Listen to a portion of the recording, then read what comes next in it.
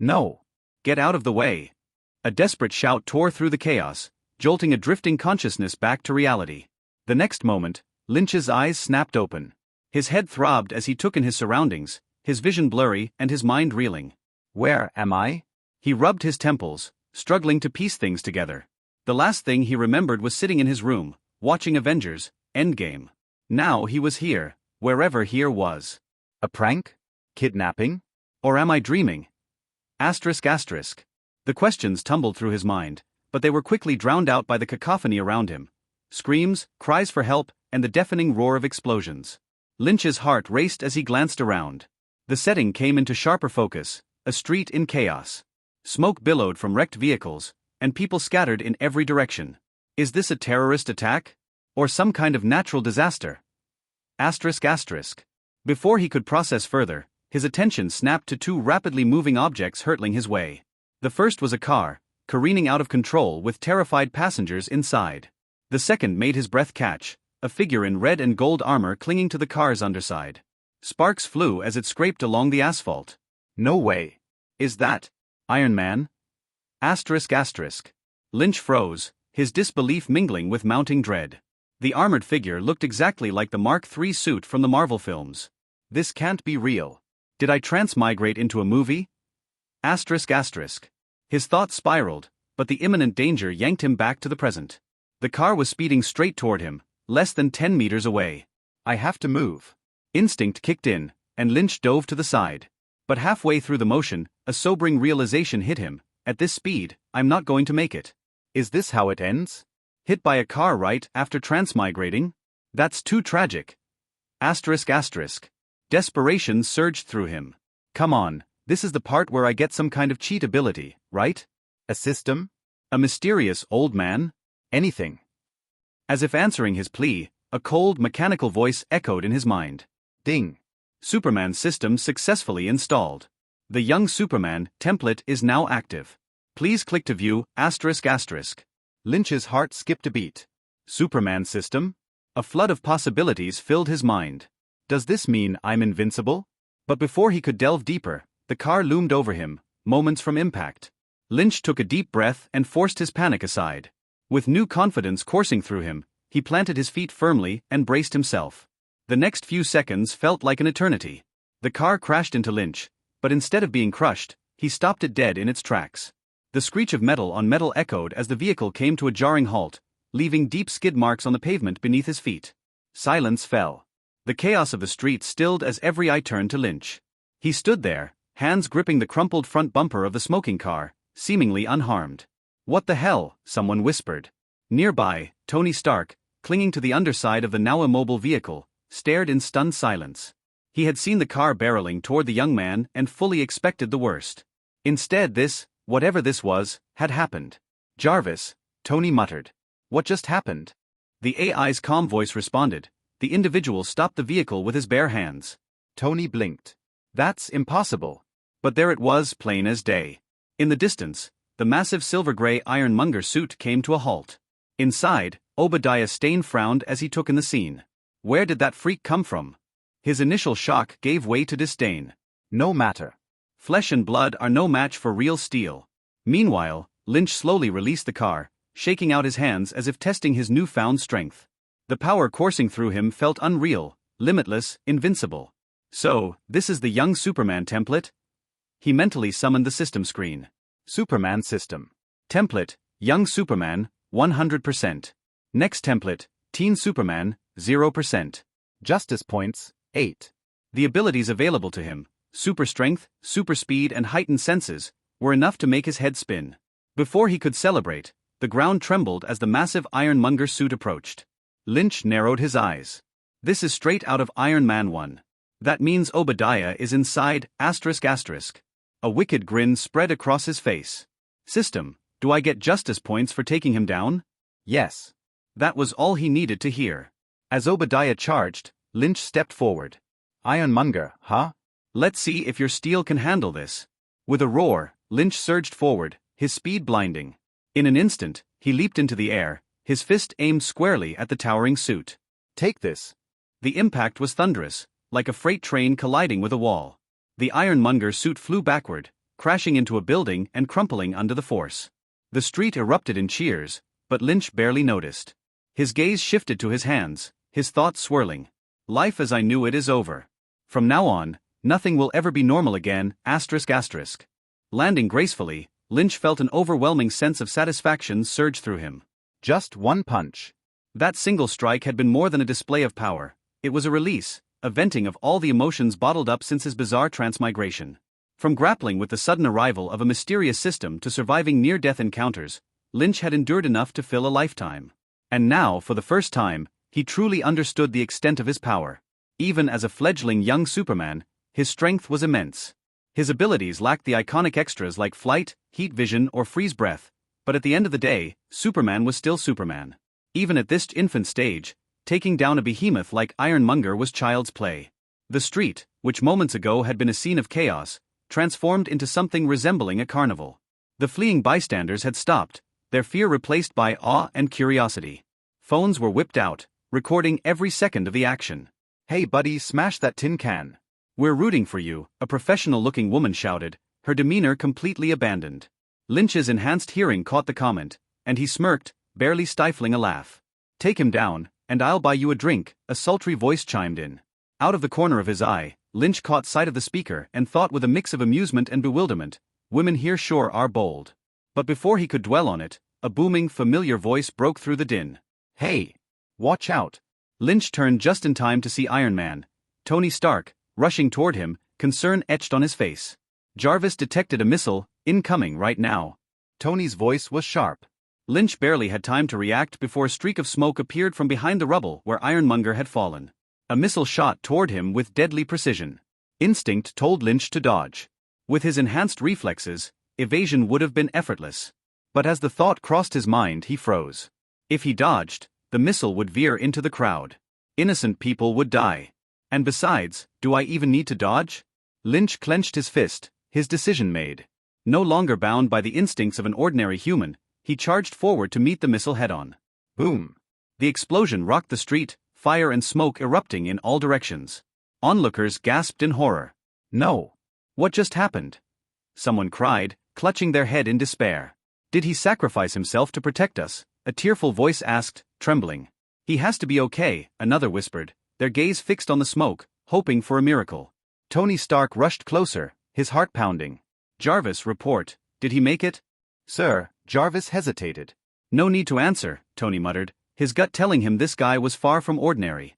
As the smoke cleared, Lynch emerged, brushing debris off his shoulders. His clothes were scorched and tattered, his hair singed and frizzy, but he stood tall and unharmed. "Not bad," Lynch muttered to himself before glaring at the distant Ironmonger. His expression darkened. "That greasy old man dared to shoot at me." He took a step forward, his voice low but resonant. "Ironmonger, huh? You've made a mistake." Obadiah Stane, inside the heavily damaged Ironmonger, stared at Lynch through the cracked HUD. His mind raced, panic and fury intertwining. "Damn you!" Obadiah roared, slamming his controls. He commanded the massive suit to stomp Lynch into the ground. But as the colossal metal foot descended, it stopped abruptly, as if hitting an immovable object.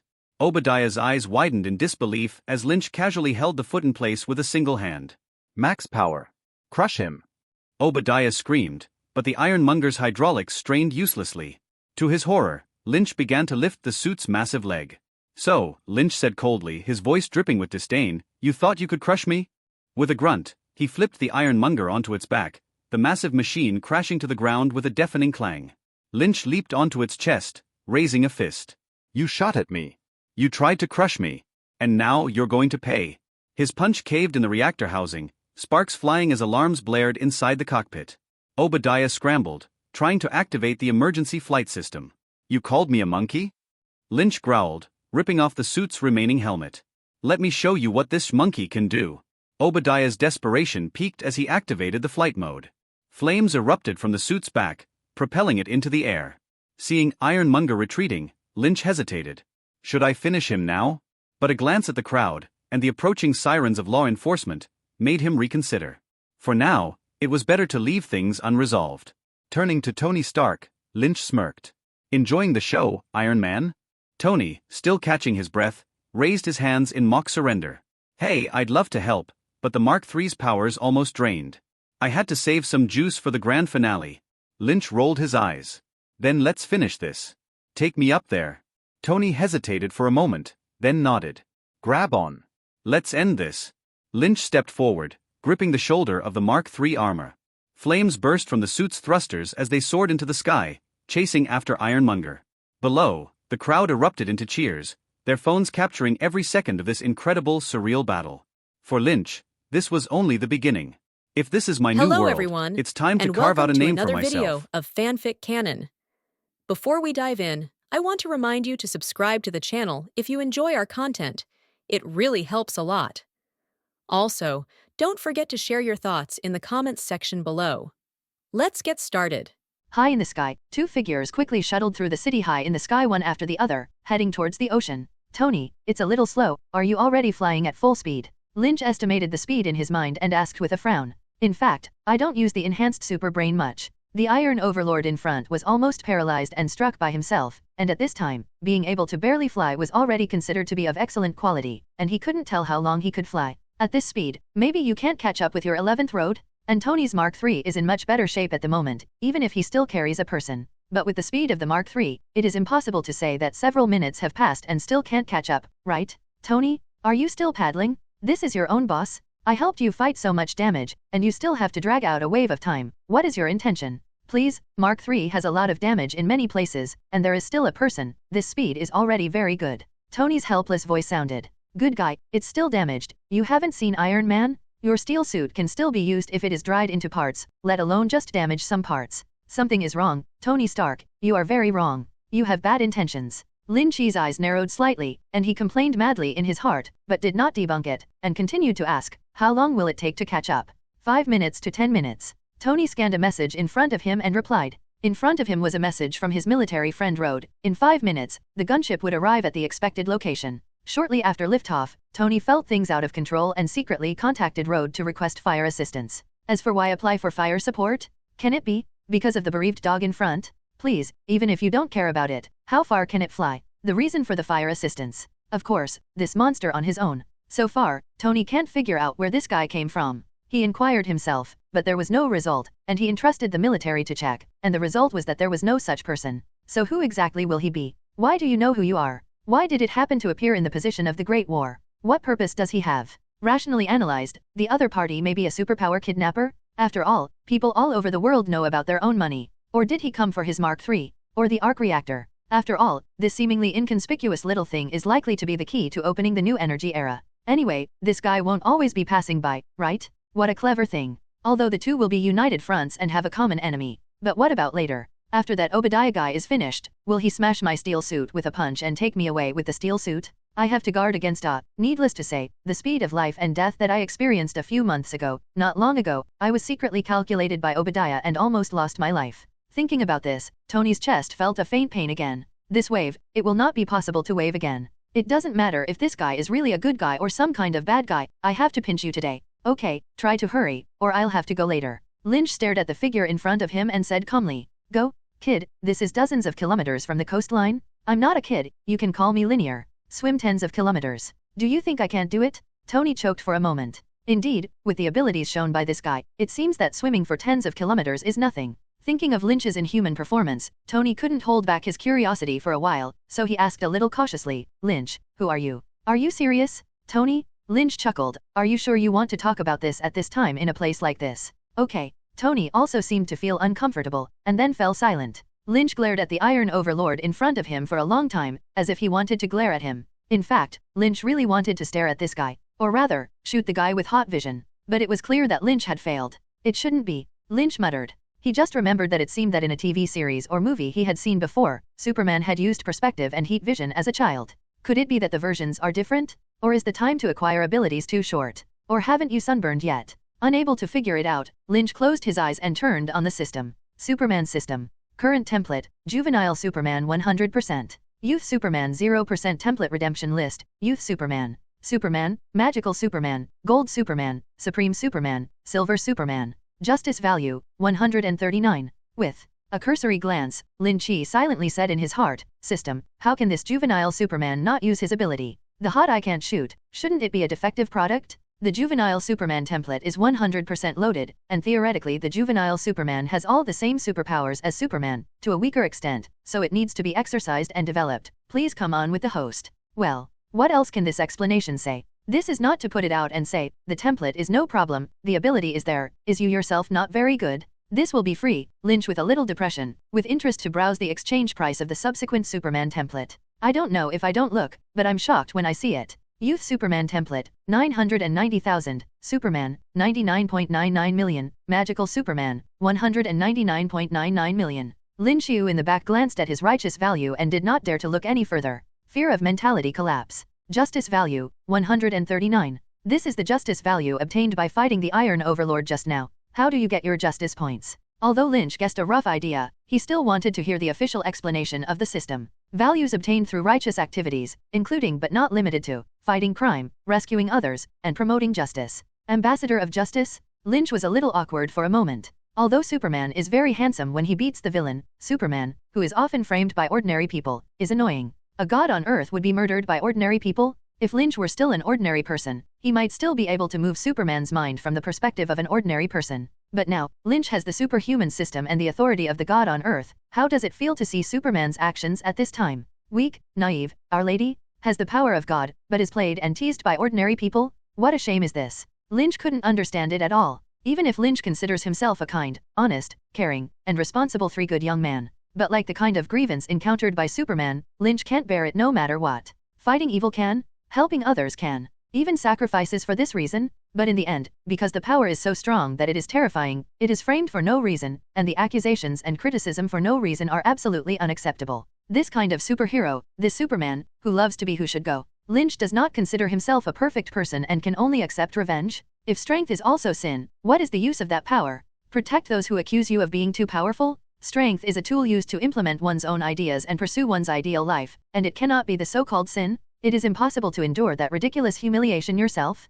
After thinking about it, Lynch felt a clear mind, and all kinds of troubles since crossing seemed to be gently swept away. Now that you're in this world, let's see how I change it. It's just that I, Lynch, will certainly not admit that I am Superman. Because I really don't want to be this kind of Superman. Lynch, who cleared his thoughts and had clear thoughts, suddenly blessed his heart, so he opened his eyes, held his breath and concentrated, and suddenly felt some inexplicable impulse circulating between his eyes. That's the feeling, that's right. Although that thing has never been shot in this world, Lynch just feels that way. Lynch couldn't contain his excitement for a while, and he couldn't wait to shoot that thing when his eyes turned. But his gaze only stayed on the Iron Overlord's body for a moment, and then moved farther away. That was 3 combat-ready gunships. Lynch could even see heavily armed, serious-looking American GIs above. Retracting his gaze, he squinted and looked around Iron Man. So, Tony, this guy shakes people? Is this ready to take me down? A wonderful feeling arose in Lynch's heart. Some angry, some funny. Anger, of course, because this guy crossed the river and demolished the bridge, and the Iron Overlord here has not yet been killed, and the next wave of measures to prepare to deal with himself has already been arranged.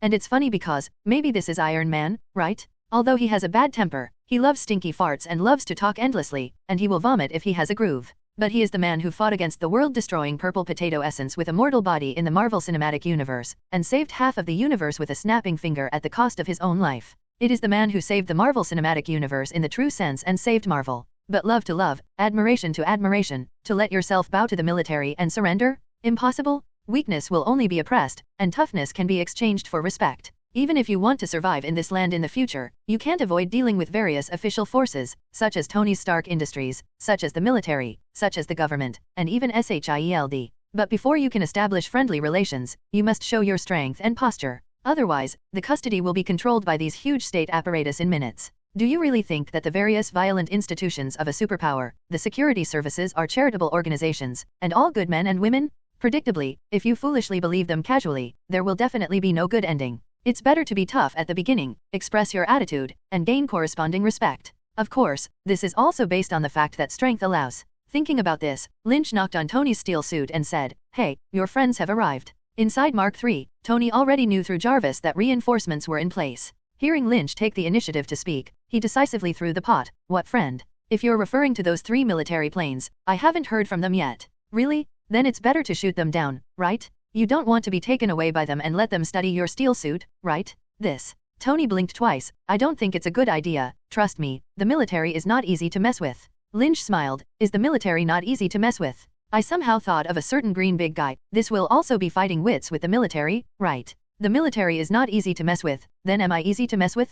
As he spoke, 3 helicopter gunships surrounded the 2 steel men head-on. Obadiah, Tony Stark, now order you to stop flying and get out of the steel suit. You have 10 seconds, and in 10 seconds we will open fire. 10, 9, 8. I have to stop. We don't have to go against the military, Tony said, the steel suit levitating in the air and stopping. And Obadiah stopped in amusement. After all, his suit could not withstand a few attacks. On the steel suit, Lynch was watching, and he was very close to the 3 planes. When necessary, a big jump can board an airplane. At that time, there is an old saying to describe. Close at hand, people are all enemies. Report, the target has no resistance action. The target has no resistance action. Receive, non-essential moments, do not fire. Repeat, do not fire at non-essential moments. Received, now for target acceptance. On the plane, the temporary commander was reporting the situation with Colonel Rhodes on the other side. They also didn't want to fire if they didn't have to. Because the military has already archived Lynch, if the 3 helicopters really want to fight. Even if the target can be taken, the military has to send several death notices.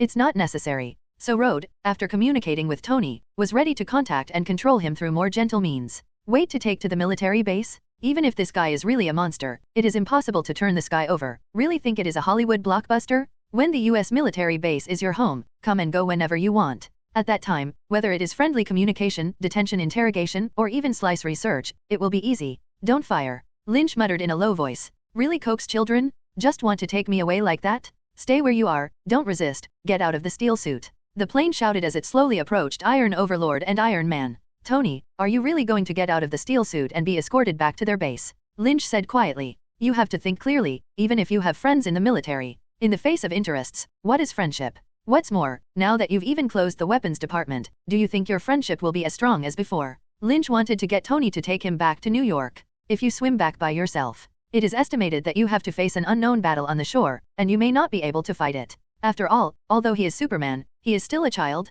Tony was silent for a moment, thinking about Lynch's words. He has a point. The military is a bunch of greedy and fierce guys, and if there are huge interests in front of you, friendship and everything is a joke. Not that he did not believe Rod, but he was just a colonel. If a higher general gives a direct order, he cannot disobey. And this steel suit, Tony, as a weapons dealer, knows its value as a tool of war. Although the current cost is expensive and there are many defects, this can be solved. If it falls into the hands of the military, will he be released or imprisoned or even secretly executed, and then push the matter to the Iron Overlord? Slowly, Tony's eyes became cold and rational. Can't get out of the steel suit here. Then you will have to let it go. There is no way to do it. Lynn, you're right. Tony whispered. Sorry? My steel suit is damaged and I can't come out of it at the moment. Why don't I fly back with you? The voice on the plane waited for a while without sounding. Lynch squinted and eavesdropped for a moment, then pulled his mouth and laughed. Tony Stark, please get out of the steel suit immediately, otherwise we will fire. Again, get out of the steel suit at once, or we'll fire? Fac? What happened? Tony's face became ugly and he immediately sent Rhodes a call, but no response. Bad things came out, really shooting yourself in the foot. Tony, don't be so angry. Lynch grabbed the shoulders of the steel suit and stood on it. I'll give you the whole life, right? Keep it like you've never seen it? What are you doing? They will fire. Lynch stood still, his gaze locked on the Iron Overlord not far away. Warning? Stop your action right away, or we'll fire right away. Warn? A hurried warning sounded, and various weapons were aimed at every part of Lynch's hands and feet. And Lynch's eyes widened, feeling as if it was an ability engraved on genes. 2 terrifying rays shot out in an instant, cutting the Iron Overlord into several segments like cutting tofu. The ray penetrated the Iron Overlord until it reached the invisible sky, and the Iron Overlord became a fragment and fell into the sea. How about this magic? Lynch put away his hot gaze and hugged his chest and asked. You call this magic? Jarvis, give me an analysis of the rays just now, and then tell me. According to the analysis, there is a 96% chance that this one. Tony looked at the picture given by Jarvis and was suddenly relieved. In the picture, there is a tall and strong figure, wearing a blue tights, a red cape fluttering in the wind, suspended in the air, and his eyes emitting almost identical rays to Lynch just now. Superman. Is there really a Superman in this world? Or a dark-haired Asian? This is Superman? Please, Tony, usually watch less fantasy movie novels or something. Lynch deflected his gaze to look at panicked American soldiers on a plane. The hot sight just now made the 3 planes quickly open the distance, although it had no effect in Lynch's eyes. I'm not a Superman, so it's impossible for me to bow my head like these guys. What happened? Major? Answer me quickly. At the military headquarters, a general with sparse hair and an ugly face asked in a deep voice. Sir, it would be unwise to do this. Rhodes stood aside, one left and one right standing 2 soldiers. He was arguing excitedly, and his black face turned red because of it. A few minutes earlier, the general had seized control of the place with his men and was ready to order a move on Lynch. In the face of the commander, Rode had no way to resist, but to cede the command, and then persuade the daring general on the side. Under his arguments, the general agreed not to do anything to Tony, but Rode could not persuade Lynch so much. Tony is at least a big man who controls Stark Industries, and has also entered the field of vision of some special people, and no madman in the military dares to do anything to him. However, Lynch, a monster that appeared out of nowhere, the general was very interested. The US military has always had a tradition of carrying out various secret experiments. The monster qualities shown by Lynch, coupled with the inability to find any information, are enough to make the military move and take risks to capture him for research and the development of various super soldiers. Shut up, Lieutenant Colonel. Don't you know how much such a powerful human being helps the American army? If you can't stand here quietly, get me out. The gray-haired old general looked gloomy, glared, and yelled at Rode. Rode looked at him without fear, but said nothing more. Report? Report? At this time, the communicator of the command platform sounded. Say, what's going on? The general stood back in front of the stage and said with a frown. The target suddenly fired an unknown laser attack from both eyes, shredding the steel suit piloted by Obadiah. What? The general's face twisted and he said with suspicion, Major, what are you talking about? Sir, the target has the ability to fire laser attacks with both eyes. It's like what? Like Superman. Are you kidding, Major? Nope. Everyone present saw it, and what shot from his two eyes easily cut the steel suit apart? The target is watching us. We are now at a distance awaiting instructions on what to do next. The general fell silent. In the middle of a ring, he straightened up and ordered with an expressionless face, fight according to the plan, reinforcements will arrive later. Sir, Tony Stark is still there? If something happens to him, said Rode anxiously. Fire? Fire me? The general looked hideous, clenched his right fist, and slammed it on the stage. Now, I bear all the consequences? Yes, sir. On the plane, the middle-aged white major, who served as the temporary commander of the operation, switched the communicator channel to the operational communication channel and said quickly, fight according to the original plan. Repeat, fight according to the original plan. Please answer when received. Received. Received. Then he turned to look at the deputy on the side, a young man who had not yet participated in the battle, and was looking at him nervously. Ready? Yes, sir. The young man subconsciously replied, but hesitated and asked in a low voice, can you win? The major wanted to scold, but he didn't scold. There is no war that will definitely be won, and there is no war for the undead. He looked solemn. For America. Good guy, how do you feel like you're a villain? Lynch stood on the steel suit with a mocking look. It has to be said that the brainwashing of the US military is quite successful. Joining the army in the United States is also a very proud thing. But is the US military really that good? Anyone who knows what virtue the US military is. The US military itself is a dirty thing in the crotch, and active duty soldiers are proud of their military status, and they know how miserable it is when they retire. For the sake of the interests of the United States, he acts as the world's policeman, interferes in the military and politics of other countries at will, conducts wars in other people's homelands, does all the bad things, and has a noble face. In the Marvel Cinematic Universe, the US military is a typical harlequin, short-sighted and bottomless.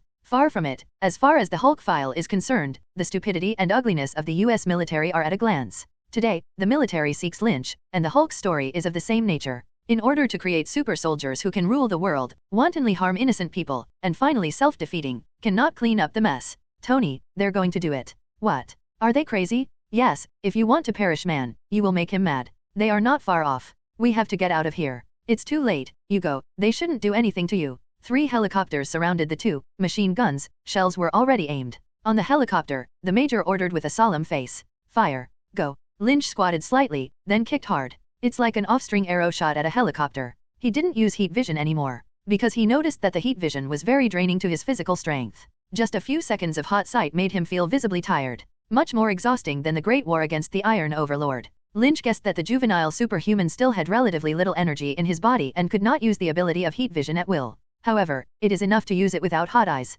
The machine guns loaded by the 3 helicopters opened fire at the same time, and the fire network suddenly enveloped Lynch within a radius of 5 meters. Compared to these 3 most powerful helicopters in the US military, the Iron Overlord's firepower is like fireworks played by children. Lynch, on the other hand, used the reaction force to speed through the air, relying on reflexes to avoid most of the fire. Then, like a predatory bird, it schemed the long sky and pounced on a helicopter. Don't let him get close. On a helicopter, the major yelled. But Lynch was so fast that it was too fast to aim, and he approached the helicopter in just 2 or 3 seconds. The helicopter quickly took to the air to dodge, but was still caught by Lynch. Got you? Lynch rolled over and lay on the helicopter, feeling unbearable pain all over his body for a while. He found that he overestimated himself a little, and also underestimated the combat effectiveness of the US military. The thermal weapons carried by this helicopter are not in the same magnitude as ordinary guns, and machine guns are enough to pose a deadly threat. If you don't get it right, you may really lose your life here. However, Lynch was lying on the fuselage, and his face slowly became crazy. You want war? Raise your fist, take a deep breath, and then smash dash. Hard on the hard fuselage. I'll give you war. With one punch, the helicopter was smashed to lose its balance and swayed in the air. He's on our head. On the plane, one of the pilots said with an ugly expression. Phew. Another soldier cursed, trying to ease his mood. After all, from the attack just now, everyone understood what kind of monster they were facing. No, the machine guns and artillery of Apache helicopters with the most powerful firepower in the United States cannot be destroyed. A jump spans hundreds of meters, and a heavy blow makes the aircraft unbalanced. At this moment, with such a thing falling on their heads, how can they remain calm? Get rid of him, the co-pilot said loudly. This monster is attached to the helicopter, and the weapon cannot be hit, so he can only pin his hopes on being able to use the helicopter's sudden rise and stop to throw this guy off. The helicopter stabilized itself and suddenly began to accelerate the flight, accelerate in the air, make a sudden stop, spin. On the other side, Iron Man was kicked by Lynch and kicked one by one. This was followed by several strings of machine gun bullets and 3 rockets oncoming from the oncoming direction. Lynch dodged and Iron Man suffered. Mark III was blown up for a while. Diddy alarmed, red light flashed. Tony is in a bad situation right now. The airframe was seriously damaged, but fortunately it could still fly, and the weapon system was not much damaged. But the problem is in the energy, the body of Mark III, Tony's chest, using the energy of Mark I. This energy source is not very suitable for Mark III, and the energy value has been reduced to less than 10%. Jarvis, is this energy enough to support my battle? Tony controlled the Mark III and flew farther away, looking at the helicopter that was playing aerial show with Lynch, and his tone was solemn. Sir, I advise you not to do this, because you may not be able to return because of this. Tony's face was solemn, thinking about countermeasures. The military could not be contacted, it should be iron-hearted to arrest Lynn, live to see people, dead to see corpses. Himself. It seems to have been affected, and now after being separated from Lynn, it has not been attacked. The most sensible thing to do is to leave here and then put pressure on the military to stop their operations. But Tony mused. They all fired at themselves. Will they abandon this operation? If he leaves, linear. Will it really be unharmed? Inexplicably, the picture of Lynn blocking the missile flashed in Tony's mind. According to Jarvis's footage, he gave up dodging and instead went head-on. Tony can guess the psychology of this young man, and in order to protect innocent ordinary people, he chooses to carry shells that may be avoided. At that moment, Tony was touched. It turns out that he is not fighting alone. Despite his cautious personality, he kept himself quite wary of this guy who knew nothing and was powerful enough to pervert. But is it really necessary to let such a guy, who has been fighting side by side with himself, protecting others, and fighting evil since his appearance until now, be erased by the military for no reason? No? Okay, I may not be able to go back today, but if I go, Lynn will definitely not be able to go back. He raised his hands and his elbows for a while. Lynn, today we have to go back to New York together? 2 small missiles whizzed out of the arm. Mark III's face, cast of steel, seemed to laugh anthropomorphically at this moment. Oh, Lynch laughed, yelling in the air to vent his emotions. The strong airflow swept past him, and the centrifugal force brought about by the sudden change of direction could not throw him off the plane. He clutched parts of the plane and enjoyed the thrill of flying high in the air. Hurry up! Not strong enough? Lynch shouted, punching a bell on the fuselage, as if complaining about passengers whose taxis were driving too slowly. Fact, we can't get rid of him. The co-pilot, who was smashed by a punch on the helicopter, looked desperate.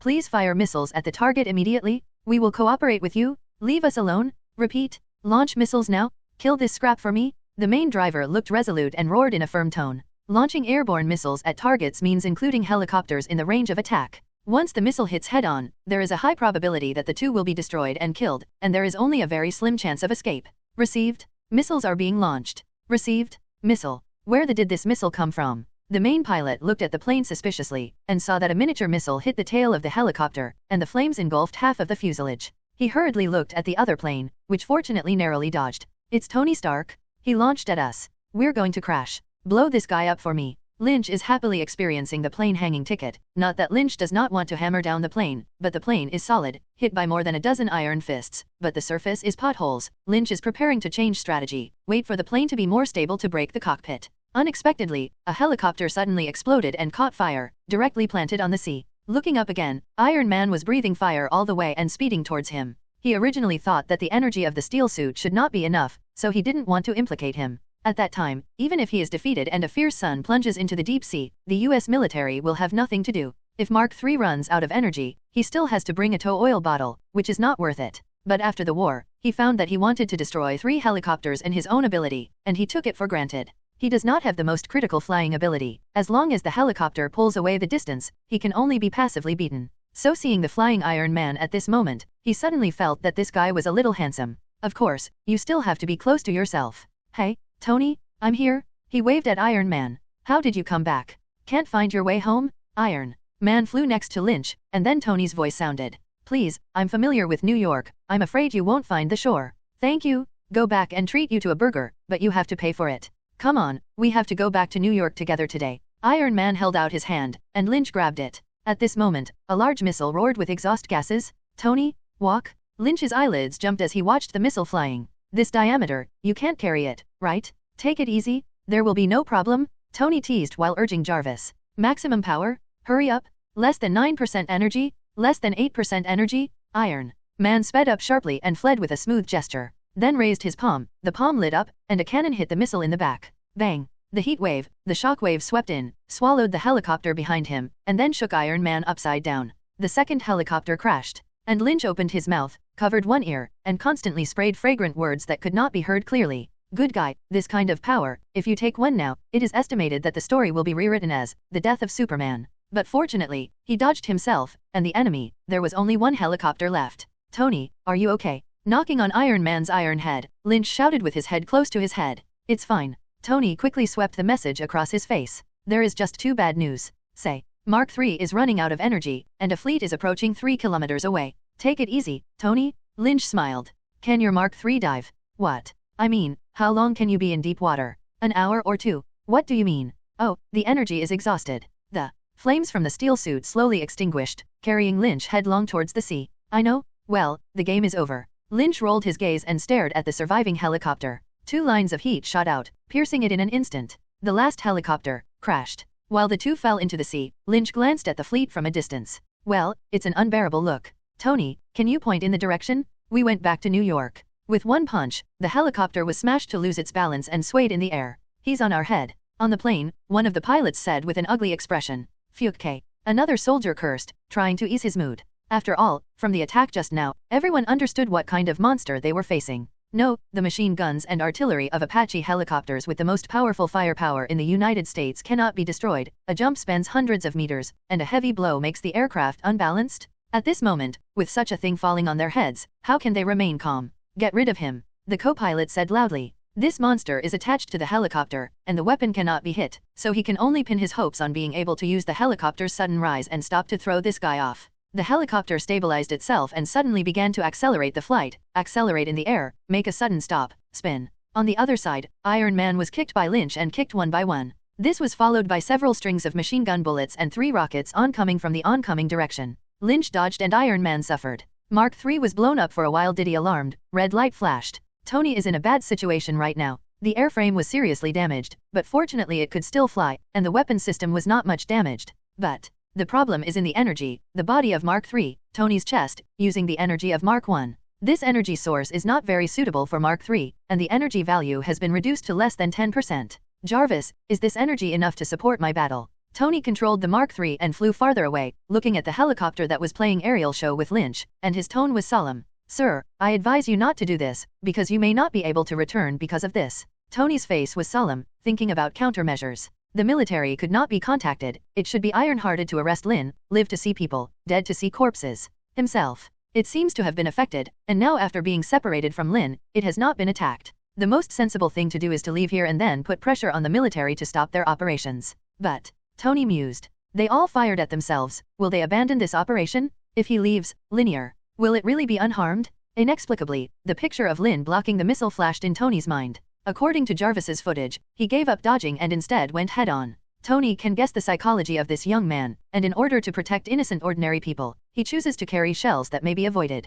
At that moment, Tony was touched. It turns out that he is not fighting alone. Despite his cautious personality, he kept himself quite wary of this guy who knew nothing and was powerful enough to pervert. But is it really necessary to let such a guy, who has been fighting side by side with himself, protecting others, and fighting evil since his appearance until now, be erased by the military for no reason? No? Okay, I may not be able to go back today, but if I go, Lynn will definitely not be able to go back. He raised his hands and his elbows for a while. Lynn, today we have to go back to New York together? 2 small missiles whizzed out of the arm. Mark No. 3's face, cast of steel, seemed to laugh anthropomorphically at this moment. Oh, Lynch laughed, yelling in the air to vent his emotions. The strong airflow swept past him, and the centrifugal force brought about by the sudden change of direction could not throw him off the plane. He clutched parts of the plane and enjoyed the thrill of flying high in the air. Hurry up! Not strong enough? Lynch shouted, punching a bell on the fuselage, as if complaining about passengers whose taxis were driving too slowly. Fack, we can't get rid of him. The co-pilot, who was smashed by a punch on the helicopter, looked desperate. Please fire missiles at the target immediately. We will cooperate with you. Leave us alone. Repeat. Launch missiles now. Kill this scrap for me. The main driver looked resolute and roared in a firm tone. Launching airborne missiles at targets means including helicopters in the range of attack. Once the missile hits head-on, there is a high probability that the two will be destroyed and killed, and there is only a very slim chance of escape. Received. Missiles are being launched. Received. Missile. Where did this missile come from? The main pilot looked at the plane suspiciously, and saw that a miniature missile hit the tail of the helicopter, and the flames engulfed half of the fuselage. He hurriedly looked at the other plane, which fortunately narrowly dodged. It's Tony Stark. He launched at us. We're going to crash. Blow this guy up for me. Lynch is happily experiencing the plane hanging ticket. Not that Lynch does not want to hammer down the plane, but the plane is solid, hit by more than a dozen iron fists, but the surface is potholes. Lynch is preparing to change strategy, wait for the plane to be more stable to break the cockpit. Unexpectedly, a helicopter suddenly exploded and caught fire, directly planted on the sea. Looking up again, Iron Man was breathing fire all the way and speeding towards him. He originally thought that the energy of the steel suit should not be enough, so he didn't want to implicate him. At that time, even if he is defeated and a fierce sun plunges into the deep sea, the US military will have nothing to do. If Mark III runs out of energy, he still has to bring a tow oil bottle, which is not worth it. But after the war, he found that he wanted to destroy 3 helicopters in his own ability, and he took it for granted. He does not have the most critical flying ability. As long as the helicopter pulls away the distance, he can only be passively beaten. So seeing the flying Iron Man at this moment, he suddenly felt that this guy was a little handsome. Of course, you still have to be close to yourself. Hey, Tony, I'm here. He waved at Iron Man. How did you come back? Can't find your way home? Iron Man flew next to Lynch, and then Tony's voice sounded. Please, I'm familiar with New York. I'm afraid you won't find the shore. Thank you. Go back and treat you to a burger, but you have to pay for it. Come on, we have to go back to New York together today. Iron Man held out his hand, and Lynch grabbed it. At this moment, a large missile roared with exhaust gases. Tony, walk. Lynch's eyelids jumped as he watched the missile flying. This diameter, you can't carry it, right? Take it easy. There will be no problem, Tony teased while urging Jarvis. Maximum power? Hurry up. Less than 9% energy? Less than 8% energy? Iron Man sped up sharply and fled with a smooth gesture. Then raised his palm, the palm lit up, and a cannon hit the missile in the back.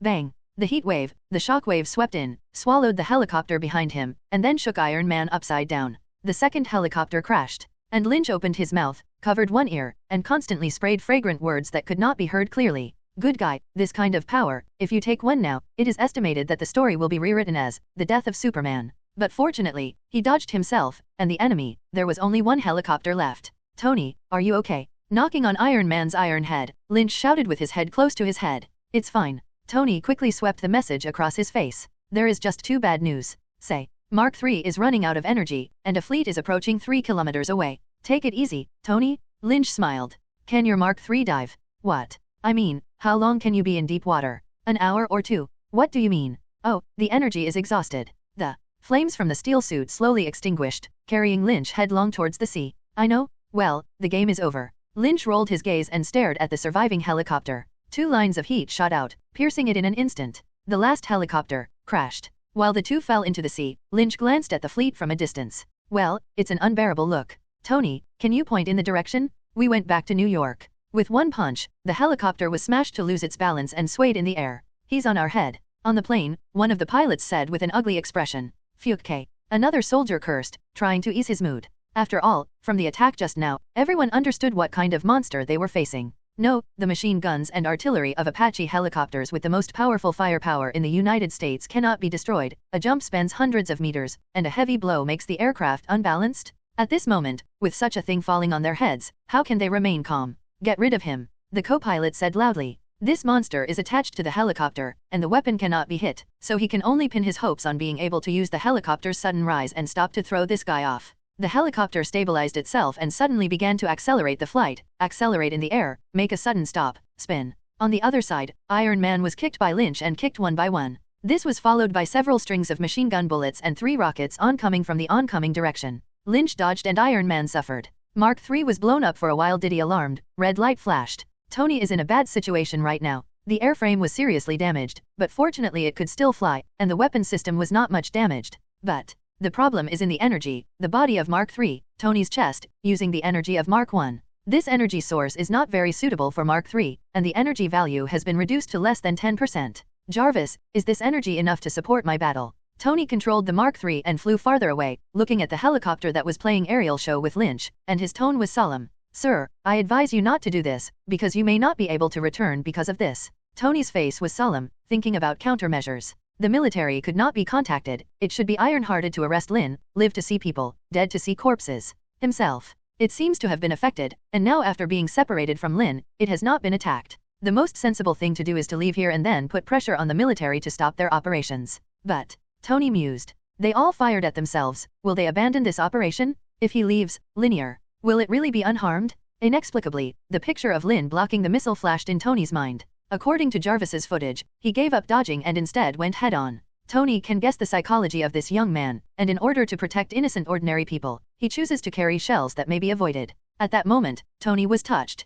It turns out that he is not fighting alone. Despite his cautious personality, he kept himself quite wary of this guy who knew nothing and was powerful enough to pervert. But is it really necessary to let such a guy, who has been fighting side by side with himself, protecting others, and fighting evil since his appearance until now, be erased by the military for no reason? No? Okay, I may not be able to go back today, but if I go, Lynn will definitely not be able to go back. He raised his hands and his elbows for a while. Lynn, today we have to go back to New York together? 2 small missiles whizzed out of the arm. Mark III's face, cast of steel, seemed to laugh anthropomorphically at this moment. Oh, Lynch laughed, yelling in the air to vent his emotions. The strong airflow swept past him, and the centrifugal force brought about by the sudden change of direction could not throw him off the plane. He clutched parts of the plane and enjoyed the thrill of flying high in the air. Hurry up! Not strong enough? Lynch shouted, punching a bell on the fuselage, as if complaining about passengers whose taxis were driving too slowly. Fack, we can't get rid of him. The co-pilot, who was smashed by a punch on the helicopter, looked desperate.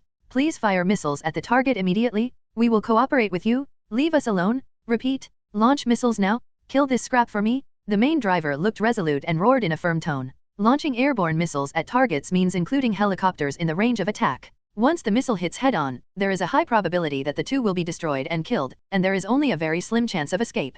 Received. Missiles are being launched. Received. Missile. Where did this missile come from? The main pilot looked at the plane suspiciously, and saw that a miniature missile hit the tail of the helicopter, and the flames engulfed half of the fuselage. He hurriedly looked at the other plane, which fortunately narrowly dodged. It's Tony Stark. He launched at us. We're going to crash. Blow this guy up for me. Lynch is happily experiencing the plane hanging ticket. Not that Lynch does not want to hammer down the plane, but the plane is solid, hit by more than a dozen iron fists, but the surface is potholes. Lynch is preparing to change strategy, wait for the plane to be more stable to break the cockpit. Unexpectedly, a helicopter suddenly exploded and caught fire, directly planted on the sea. Looking up again, Iron Man was breathing fire all the way and speeding towards him. He originally thought that the energy of the steel suit should not be enough, so he didn't want to implicate him. At that time, even if he is defeated and a fierce sun plunges into the deep sea, the US military will have nothing to do. If Mark III runs out of energy, he still has to bring a tow oil bottle, which is not worth it. But after the war, he found that he wanted to destroy 3 helicopters in his own ability, and he took it for granted.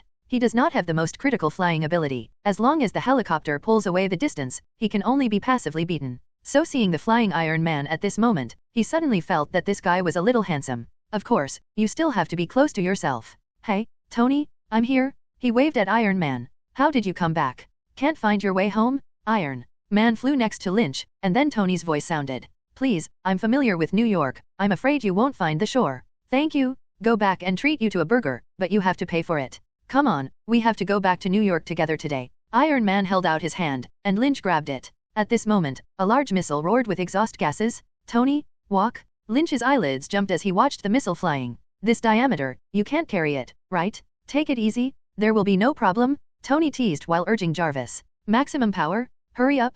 Less than 9% energy? Less than 8% energy? Iron Man sped up sharply and fled with a smooth gesture. Then raised his palm, the palm lit up, and a cannon hit the missile in the back. Bang! The heat wave, the shock wave swept in, swallowed the helicopter behind him, and then shook Iron Man upside down. The second helicopter crashed, and Lynch opened his mouth, covered one ear, and constantly sprayed fragrant words that could not be heard clearly. Good guy, this kind of power, if you take one now, it is estimated that the story will be rewritten as the death of Superman. But fortunately, he dodged himself, and the enemy, there was only one helicopter left. Tony, are you okay? Knocking on Iron Man's iron head, Lynch shouted with his head close to his head. It's fine. Tony quickly swept the message across his face. There is just too bad news. Say, Mark III is running out of energy, and a fleet is approaching 3 kilometers away. Take it easy, Tony. Lynch smiled.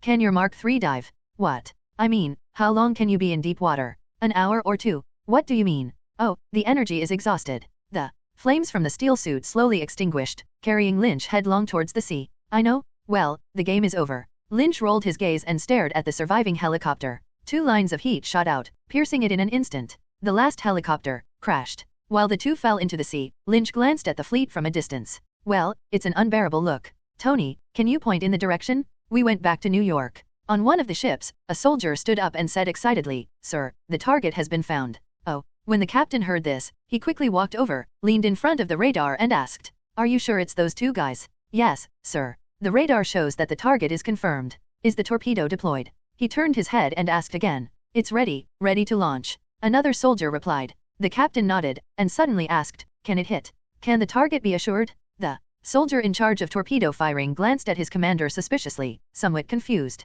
He didn't know why an experienced captain would ask such a low-level question. In his opinion, the target is only 2 steel men and special humans with average speed and no means of countermeasures. Even if they can fly, but this is in the sea, they are suppressed by heavy sea water, their mobility is greatly reduced, and the rate of torpedo hits will increase significantly. And missiles of the same power, due to environmental problems, are several times more powerful in the sea than in the air. The only drawback of torpedoes is that they have a short range and are easy to counter and difficult to achieve. But these 2 guys, intelligence shows, they now do not have any ability to counter torpedoes. At this moment, eating a torpedo that can sink a ship in the sea, no matter what kind of monster they are, they have to be crushed to pieces. So he replied in an affirmative tone, Report sir, I promise to hit the target and destroy them. The captain nodded, then stepped aside and dialed a communication. General Ross, the target has been locked, the torpedo has been deployed and is ready to be fired. Okay, hard work, wait for the order. Yes, sir. Dozens of meters below the sea, Lynch dragged Mark III into a mermaid, quickly shuttling through the dark deep sea, startling thousands of strange sea creatures in the distance.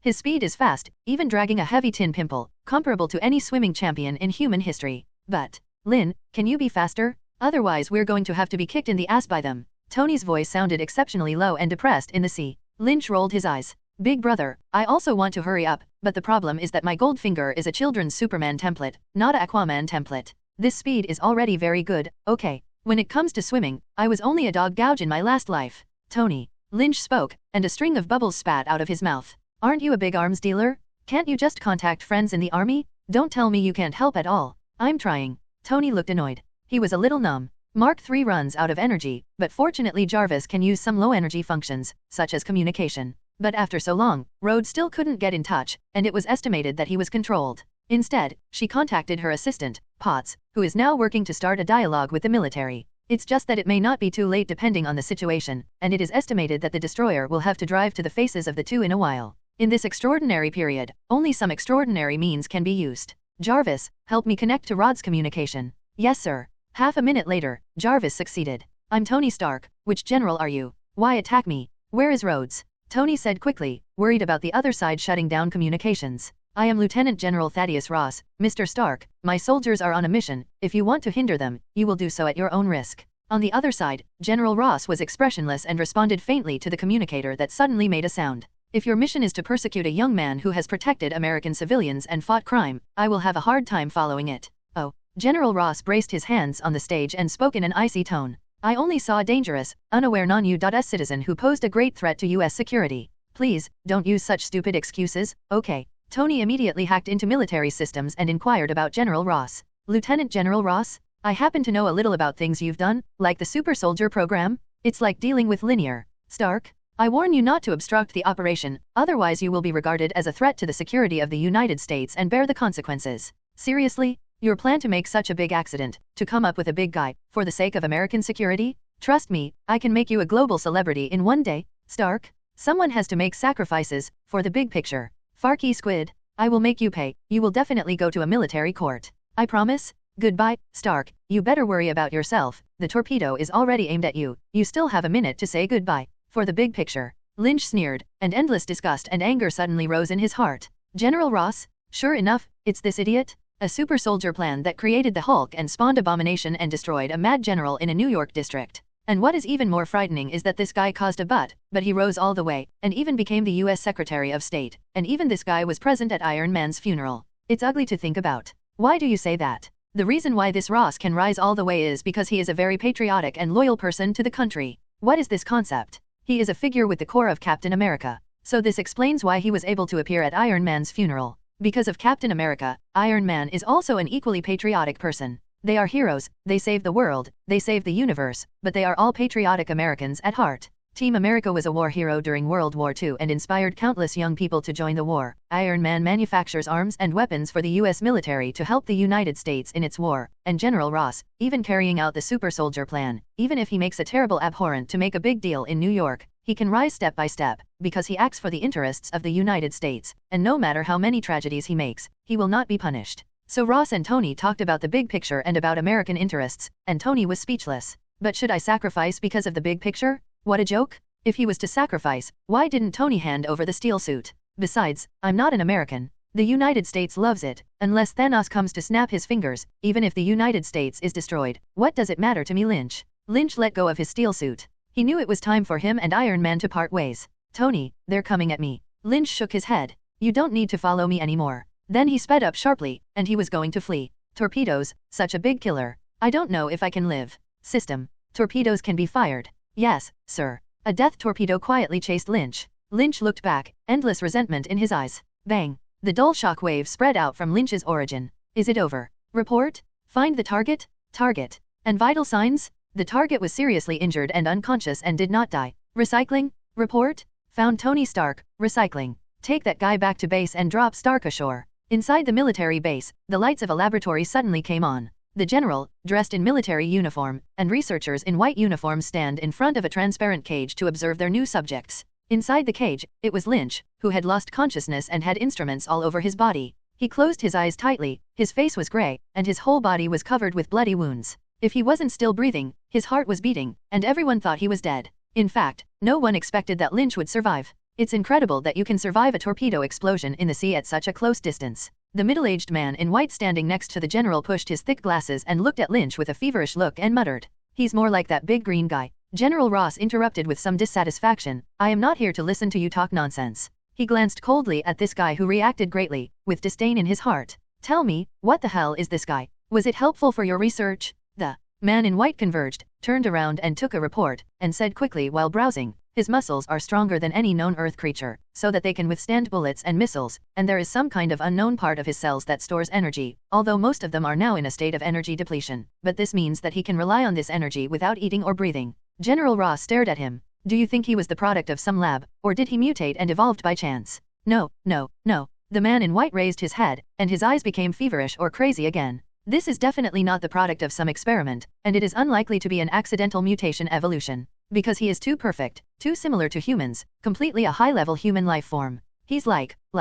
He hesitated, his voice trailing low. "A god." General Ross saw through his thoughts and said directly, "Yes, sir." The man in white walked into the transparent cage and stretched out his hand as if to touch Lynch in front of him. "A young deity. Can God also hurt?" General Ross snorted coldly. "He is like a dead dog. Even if he is a god, he has to be imprisoned by us for research. There is no god in this world, and if there is, it should be made by us and follow commands. Study it well and see what use this god has for us." General Ross took a deep look at Lynch and turned away. "Rod, what the are you doing? Did you know that I almost slept at the bottom of the sea forever?" On the shore, Tony, who was found by Potts and got into his exclusive car, finally contacted Rhodes. "Sorry, I don't want this either. That guy is a crazy person, keen on all kinds of dangerous experiments. He won't let this tempting guy go." Rhodes' face was full of helplessness, and after Ross left, he finally regained his freedom. "Don't talk nonsense. Tell me who to find to make that madman pay." "I'm afraid it's hard, Stark. He's very close in the military. I'm afraid you'll have to figure it out yourself." Fac. Tony slammed the communication device on the saddle, his eyes widened, and a breath of anger was in his heart. "Tony, look at this." His Pepper Potts handed over a tablet with a video playing on it. The picture is blurry, still shaking, and the sound is very noisy and chaotic, but the content can barely be seen. A human ran at high speed, then jumped 3 or 5 meters high and smashed a punch on a huge robot, knocking the robot out. Not far away, there is also a steel man about the same size as a human. After the silver gray robot was shot away, the audience fell silent, followed by wild cheers. Then this figure blocked the projectile. Tony's face changed for a moment, and he asked with a frown, "Why haven't these videos been cleaned up?" "It was supposed to be cleaned up, but you didn't come back, so I made people fire up these videos."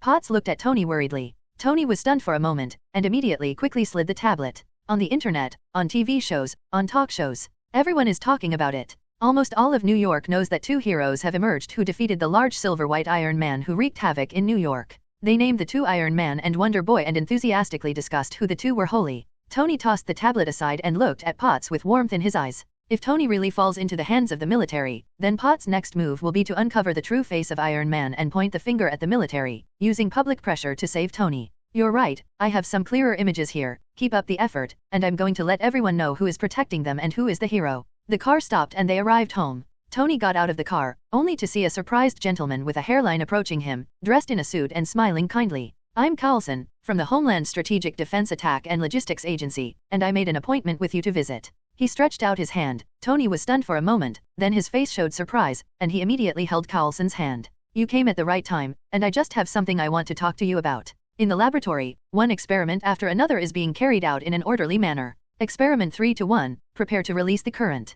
Current discharging. Lynch's body trembled slightly, but did not wake up. Some people in the laboratory also followed Lynch's body, and their hearts trembled. After all, after conducting a series of experiments, they gradually understood how powerful this guy who could survive being hit by a torpedo and was imprisoned in a transparent cage was. If he wakes up, will this cage trap him? His human appearance is simply a disguise. Or as the head of their lab guessed, "Boss, is he really a god?" A more senior researcher couldn't help but ask. For a moment everyone thought it was ridiculous. Those present were all scientific elites with achievements in the field of life sciences. But at this moment, in the face of such a creature, their materialism has suffered a considerable shock. Is such a creature that looks like a human being a mythical deity? A more advanced and powerful humanoid life form? I don't know, but I'm sure we'll find out soon. Their heads and eyes were deep, as if they wanted to see through Lynch. "Tell me, we're trying to wake him up." Someone on the side was shocked and understood what they were doing. "Yes, I'm going to talk to him." The middle-aged man in white took off his glasses and looked around. "Enough data has been collected, and you should also know what kind of existence this guy really is."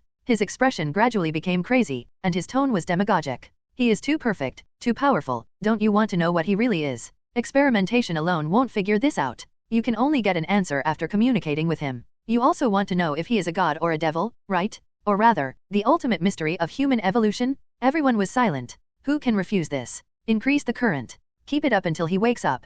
Everyone's hot eyes were glued to Lynch, looking forward to the moment when he woke up. After a long time, Lynch's fingers moved slightly, and then slowly opened his eyes. He looked around, turned his gaze to the front of him, penetrated the mirror like glass, and looked directly at the group of white-clothed men with feverish faces on the opposite side. "Are you the ones who imprisoned me?" Lynch slowly levitated from his chair, silently feeling the ability to fly. Outside this cage, everyone panicked. God, he flew. His wounds were completely healed? Why is this? It's light? He was born again in the sun? Hurry up and sound the alarm and turn on the protection system. This place can't trap him. A group of people are like ants on a hot pot, anxious to spin around. It took half a minute for the shrill siren to sound. "I know what he really is," a younger researcher said with a look of shock and disbelief. For a while, most of the people looked over. He shook his hand and held up his phone. On the phone, a Wikipedia image is displayed. Tall and strong figure, blue tights, red cape, iconic S pattern. The name of the entry is precisely Superman. He said one by one in a strange tone, "He is invincible, he has infinite strength, his eyes can see, emit hot vision, he can fly like a bird.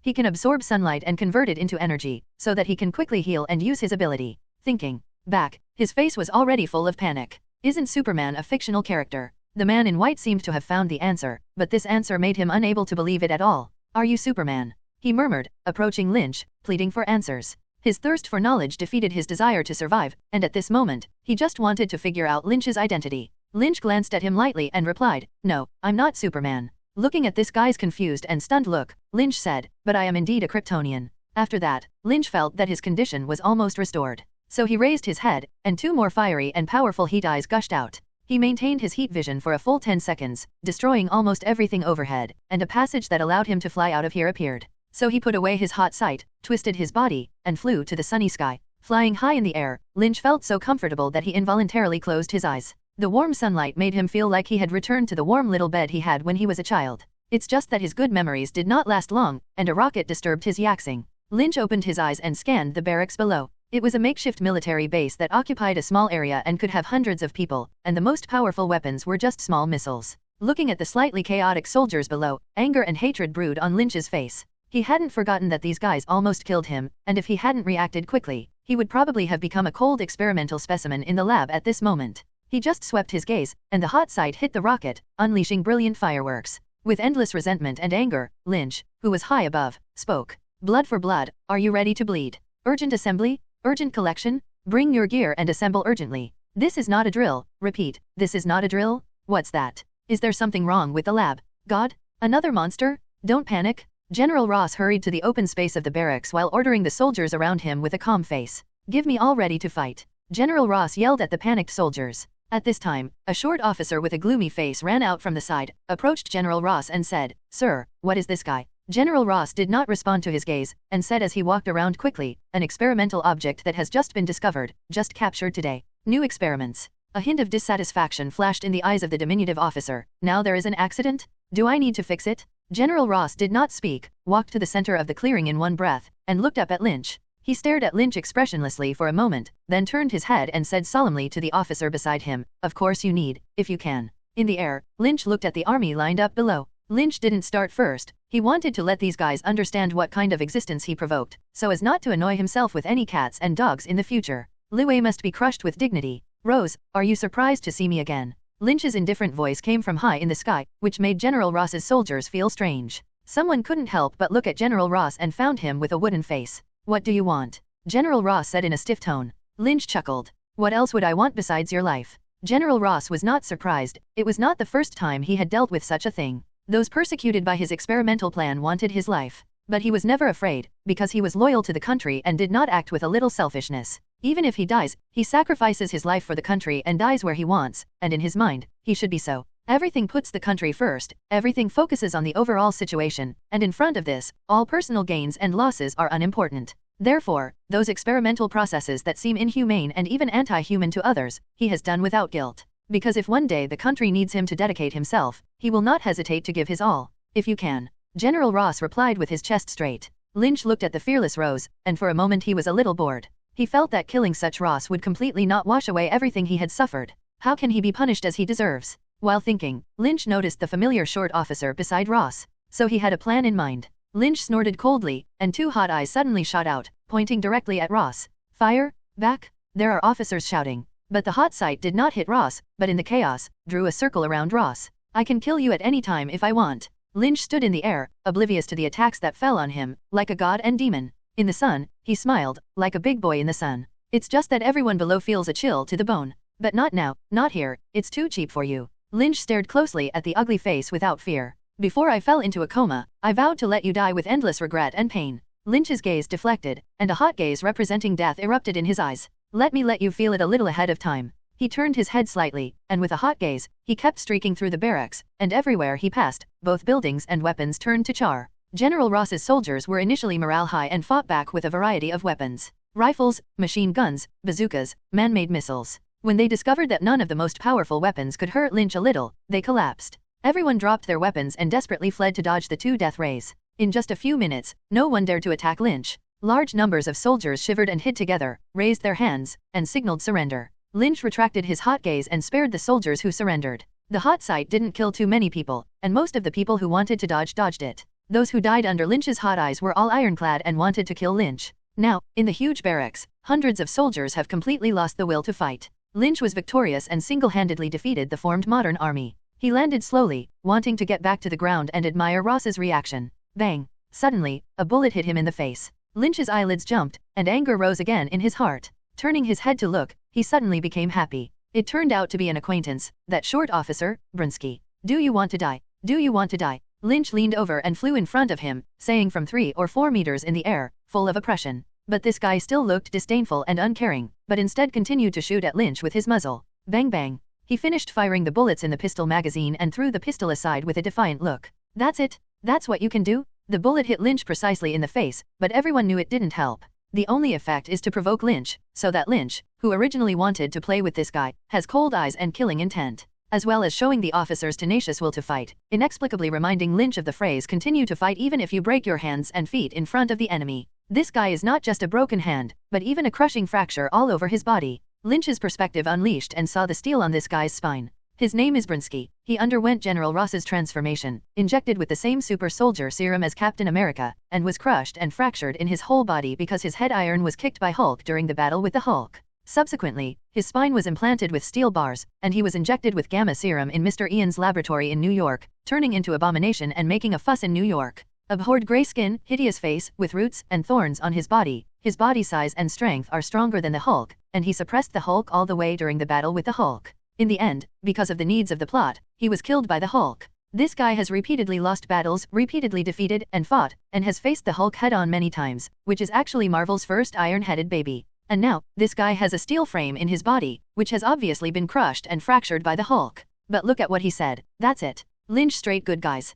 Punching the face plus just this serial attacks, it really doesn't hurt, but the insult value is full. It's all going to happen to me. According to the process, a crushing fracture or a flower. Lynch's gaze wandered over the iron-headed Brinsky, who was fearless, even eager to try. You have courage. Lynch landed slowly and stood in front of Brinsky with a mocking smile. What was the result of the last time you had such courage? Lynch's eyes swept Brinsky's back, and then asked lightly, how does a full-body crushing fracture taste? Does steel feel good to support your body? Brinsky was suddenly embarrassed, and in all his anger, he swung his fist directly at Lynch. Not self-sufficient. Lynch sneered. Brinsky, who has been injected with super soldier serum, has the same ability as the American team, and has more than normal physical fitness. But in addition to this, serum has a side effect. It amplifies the personality traits of the user. So the good-natured Captain America became Captain America, and many other people who took the serum became villains. The same goes for Brinsky. What is magnified is the competitive spirit.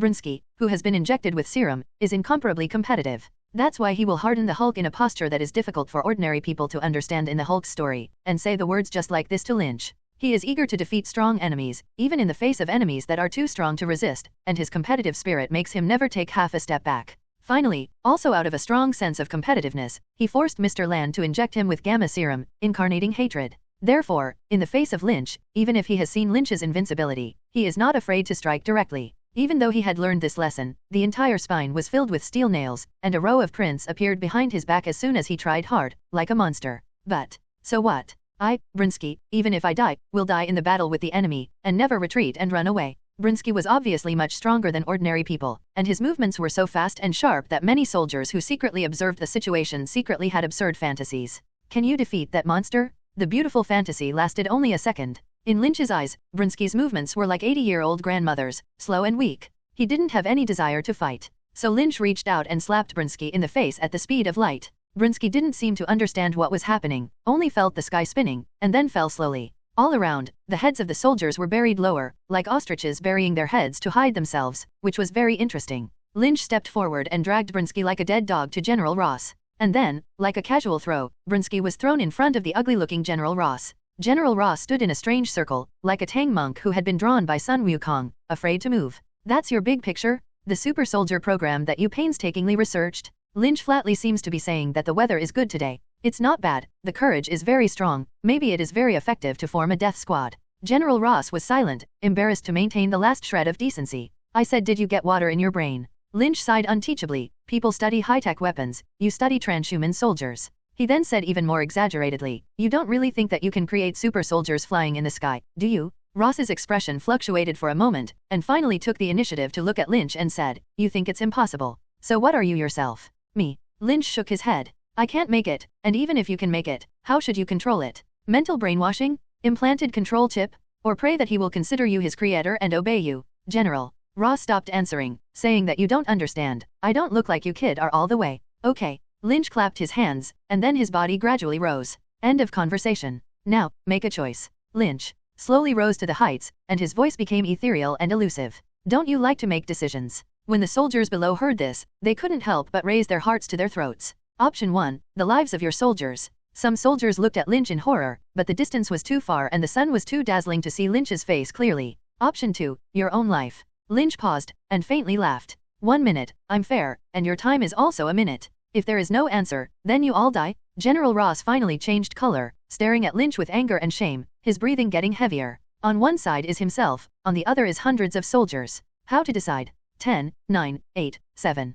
General Ross said, his words full of sadness and self-reproach. Oh. Lynch calmly accepted Ross's choice and continued to ask, reason? General Ross said with an icy expression, because I value the country more than the soldiers. Very good answer. Lynch applauded softly. Soldiers, it's a pity that you have been abandoned because of the overall situation. Lynch teased. Then please don't try to escape, don't try to resist, don't try to hide, close your eyes, for tens of seconds. Some soldiers clutched their heads in collapse and yelled with their eyes closed. I don't want to die, I don't want to die. Someone hit his body and shivered. Why can't we fucking kill so many people compared to him alone? Finally, a black guy got up, pointed a gun at Ross and roared. We have been taught since childhood that everyone's life is equal. Why should we exchange your life just because of the bullshit situation you said? Yes, isn't our life life? Kill him, we may be alive. The scene got out of control. Driven by the desire to survive, everyone went crazy. No, no, no, what is your life in front of the big picture? When the time comes, accept your fate. Lynch's eyes suddenly shot hot. Nope. Everyone collapsed, someone shot at Ross, someone fled, someone waited to die in place. But a long time passed, and Lynch's hot gaze still did not hit the soldiers. Lynch looked down quietly, and suddenly said in a loud voice, now you know what? I'm the big picture? _left. Previous. Next. _right. Nights_stay. The big picture. As soon as these words came out, General Ross and his soldiers were all stunned. They were all teased by Lynch. They are like clowns, forced by Lynch, to put on a ridiculous comedy. Because of the big picture, General Ross made the choice to abandon his soldiers. Motivated by their desire for survival, the soldiers shot at General Ross. Now, they found out that Lynch didn't want to kill them at all. But grievances have been sown, and estrangements have arisen. That's what Lynch wanted, and he didn't want to be an executioner. Revenge does not have to end with physical destruction. Destroying one's spirit is more cruel and effective than destroying one's flesh. Moreover, this farce has come to an end. Lynch looked into the sky, where a plane and a man of steel were speeding towards him. 3 minutes later, the plane landed in front of Lynch with Iron Man. Old acquaintance Coulson got off the plane and followed Iron Man to Lynch. You're late, Lynch said unceremoniously. It's better to come late, Lynn, are you okay? Tony was a little embarrassed. The situation at the scene was somewhat unexpected. The barracks were full of wreckage and ruins left by the heat of sight, large numbers of soldiers crouched or sat dejectedly, and General Ross stood in a circle with a dejected face like a defeated commander.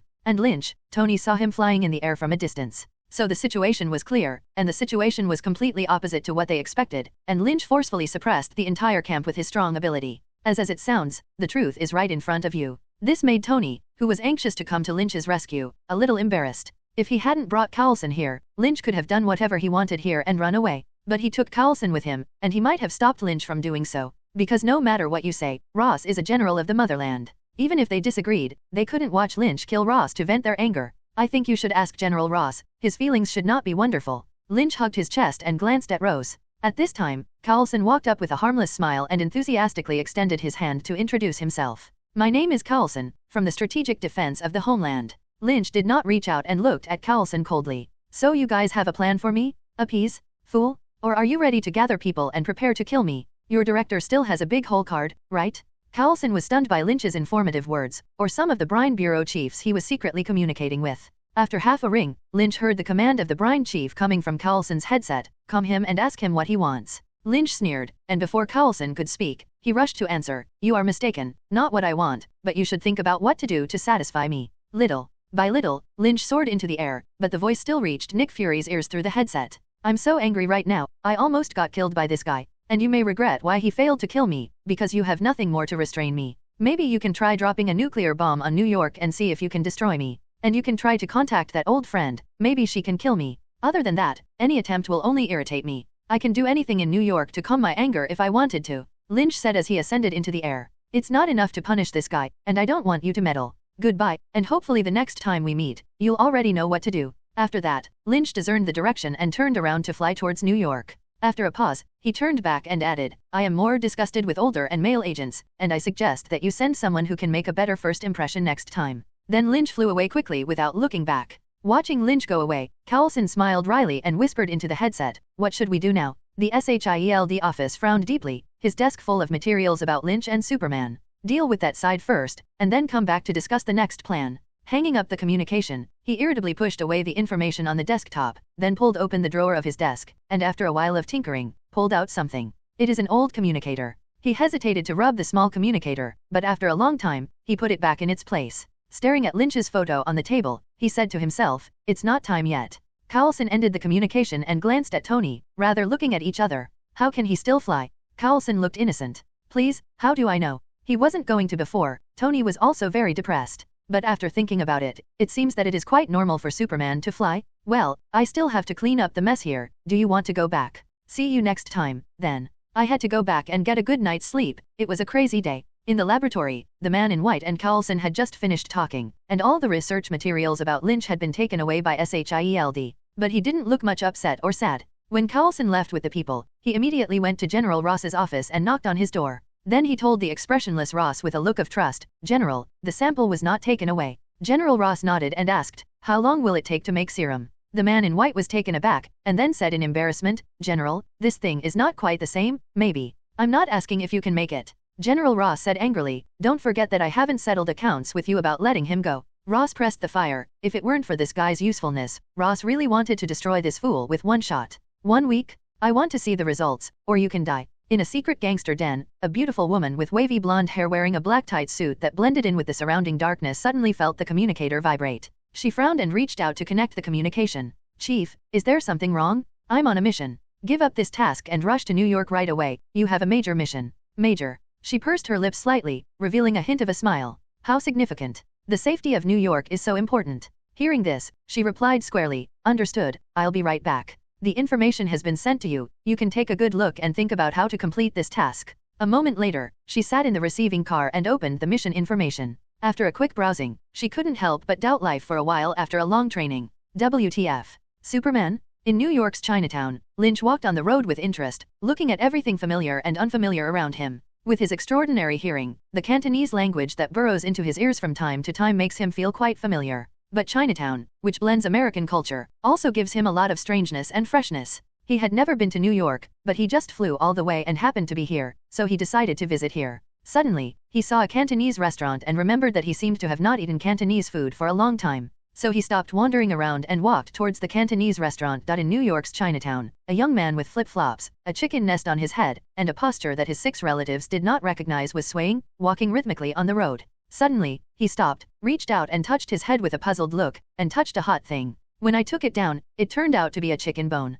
The guy was immediately furious. "That's worth it? How can this be tolerated? When did he suffer this loss in Chinatown?" So he immediately crossed his waist, no matter which household upstairs threw it, took a deep breath and cursed. "I'll take your mother," and Bin's family shovels and throw chicken bones. The building in front of him was a relatively dilapidated old-fashioned building, and according to his estimation, it should be inhabited by some old, weak, and sick people who could not afford to provoke him. Therefore, he strikes hard and will not be soft. Seeing that no one answered, he was even more energetic, and a series of authentic and exquisite Cantonese gushed out of his mouth. Just when he was scolding heartily, as if he had found today's sense of achievement, suddenly there was a sharp pain in his left foot. He squatted down with a whimper, covered his feet and looked at it. It turned out to be another bone. When he was stunned, his right foot also hurt violently. He looked at it in horror and found that it was still an ordinary bone. Pain temporarily suppressed his anger, and IQ regained the heights. Suddenly, he remembered the strange rumors that had been circulating in the neighborhood this week. What thief strangely fell and fractured his hands? Fraudster strangely hit a wall and suffered a severe concussion.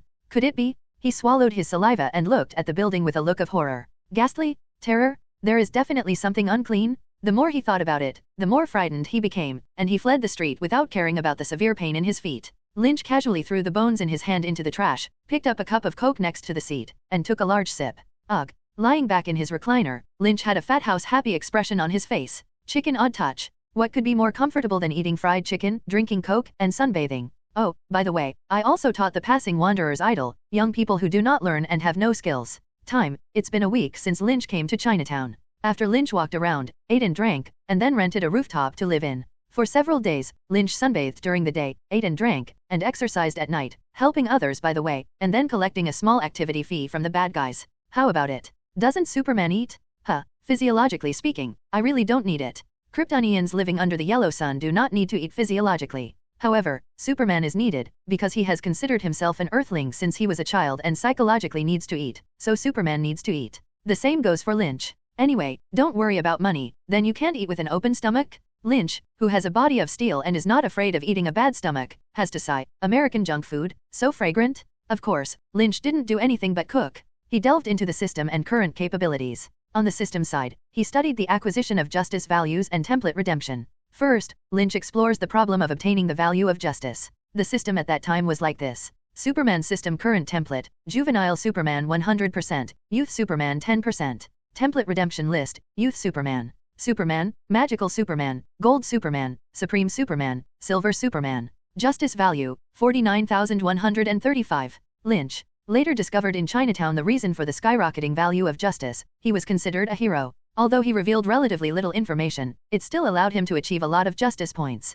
This is because his heroic deeds are known and disseminated, and those infected by his deeds will provide a certain amount of justice. This value will not be particularly large, but it adds up to make Lynch suddenly have an extra 50,000 justice value. In addition, direct attacks on evil can also gain justice points. For example, Lynch's query to kill the Iron Overlord has more than 10,000 justice points. To Lynch's surprise, he also achieved justice value when he made a fuss about the military base. The explanation given by the system is that Lynch belongs to the victims of persecution, so those military personnel are accomplices, and of course they can get justice points for fighting them. Lynch then tested how much justice could be obtained from a person. As a result, 1 or 2 points of justice can be easily obtained from a person, but it is very difficult to achieve higher justice points. For example, Lynch saved an unlucky passerby who was almost killed by a robber, and obtained the highest justice value obtained from a person, which is only 7 justice points. And getting justice points is mostly a hammer sale, and it is difficult to repeatedly brush wool. For example, if you give $10 to a begging homeless man, he gives 2 points of justice.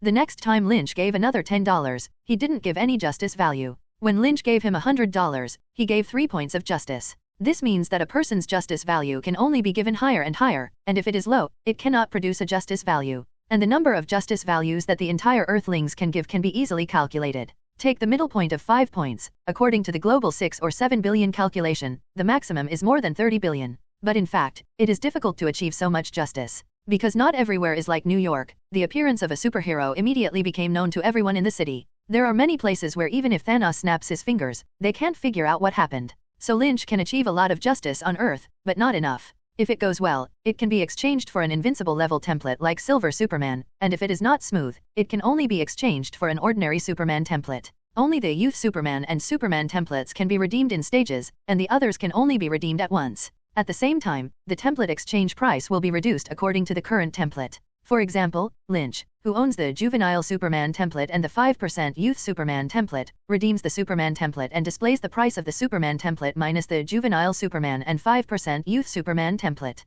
The explanation given by the system is that these 3 templates belong to the base template, so they can be exchanged in stages, and the subsequent price will therefore be reduced accordingly. Beyond the system, Lynch is researching his own capabilities. As a Superman with DC positive ceiling combat power, the strength is of course undoubtedly strong. Lynch guessed based on his own strength that the complete Great Super should belong to the level of Guyi, Odin, Hela, and Dormammu, that is, the existence of the Heavenly Father. The specific who is stronger and weaker, you have to fight to know. After all, the movie universe has not been linked, and it is as pointless to say who can definitely beat whom, as it is to discuss Guan Gong and Qin Kaiang. But Superman designated that he has hammered most of the heroes of the Avengers, and the only ones who can be compared are Captain Marvel, Scarlet Witch, Doctor Strange, and Thor after Awakening. Judging from the performance of the movie, these people have excellent performances, but who is not allowed to eat dumplings for the new year? Captain America also picked up the Meow Hammer to make Thanos confused. So Lynch feels that movies can't be taken too seriously, and only if they have been played count. Well, Lynch, who has been basking in the sun for so many days, says he is fearless.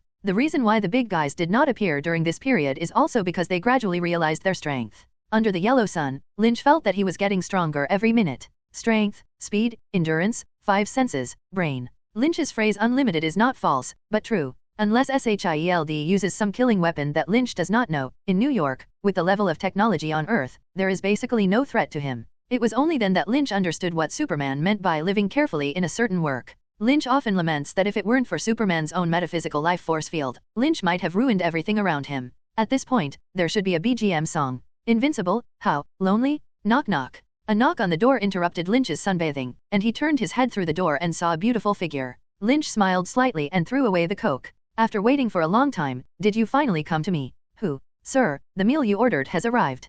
Come in, the door is unlocked. Okay. The door of the roof was pushed open, and behind the door was a charming and sexy young beauty. She wears a waiter's outfit, her signature chestnut red hair, her devilish figure, and her delicate face with a seemingly intractable smile. With a charming smile, she walked towards Lynch with a bag of meals. Lynch's eyes lit up unabashedly, and he looked at her curiously. It's better to be famous than to meet, and it's better to see in movies than to see in reality. In front of her close to her skin is delicate and moist, her 2 big eyes want to say goodbye, her nose is tall and 3-dimensional, and her small face seems to radiate in Lynch's eyes. She pursed her lips reservedly, showing just the right amount of shyness, and put the things in her hand on the small table next to Lynch. Happy meal, sir. Lynch looked away from the hot gaze and swept over the food that had been delivered, and opened it with a little surprise. It's all home-cooked, but it's not easy to find on the streets of the United States. Mr. Lynch hasn't eaten much authentic Chinese food for a week, and sometimes complains about it. You guys are very careful, I thought you forgot me. Her expression didn't change, but Lynch could hear her heartbeat speed up noticeably. Camouflage, seen through.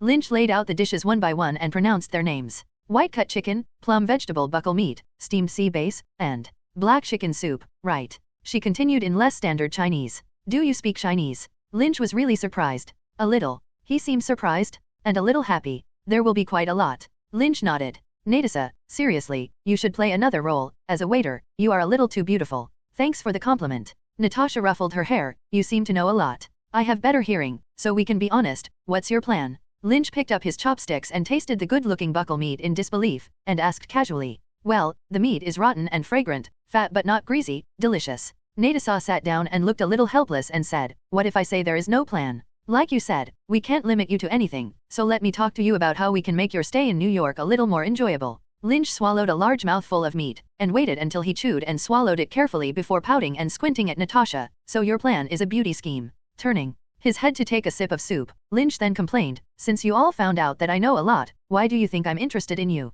Lynch stared at Natasha quietly. Natasha, I know your past and even see your future. You have no secrets in my eyes. This is true. Lynch dares to pat his chest to assure. Lynch, who was once a fan of his widowed sister's appearance and temperament, has deeply understood the history of Black Widow, from movies to comics. Lynch knows what a dark past Black Widow has and a tragic future. In the Marvel Cinematic Universe, Black Widow was born in 1984 and is only 23 or 4 years old now, which is a year or two older than Lynch. Born in the Red House, a notorious female agent base in the former Soviet Union, she underwent brutal training and selection, and was forced to execute an innocent person. After that, she worked for the Russian Federal Security Service, was targeted by SHIELD, and sent Patton to assassinate. Instead of killing her, Barton introduced her to SHIELD. After that, there is a well-known story that she sacrificed her life in order to obtain the Soul Gem and save half of the life in the universe. She has no childhood, no affection, no love, no offspring, even dead, no cemetery and flowers, a miserable woman who is always tormented by the blood stained on her hands.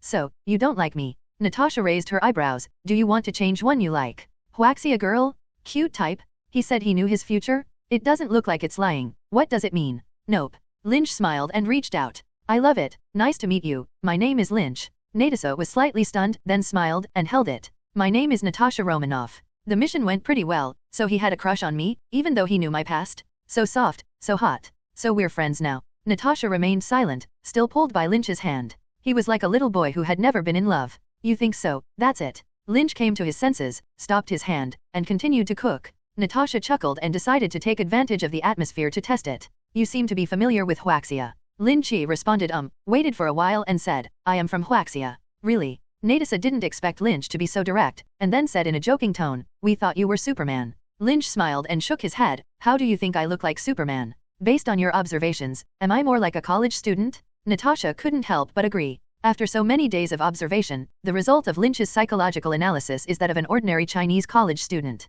But your abilities, Natasha said, your abilities are the same as superhuman. Superpower, heat vision, flying, see-through, absorbing sunlight. Why does it have to be Superman? Lynch sighed. Can't it be an immortal cultivator who has practiced the light system technique? The Chinese used in the latter sentence made Natasha not understand much. What do you mean? Is it something from Chinese legends? Yes, why don't you think I'm an immortal in Huaxia? Lynch wiped his mouth. Immortal. Natasha was silent, lost in thought. Sorry, maybe a cultural difference? We didn't think about it in that direction. So, are you? No, just talk about it. Lynch laughed, looking like he had succeeded in his mischief. Natasha gave Lynch a look. The director of the halogen egg who listened to the conversation between the two was also stunned, and the agents of SHIELD who were busy inquiring about immortals, exercises, cultivators, and so on looked at him speechlessly for a while. The chief of the egg signaled with his eyes for them to continue the inquiry, and then continued to listen. Please, can you give me a little more useful information? Natasha looked pitiful. Otherwise, I won't be able to go back. Okay. Lynch finished his meal and sat down across from her. Do you want to hear the truth or falsehood? Of course it's true. Lynch cleared his throat with a solemn expression, and then said in a low and depressed voice, I am a traveler from a higher dimension, and I know your past, present, and future. Natasha, or the team behind it, digested Lynch's words. What about the fake one? My real name is Hu Tutu, my father's name is Hu Yingjun, my mother's name is Zhang Xiali, and my family lives in room 101, building number 2 of the Flip Bucket Garden. My real name is Hu Tutu, my father's name is Hu Yingjian, my mother's name is Zhang Xiali, and my family lives in room 101, building number 2 of Tudou Garden. Lynch said Natasha in Mandarin with a Sichuan flavor. It's like rapping. Who hasn't hidden two hands freestyle? I don't know if there is a Hu Tutu in this world. Whatever about him, he said it was fake, they really can't believe it, right? Natasha kept her smile unchanged, as if she were a mask, and it was clear that she didn't understand the passage very well. Quite normal, this proves that her Chinese teacher is not a Sichuan's with a strong accent. But it doesn't matter if she can understand or not, someone can still understand. SHIELD, which has great powers, has arranged for translations to quickly extract the information in the words. After some inquiry, of course, nothing can be found, there is no Hututu in this world. By now, Natasha felt in her heart that things were a little beyond imagination. Proficient in micro-expressions, she could see that Lynch, who was untrained and could not hide her inner thoughts, did not seem to be lying. Through Lynch's series of unknown prophets, his indescribable familiarity with Tony Stark, the director, and even himself, his statement seems to be confirmed. But this statement is too surprising and too difficult to accept. More terrifying than his admission that he is Superman, the existence of Superman in this world. An omniscient being who came to his own world? What is his purpose? Well, I don't quite understand what you're saying. Natasha expressed helplessness, so should I believe your truth? Look at yourselves. Lynch looked indifferent. So your world is similar to ours? Natasha asked thoughtfully. Lynch looked down and thought for a moment. It's about the same. Natasha pondered Lynch's words and continued. Then can you tell me how you got here? How do I know? Lynch was helpless, an unknown accident brought me here suddenly. The day you and Tony Stark met. Yes. Lynch sighed, a bad first day almost killed me. It's all gone, isn't it? Lynch didn't reply for a while, calmly looked at Natasha for a moment, and then got up and went back to her recliner. Putting on his sunglasses, Lynch lay on them and stretched. It's not going to pass, Natasha, things leave a mark when they happen, don't they? Lynch lay on his back, his large sunglasses covering a small face, and his expression was not very distinct. Let's be blunt, I'm a very lazy person. Too lazy to be a hero, too lazy to be a bad person, too lazy to make friends, too lazy to set up enemies, and even too lazy to live well. In this world, I am just a passerby, and I am even more lazy to work hard to do something. But when I listen to my heart and want to do something, I give everything I can. So you can treat me as if I don't exist, so that no one has troubles. Lynch turned her back to Natasha and waved her hand on the recliner. I won't send you any more. Natasha listened quietly to Lynch's words and got up to leave. One more thing, Tony let us tell you, he will have a press conference tomorrow, are you going? Lynch tilted his head. Conference? What a scene? Do you want to go? It took Lynch a second to make a decision. Where is the location? Natasha pulled out an invitation and placed it on the table. I'm on the table, tomorrow at 9 o'clock. Okay. Lynch closed her eyes, but she hadn't heard Natasha leave for a long time. Something. Yes, but I'm hesitating whether to. If you hesitate, just do it, and only after you do it will you know whether you should or not. Then Lynch felt Natasha's heartbeat gradually flatten. Well, I want to ask, was I relieved when I died? When Lynch heard this, he thought about it carefully. Liberated? Natasha later in her life because she joined the Avengers and had a family partner, but she was still the poor person who was tormented by the past. Her body was modified to make her infertile, a possible reason for her infertility. Her career as a secret agent left her hands covered with blood, and the most painful thing for her was the first execution of innocent people. But Lynch felt that she should be relieved when she died. Although she is unmarried, childless, and has no love, her performance when she obtains the soul gem undoubtedly shows that the person Barton loves most in his heart is her. Although she has killed innocent people and killed countless times, her sacrifice has exchanged for the soul gem, saving half of the innocent life in the universe. Come to think that when she dies, her heart should be redeemed. So Lynch said faintly, the place where you died is extremely desolate and silent, no one can go to it for 10,000 years, no grave, no epitaph, no flowers, no song. When Natasha heard this, she couldn't help laughing, but her eyes darkened. After a pause, Lynch changed his tone and said, but when you died, there were people around you who loved you the most, everyone on the earth remembered your sacrifice, and half of the innocent lives in the universe were saved by you. Lynch turned his head and said word by word, I think in this case, you should be considered redeemed. Natasha was silent, her most sincere and charming smile of the day. Lynn, can I ask you something? She looked at Lynch with pleading. If what you say is true, don't change it. After Natasha left, Lynch squinted at the pros and cons of today's conversation. Lynch did not want to hide his origins, and making up nonsense was not realistic. How can an ordinary person disguise himself in front of a group of the world's top agents?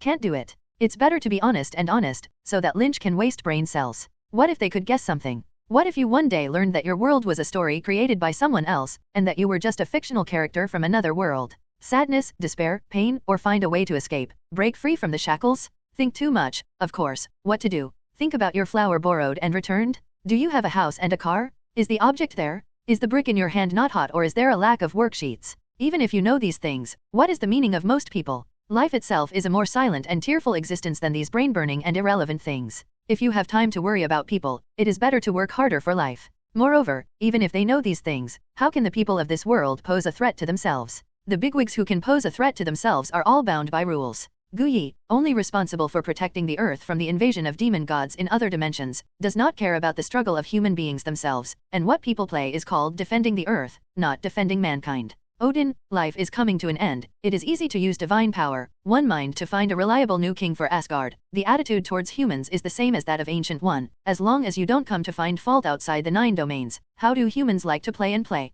The other members of the Avengers really don't look enough in front of Superman. So what else to worry about? Of course, you can say whatever you want. Basking in the sun, Lynch slowly went to sleep. Office of the Director of SHIELD. Natasha is giving a report to Nick Fury. So my advice is to keep contact communication and avoid unnecessary friction. Nick Fury stared at his signature dead fish eyes and asked expressionlessly, what if he's disguised like this? Like with some special ability? What if some stupid guy provokes him one day and makes him want to destroy the world? Or something else changed his mind, and what should we do? His tone was as cold as his eyes, and his sentences pointed to the worst-case scenario. We hold a bomb and pretend it doesn't exist? Or just want to protect the bomb and pray that he never explodes? Natasha hugged her chest and looked at Fury, a little dissatisfied. Then we have to detonate him in advance. Can we afford to live? At least for now. Fury looked up Lynch's information, which recorded Lynch's ability data from his appearance to the present. While his abilities have not been further enhanced. Fury, we should defend and monitor the hazard, not just dispose of it. Natasha frowned.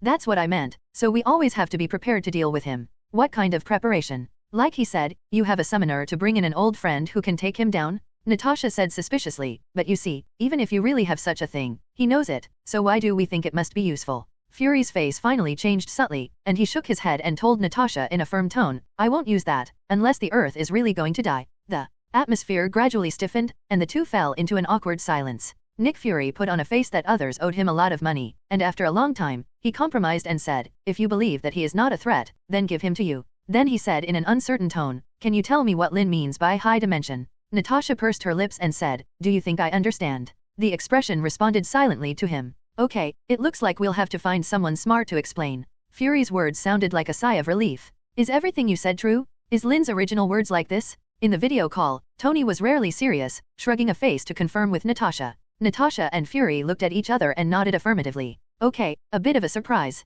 Tony blinked his eyes, silently digesting the sudden message. So, you understand? Fury said suspiciously. Please, Mr. Chief. Tony bragged as he cradled his neck. Why else would you look for me? Doesn't SHIELD have experts in this? Tony, I'm sorry, we only thought of you because of secrecy, Natasha explained with a smile. Okay, I can understand, after all, we just met. Seeing that Tony didn't know where Ken went, Natasha coughed and interrupted, then can you explain it for us? Tony's wise eyes swept over the two, then shook his head. You can think of Lin as a, Tony tilted his head and thought for a moment, an audience member who entered the theater. He may be very familiar with certain things, certain people, but there is no doubt that he is not omniscient. What? Audience members who entered the theater? Fury had a little trouble understanding Tony's metaphor. Can you put it bluntly? Tony didn't speak, but already had a polite expression of rejection. Fury didn't say anything, just looked at Tony insistently. Well, you asked for it. Tony was defeated, walked out of the video, and after a while, returned to the video with a book in hand. He pointed the object in his hand at the camera so that the two could see it clearly.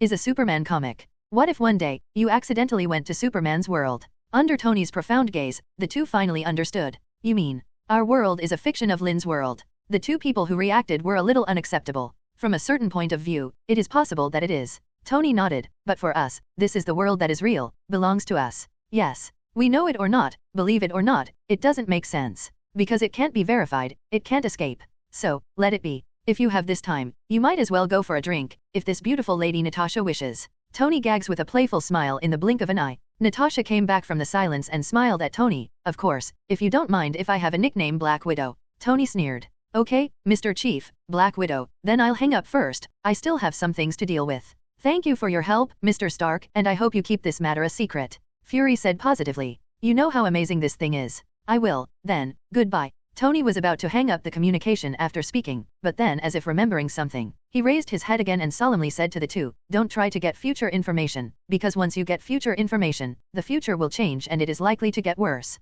Like I said before, forget about it. When Natasha heard this, her heart beat half a beat faster and she did not respond. Fury nodded and replied, I know, I'll assume I don't know about it. Tony nodded in satisfaction and turned off the call. Fury turned his head and his sharp gaze swept across Natasha's face. Have you already obtained some information? On the other side, Tony, who had turned off the communication, did not go to other things, but sat on the chair, tilted his head and closed his eyes to think. My world, it turns out to be a certain comic in the eyes of others? Anime? Or is it some weird fairy tale? A bizarre legend? It's ridiculous. I also think of Lynn as Superman. Am I the one who doesn't exist? So, what do you do next with Lynn? The other party should know themselves well, right? Shouldn't you even know all the embarrassing things in your life? Maybe what if you are the hero of this funny work? Himself, still very humorous, right? Not yet, though. I still remember the surprise and joy in his eyes when we first met. It's like, when I was a child, I saw Superman. So, you should be a positive character, a superhero? Probably, maybe, probably. Can someone like me also be a hero? After thinking for a while, he got up. Jarvis, I have an idea, you simulate it. Everyone has received an official account of last night's incident at Stark Industries. According to unconfirmed reports, a prototype robot malfunctioned, causing serious damage to the arc reactor. Fortunately, one of Tony Stark's personal bodyguards used Stark's top-secret technology to defuse the danger. On the screen behind him, Rhodes is making an official statement at a public press conference in the media. Iron Man. Tony holds a copy with the headline Who is Iron Man? The newspaper was chatting with Potts. It's a bit of an interesting name. He has a powerful ring, although not quite accurate. It is actually made of gold titanium, but who knows what people will associate with. Potts tore the band-aid off the bridge of Tony's nose to tidy up his appearance later. Carlson walked over, handed over a few small pieces of paper, and said, alibi. Okay. Tony put down the newspaper and checked his official instructions. You were on a yacht. Carlson introduced. Okay. Tony answered. The tax office certifies that you have been moored all night in the port of Avalon and the testimony of 50 guests. Potts put concealer makeup on Tony's somewhat bruised face, and Tony looked down at the small piece of paper and said, actually, I think it's better to say that it was just me and Pepper that night, and the two of us were on the island. With that, Tony glanced at it, but Pepper ignored it, finished her thing, and turned to walk away. We can't fake. Carlson gently refused. Okay, just do it. There was no mention of Obadiah. Tony quickly scanned the few pieces of paper in his hand, then looked at Carlson suspiciously. Didn't mention Lynn either. There is no need. Carlson drive. We did the treatment. Obadiah went on vacation. You know the safety of small planes, it's really bad. But how to explain the bodyguards who made up out of thin air? Tony frowned. He's me. I mean, how to explain this weak link? It's not the first time I've done this kind of thing. As long as you follow the official statement, nothing will be a problem, said Carlson calmly. Tony had to accept it for a while, but what about Lynn? More people knew him than Iron Man, and everyone knew they fought side by side and left. Tony looked like he had to answer positively from Carlson. Carlson then backhanded with an innocent, pitifully persecuted look. You cannot answer these questions, just make a statement about Iron Man's question. Nope. Carlson said, I don't know, it's not my responsibility now. After that, he was afraid that Tony would continue to entangle, so he turned around and walked away. You only have 90 seconds. Pepper sent Carlson to the door of the room. Agent Carlson, I want to express my deep gratitude for all this help you have provided. Pepper solemnly thanked him. It's my duty. Carlson responded with a smile. We will cooperate in the future. Your Strategic Law Enforcement Munitions Department. Pepper frowned slightly, reciting the smelly and long full name of SHIELD. SHIELD for short. Carlson smiled and turned to leave. Okay. Looking at Carlson's back, Pepper turned to Tony and said in a relaxed tone, it's time for you to appear. Tony followed and complained, you know what, it seems that it is not difficult to fake, although I don't believe I am Iron Man.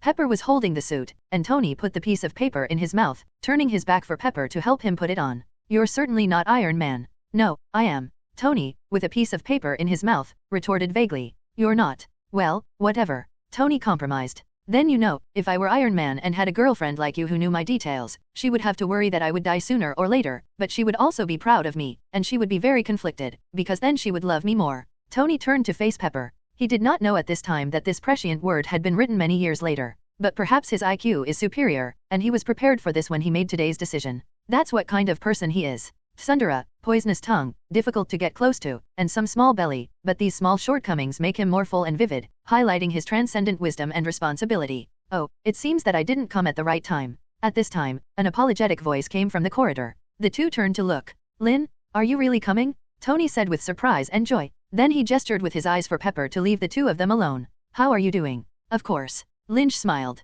Below, Mr. Stark has prepared a statement, but he does not answer any questions. Thank you. Rhodes spoke loudly, and the reporters sitting below all unexpectedly pointed their equipment at Tony Stark for a while. Tony stood on his speak, swept his gaze over the reporters below, and said casually, "Well, I haven't shown my head for some days." He looked down at the manuscript. "I'll just read it. There is speculation that I myself was involved in the incident that happened on the expressway and on the roof." Halfway through the sentence, a young and beautiful female reporter sitting in the first row interrupted with a faux pas gesture. "Do you really think we'll easily believe that it's a bodyguard, wearing armor just right, when in fact you usually do?" Tony interrupted as well, squeezing a smirk out of his face. "It's okay to question the official statement, but in any case, you shouldn't speculate and call me a superhero for no reason." The female reporter smiled proudly, as if to catch a loophole in Tony's language. "I didn't say you were a superhero." "No," Tony Nene said. "Well, it would be ridiculous, outrageous. I'm not a hero. Obviously I have too many character flaws, have done too many wrong things, and have a very bad impact." Rhodes saw that Tony was a little off topic, and leaned over and whispered, "Just read it according to the script."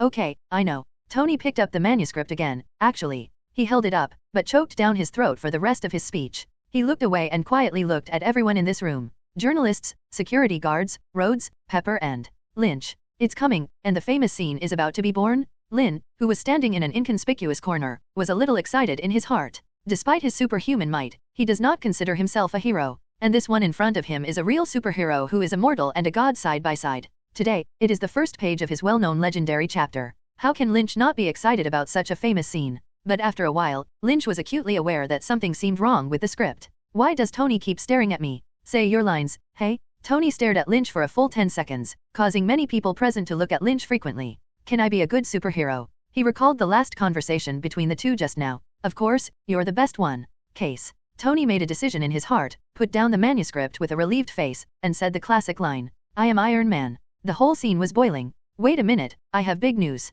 He spoke up, and the scene was suddenly much quieter. "I still have a superhero friend. I have a superhero friend, and I'm sure you all know it, the kid who appeared with me that day, and some of you call him Wonder Boy." Tony said this, and his eyebrows fluttered vigorously. "Actually, he's a lot like Superman, powerful, able to fly, and able to shoot light from both eyes." "Are you kidding, Mr. Stark?" "But the current information only shows that he has a lot of strength and speed." Reporters can't bear to listen to people finish talking. "I'm not kidding, he has almost identical abilities to Superman. I can vouch for it with my personality." Tony patted his chest and said, and then continued to expose Lynch. "Of course he doesn't like to be called Superman, probably because he is very young, and Superman is a little older." Many journalists laughed cooperatively. "So, I thought maybe we could call him." Tony pronounced a name ceremonially to someone else, pronouncing it like Iron Man. "Superboy? Mr. Stark, where is this Superboy? From the video, it seems to be an Asian. Where did this superhero go next? How old is he? Does he have a girlfriend?" The reporters at the scene rushed to ask Tony questions, and he was rare and good at talking, answering several questions, and then the questions became more and more biased.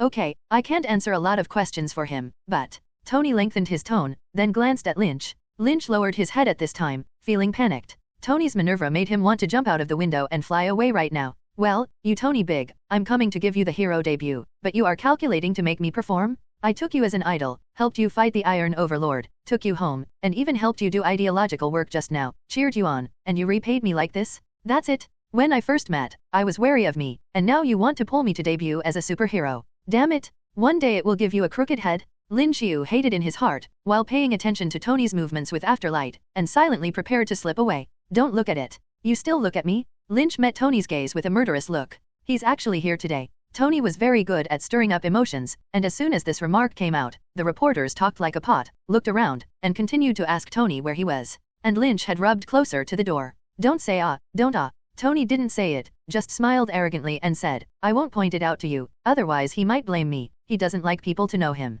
Of course, as he said this, Tony's eyes seemed to indicate Lynch's direction absently. The professionalism of New York journalists is not fake, and the organic and intelligent reporter has followed the guidelines to Lynch. "Hey, are you a Superboy? Can I interview you? He's here. I found him." The door, blocked. Lynch looked confused, completely helpless by a group of journalists who were excited to grab a 5 million lottery ticket all the way from the door to the podium. If it were a group of villains, Lynch would have punched hard. But how can he get his hands on this group of enthusiastic and excited journalists? It was an experience he had never had at all. Since he was a child, he has never faced so many and fanatical people. One of the most popular speeches he has experienced was running for student union leadership in college. But although there are many people, there is no such experience of being crowded around like a baby. Although these gazes are not too pure, there is adoration, there is curiosity, there is greed, there is doubt. But it was enough to make Lynch overwhelmed. Standing on the stage, facing the reporters who kept asking questions, Lynch was so nervous that he was a little cautious about swallowing his saliva. At this moment, he especially wants to shoot the system directly.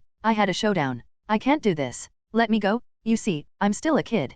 Please let me fight crime. This is more suitable for Tony. Time passed in Lynch's silence for a few minutes, and the reporters in the audience who did not receive a response gradually quieted down. Say something? Tony's somewhat gloating voice came from the side. Lynch gave him a terrifying death gaze back. Tony immediately shut up. After all, this guy can really stare at people. Raising his head and straightening his chest, Lynch spoke slowly. I don't actually know what to say. After he spoke, Lynch calmed down unexpectedly. What Tony said is true. I have similar abilities to Superman, but I am not like him. I can't guarantee what I can do for this city, this world, because I am not prepared for this, so I don't want to be discovered and heard someone call me Superman. Maybe one day, I'll put on Superman's clothes to save the world, but not now. Okay, now I want to be alone for a while, bye. The more Lynch spoke, the smoother he became, so he finished speaking in one breath, and quickly ran out of the venue while no one reacted. When the reporters chased them out, they could only raise their cameras and take a few pictures of Lynch's flying back. God, can he really fly? Superman? A reporter looked at the photos he had taken and was amazed.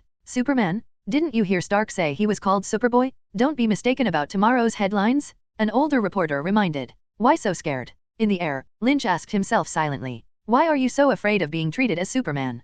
Considered a superhero? Is it just because you hate Superman's weakness and compromise? Or, at the same time, worship and longing for the greatness and nobility of Superman? That was the character Lynch thought he would never be able to do. Lynch has always considered himself a normal person. There is a sense of justice, but not very strong. There is a dark side, but it doesn't appear much. Sometimes I compare myself, but most of the time I avoid hurting other people. This is Lynch. He yearns for the divinity of Superman, and he hates Superman's confinement. He is a being between Superman and villain. So he couldn't accept the title, and he couldn't afford the meaning behind the title. He can't do, what Superman is supposed to do. Tony is refreshed to deal with all the troubles caused by the self-detonation of Iron Man's identity. Although he was busy, he was happy because he knew that someone must not be as comfortable as he was. Sometimes happiness is built on the pain of others. While humming a cheerful tune, Tony suddenly heard a rhythmic tapping sound behind him. Dang dang. He turned around, and the pleasure on his face gradually disappeared. Outside his mansion, Lynch is suspended in the air with a gloomy face, tapping on the floor-to-ceiling window glass of his home. It's like ringing the death knell for him. Pepper, is my plane ready to take off? Tony, we need to talk. Next time, Lynn, I'm really in a bit of a hurry. At a university, a young professor dressed in blue had just left class, walking distance to downstairs of the school building. Excuse me, Dr. Stern. He heard the voice and looked up. A woman quickly walked up. My name is Elizabeth Rose. He thought of the scholar. Dr. Ross. Someone wants to see you. Okay. A man in a hat came over and raised his head to look at him. Mr. Lan. The man said. Stern looked at the man in surprise. Mr. Green. I've been wondering if you really exist, and if so, what would you look like? It really surprised me that a person with such great power should be as inconspicuous as you. At Dr. Stern's residence, he was enthusiastically recounting his curiosity about Mr. Green, Dr. Banner. Unfortunately, neither of them was very interested in this experience, so he changed his tone and got to the point. It's not simple. Even if everything goes well, guide you to transform and inject the right dose, will you be cured forever, or will it only be temporarily suppressed? Saying that, Stern made a coin-tossing motion, which means that the treatment result is like a coin toss, and he can't be sure before seeing the result. If the dose is injected a little more, there will be high toxicity of the ingredients. Banner's girlfriend, or ex-girlfriend, Ms. Ross, chimed in. Yes, I'm sure. Stan nodded. But it can also be the complete opposite. If the dose is too small to suppress me, you are in danger. Banner said. Stern laughed and explained as if he had guessed Banner's concerns. I've always been a curious baby, and I've never met a thing that I want to do or not. The meaning is very clear. Since I was a child, have not been afraid of it at all. So the three agreed and went to Stang's laboratory together. Stern inserted the potion into the machine, debugged it, and made Banner lie down on a recliner. He then fixed Banner to the recliner to make sure that Banner could inject the potion after transforming into the Hulk. It's going to be a novelty. Stern prepared the instrument and said to Banner, here we go. The blood dissociator mixes the antidote and your blood, but you have to fully transform for the antidote to work. The blood in Banner's body is constantly pumped out, and then after transformation, it will be mixed with antidotes and returned to the body. Take it easy, Ross said as he gently stroked Banner. Okay, it's done. Then, they move on to the most dangerous part. Awaken the Hulk and inject the antidote. Stern took a deep breath with the shock in his hand, and then asked, are you ready? Banner glanced at Ross and nodded. So Stern took the shock and slammed it on both sides of Banner's head. Whoosh. Banner suddenly closed his eyes and whimpered in pain, his body struggling up and down frantically. Suddenly, he straightened up, his eyes opened widely, and a touch of green emerged. Hulk, coming out. Banner's body plumped like an inflated balloon, and green veins crawled all over his bare body like earthworms. He spit out the contents of his mouth fiercely, and a terrifying sound sounded, and his entire body continued to expand. As he raised his head and roared, his entire body had already grown in size, like a legendary giant. Seeing this, Stang, who kept exclaiming, was a little panicked and wanted to turn off the instrument. Wait, it's not over yet. Ross spoke out eagerly, and Gordon had to give up and continue to watch Banner change into a living person in horror. Moments later, Banner had completely turned into the Hulk. It let out a beastly roar and began to break free from its shackles. Now, hurry up, Ross reminded loudly. Hurry up and inject the potion. Who knew that at this time, Stern was stunned, and was killed by the crazy Hulk. The Mad Hulk is amazingly powerful, and he is about to break free from his bondage. Once it succeeds, the consequences will be unimaginable. Rose looked at this terrifying beast and actually plucked up the courage to roll over and sit on it. Bruce, look at me. While reassuring Hulk, she urged Stern, quickly inject the antidote. Come on. Hulk struggled, but didn't push her away. After tossing for a long time, Stern finally succeeded in injecting the Hulk with antidote. As soon as the antidote entered Hulk's body, it seemed to have received a huge blow, let out a low roar, and slowly lay down. Its body is slowly shrinking, and the green color is rapidly fading. Moments later, the Hulk took on the appearance of Banner. That's the most amazing thing I've ever seen in my life. Stern drooled, his expression exaggerated to express his shock. Don't be so excited. Ross said displeased, because it wasn't an interesting experience, we have to discuss what just happened. No problem, the gamma pulses come from the amygdala of the brain, I guess Dr. Banner's nucleic acid strands. We may have neutralized these cells, or just suppressed this transformation, I don't know, maybe the latter, my experimental specimen never survived. Banner interrupted him, experimental specimens? What experimental specimens? Follow me. Stern took the two to a lab. The lab is filled with clear glass cases with bags of blood. These are all your blood, you didn't send me much, so I concentrated it and made more. As long as I continue to research, there are infinite possibilities, infinite potential. This gamma technology has countless uses. We can find hundreds of antidotes, so that human beings are completely immune to various diseases. Banner looked at Stern, who fell into a frenzy, and his heart was cold. Of course, he knew how much potential gamma technology contained, and it could be said that no one knew this kind of thing better than he did. However, the deeper the research, the more it suffers. Gamma technology is a double-edged sword, and people have not yet mastered how to use it. If you continue to study, it is likely to lead to a disaster even more terrible than the Hulk. He said solemnly to Stern, no, we have to destroy it. What? Why? Stern was puzzled. Tonight we have to destroy all this, everything here. What? Stern suspected he had misheard. We can get Nobel with this. You don't understand the power of this thing. Too dangerous to control. This is the flame of Prometheus. The three quarreled. They just want to use it as a weapon? If it is taken away by the government, it will be over. You have no idea the power of this thing? I hate the government too, but you're too nervous. Stern didn't understand why Banner was so careful. Bang! Suddenly, a gunshot ended the quarrel. Banner fell to the ground in pain, and Ross quickly stepped forward to help him. On closer inspection, fortunately it was just a shot of sedative. Banner slowly fell to the ground, and it was useless to let Rose slap his cheek and shout his name. Subsequently, a group of military soldiers took control of the three and took Banner and Ross away. Stan was taken aside by a female officer for questioning. He never expected that Banner's words were so insightful, and the people of the government would come. Outside Stern's house, General Ross, who planned the arrest, bowed his head to the bound Banner and said coldly, if you dare to destroy the Hulk, just wait to sit in prison for the rest of your life. Banner was expressionless. General Ross looked up and greeted Banner's girlfriend, Ms. Betty Ross, who was walking ahead. He reached out and took Betty and gently called out Betty. But Betty just looked at him hatefully and said hatefully, I'll never forgive you for doing this to him. He's a fugitive. General Ross defended. You made him a fugitive. Betty's voice rose and became even more angry, to cover up your failures and protect yourself. I don't want to be your daughter. After Betty finished speaking, she shook her head and left to chase Banner. General Ross had a gloomy face, but his heart was very excited. Banner has already been successfully captured, so will it be far from taking out Lynch? Only, he did not find out that one of his good subordinates, Brinsky, quietly disappeared.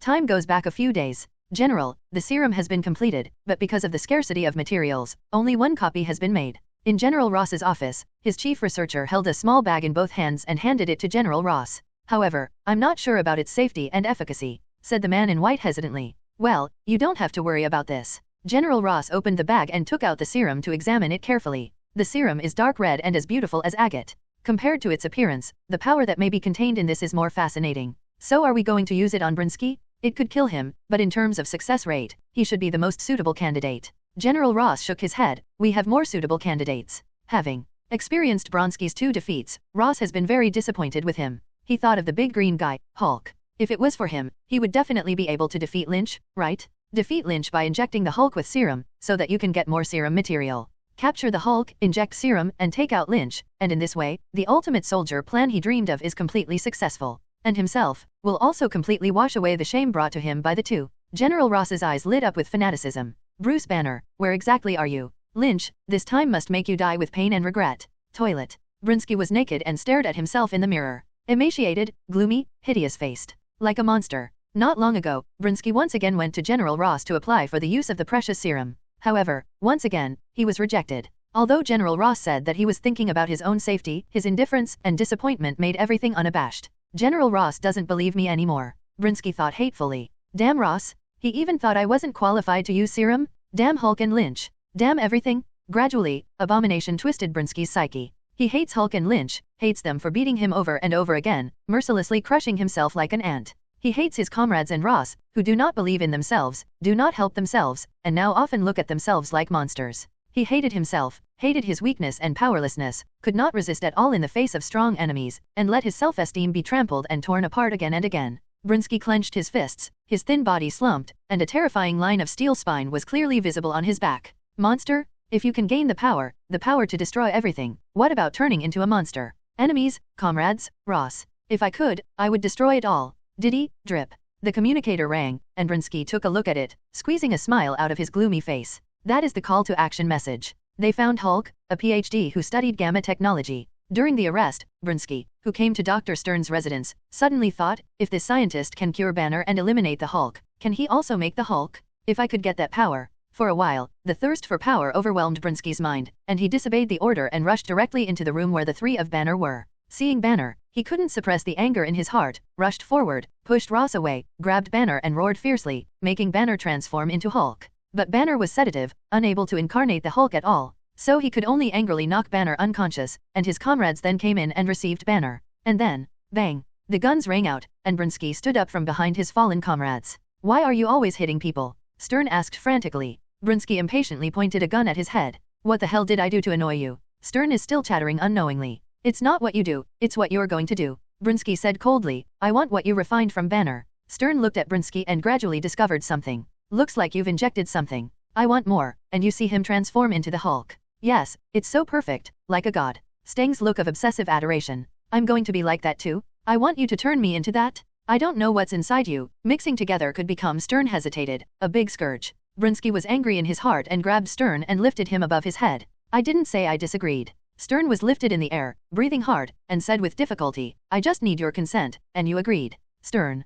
Compromised. A few minutes later, Steng's lab. Brynski lay in his chair as Stern inserted a can of Mr. Green 14.56% potency into the instrument and activated. As the instrument ran, blood entered Brynski's body. A touch of green quickly emerged from Brynski's body, then brighter and brighter. Green light shone in the room, and the instruments were affected and failed, and no matter how Stern operated, he could not control it. Brynski roared, and the power of gamma mixed with the negative emotions in his heart made his body expand rapidly, and hideous flesh thorns grew from his body. A moment later, a gray-green monster with a row of giant thorns on his back, and a taller and stronger monster than the Hulk appeared. Pushing Stan to the ground, it let out a rough, low laugh. It is called Abomination. It is more powerful and perfect than the Hulk, and it abhors all the horrors of the world. It is not as low-minded and brainless as the Hulk, but perfectly possesses human intelligence. Therefore, its heart, like its name, is filled with hatred of everything. It hates Hulk, it hates Banner, it hates Ross. Hate all that brings it pain and anger. This time, it has such power, vowing to destroy all that it abhors. Soon, Abomination rushed out of the lab, unstoppable everywhere it passed. It is full of anger and kills his former comrades. The huge force makes him throw the car like a toy. The huge and tough body crashes into everything that blocks it in its path, and the terrifying bounce makes it haunted and fleeing. Soon, the bustling streets of Brooklyn, New York, turned into purgatory on Earth. Blood is spreading, flames are burning, and people are screaming and fleeing the place. Two fighters drove against the flow of people to the scene, and they seized the opportunity to give it a shot with a bazooka. But to the horror of the two, Abomination quickly turned around, grabbed the shell casually, and slapped it the head. Explosions rang out, and Abomination was left unscathed. It roared, ran in front of the two soldiers in a few steps, raised the car and smashed into the two soldiers. Give me stronger opponents. Is it your experiment? God, what did you do? On the plane transporting the Hulk, Banner and Betty immediately guessed that this monster was probably from the hands of General Ross. General Ross was silent, and the appearance of Brynski involuntarily crossed his mind. Looking at the lost screen, Banner and Betty looked at General Ross. Sir. His subordinates asked him what to do. After a long time, Ross ordered, order all troops to go to Brooklyn. His voice sounded like he had aged 10 years in an instant. Just solved a problem, and in the blink of an eye, a bigger one appeared. Why is this? He couldn't figure it out. Hearing General Ross's order, Banner took a deep breath, and then said in a categorical tone, "Let me go, you must let me go." He saw the shadow of the Hulk in that monster. It was the Hulk, a scourge of his own making, and he was going to solve it. What are you talking about? Betty puzzled. You think you can control it? Betty didn't want Banner to take any more risks. Not to control, but to use it, Banner explains. What if you can't? General Ross snapped. We created that thing. Banner mused. All of us? Please. General Ross looked deeply at Banner for a long time, then turned his head and ordered, land near it. He compromised. At this point, face and honor don't matter. If you continue to let that monster roam the streets, how bad will it be for New York and the country? Only let the Hulk, let his experiments, let his enemies try it. Use one basket he poked to solve another. No, stay high in the air and open the rear hatch. Banner rode. General Ross nodded in agreement. Banner moved to stand at the open back door, and Betty anxiously pulled her to dissuade. Bruce, what are you doing? You have to think clearly, you don't know if you will transform. Betty begged bitterly. She was afraid that Banner would fail under this jump, and her body would be shattered. Betty, I have to try. Banner gazed at Betty affectionately. How could he not know that the Hulk had been suppressed by the potion and might even be destroyed? This jump is either success or success. But because of this, he had to jump off and give it a try. In this case, unless there is a life and death crisis, how to wake up the Hulk? If you don't wake up the Hulk, what should that monster do so? The two were speechless, and then gradually moved closer and kissed together. Is this the last kiss to say goodbye forever? Nobody knows. Lip parting, Banner let go of Betty's hand, fell backwards, and fell off the plane. Betty maintained her original position, stretched out her hand as if to grab the distant Banner, and followed him all the way to land. Bang! Banner landed on the ground and smashed into a small, human-sized pit. Did he succeed? Everyone on the plane held their breath and prayed silently. At present, the gray-green monster that appeared at the northbound Broadway intersection in Brooklyn is still raging. According to the relevant departments, the corresponding strike rescue operation has begun, but some people at the scene said that the monster has eliminated a small army of troops, and bullets and bazookas have no effect on it. It is recommended that the surrounding citizens evacuate quickly and pay attention to the news of this station. The follow-up situation is being broadcast in Manhattan, New York, a small bar in Hell's Kitchen, a famous Marvel scenic spot. The tragedy in Brooklyn is being broadcast on TV all the time. Watching the bloody and terrifying videos broadcast on TV, the atmosphere in the bar became even more fiery. Oh my god, what kind of monster is this? Gee, I really want to see how powerful this big guy is. Are you crazy? That guy will tear you to shreds? Not necessarily, if it dares to come to Hell's Kitchen. Listening to the discussion in the bar, Lynch burped and put down the Coke in his hand. He doesn't really like to drink. As for whether there is a Coke in the bar in Hell's Kitchen, and whether drinking Coke will get beaten, these things are not for Lynch to consider. He just right enough to accidentally smash the bar's marble bar while swatting the money on the table. Well, 15 centimeters thick, hard enough to smash a fist into a fractured stone. The effect is very good, it can be called a blow to the heart. The bartender, who was originally impatient and said that there was no Coke, ran to buy a barrel of Coke, and carefully made it into various flavors. It also puts an end to annoying all kinds of punks, thieves, scammers, and so on. Leaning on the spacious booth sofa, tasting the Coke in front of you one by one, enjoying the winks thrown by the beautiful women passing by from time to time, I originally wanted to feel the passion of Hell's Kitchen, but I had to experience the rare calm and friendliness of this Hell's Kitchen. Lynch couldn't help but sigh. The strong, maybe it's so boring and tasteless. Hey, can I sit here? A voice suddenly interrupted Lynch's self-absorption. No. Lynch subconsciously rejected the fifth woman today to say so, but he immediately raised his head and looked at the comer. Natasha, why are you here? The person who came was Natasha, who was dressed in a short skirt and a low-cut outfit, sexy and beautiful. Don't you know? Natasha sat down next to Lynch without a trace, then leaned into his ear and whispered, that monster in Brooklyn. Lynch took a lazy sip of Coke and replied leisurely, how could you not know? He pointed to the TV. This is broadcast everywhere, even if you don't know it's difficult. Natasha pursed her lips and smiled, her eyes streaming over Lynch. Lynch was furrowed by the sight, and couldn't help but sit away and ask, is there any problem? I'm watching Superboy. Natasha smiled, why is he still sitting here? How else? Lynch rolled her eyes, feeling like Natasha had a bit of a problem today. Do I have to fly out and fight monsters? Although Natasha always smiled and spoke softly enough, the longer she was in contact, the more she could feel the distance from her. Compared with the kind of person who is cold on the outside and fiery on the inside, in fact, people like Natasha who have a sense of intimacy once contacted, but who are always difficult to communicate with, are more difficult.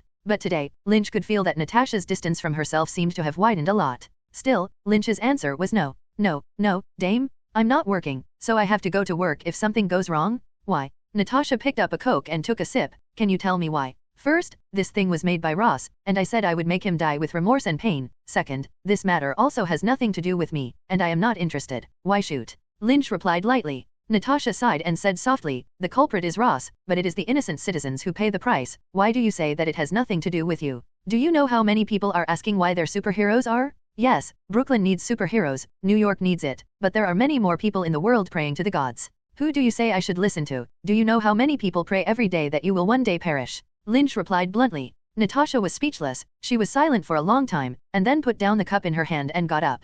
Okay, then have a good time, I have to go play with this guy. With that, she turned away with a hurt look. Lynch suddenly broke the work, looked at Natasha's back and couldn't help but burst out laughing. Well, you win. Lynch was helpless. In fact, someone has already made a move. If nothing else, it will solve this matter. Natasha came back and said suspiciously, You mean Brooklyn, the land of abomination raging. The deep pit that Banner smashed suddenly shook, and then a green hand jerked out. It's the Hulk? Banner succeeded? The crowd on the plane couldn't help but cheer. It climbed up from the pit and tore off the pieces of clothing hanging from its body. Roar. At the distant Abomination, Hulk roared. Hulk, strike, Hulk. Abomination turned back and whispered hatefully. Great. The intense competitiveness and the hatred that almost ignited it made him ecstatic to see Hulk. Having become a monster to gain such power, he desperately needs a real victory and true revenge to soothe his crazy heart. Hulk? The guy who kicked him into a piece of waste? Surely, you must double down on what you have suffered. Abomination rushed towards the Hulk. And Hulk also tore off his obstructing clothes little by little with a fierce face, roaring and accelerating towards Abomination.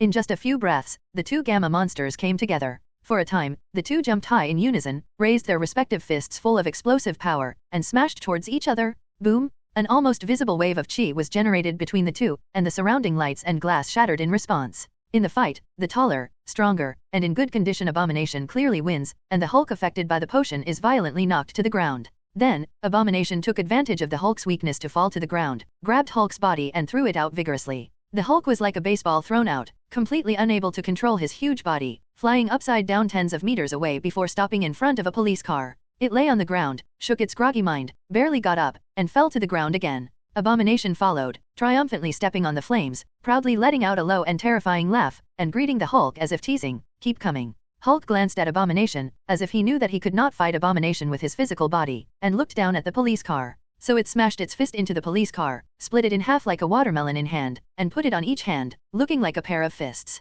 Abomination rushed to Hulk and punched him, but was caught off guard by Hulk's police car holster and took 2 steps back. The Hulk is unforgiving, take advantage of the situation to punch the left, punch the right, and the last right hand hook. Abomination was directly knocked to the ground, and Hulk sat on Abomination's body, and 2 large fists struck like a hurricane, hitting Abomination's strong body all the time. But it's no secret that New York police cars are the most vulnerable thing, with countless damages every year. Therefore, after a few punches, the police car fist holster in Hulk's hand turned into pieces and fell to the ground. Hulk smashed 2 more fists on Abomination's ugly cheek, only to find that it seemed as if his small fist could not hurt Abomination at all. Abomination spat and mocked with disdain, "Are you just this little material?" It was exactly the same as what Brinsky said to the Hulk that day, but unlike the day when it was kicked into a crushing fracture, this time, it has the qualifications to say so. When Hulk heard this, he was furious, and he clenched his fist to give Abomination a look, but was grabbed by Abomination and kicked it. Feng Shui took turns, and this time it was the Hulk's turn to be mercilessly kicked and smashed directly into a building not far away.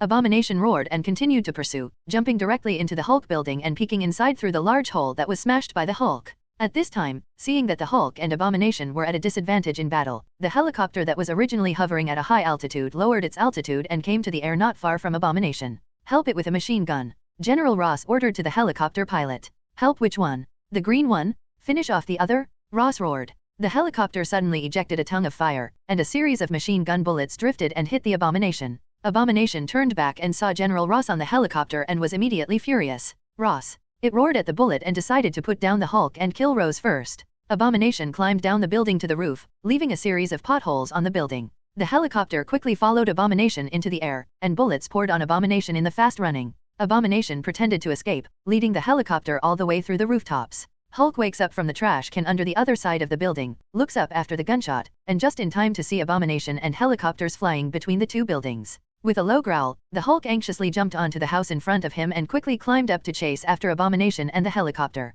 "Keep firing." General Ross shouted orders to the driver. Abomination stopped abruptly, glanced coldly, and then changed direction and rushed towards the helicopter that continued to fly, grabbing the helicopter with 1 jump. Seeing this, the Hulk behind him immediately accelerated, and it was also a big jump. The huge body of Abomination stretched out in the air, just as happy as its heart at the moment. "Ross, finally got you?" But what it didn't expect was that the Hulk flew over from the side, grabbed it and pulled it hard. Abomination suddenly sank and barely grabbed the helicopter's rack, while Hulk grabbed Abomination's body. Two gamma monsters were hung from the crumbling helicopter. Hulk desperately pinched the flesh thorn on Abomination's body, and Abomination did not show weakness, and his free fist beckoned to Hulk again and again. Finally, the Hulk, who couldn't bear the pain, was hammered and let go abruptly, but it immediately grabbed it hard again and dragged it in disgust. The helicopter slammed and staggered into a water storage tank on a building. Abomination and Hulk collided with the water tank, and even the helicopter finally lost control. The helicopter, which bears an undeserved weight, fell to the ground with two monsters spinning. The Hulk, who landed on the ground, got up weakly and looked at the crashed helicopter with a worried face. But Abomination didn't give it a chance to continue looking, and it stood on the helicopter, wiped the blood from the corner of its mouth, and hissed and rushed towards the Hulk. Hulk withdrew his gaze and glanced at the alive Abomination with some weakness. At this moment, it was in a wonderful state because of the influence of the potion, with both the power of the Hulk and part of Banner's thinking. So it wants to protect Betty, it wants to defeat Abomination. Even if its whole body is soft at the moment, there is even a kind of exhaustion that it has never felt before, as if to say to it, sleep, sleep, and it will be fine. No, cheer yourself up. You can't lose. In Hulk's simple thinking, this is a battle that cannot be lost even if you lose your life. It forcibly lifted its spirits, put away its tiredness, and let its face be covered with the ferocity of a beast. In the blink of an eye, the fist of Abomination had already hit, and Hulk raised his fist to parry, but he could not resist the power of Abomination at all. Once again, the Hulk was shot away by Abomination, and this time, it was finally approaching its limit. Abomination pinned Hulk against the wall, and the spikes in his hand plunged deep into Hulk's body. You don't deserve this power at all. Watch her die in front of you. Abomination pressed against Hulk's pained face, cursing viciously in its ear. Hulk, knock this down. Suddenly, a voice from General Ross came to Hulk's side accompanied by a dark shadow. Back in time, when the helicopter crashed, inside the dark helicopter, Betty woke up first. Dad. Betty crawled over to General Ross. Are you okay? Let me help you. Ross was painfully helped up by Betty. I'm fine, we have to get out quickly. With that, General Ross and Betty moved with difficulty outside the open hatch. At this moment, the Hulk was being pinned against the wall in Abomination, his body was pierced by flesh thorns, and he constantly let out a wail. Seeing this, General Ross's face began to change. Hulk, Lynch, Abomination. One monster after another becomes an enemy because of his super soldier plan, causing him trouble again and again. Hulk, Lynch's accident, was hidden by the tacit approval of the upper echelons because it was deliberately controlled by both parties in a small area. But this time, unbridled hatred raged the streets of New York, directly tearing apart the fragile harmony that Ross had maintained for a long time. Ross couldn't help but think to himself, did you really do it wrong? Is the super soldier program really without a future? Or something wrong with what you don't think is important? The Hulk was framed by himself and forced to flee into exile, and Lynch was forcibly captured by himself, so he fled to destroy the military base. Perhaps, the sacrifice that you think you should make for the country, the dedication that does not need to be justified at all, is not recognized by everyone. And now, it's time to make a choice. Ross thought of the serum, and before acting, he didn't know why he was carrying it. Now, the Hulk is clearly unable to fight this more powerful monster, and if the Hulk is killed, the next ones to die will be himself and his daughter, and then New York. If you use serum for the Hulk, there is a good chance of success. In this way, you can defeat this monster and avoid all tragedies. But after using it, the Hulk will definitely be more difficult to control in the future, and his super soldier plan will lose hope forever. Do you abandon the super soldier program, or bet on a hope of saving everything? He silently returned to the helicopter, slowly groping for something in the dark. For a long time, he returned to the helicopter door with a small bag. Ross lifted the small bag with all his strength and threw it towards the Hulk. Hulk, knock this down. Then he slumped to the ground. He made a choice, choosing to give up his attempt to create an ultimate soldier for the slightest possibility of saving himself, his daughter, Banner, and New York City. This decision undoubtedly negates all these efforts he has made over the years. Veto his burden of humiliation, his painstaking solitude, and all the sinful things he did. The packet drew an arc and landed on the Hulk's hand. Serum. Abomination, who maintained complete wisdom, guessed in an instant what was in this small bag, and his hand couldn't help but add a little strength. Damn Ross, don't want to give me the serum, but give it to the Hulk, a monster without a brain? What qualifies it? I am the perfect soldier? Furious, disgusted, the thorn in his hand penetrated into Hulk's body again. The Hulk wailed in pain, like a wounded beast. It still didn't understand the meaning of the small bag that Ross threw around, so it looked in the direction of the helicopter in bewilderment. Betty's expression was so worried and sad that she was on the verge of tears. No, can't make her sad. Can't make her sad. Hulk, who was stimulated by this expression, unexpectedly burst out a deep and terrifying green light in his eyes, and a powerful force from an unknown place suddenly filled Hulk's body. Roar. Hulk gulped, grabbed Abomination's hand that was on him, and broke it off little by little. Hulk and Abomination clasped their hands together, frantically using all their strength to wrestle. Abomination was surprised to find that Hulk's strength had somehow become unexpectedly strong, and for a while it was overwhelmed. The Hulk kicked out, pushed the Abomination hard, threw the Abomination away, and then grabbed the Abomination that flew out upside down and threw it against the wall. At this moment, a stray bullet that flew from nowhere fell to the ground where the plane had been filled with oil after it fell. In an instant, the flames rose. Seeing the fireworks swallowing the helicopter along the oil, the Hulk stimulated his potential, instantly rushed over, stretched out two big hands, and slapped it against the flames. The two palms instantly slapped out a powerful whirlwind, directly blowing away the flames on the helicopter. The flames disappeared and Betty reappeared in the hatch, only to see Abomination rise from behind the Hulk. "Be careful," Betty reminded loudly. But the Hulk was still knocked to the ground by the big piece of iron that Abomination found out of nowhere. The Hulk fell to the ground, barely getting up, and hated to drag the iron to smash on the Hulk. This time the Hulk fell to the ground and did not get up for a long time. Abomination dragged the piece of iron, little by little, but the target was no longer the Hulk who fell to the ground. "General, do you still have your last words?" It glared at Ross hatefully, trying to solve the old guy and Betty who looked down on him first, and let Hulk feel the pain. The iron is spinning in the air, accumulating terrifying power, and if this smash falls on Ross and Betty, it will definitely make the two of them shattered. In a critical moment, the Hulk once again felt a new power. It stood up again, raised its hands high above its head, and uttered a call that belonged to the Hulk. "Hulk strikes." With the slogan, it clenched its fists and smashed it to the ground with all its strength. Under the onslaught of the Hulk, the ground was smashed into a deep chasm. This crack spread all the way, instantly reaching the feet of Abomination, making Abomination, who raised the iron block ready to deliver a fatal blow, step into the air and stagger. The Abomination was short, and the iron chain connected to the iron block in his hand came out of his hand and flew high in the air. Then Abomination watched with horror as the iron fell straight down from the top of its head, and it struggled twice, but because it stepped into the crack, there was no way to dodge. Bang! Pieces of iron fell on Abomination's body, and the chains wrapped around Abomination's neck.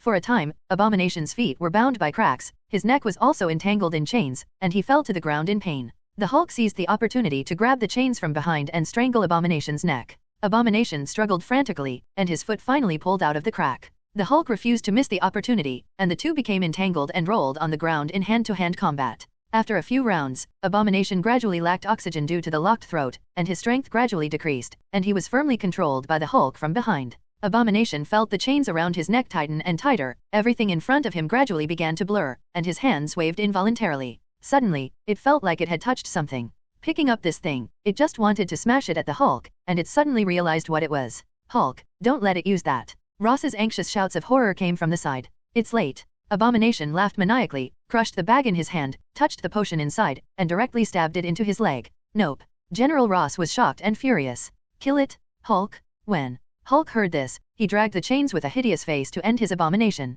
And the hatred at this moment, an unknown strange change is taking place in the body. The serum injected into it quickly works, fuses with the highly inclusive gamma gene, and then evolves. It convulsed, screamed in pain, the green on its body gradually faded, the wounds all over its body gradually healed, and its ugly skin became tougher. Moments later, it knocked the Hulk down with a painful movement, and then continued to roll on the ground with rapid changes. But Hulk, as if hit hard, lost consciousness and lay aside. "Can you handle it?" Natasha tilted her head and asked rather calmly. "I don't know, some things have to be done to know." Lynch slowly lifted off and replied faintly. A haze flashed across Natasha's face. "Lie to you, that guy is a botched copy, how can it compare to me?" Lynch burst out laughing. "I went, so many people were calling me." After that, Lin Chi flew into the distance. Natasha laughed with a hint of concern in the noisy crowd cheering for Lynch. "Don't get into trouble, Linear." 15 minutes ago, the Hulk vs. Abomination. Hulk was on his back and lay unconscious on the ground. Surrounded by heavily armed soldiers, a helicopter in the sky fired a strong light on the twisted and tumbling Abomination. General Ross continued to deploy the next attack of his army with a livid face, even though a round of fire a minute earlier seemed to have only destroyed the ground beside Abomination, and did not harm Abomination at all. It is clear that the fire of the previous helicopter can cause some damage to the Abomination, but now, General Ross finally recalled the fear of being dominated by Lynch that day. Not to mention the death rays emitted by his eyes, the kind of defense that cannot cause damage with all his firepower is enough to make people despair. If this monster really has a superhuman body of steel, how can it be resisted? Missile? Biological weapons? Still is. Nuclear bomb? This is New York. Besides, is it really just a matter of letting this monster wreak havoc? In any case, you can't let it rush into the downtown area again. Betty, you get out of here first. General Ross wanted someone to escort her away. Dad. Betty didn't want to leave, Bruce is still there. What are you going to do with that guy? General Ross could not answer, and motioned with his eyes for his subordinates to take her away. "I'm not leaving." Betty yelled, "I'm going to be with you." She guessed that this walk might be a farewell to the two and fought to the death. General Ross could not resist her and could only acquiesce. Oh, Boom. The soldiers began a new round of firing, but this time the abomination began to move. It slowly stood up from the fireworks created by the dense fire net. Compared with the previous ugly and violent, and twisted abomination, now it is silver gray, its skin is firm, and its figure tends to be a strange perfection. If the previous abomination makes people think of chaos, violence at first glance, abomination now, it's like a god. A soldier couldn't suppress the idea from his heart. But soon, he knew he was wrong. Abomination stood loosely, his hands holding his head and shaking vigorously. It didn't seem to feel the blows coming from all directions, and it was feeling its own body. Suddenly, it tentatively jumped and burst out more than 10 meters high, shooting towards General Ross like a sharp arrow. It crashed to the ground and was greeted by a burst of gunfire. But it just twisted its body, and then ejected, grabbing Ross in its hands like a chicken. Ross. It won the victory, and said with a mocking face, "Do you regret it now? Give the serum to the Hulk?" Brinsky. A hint of surprise flashed in Ross's eyes, and he blew his beard and snorted coldly, "Do you think you won? Look at your appearance. Monster? Monster." It had thunderous fury in its voice. "If it wasn't for you not believing me, how could I be like this?" With the force of his hand, he pinched Rose all over the face, but Rose just glared at it without fear. "Huh." It burst out laughing, and then threw Ross to the ground like a garbage. "I have to thank you. If it weren't for you, I wouldn't have this power." It deliberately slowed down, walked to General Ross, and whispered, "I know that you are not afraid of death, so I decided to keep you until the end. I'm going to kill everyone here, Mr. Banner, Ms. Betty, your soldiers." "No." Ross curled up, finally looking flustered. "Enjoy, General Ross." It smiled wickedly and rushed from Ross's side to the soldier holding a gun. Before the soldier could shoot, he was slapped backwards and flew out in horror by the rapidly running abomination, spitting blood from his mouth and darkening his eyes. The rest of the soldiers immediately opened fire when they saw this, but they could not hit the lightning-fast abomination at all. And the messenger of hatred and deteriorating as the god of death wanders among the soldiers, and can easily take the lives of one soldier after another with a single move. The soldiers could only watch as their companions fell to the ground one after another, screaming for signs of losing their lives. Panic gradually pervaded the crowd. "No, don't kill me, I surrender." A soldier saw hatred rushing towards him, and directly threw his gun and lay on the ground trembling. After waiting for a long time, he suddenly raised his head, and his face showed the ecstasy of the rest of his life. Phew. The world in his eyes suddenly began to spin, and then he saw his own body without a head. "What about your own head?" The smile froze forever on his face. "Devil? He is the devil. No, I can't die. My mom is still at home waiting for me to go back." The soldiers completely collapsed and fled for their lives from the battlefield, but they were all caught up by hatred and killed to death. In just 10 minutes, there was no longer a single standing soldier at the scene. Only some of the citizens who were originally here were ignored by hatred and hidden, and now they were silently praying in horror. "God, please save us." A conservatively dressed woman whispered suppressed her fear. "Mom, will Iron Man and Superboy come to our rescue?" A little boy of 5 or 6 years old asked in the woman's arms with big eyes full of expectation. The lady wiped the tears from her face, smiled and said to the child, "Yes, they are already on their way. So we have to hide well and wait for them to come and save us?"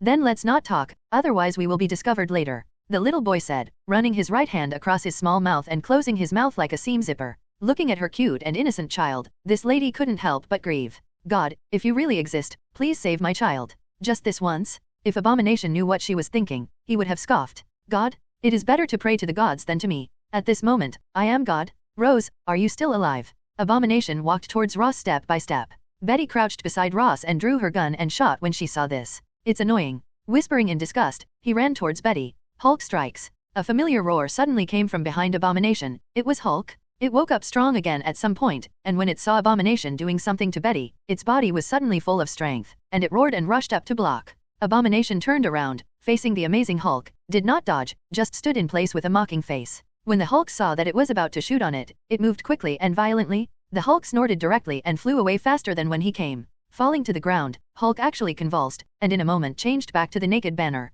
Abomination laughed maniacally, proud that the Hulk had been scared away by it. Bang bang. "Don't touch Bruce." Betty clenched her teeth and her eyes flushed as she finished the bullets in her pistol. Abomination then turned around and enjoyed the joy of victory. Ignoring Betty's resistance, it picked her up and lifted her into the air with one hand. "Ross, Banner, watch her die, you are all trash." "Nope." Rose stretched her head and begged desperately, "You let her go, she's innocent." Abomination pinched Betty regardless, intending to suffocate her just like that. Suddenly, the pleading Rose's expression changed, and he shouted loudly, "Save her, it's my fault, she is innocent, she is kind." While saying, he pulled out his gun and stuffed it into his mouth. "Please," he lip-synced, then pulled the trigger. Bang. Ross fell to the ground slowly, his eyes filled with regret and pain, self-blame, and the last trace of longing. "What the are you doing?" Abhorred was surprised by General Ross's set of maneuvers, and it was clear that the last words were not addressed to it. It pondered General Ross's last words, and then suddenly woke up. It's that guy? Boom. A roar of a comet hitting the earth suddenly resounded on Abomination, and it was directly knocked down by the attack from nowhere, and Betty in his hand disappeared. Its legs were deeply inserted into the ground, and its hands were weakly supporting the ground, and it lowered its head and looked from a distance, as if it was visiting someone. You look for death. Abomination looked up at the young boy in front of him, and his heart couldn't help but burst out of anger and panic. Lynch put Betty aside in his hand and walked slowly to the eyes of Abomination. He didn't want to get involved in this big war. After all, he hated the basket that Ross poked out, just to let it kill Ross to avenge the last shot. Secondly, this matter has nothing to do with Lynch, who is not willing to open this head if he has something to do with social animals. Just like in the plot, the Hulk should be able to take out the Abomination, and each villain will have a corresponding hero character to solve. Unless a villain is involved with Lynch, the plot is deflected, and the hero cannot fight. Lynch will make a move. Otherwise, there are too many villains in the Marvel Cinematic Universe, even if he has 10 hands. So he really didn't want to participate in the passionate hand-to-hand combat between the two monsters. It was too inelegant. However, Ross deserves to be a boss manufacturer, and he actually made an ability serum through some materials left behind last time, so that the Abomination ability was strengthened again. In this way, although it was still Ross's death, Lynch had come to strike. First, this thing is related to himself, although it is not out of intention, but after all, the strengthening of hatred is related to himself. Second, this guy is already unstoppable. Originally in the plot, Hulk was to kill the Abomination by opening the plot, and then strengthen this wave. The Hulk who was weakened into a dog in the movie can't fight the Abomination anyway. Let this guy kill. I'm afraid that with its ability, it can keep making trouble in New York until dawn. Tony is not in New York on business. Lynch has to care. After all, the time is only December 2009. The plot has not yet begun. New York has been destroyed. Who to reason with? Third, such a powerful and deliberate destruction of New York's Abomination can also provide a lot of justice value, and Lynch will naturally not let go. Passing by General Ross, who was dead and blind, Lynch reached out and closed his eyes. Although there have been grudges, the deceased is great, and he should have realized his mistake and feared death for the safety of New York. By the time he committed suicide, the hatred had dissipated. Instead, there is the common goal of eliminating Abomination. Brinsky, the game is over. Lynch stood in front of the Abomination and declared indifferently, "You have no idea what kind of power I have." Abomination growled, furious at Lynch's arrogance. "Then let me see." Lynch burst out and kicked Abomination in the face. Abomination raised his hands to block, was wrapped in a huge force, and involuntarily flew upside down. Under the blow, Lynch directly crossed tens of meters with hatred and slammed into a wall. Abomination was being stepped on by Lynch against the wall, disdainfully just wanting to say a classic line of his own. "Just your daddy's old basket." Lynch directly punched the ugly face of Abomination into the wall. "It's really a day by day, so it's not over? You don't really think you're resisting, do you?" Roar. Abomination was angry and corrupted, and the unfinished lines seemed to have caused a great blow to its spirit, and an imperceptible green light flashed in its eyes. It struggled frantically, crushing the wall beneath it and breaking away from Lynch's hands. Lynch observed that the body of Abomination reappeared a faint green, and the muscle dimension also expanded slightly. No way. Isn't the Hulk in the Marvel Cinematic Universe without a setting of anger-boosting power? Why can this Abomination still explode? Puzzled, Lynch rushed forward and raised his fist to fight. Unexpectedly, Abomination raised his head coldly, flashed the attack, and took an elbow. Lynch suddenly turned pale and stepped back one after another. Abomination seized the opportunity and pounced with another punch, and Lynch lost control and flew backwards. Fists, legs, heads, Abomination beats Lynch like a sandbag, and the figures of the two are constantly moving in the sky and on the ground, destroying everything that stands in their way. Suddenly, Lynch stopped in the air and grabbed Abomination's punch. Abomination's other hand hit again, and Lynch caught it again. Then two legs kicked, and Lynch kicked back. The two wrestled in the air, their hands competing for strength, and their legs and feet kicked each other. Another terrifying kick, Lynch directly let go of the Abomination and quickly took to the air. Lynch flew to 100 meters in the air, then squeezed his fists, twisted his neck, and stretched his body. Looking at the Abomination below the fall, he was a little depressed. This guy seems to be really strong. After a passionate physical exchange just now, Lynch found that this guy's strength, speed, and even defense were not under him at all. No wonder the Hulk was afraid of the hammer. But if you think about it, you can understand that the Abomination at the moment combines the superpowers of three superheroes. It originally had Super Soldier Serum similar to Team America, Hulk's Gamma Serum, and Lynch's original partial Superman Serum. Good guy, can make up these abilities. What kind of villain is this? Whitewash you as the protagonist. Is that all you can do? The voice of hatred and mockery came again. Think it's safe in the air? As soon as he finished speaking, he squatted deeply, jumped up like a spring, and went straight to Lynch. Lynch's gaze was cold, and he also turned over to meet the Abomination. "Don't move the real thing. Do you really think I'm just like this?" Boom. The two violently collide in the air, and Lynch takes advantage of gravity and knocks Abomination to the ground. He pressed Abomination to the ground, and his seemingly small fist slammed into Abomination's face, beating the earth to crack continuously. Suddenly, Lynch's eyes burst into a burning red light, which instantly shot at the chest of Abomination. The fist can only make the Abomination feel pain, it is difficult to cause damage, and it is only possible to try it with hot sight. Moisture. The hot sight did not penetrate the Abomination's body, but made a barbecue-like sound, and a strange smell of meat with a fishy smell suddenly permeated. Ah! Abomination yelled and punched Lynch in the face, smashing him into the air. It looked extremely angry, and the sound it made faintly turned into a beastly again. Roar. Lynch's eyes were smashed, and he closed his eyes for a while, and was Abomination to seize the opportunity to combo. Abomination used his unstoppable power to beat Lynch all the way and instantly came hundreds of meters away. Another heavy punch, Lynch was smashed into a building. Abomination followed, grabbing Lynch and slamming him to the ground, breaking several floors to the ground. Roar. It pressed Lynch demonstratively, and roared at Lynch, who frowned and narrowed his eyes slightly. Lynch suddenly coughed, and a mouthful of bloody saliva spat on the Abomination face that was close at hand. He opened his eyes and said a little groggily, "Do you know that you are ugly?" Abomination was furious, and his big, thick fist slammed into Lynch's pained face. On Lynch's cheeks, blood gradually oozed out. Suddenly, the fist of Abomination was grabbed by Lynch's outreach, and he couldn't fall a little more. Lynch opened his eyes and gritted his teeth and said, "That's it." He clenched his fists, his green tendons burst out, and he swung out with one punch. Lynch punched out and hit the Abomination brain. Abomination was hammered and snorted, and his body leaned back directly and weakly. Its heavy body shook the ground, and tears and blood flowed all over its face. In front of Lynch's eyes, a curtain of light that was only visible to himself lit up. Superman System. Current template, Juvenile Superman 100%, Youth Superman 20% template. Redemption list, Youth Superman. Superman, Magical Superman, Gold Superman, Supreme Superman, Silver Superman. Justice value, 185. Just. Now, Lynch opened the system in an instant and exchanged 10% of the Youth Superman template, only to suddenly increase his strength and complete the counterattack. Originally, Lynch had 5% of the template progress, and after experiencing the big trouble in the military base, he exchanged 5%, and after Tony's press conference was exposed, plus a succession of small actions, Lynch exchanged 10% of the template at once, and there were nearly 100,000 left. After the war with Abomination, the value of justice finally increased to more than 100,000. But before redeeming the 10% template directly, Lynch wanted to seize this to hone his combat abilities. Therefore, after finding out the strength of the Abomination, he did not exchange it at the first time. Then Lynch is seized by a sudden burst of Abomination, and a set of combos is lost to the ability to fight back, and he has to turn on the system and exchange it at the speed of light. It's time for me now, right? Lynch swooped in one accelerated from the air, clasped his hands together, and slammed into Abomination's chest. Dizzy in front of his eyes, the inarticulate Abomination raised his head, his eyes bulged out like a dead fish, and blood spurted from his mouth.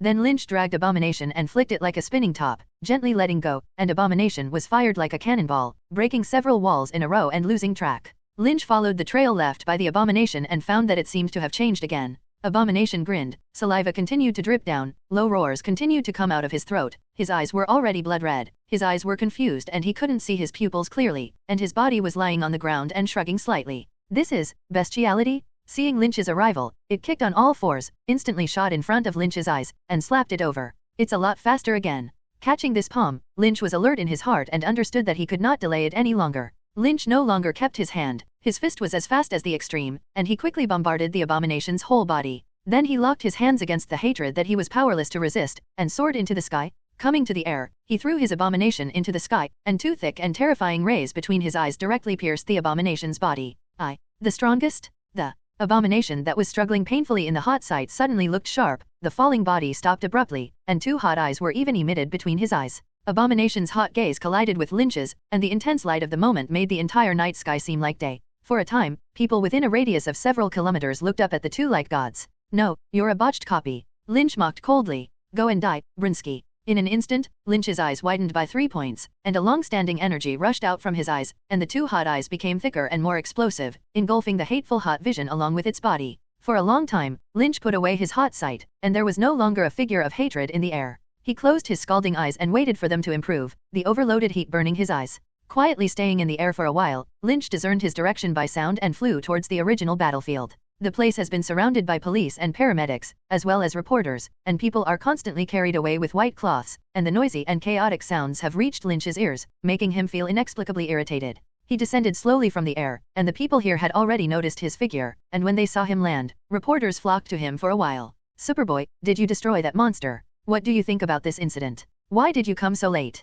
Say something." "Shut up." Lynch, who clenched his teeth and raised his eyebrows, roared angrily, and suddenly everyone was shocked. Lynch pushed away the crowd in front of him, walked to the unconscious banner, picked it up and left. Hey, you can't do this. A policeman whispered dissuasion. Lynch glanced at him coldly and did not speak. What are you going to do? Betty also came from the ambulance on the side and stopped him with a little hostility. I have no malice, I just want to give him a chance to choose, otherwise he is likely to lose his freedom. When Betty heard this, she fell silent. Okay. Lynch nodded and turned to leave. Superboy? It's a child's voice. Lynch looked back and saw a 5 or 6-year-old boy running away from his mother's hand. This is for you, thank you for saving us. He pulled out a small S badge representing Superman from his arms and handed it to Lynch. Lynch smiled and touched the little boy's head.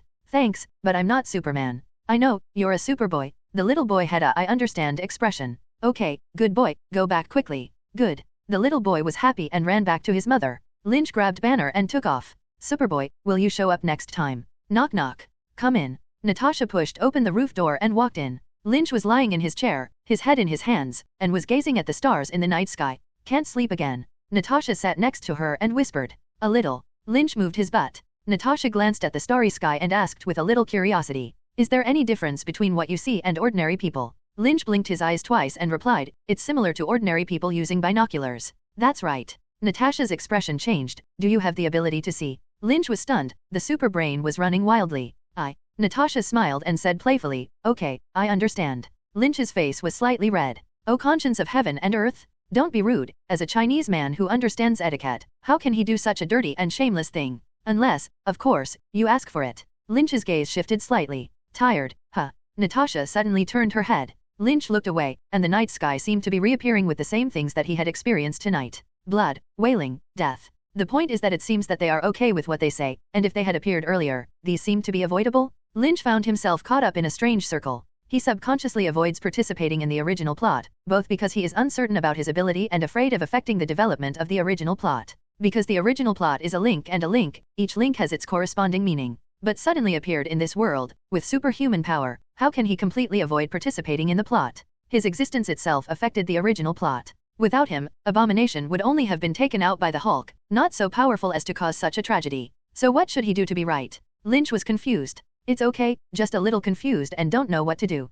Sometimes, if you don't understand, don't think about it, follow your inner voice and do it. Natasha's eyes shone like stars in the sky. Some things, you don't know until you do it, don't you? Yes. Lynch silently glanced at her chest and smiled. Not this one. Natasha pouted and got up to leave. Good night. Follow my inner voice? Lynch thought back to the cold corpses, the mournful cries of their families, and the little boy's words. Do you want to be a superhero next time? Maybe. Superboy saves New York. What kind of person is he? Demystifying superheroes. Superboy. Superhero or ulterior motive. Superboy Big Bottom? Monster Maker. General Ross's secret plan. Lynch swept his gaze over the newspapers with similar headlines on the newsstand, pressed his hat, and took a clarion call. Last night's incident was too loud to block the news, and it has caused an uproar in New York. Abomination has been wiped out by the heat eye, and the government has made the dead Ross a scapegoat, saying that the Abomination was created by dangerous experiments conducted by his own individuals. Superboy, guided by some people, became the center of public opinion. Everyone was eagerly discussing Superboy, his great abilities, why he didn't wear a uniform, his handsome Asian appearance, and so on.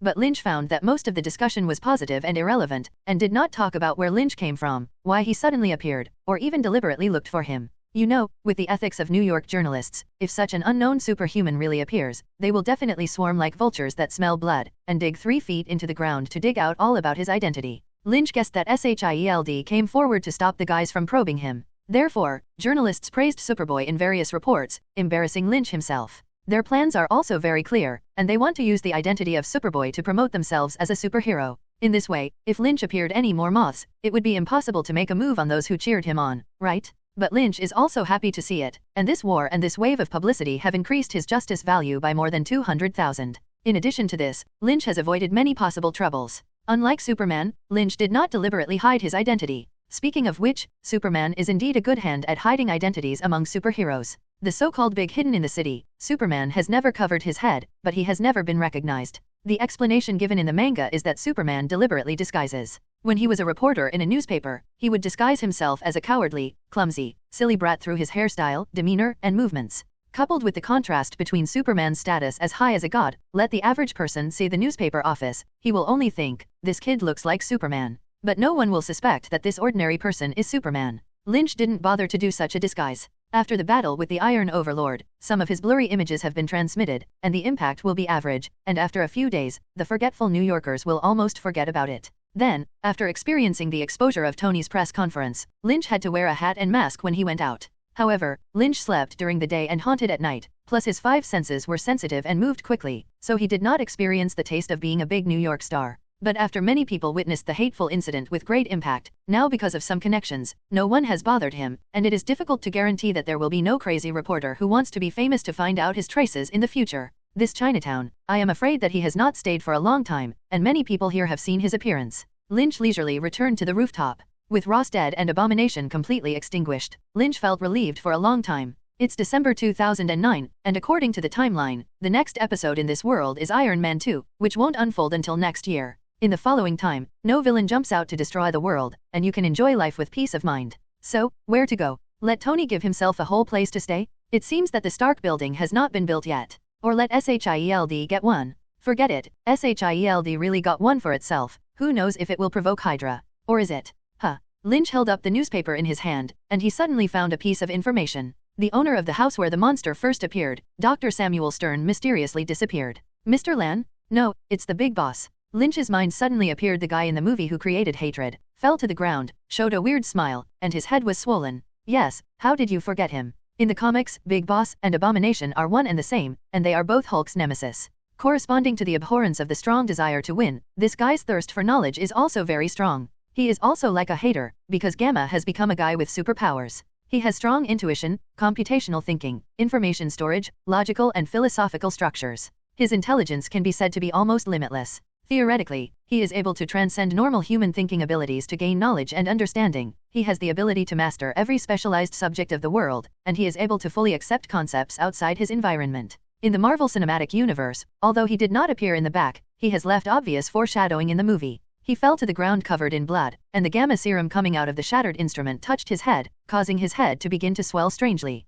It's like the Hulk, the transformation of Abomination. It is unknown how many superpowers in the manga he has obtained in this world, but according to the performance in the movie, this character has a very high degree of restoration to the comics. He showed intense curiosity and was not afraid of danger. Although he did not appear in subsequent movies, this does not mean that he did not do anything bad after that. In the comics, after his head has been transformed, he assembles a team to steal the scientific secrets of the entire world. This guy, missing. It's a bit careless. Lynch thought silently. For Lynch, this kind of intellectually oriented guy is tougher than the villains who fight with force. After all, Lynch, who has redeemed 50% of the youth Superman template, will not be afraid of fist-to-head fights. But to play tricks, to fight wit, Lynch really can't play. Gotta find him? If you really want him to hide and develop silently, maybe one day he will jump out and engage in a plan to destroy mankind? Although he only has a strong thirst for knowledge, the technology of the Earth will not satisfy his day. At that time, will he want to unify the world, eliminate wars, confrontations, etc. in all countries, and gather the world's human and material resources and intelligence to develop science and technology? To a character who cannot be explained by common sense, who is dominated by something, does this choice seem reasonable? Thinking of this, Lynch pulled out his phone and wanted to call Natasha and let SHIELD handle the matter. But on second thought, the big boss seems to have a superior IQ and some kind of intuition. If SHIELD handles it, will it startle the snake? Alas, you have to do it yourself. Sensing that there seemed to be no one around, Lynch started with a catapult and flew towards the battlefield he remembered yesterday. Inside a room full of clutter, Dr. Stern, or the big boss, was curled up in a corner with a pained expression. His head swelled upwards, looking like a large winter melon from a distance, stained with blood, and constantly expanding and expanding, like a balloon being pinched around. This is the basement of his house, and when Abomination runs out of the lab, he discovers that he has also mutated due to gamma exposure. He didn't want to be taken away by the government, but wanted to explore the changes that had happened to him, so he took advantage of the chaos to hide in this secret basement. More than 10 hours passed, and he noticed that he had undergone strange changes. Unlike the changes he expected, instead of becoming a monster like Hulk and Abomination,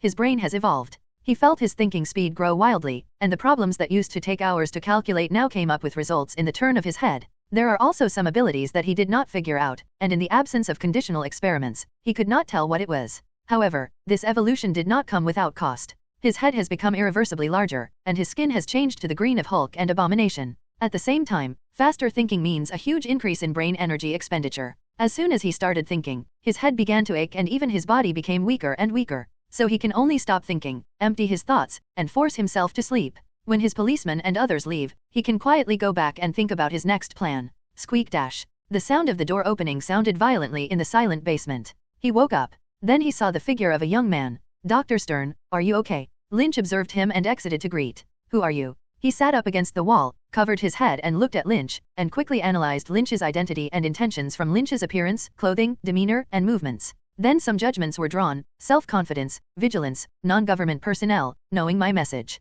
Lynch also guessed something after observing Stern. This guy doesn't seem to be in a good state. Still mutating? Do you want to kill him directly? Do you feel any changes in your body? Stern held his head and said with some pain and weakness, my brain has mutated, and my thinking speed has become much faster. He did not lie because he deduced that he lied and had nothing good to eat. This guy obviously has some information about himself, and shows a hint of killing intent before speaking. He had an intuition that if he lied, he would probably be out of luck. What's your plan? Lynch said with a smile. Stan was stunned for a moment, and then quickly replied, I want to hide and continue the research of Gamma. Lynch frowned. Is this script wrong with the comic, because of the adaptation of the cinematic universe? Or is he lying? I'm not lying, I just want to do some research, and I don't want to be taken away by the government to be their research product. Stern seemed to see through Lynch's thoughts, and added, can you help me? Lynch held his hand and looked at Stern and said, your ability is too strong, and your thirst for knowledge is too strong. How can you guarantee that you will not cause harm to this world in the future? Stern quickly replied, my mutation is not that powerful, I can only keep thinking for a short time, and then I have to stop because of severe pain.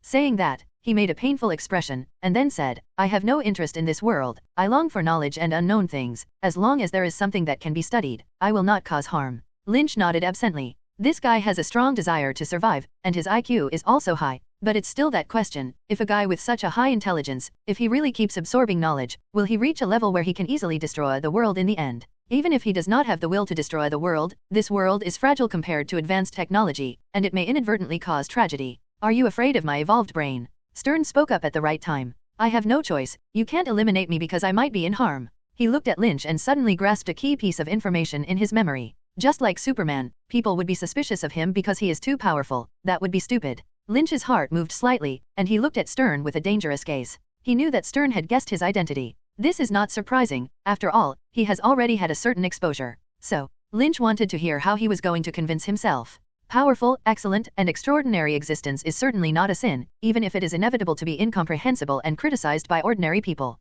Stern said quickly with a pained face. But truth and the fate of the world are always in the hands of a few, and these talents always determine the shape of the world. It's understandable to limit and beware of people like me, but why do you have to be eliminated? After speaking, he seemed to cover his head and fell down. Lynch frowned and thought for a moment, then slowly walked up to Stan and lifted him up little by little. What you said is very reasonable. The future of mankind has always been in the hands of a small number of people, but greatness is born in the ordinary, excellence is highlighted because of the ordinary, and ordinary talents are the main body of this world. For their safety, I can only wrong you. Finally, actually, I used to be a normal person too. Saying that, Lynch's eyes began to redden, and an amazing heat began to emanate. No, Stern looked desperate, covering his head like a pitiful big-headed doll. Two terrifying heat rays shot out and pierced the walls of the basement. Half an hour later, Lynch looked at Stang, who was wearing a funny long hat next to Natasha, and couldn't help but laugh. But he held back. After all, it was rude to laugh at others in public. He said directly to the two, Stern, this guy's brain has mutated, and his thirst for knowledge is strong, you have to observe it well. Natasha glanced at Stern and said with a slight smile, it's okay, we have experience in this kind of incident, and it just so happens that we lack researchers. Lynch hesitated. He didn't kill Stern, after all, this Stern didn't show much harm. The action just now was just an attempt by him to test whether Stern had hidden his ability. The result is obvious. I don't know if his state is not good to use, or he has evolved more in this world, except for the evolution of brain thinking speed. There is no other ability. He has no reaction before death. In this way, the big boss is indeed much less harmful, so Lynch left his life. But there was nowhere else to place him, only SHIELD. But the famous SHIELD, if you let the Hydra in it contact Dr. Stern. Good guys, this is a perfect match. So Lynch hesitated to reveal in advance that SHIELD had been occupied by Hydra. After thinking for a long time and feeling that it was not the time, Lynch had to say, about Dr. Stern, it is best to be like me and not let others know. Perhaps, you can tell your director and ask if there is a person like Dr. Stern missing in the plan. Actually, you can tell him yourself that he's always wanted to talk to you face to face.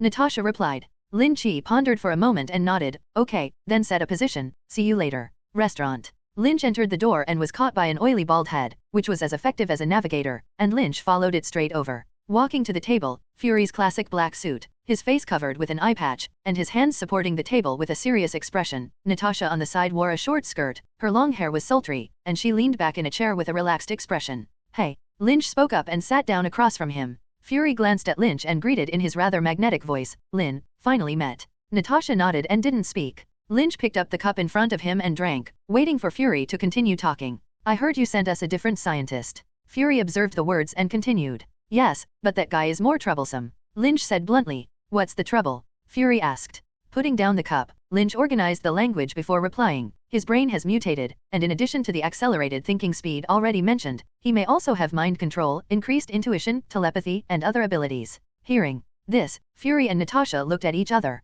Not sure. Lynch shook his head. Can you handle it? Of course, that's what we do. Fury seemed to be a little displeased with Lynch's suspicions, and responded in an unquestioning tone. Lynch thought of SHIELD, which had been corroded by Hydra, and didn't know how to speak, so he could only give a worried look. Of course, Fury could read this look, and asked a little puzzled, is there any problem? After hesitating, Lynch had to give a vague answer. Director Fury, sometimes don't be too confident in SHIELD, the danger is approaching. Lynch didn't know if he should tell him that SHIELD had been taken over by Hydra. If you don't tell him, SHIELD may not be so infiltrated at this time, at least it should be better than when it broke out, and theoretically, the time to start now is better than later. If you tell him, the plotline will change because of this. Who knows if Fury will be directly assassinated by Hydra? After all, the kind of upright assassination in the movie, not every time there is luck to survive. Moreover, the protagonist of this plot, Team America, is still frozen in ice, and without a protagonist, Fury may be difficult to confront Hydra. Anyway, Lynch thinks this matter is quite hanging. Fury nodded, and then wondered.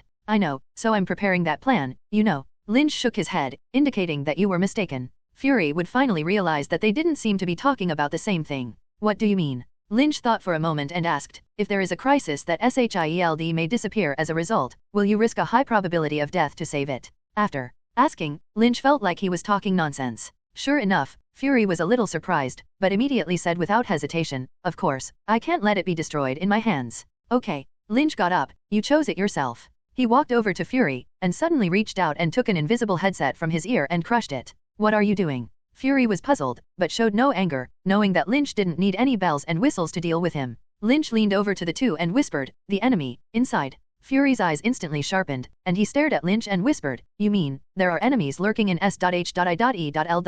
Lynch gave back a weird look, then continued. No, it should be said that SHIELD has been occupied, you need to be careful. With that, Lynch walked back to his place. Fury on the opposite side quickly contained his surprise, and his face returned to normal. He treated the conversation just now as if it hadn't happened, and instead changed the subject and asked, how did this time go? Lynch glanced at him, thinking that you really would knowingly ask. It's fine, but you should know better than myself. Well then, how did you get along with Natasha? Somewhat inexplicable, Lynch glanced at Natasha and replied, it's not bad, so Natasha won't go out on tasks in the future. Without much thought, Fury promised, if you want. Lynch laughed and didn't respond. Fury, who understood what Lynch meant, then asked, what are your plans next? Intending. Lynch had a you can pull down expression and said unhappily, didn't you plan for me, superhero Superboy? Fury shook his head, as if he didn't agree with Lynch's statement. It's your choice. Well, then I won't necessarily make the same choice next time. Fury was silent for a moment. After thinking about it, Lynch still gave an answer, I plan to go to Hell's Kitchen to live for a while. Hell's Kitchen? Fury didn't seem familiar, the one in Manhattan? Yes. So what do you need? Like money, or a house? Lynch shook his head, I can fix this, I'll tell Natasha if I need to. Good. Fury paused. Do you say that Dr. Stern can join that program? He asked tentatively. Lynch's eyes moved slightly, and the heart was right. I don't know, but I think maybe you need it. Fury continued, I'd like to hear your thoughts on that plan. Lynch looked at Fury, and classic scenes came to mind. In the Battle of New York, the Avengers assembled, were provoked by Loki to split, and finally fought side by side against the army of Zitari who fell from the sky. Ultron perished, the Avengers added new faces to fight against artificial intelligence and smash the fallen continent. Thanos arrived, the Avengers failed miserably, half of the universe was erased, and heroes scattered. In the final battle, the Avengers regrouped to face enemies who came across time, saving half of their lives from disappearing. What to see the Avengers? Without the Avengers, what is left of the Marvel Cinematic Universe? Call it, of course, a visionary plan. Lynch replied matter-of-factly. Even if your current possible enemy is me, I must say, this plan is great. Lynch shrugged and said unconcernedly. Oh, Fury was a little surprised. Are you so sure? Of course. Lynch looked convinced, it's probably the best decision you've ever made in your life. Fury's face looked a little strange when he heard this, but he didn't say anything more. Okay, I'll go first, let's talk next time we meet. Lynch felt that the conversation was almost over, and got up to leave. I'll send you. Natasha followed suit. The two came to stand in the doorway, and Natasha asked Lynch, what do you think of Director Fury? Is there a difference from what you remember? Lynch smiled and said to Natasha, almost, the aura is quite strong. Natasha also laughed and said goodbye to Lynch, when you move, find a place to invite me to a bar. Good. Hell's Kitchen is located on the west bank of Manhattan, New York City, officially named Clinton, and was a slum in the early years, so it has long become synonymous with crime and evil, and has continuously sent countless gangsters and criminals to the crime city of New York for many years. And the Marvel Universe's Hell's Kitchen, which can be called a sightseeing spot in the Marvel Universe, a small Hell's Kitchen, gathering superheroes and supervillains from all over the world, can be called the most dazzling pearl in the crime capital of New York. In Hell's Kitchen, you can find, but not limited to, the following Marvel heroes. Daredevil, the iconic character of Hell's Kitchen. Blinded by exposure to radioactive chemicals as a child, he gained hearing and physical coordination beyond ordinary people, and he is a vigilante who wanders the night and is called by some as the Devil from Hell. But during the day, he was a blind lawyer named Matt Murdock, and he could chat with him lightly on the grounds of consulting legal issues. In addition, there is Luke Cage, a street bully in Harlem, not far from Hell's Kitchen. He is a strong black man full of muscles, who has been on the streets since he was a child, and finally one day he was framed and sent to prison, and voluntarily participated in a military experimental project in order to reduce his sentence, gaining great strength and an invulnerable body. After coming out of prison, he began to defend the interests of his fellow citizens and ensure the safety of the neighborhood, and was known as the hero of Harlem. Then there is Jessica Jones, a petite, dark-haired and brown-eyed cool girl who always wears denim jeans and boots three-piece. She has a bad temper, once suffered from post-traumatic stress disorder because of the nightmare experience of being controlled by the perverted villain Purple Man's mind, and drank all day. You can go to a pseudonym detective agency to find her. There is also the last member of the Defenders of Hell's Kitchen, a hero rich in Chinese style, named Iron Fist, a billionaire who survived a plane crash during a family trip, and he fell alone in Kunlun. After that, he cultivated qi in Kunlun, defeated Shu Lao, and obtained the title of Iron Fist. He then returns to New York, kills his family relatives, and confronts the evil organization Hand and Society. In addition, there are famous anti-hero punishers. Experts suggest, the first time you say the punishment uncle please run. Do not hesitate. If you hesitate, you may die. Of course, heroes always correspond to villains, and Hell's Kitchen also has many supervillains, including but not limited to Hell's Kitchen Gangster Emperor, Devil Flesh Man, while fighting against Daredevil, the Punisher, and even Spider-Man's Wilson Fisk, Kim, and He. Jin-Hee subordinates, Insane, God and Demon Killer with strange projection ability, Bullseye, a pervert with mind control ability and loves to control play, Purple Man. Such a place with a unique scenery is a good time to visit in the evening, and in some humble small bars, you can experience the original taste of Hell's Kitchen. Dimly flickering multicolored lights, chaotic and restless sounds, shuttling through the crowd, flowers, heavy makeup, dancing girls who smell of cheap perfume, and snake-drawn tigers, big waists, and round arms, and constantly spraying fragrant and charming mouths, authentic black slang. Like this one in front of Lynch. He was stout, flushed, and cursed and stretched out his not-so-clean-looking right hand to Lynch in the seat. There is no contradiction, probably just a drunk who wants to find someone to bully and vent the negative emotions accumulated in his heart. It just so happened that Lynch, who was young and beautiful and the best bully in his impression, plus brilliantly dressed accessories, was sitting not far from him. What can Lynch do? He decided to go with the rules of Hell's Kitchen and solve it with the rules of Hell's Kitchen. Pinching the guy's outstretched fingers, Lynch twisted them in disgust. This big man suddenly screamed in pain, and even the intention of alcohol went to 3 points, and in pain, he kicked over. Lynch got up, grabbed his foot and threw it lightly. The big man drew a parabola in the air, smashed the bar door, and lay down on the road outside. After clapping his hands, after Lynch sat down, the air around him suddenly became much quieter. Those malicious ridicule and voyeurism converged a lot for a while. Lynch lifted the sunglasses on his face, picked up the coke and took a sip, feeling a little bored. It's been 2 days since I've been in Hell's Kitchen, but Lynch hasn't found a superhero or funny villain yet. It's all stupid and eyeless little guys, and Lynch is annoying to deal with. The drunk outside got up in a daze and scolded hatefully while leaving. Lynch wanted to leave, but heard that he didn't seem particularly convinced, planned to go back and ask someone to clean him up, and sat down again. Messing around in Hell's Kitchen, how can you not make trouble? Of course, the bigger the better. 15 minutes later, Lynch finished his coke in his cup and walked out. Outside, the drunk led 3 or 4 companions to block it imposingly. That's the kid. The drunk gasped and pointed at Lynch with a look of hatred and said. The man in the lead was neither tall nor strong, but his expression was fierce. Mazzy gangster. Lynch said to himself, the guy's physiognomy signs were very obvious. Your boy. There was not much nonsense. The leading Mazzy directly took out a pipe and rushed up first, and the people behind him also surrounded him. Lynch twisted his neck and stood in place. Facing several big men armed with murder weapons, he just dodged lightly, and then punched hard. In a moment, several people fell to the ground. "Fack, don't come here." The drunk man was already fully awake, and watching the smiling Lynch slowly approach, he threatened intimidatedly. "It's okay, my hands are fast, you will only feel instant pain." Lynch looked sincere and stretched out a white and tender fist to him. "You're dead." Unexpectedly, this guy seemed to think that Lynch was going to kill him, and took out a small pistol with a hideous face, raised the gun and shot. Bang bang. The sound of gunfire echoed in the night sky, startling several birds resting on street lamps. Other than that, it doesn't do much. Lynch's face became grim, and he spread out his palm, and one twisted and deformed bullet fell from his palm. The drunk looked at Lynch incredulously, and a few words monster and devil came out of his mouth. Then he collapsed to the ground like a bubble of excrement, and his crotch gradually became wet. Glancing at him in disgust, Lynch kicked to end his nightmare tonight. Then, slowly, Lynch left before the crowd of onlookers arrived. After walking for more than 10 minutes, passing a street lamp, Lynch suddenly turned his head and looked behind him. "Is there something going on with you?" He spoke quietly, saying to a figure who was frightened and wanted to hide behind a street lamp. Under the street lamp, hearing Lynch's words, the figure hiding behind the street lamp trembled. Then she slowly poked her head out to look at Lynch before walking out. "Is a beautiful young woman. She is in her 20s, blonde hair and blue eyes, big eyes and high nose, white and tender skin, plump body, a standard European and American hot girl." In the light, she looked haggard, her hair slightly disheveled, and she showed a clear anxiety and trepidation between her gestures. None of this is the point. The point is, Lynch knew her. "Is there something going on? Is there anything I can do for you?" Lynch smiled, wanting to make the most of his youthful handsomeness to show his friendliness.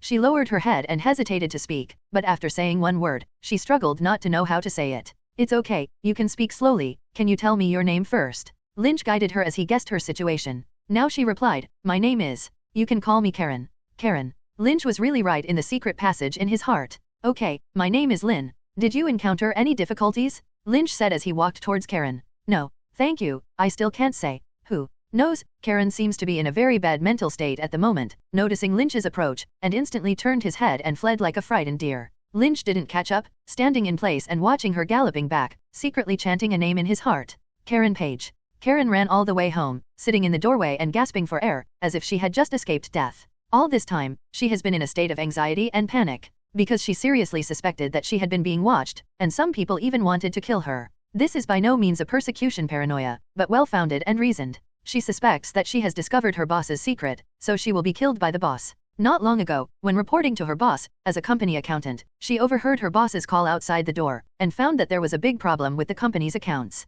Curious, she launched a series of investigations and saved the information. Soon, the boss found her for a conversation, but she lied and coped with the past. After the conversation, she stopped the investigation and sealed the information. The reason is simple, she just wants to make money to live and doesn't want to get into any trouble. However, she gradually realized that something was wrong, thinking that things had passed. In the company, on the way home, and even lying at home, she had the feeling of being spied on. Just tonight, she dared to run outside from her home to see if anyone was really watching her, only to find it disappearing back. This made her anxiety and fear reach the extreme, and she did not dare to stay at home any longer, and quickly ran to a crowded place. Walking on the street, she wanted to go to the police, but after thinking about it for a long time, she gave up this plan. She didn't know how to tell the police. Did she have to take out those materials to testify against the boss? She is not a cop, not a superhero, just a woman who can barely support herself through hard work. After walking around the street, she still did not dare to go home, and then saw Lynch dealing with the guys from a distance. At that time, Karen didn't know why, and a crazy idea sprang up in her heart.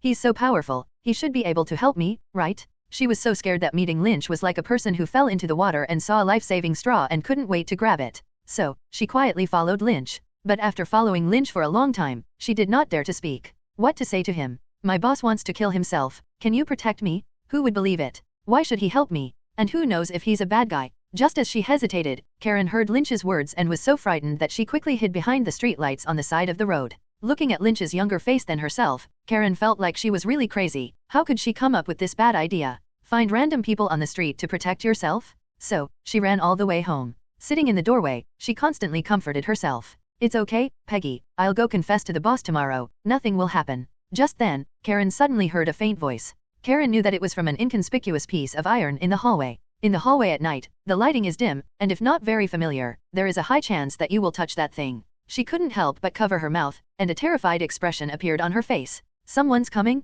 Not the inhabitants here, but the people outside the households? She slowly lay down, her ear pressed to the ground, praying that a mouse or cat had touched the thing. Then she heard a slow and heavy sound of footsteps. Knock, knock, knock. Like the bell of death. Karen bit her lip desperately, tears streaming down her eyes at once. Did someone come and kill me? The rhythmic footsteps approached little by little, and then stopped. Is he coming? Karen got up and poked her head to look at the door. Under the orange light, there didn't seem to be anyone in front of the door. Karen calmed down a little in her heart, feeling a little suspicious. At this moment, the narrow door eye was suddenly blocked by a fierce face. Immediately, there was a sound of mechanical rotation from the door lock. Under Karen's horrified gaze, the door slowly opened. Nope.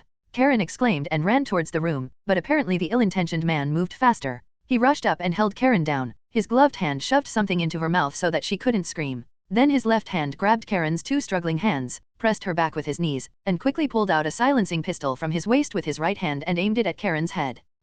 Don't kill me. Karen struggled with all her strength and whined hysterically. She was desperate in her heart, and at the same time she couldn't help but regret it. She regretted why she was nosy. She was obviously an irrelevant little employee. Why did she think of investigating these broken things? She regretted not telling the truth just now to the person who showed kindness to her and asked if she needed help. She regretted that many things had not been done in time. But it's all late. Is this the end of your life? Karen closed her eyes in despair. For a long time, Karen suddenly opened her eyes. She broke away from the killer who was pressing her and was pleasantly surprised to find that she seemed to have survived. With doubt, she looked up, and in the blur, she saw a slightly familiar face. Lynn.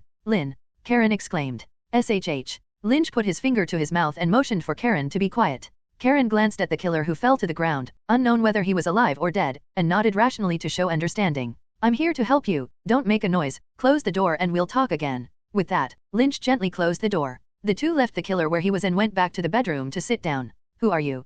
Karen couldn't help but speak first, her face filled with joy and doubt for the rest of her life. She didn't understand why Lynch had appeared here so coincidentally to save her. Is it just because of glancing at each other under the streetlight? Lynch mused. I'm a good, well, person? Karen froze. Just because of kindness? Meeting Karen's skeptical gaze, Lynch decided to have a showdown. Well, I have a nickname called Superboy. Who? Karen was dazed. A superhero, haven't you heard? Lynch spoke up. After all, not everyone has Tony's cheekiness to boast of protecting the world. No. Karen shook her head and said with some uncertainty. Should I know? Lynch took a deep breath and decided not to talk nonsense and show it directly. If you're surprised, don't shout. Karen nodded hesitantly, then silently sat away a bit. Lynch almost didn't vomit out a mouthful of old blood. Do I look like a very strange person? It's like. A little indeed. If someone told me that he was some strangely named ultra warrior from the land of M78 Nebula Light, I would probably stay away from him as well. I'm a man who believes in light. Lynch thought crankily, pulling out a cigarette from his body. Holding the cigarette, Lynch's eyes slowly lit up, and two small hot eyes hit the cigarette butt precisely.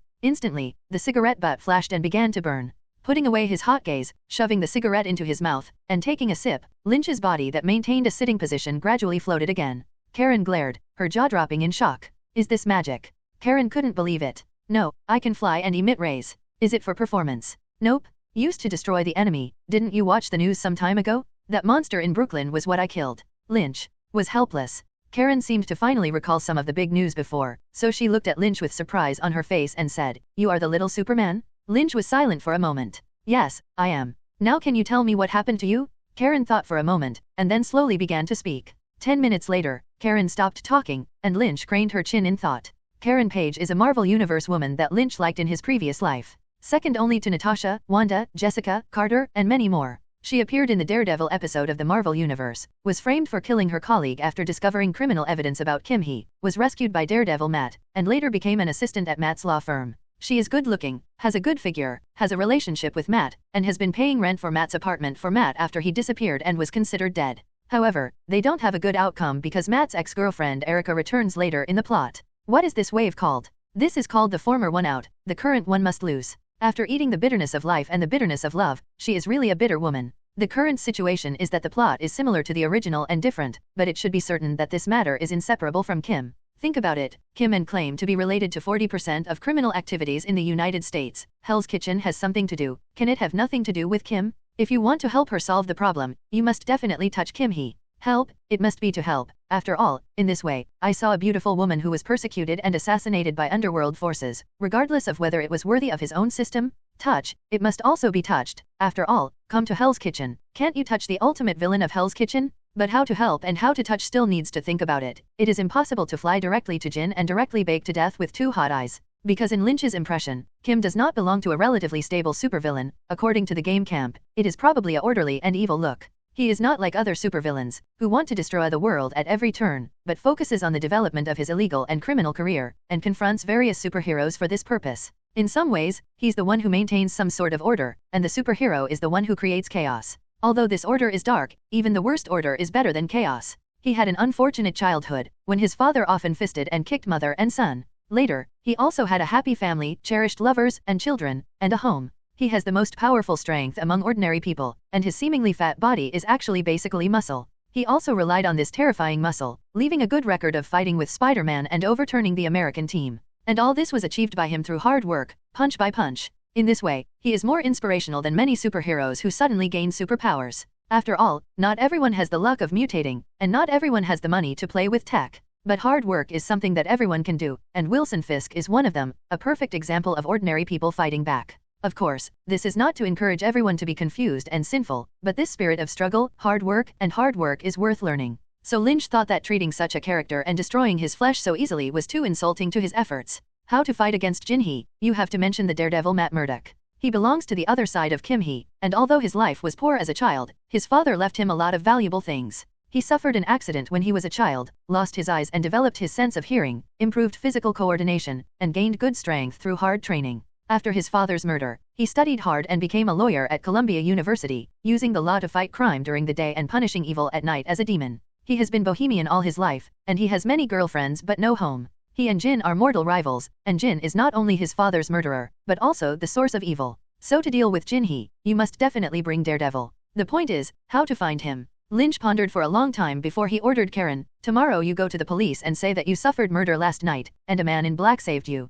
Karen looked puzzled and asked, why? What if they asked why I was murdered? You just say you don't know anything. Lynch continued, later, if a blind lawyer named Matt Murdock comes to question you, tell him that I will wait outside the police station for the demon in Hell's Kitchen. Karen nodded hesitantly. Then you rest first, I'll go first. With that, Lynch was ready to slip away. Lynn. Karen took Lynch's hand. There were corpses in the house. I'm afraid, can you stay? Lynch frowned. Okay, I sleep on the floor, do you still have a quilt? Yes, I'll get it for you. In the darkness, there was a crackling sound on the bed. After a while, Lynch felt a warm body in the quilt. What are you doing? Halfway through the words, it turned into a whimper. Half a ring, it turned into a mesmerizing voice of complaint. Miss Karen Page, let me ask you again, did you hide anything from what happened last night? In the police station, a white policeman held a small table in his hand and said to Karen with a serious expression.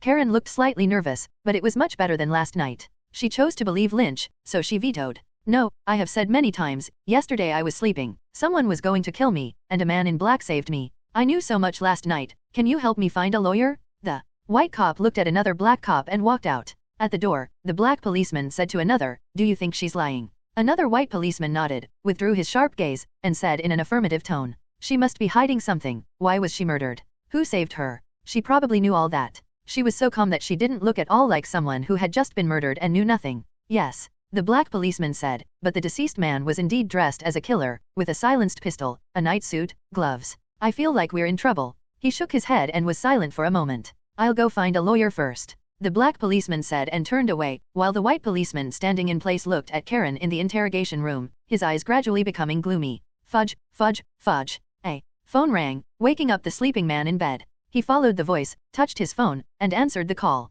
Hey, early, handsome. There was a flirt of laughter on the other end of the phone. What time is it? He rubbed his head, his face a little bruised. It's time for you to get up, we're alive today. The person on the other side of the phone reminded. What's wrong? He moved his body, not knowing which wound he touched, and grinned softly. What is that sound? Matt? Is there anyone else in your bed? The person on the other side of the phone spoke cheerfully. Let me guess who? That paralegal? Forget it, I don't want to know. Matt got up, bruises scattered on his strong muscles, and smiled, not refuting the words of his good friend Fudge. He didn't want his best friends to know what he was up to that night, and misunderstandings were far safer for Fudge than the truth. Please, Fudge, let's talk about the case you mentioned. Matt pulled back the topic a little helplessly. Well, a poor beauty. Fudge on the other end of the phone was a tall, chubby man. As he spoke, he turned his head, opened the blinds of the interrogation room, and looked Karen up and down at Karen who was sitting inside. Can you promise me one thing? Fudge said with a smile. What? Collect your dim charm when I talk to her. Oh, she's beautiful? Matt burst out laughing. Yes. Fudge joked half-heartedly, I feel like my youth has returned to seeing her. Okay. Matt smiled and began to wash. Can you talk about the case now? She was murdered at home, and the killer appeared to be a professional killer. Fudge whispered slightly. What? Matt frowned. What happened next? Why did professional killers fail? That's the weird thing. Fudge's tone was puzzled. She claims that a man in black saved her. The man in black. The movement in Matt's hand stopped, and he looked surprised. I'll be there in 10 minutes. Karen Page. Karen looked up and saw two men in straight suits walk in. One wears sunglasses and has a blind cane in his hand, a stocky man holding a file. Yes, you are. My name is Matt Murdock. This is my colleague Fudge Nelson. Can we sit down? Karen's eyes lit up and she nodded. She nodded. Let's sit down. Fudge reminded Matt. The two sat down, and Matt spoke first. You claim that you have been murdered, and a man in black saved you. Is what you said true? Karen glanced at Matt, who was wearing sunglasses, and calmly replied, yes. Hearing this, Matt's expressionless face became more intriguing, because he heard, this woman was lying. You don't have to worry about anything, we are your lawyers, you can tell us everything you know so we can help you. Matt said in a solemn tone. He thought Karen was afraid to tell the truth. That's the truth. Karen answered immediately, without the slightest hesitation. Still lying. Matt thought for a moment and decided to ask differently. So, do you know why you were murdered? Karen shook her head. I don't know. Again lying. Does that man in black really exist? Karen paused briefly before saying, yes. Matt paused and didn't speak. Lies, but there seems to be real information. Matt finally found a breakthrough. When he heard man in black, he involuntarily associated with himself. But Matt knew what he was doing, and he didn't help a murdered woman yesterday. So, is this a coincidence? Or has the recent frequent action caught the attention of some? Matt didn't know, but he would definitely get something interesting by asking. Do you know the man in black? He continued to ask. No, I don't know. She knew the man who saved her. Matt became a little alarmed. Could it be a trap? But is this trap too complicated? If they know who they are, why bother? So, what happened to this lady? She knew why she had been murdered, and she knew the person who saved her, so why did she call the police? Can't the person who rescued her in front of a well-prepared killer with a gun? In this way, there is no trouble. Why call the police? He was confused because his instincts told him that this woman was not a bad person. She is more like an ordinary person who has suddenly come into contact with untouchable darkness. Matt has seen a lot of these people. A person who originally lived a normal life ruined his entire life because he came into contact with those dark worlds. This is not uncommon in Hell's Kitchen. Matt wanted to help her, of course, after making sure she really had no problem. Are you really innocent? Matt stretched his head and asked with a solemn expression. Yes. Karen replied with a clear face. Finally the truth. Matt breathed a sigh of relief. Then we can move on. Actually, that person asked me to tell you a word. Who? The man in black I'm talking about. What? What did he say? He said he would wait for the demon in Hell's Kitchen at the door of the police station. He said that he would wait for the demon in Hell's Kitchen outside the police station. Hearing this, Matt was stunned. Because of Matt Murdock, Daredevil, he was called the Demon of Hell's Kitchen by some in Hell's Kitchen. This is no longer a name call, but almost read his ID number. Who is waiting for themselves outside the police station? And what purpose does he have? Without thinking for long, Matt got up. He didn't fear, he wanted to find out. After all, Daredevil is also called Daredevil. His name actually means reckless, bold, and not afraid of death. Okay, I'll discuss it with my colleague. Matt led Fudge out of the interrogation room. What did this man say? Why don't I understand at all? Fudge complained with a depressed look. Noticing Matt's silence, he was familiar with Matt and asked questioningly, Matt, tell me, you won't really run to the door of the police station to see if there is a man in black? I will. Matt nodded at Fudge's disappointed gaze. I have to gather some intelligence, you stay here and watch her, I'll be back soon. After speaking, without giving Fudge time to react, Matt turned his head and left. The Demon of Hell's Kitchen. Fudge looked at Matt's figure and smiled in his heart. Who would use such a funny nickname? Actors in the troupe. Matt came to the door of the police station and stood quietly with his head tilted. It looked like he was basking in the sun, but he was actually listening. In front of the police station is a road, with a constant flow of vehicles and pedestrians. The constant sounds coming from around him were captured by his super sense of hearing, and gathered in his mind to form a radar-like image. This is his ability. Like a bat, his hearing is his vision, and sound is the image. Of course, such images can be tricked into the past. Just like now. Hey, Matt, I've been waiting for you for a long time. A voice suddenly came from his left, but there was no image of the source of this voice in his mind. There is no sound of breathing, no sound of blood flowing, no sound of the heart beating. Even the various sounds that spread to the person who made the sound reacted, the air blowing through the voice of the person who made the sound. None exist. In Matt Murdock's world, this person just doesn't exist. Or rather, ghosts? Or some other thing. Matt showed a startled look and asked in the direction where the voice came from, what are you? Lynch smiled and immediately lifted his life stance. Daredevil's abilities were completely suppressed by him. His superpowers lie in his strong sense of hearing and his keen sense of smell. And Superman's life force field can control the spread of surrounding sounds and make himself disappear out of thin air in front of Daredevil. For Lynch, Daredevil is a real blind man. However, he only skinned it, wanting to see Daredevil's surprised expression and the initiative to occupy the first meeting. My name is Lynn, can you feel me now? Lynch said with a smile. In Matt's mind, Lynch's approximate figure was finally formed. But Are you mankind? Or something? Matt questioned in shock. His super hearing can hear the strength of Lynch's body. That strong and powerful heart, that blood as heavy as mercury. This is not at all what a normal person can show. Yes, do you remember that big news in Brooklyn some time ago? Remember? You are? That superhero? As a lawyer, Matt, who is familiar with all kinds of hot news, finally understands. Yes, let's talk in another place. Cafe. Lynch kept staring at Matt, who had calmed down, so much so that Matt, who noticed this, couldn't help but frown. Lynch, who has no idea about men, has no strange meaning in looking at him. The main thing is to surprise his appearance. He is too similar to the Zhenglian version of the Master. Originally Lynch thought that according to the trend of this plot, this Daredevil should be like the episodic version of Daredevil. But when I met, I realized that he was more like the movie version. The similarity is certain. After all, the actor of Batman and the movie Daredevil is the same person. Can you see the Master in the Marvel Universe? Can Lynch with a superhuman system not be excited? Lynch couldn't wait to hold the Master's hand and shout, "Sir, I'm suffering here." Unfortunately, Daredevil is not Batman, even though they share so many similarities. Counting with fingers, the two are basically ordinary people, who lost their parents when they were children, and relied on their own unremitting efforts to exercise to gain a good strength. If both people have superpowers, Batman may have bat closeness, and Daredevil has the ability to be ultrasound similar to bats. Both men have a no-kill principle. Batman believes that violence against violence without moderation cannot bring peace. Daredevil, on the other hand, believes that no one in this world has the right to judge others, so he cannot take the lives of others at will. Other uniforms, story tones, etc. are not much to say, they all understand, and the degree of similarity is very high. So, what's going on here? Matt spoke first, because he felt that Lynch was a little unreliable. Although, he has recognized Lynch's identity. Karen has discovered a secret, so someone wants her to die. Lynch finished the whole thing simply and clearly. Matt was not surprised and continued to ask, whose secret? Lynch looked left and right, and his voice fell, have you heard of Jinhee? Matt turned his head, a little surprised. I know him, the gangster emperor of Hell's Kitchen. Lynch snorted. It seems that this Daredevil already knows about Kim and then you should know that it is he who you have been fighting against. Matt tilted his head and was silent for a moment. Yes. After a little thought, you can understand that he has been fighting against sin, and his biggest enemy is, of course, Jinhee, the source of sin in Hell's Kitchen. Behind this matter, it is likely that there is his figure. Lynch said word for word. Are you sure? Matt frowned. My hearing is better than yours, Matt, and my eyesight is as good as hearing. Lin Kyun bragged lightly. Okay, so what do you want to do? Matlow asked with interest. He has always been interested in fighting evil. Leaning forward, Lynch talked. Help Karen get the key evidence, and then sue Kim and imprison him for a few years.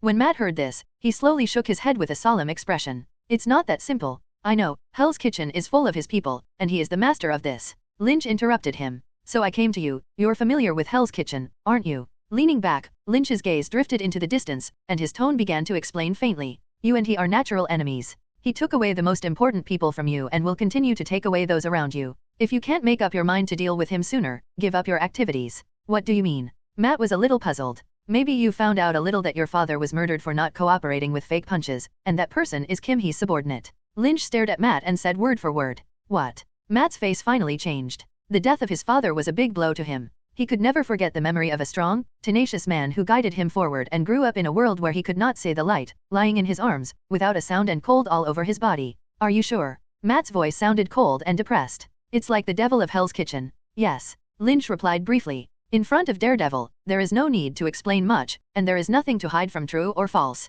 Go get Karen out of the police station. There may be someone from the police station. I will go to you. Matt acquiesced expressionlessly, then quickly got up. So what are you doing everything for? Before leaving, he asked Lynch coldly. For fun. Lynch replied with a slight smile. I thought you would say justice. Daredevil smiled coldly and turned to leave. Matt. What happened to you? Fudge saw Matt walking quickly with a gloomy look and asked with some concern. Nothing. I've figured this out. Let's go get Karen out of the police station first. Matt collected his emotions and pulled Fudge to find someone. My client doesn't have any suspicions. Why can't I leave yet? Matt was expressionless, and his tone was cold and pressed the two policemen on the opposite side. The case is still unclear, and Karen needs to stay behind to cooperate with the investigation. The white policeman looked businesslike and did not show Matt any affection. I'll keep Karen in communication, and she'll be the first to arrive when the police need to cooperate. Matt continued to fight. No, she has to stay here. The white policeman told Matt with an unquestioning expression and tone. You have no reason to detain her. Matt snapped. Yes. The white policeman was angry, pointed to the floor and said, but this is the police station, I have the final say.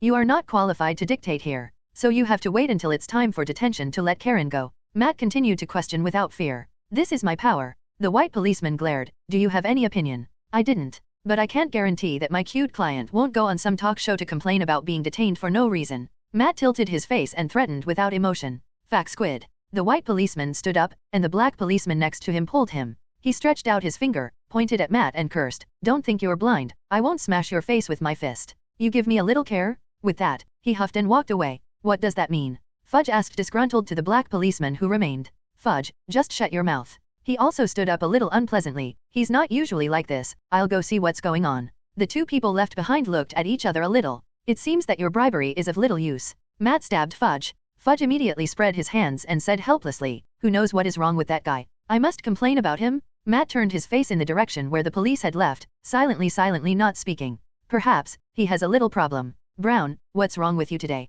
The black policeman walked up to the white policeman and asked with a puzzled look. Brown took a cigarette and saw the black policeman coming. His eyes dodged for a moment, and he said with a depressed face, "Something happened at home, a little unhappy." "Okay." The black policeman also lit a cigarette and said casually, "Then let that Karen stay longer. It just so happens that I also feel that this case is a bit strange." The black policeman looked at Brown. "What identity do you say the man in black is?" Brown frowned slightly, took a sharp sip of the cigarette in his hand, and then replied, "I don't know, maybe it's just her making it up." "Made up? So she murdered the person who had nothing to do with her and then dressed him up as a killer?" The black policeman pondered. "I don't know, LeBron, maybe so, but we don't have proof, we can't do anything." LeBron hugged his chest, leaned against the wall and hesitated, then leaned close to Brown, his face solemn. "Have you heard a rumor?" Brown glanced at LeBron somewhat unnaturally and shook his head. "It is said that in Hell's Kitchen there is a demon who will wear black at night to fight evil and save good people," LeBron said with an amused expression. "Maybe it's just a rumor, that guy never showed up." Brown somewhat disagreed with him. "No, some of us in the police department have received some cases about this guy." Brown finished his cigarette and threw away his butt, intending to end the topic. "Maybe he exists, but what's the use? This is Hell's Kitchen, he can only be a demon who brings dreams to others, and he can't be an angel who saves others." Brown's tone was a little excited, and his voice came far away. "Okay, Brown, don't get excited." LeBron smiled and reassured Brown, and a trace of doubt flashed in his expression. Why did Brown react so much? 10 hours later. "Karen, are you okay?" Matt asked Karen, who was carried by 2 police officers. "Not good." Karen looked overwhelmed by the atmosphere of the police station and responded weakly. "Okay, let's get out of here first." Matt stepped forward, and Karen followed him outside the police station. Halfway there, Matt turned around. "Justice will always come, not in the police station, in the court, but elsewhere." The 2 policemen who listened to this headless sentence showed unhappy expressions. And under Brown's unhappiness, there is a trace of fear. A few minutes later, the 3 came outside. "Karen, what's your next plan?" Matt asked pointedly. Karen came out of the police station and barely got in good spirits. She ruffled her hair, and Mimo stayed on Matt for a moment. "Find a place to sleep and wait until you wake up." Fudge chimed in, "Do you have a place to live?" "I have." "Matt, how much of your phone?" Matt voiced his phone for Karen to remember. "Wait until I contact you, I'll go first," Karen said, and the figure disappeared into the night. "Do you have any little secrets that I don't know?" Fudge asked Matt with a suspicious look. "No, I didn't." Matt grinned, as if to tell Fudge, "Yes, I have." When Fudge heard this, he looked hurt. "I know, can't you guy keep a low profile?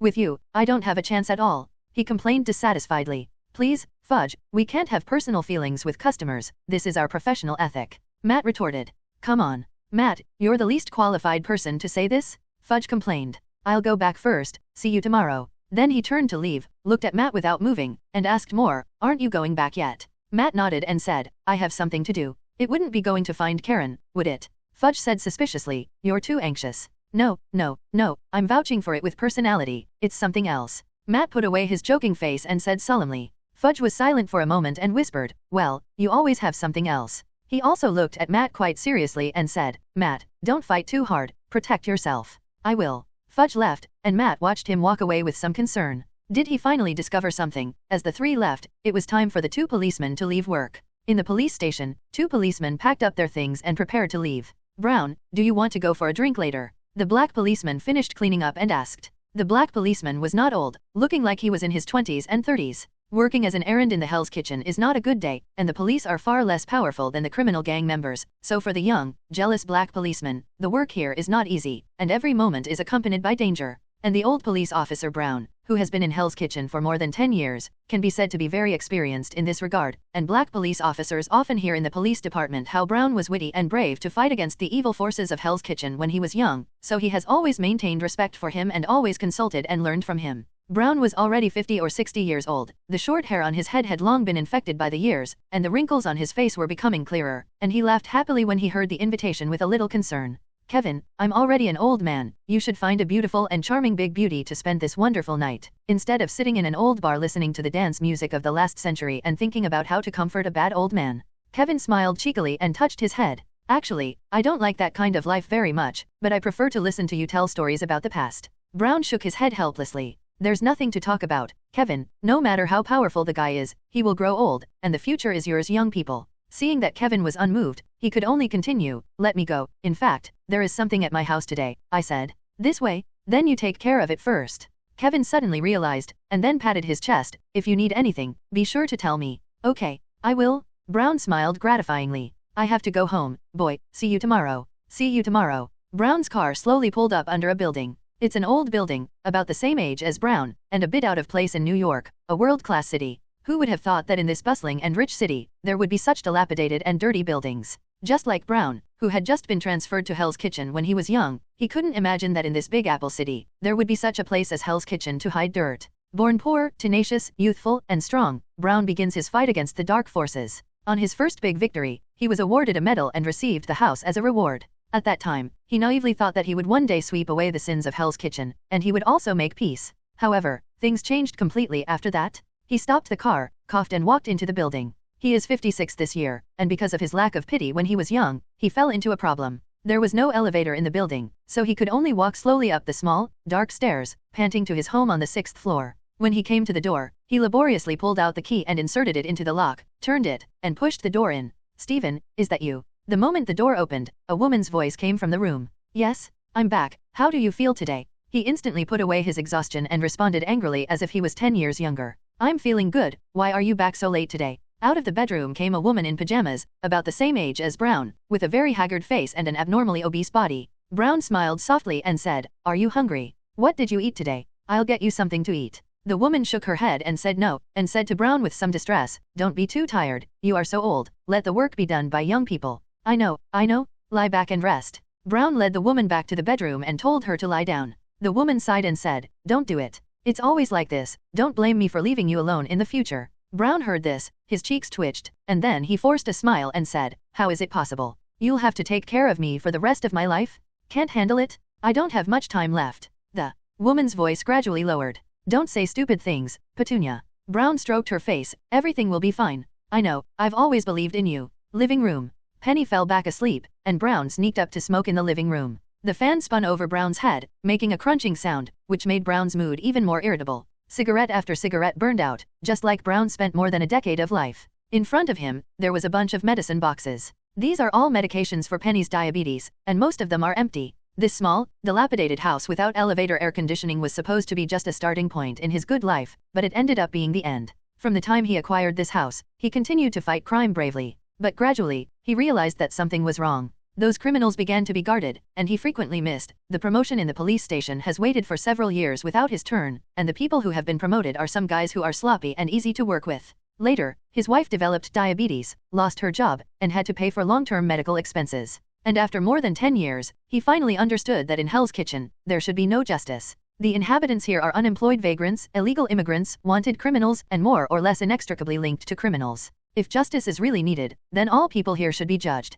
including the guys in the police department. It's not just one or two who collude with gangsters, but there is no one who is not involved with those criminals. They bribe, shield, inform, and even brazenly enter and exit various extraordinary places. Brown, who was unwilling to join the bandwagon, was certainly ostracized. Everyone couldn't see him well, so he was still a police officer for so many years and did not have a single close friend. The closest was the young guy who had just arrived, and in him, Brown saw the shadow of his youth. He really wanted to persuade the guy to apply to leave here early, taking advantage of the fact that he had not been here for a long time. But in the end, he didn't say it. He could see that the child would be greatly shocked if he heard his respected senior say such words. Another cigarette burned out, and Brown subconsciously touched the cigarette box, only to find that it was empty. And he has no money to buy cigarettes. Medicine needs money, life needs money. Everything requires money. Is life important or justice important? Questions that Brown has spent most of his life thinking about have had a different answer tonight. He pulled out his cell phone and dialed a number. Hey, a confessional room in a church. It's been too long since I came to repent.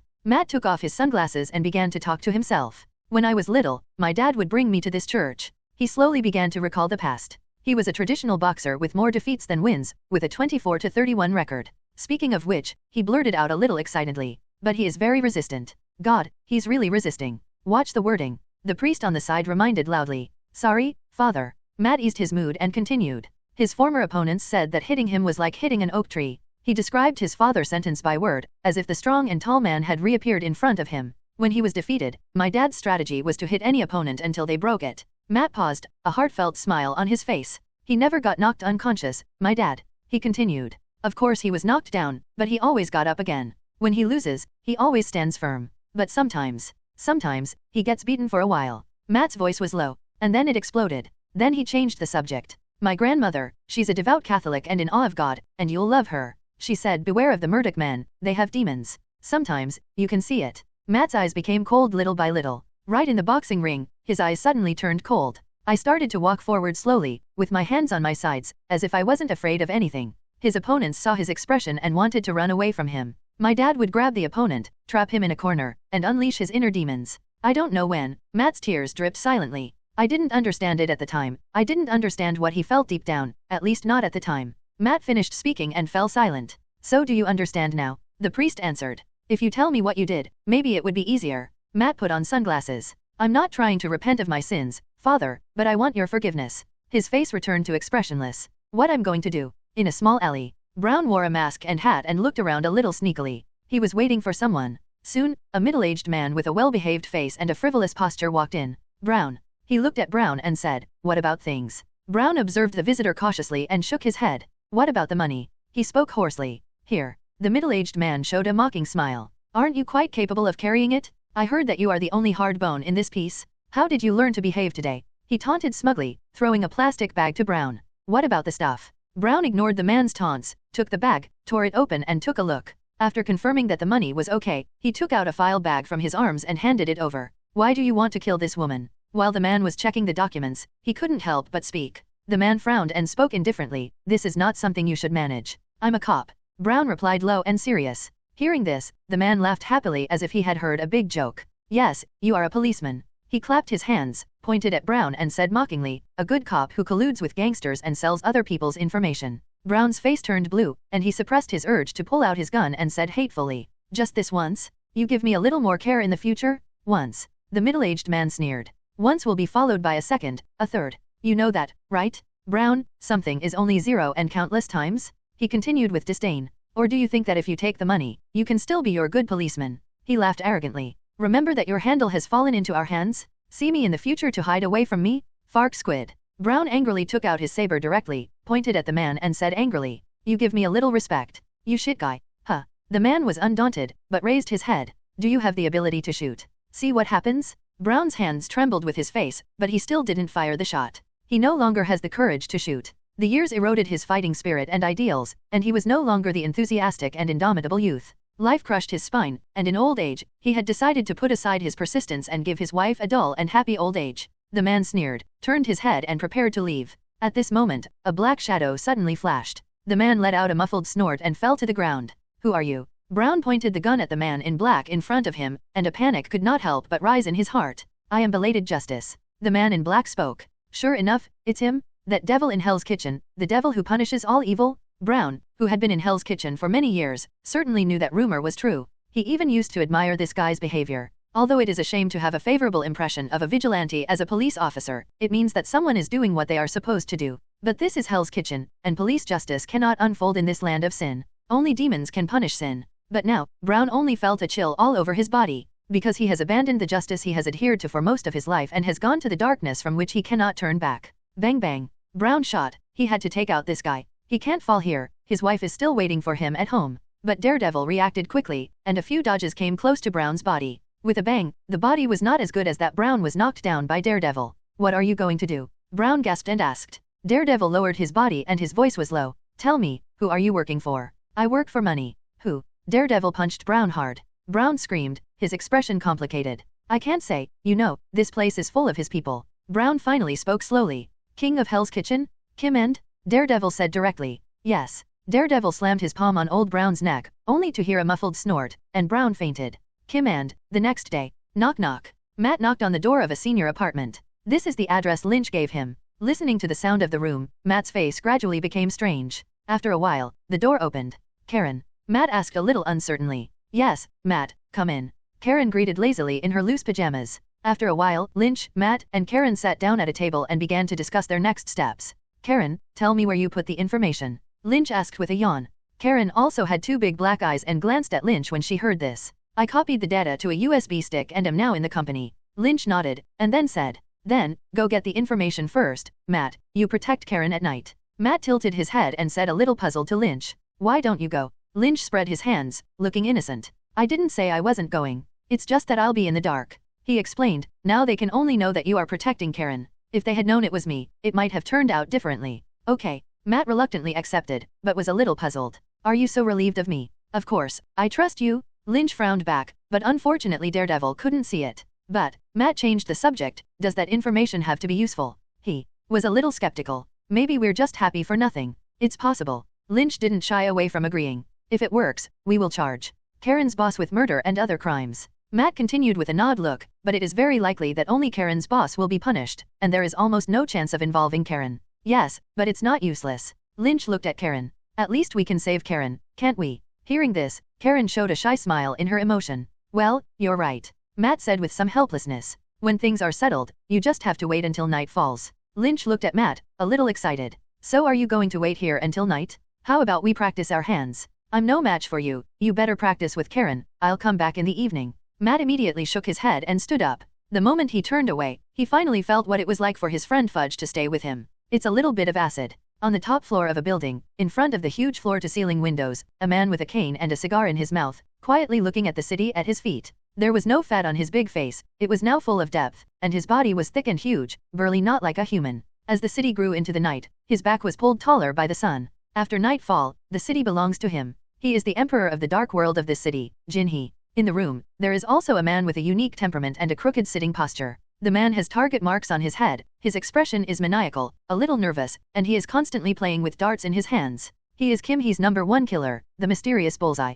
After a long silence, Bullseye suddenly flicked out the dart in his hand. With a bang, the dart with a mosquito stuck on a target in the wall. Bullseye laughed a little maniacally with pride. At this time, the door of the room was pushed open, and a thin man walked in. He is King's other right-hand man, Wesley. Wesley walked quickly to Kim and then silently, looking down at his toes. He was waiting for Jin and spoke first. Bad news. Jin's rather magnetic voice sounded in the quiet room. Yes, sure that guy did it. Wesley replied calmly. This guy is really getting more and more noisy. Jin-Hee's face was calm, just like talking about parents. He did cross the line a bit. Wesley's face was calm, and he echoed Kim. Then you can only make him disappear. Jin said in a regretful tone. In his heart, Daredevil is not an enemy, but just a little fun. As an emperor who presides over an underworld empire, he has a broad mind. He is willing to let a guy in his territory create a little trouble, bring fun to his life, and bring challenges to his subordinates. Of course, the premise is that the line cannot be crossed. If you cross the line, of course, you have to pay a price. Kim turned around, and the light cast on his back, pulling out a long back.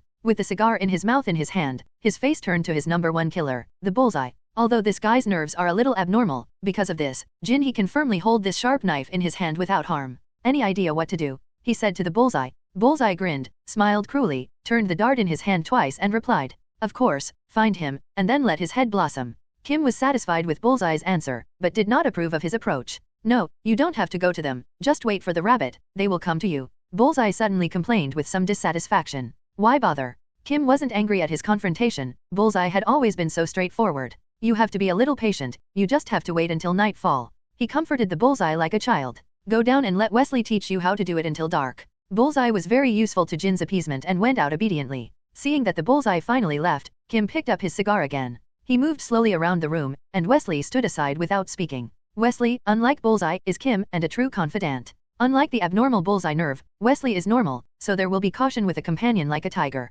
Facing Jin-Hee, who kept walking around and lost in thought, he remained silent and became invisible in the room like a potted tree next to him. Wesley. Kim stopped abruptly and called out to Wesley. I'm in. Wesley replied immediately. Kim also turned his head, and Wesley saw that his face was a little solemn. Recently. Did you find anything out of the ordinary? Wesley was a little surprised in his heart and lowered his head to think for a while. There's nothing noteworthy. Halfway through, Wesley raised his voice as if thinking of something. It's just that the Russian mafia heard that someone was taught a lesson by a guy who grabbed bullets with his bare hands. What? Jin also said in a somewhat angry tone. Why are you telling me now? The more he thought about it, the more angry he became, glaring angrily at Wesley, glaring at Wesley. I thought it was a rumor, and you know, there are too many such lies. Kim and rudely interrupted him. This is not, I have some hunches. His gaze changed, and then he waved at Wesley. You come here, I'll arrange a few people later. At night, two figures quietly touched a dark building. Matt was dressed in black, and his eyes were wrapped in black cloth, but he walked ahead unaffected. Karen wore a dark coat and pants, and followed behind. Taking advantage of the darkness, they easily entered the first floor of the building. It was already 10 o'clock, and the building was pitch black, without a sound. But this is not difficult for Daredevil, and the night is the best environment for him to haunt. Under his super sense of hearing, the surrounding environment is presented in his mind one by one, allowing him to move freely in the night. In the darkness, Karen, who could not see at night, could only stumble and slowly groped behind Matt. Soon, Matt stopped somewhere. Where are the stairs? Matt asked Karen in a low voice. Aren't we going to take the elevator? Karen didn't quite understand because she was very uncomfortable moving in the dark. Nope. Matt explained. Elevators are too dangerous, especially for you. Hearing Matt say this, Karen had to point out the location of the stairs. The two rushed to the stairwell. On what floor? Matt stood in the stairwell and looked up, casually asking Karen. 6th floor. Karen replied. Matt tilted his head and listened expressionlessly for a moment. As he listened, his face gradually became solemn. After a while, he solemnly said to Karen, I'll go up first, and you'll keep a floor away from me. Why? Karen's face changed, and she guessed something, and her beautiful eyes showed unease. Is there anyone up there? Matt nodded slowly. More than one. Karen propped herself up on her forehead and forced herself to calm down. Lynn, are you there? She couldn't help but whisper to Lynch, wanting to find a sense of security. I'm here, don't worry, go. Lynch's voice seemed to ring in Karen's ears, making her settle her mind immediately. He's here, don't be afraid, Karen. So she plucked up her courage and said to Daredevil, I'm ready. Daredevil nodded and said, when you hear me knocking on the armrest, you stop and don't move. Okay. The two began to climb slowly up the stairs.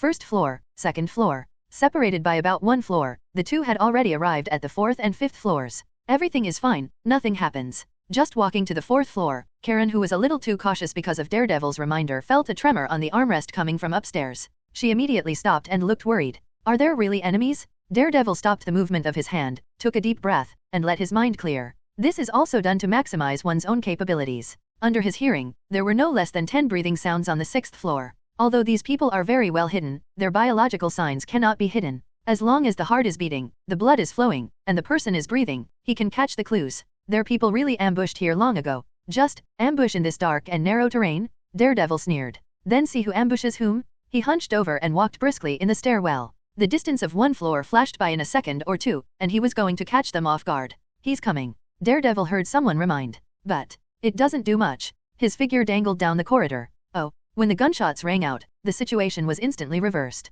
The person who was originally ambushed exposed the location and firepower, and the person who was ambushed instead sneaked into the darkness. Daredevil leaned against the wall at the end of the corridor, quietly listening to their actions. He is not in a hurry, because in general, it is they who are anxious at this time. They are the ones who ambush them. Group 2s and 2s, go find him. Sure enough, it didn't take long for them to start stepping out of their hiding place to find Daredevil in the dark. The opportunity has come. Daredevil leaned against the wall for a long time, waiting for 2 people nearby to touch him. Those 2 were supposed to be wearing body armor, wearing tactical helmets on their heads, holding carbines, and very well equipped. But as we all know, generally well-equipped characters are basically weak chickens. The really strong have always raised their fists, hammers, axes, etc., and buried their heads in it, including but not limited to Lynch, Thor, Captain Marvel, Hulk, and many more. These 2 guys, in the eyes of Daredevil, are also 2 weak chickens. The 2 men used infrared thermal imaging glasses to gradually approach Daredevil. Distance, little by little in the closer. The hearts of the 2 gradually lifted their spirits, because their glasses had begun to show the figure of a person.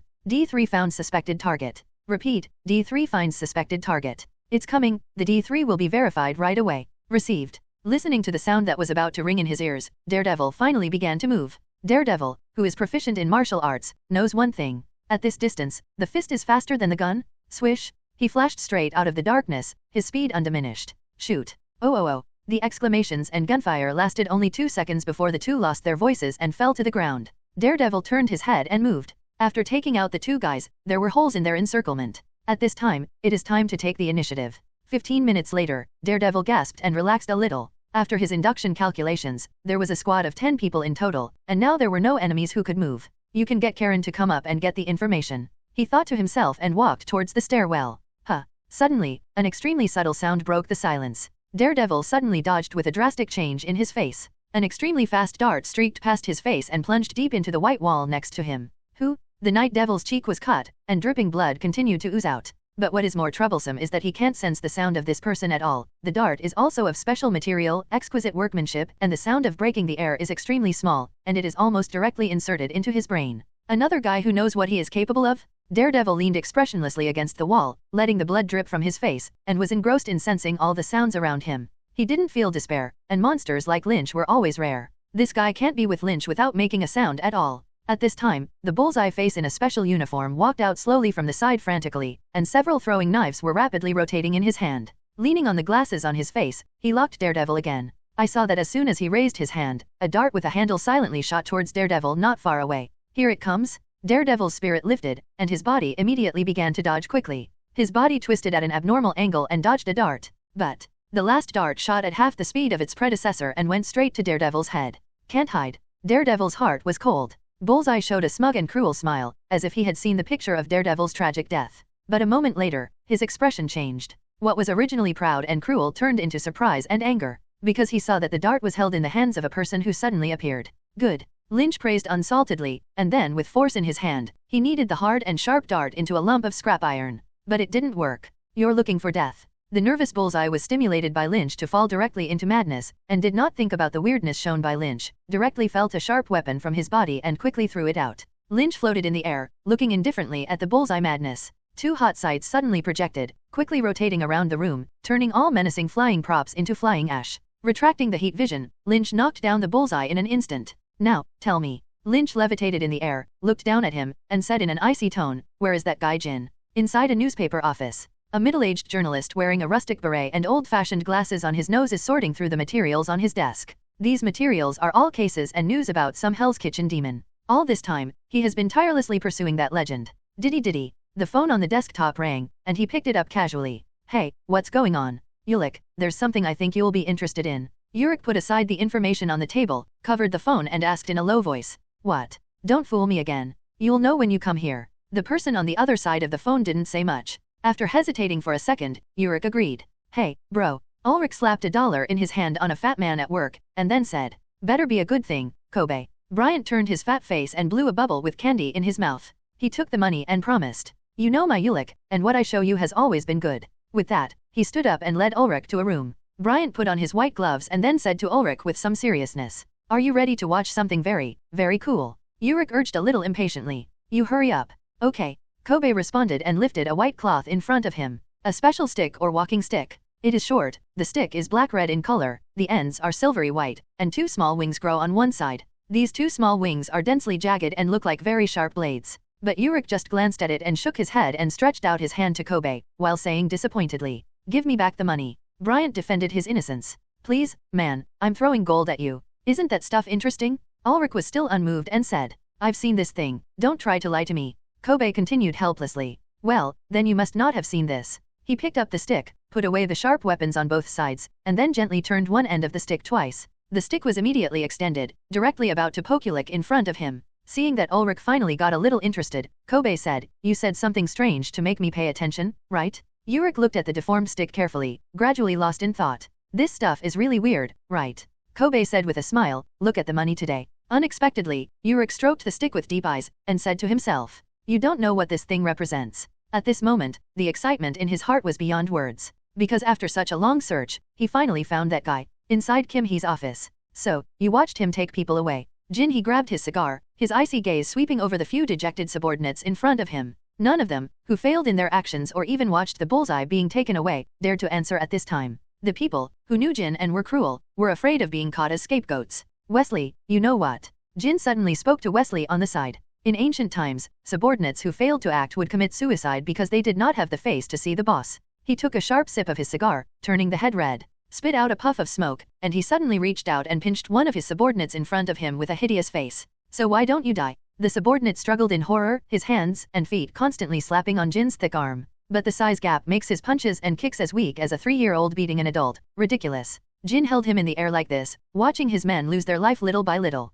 Then Kim threw his men aside like garbage and waved his cane at the next subordinate. These subordinates did not dare to resist or escape, and could only show despair and were tortured and killed one by Jin to death. 3 minutes later, Jin put down the body of the last of his men with a relaxed face. Wesley, handkerchief. Jin also held up his blood-stained cane and looked to the side, as if he had seen nothing. Wesley immediately handed over a handkerchief and continued to be quiet. Jin took the handkerchief and began to carefully wipe the cane that meant so much to him with tender eyes. We're in trouble, Wesley. Half ringing, Kim spoke coldly. Hearing this, Wesley's eyelids jumped, and then he said, I believe that the trouble can be solved. Jin also glanced at him, and the corners of his mouth tugged into an ugly smile. What do you think he has planned? Without much thought, Wesley said, the goodness of helping others, the ridiculous justice, the aversion to sin. Aren't all superheroes like this? Hearing Wesley's remarks, Kim laughed, looked at Wesley with a little surprise and said, I didn't expect you to know so much about superheroes, and you like these stories. Wesley smiled awkwardly and reluctantly replied, I loved watching it when I was little. Yes, who didn't know Superman when they were kids? Don't you watch it now? Jin also sighed to himself, and then became serious again. If he is really Superman, we have many ways to deal with him, but if not, his voice lowered a little. At the moment, he's just like Superman in terms of ability. Wesley continued with a somewhat ugly face. Yes, he is as powerful as God. Jin also spoke in a ghostly tone. Superman is not a god, and even if he is a god, he will perish because he is abandoned by believers. Wesley retorted weakly. Yes, Superman is certainly not a god, he is just a superhero, and superheroes all have their own weaknesses. Kim relit a cigar and walked slowly to the floor-to-ceiling window. Looking at the city outside the window, the aura and city government belonging to the underworld emperor returned to Jinhee's body. His emotionless voice continued. We don't have the power to take down this superhero. In the face of absolute strength, these little mice in the dark can only escape and dodge, and they can't fight head-on. Kim and Wesley knew this, so Kim decided to go another way. But we can ruin this superhero. He looked at the big good city under his feet, his eyes were deep, and his tone was cold.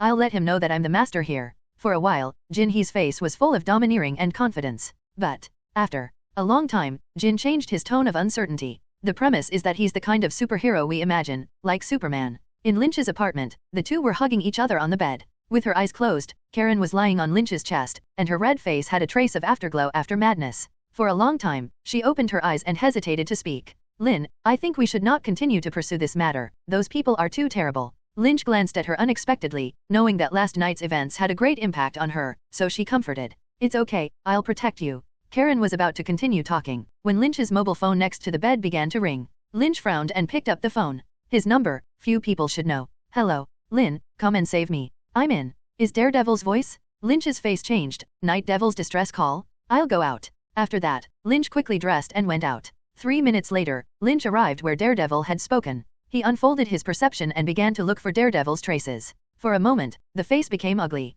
He found Daredevil, but Daredevil is in a bit bad condition at the moment. In a hurry, Lynch rushed straight to Daredevil despite the exposure. At this time, Daredevil was hiding in a dark place on the street corner, surrounded by sirens, and many police officers were nervously searching around. He was wrapped in bandages on his face, his hand was over his bleeding chest, and he was panting weakly. After getting the information last night, he began to busy sorting out the information needed for the lawsuit without taking care of his injuries. But just as he was busy, he suddenly heard many footsteps sounding near his home. Then there was a knock on the door of my house. Of course, he thought that it was Jinhee's people who came to the door, opened the door and started. Unexpectedly, it was the police who knocked on the door. 2 policemen who knocked on the door were knocked down by him, and a large number of policemen rushed forward to arrest him. He could not resist and could only start fleeing. The injury affected his speed and also left him with a shot in the left chest. Running all the way, he also regained his strength when he was almost exhausted. Someone among these policemen must have been gold and bought, so he had no choice but to call Lynch for help. Daredevil leaned in the corner, listening to the policeman's voice getting closer, but he couldn't stand up.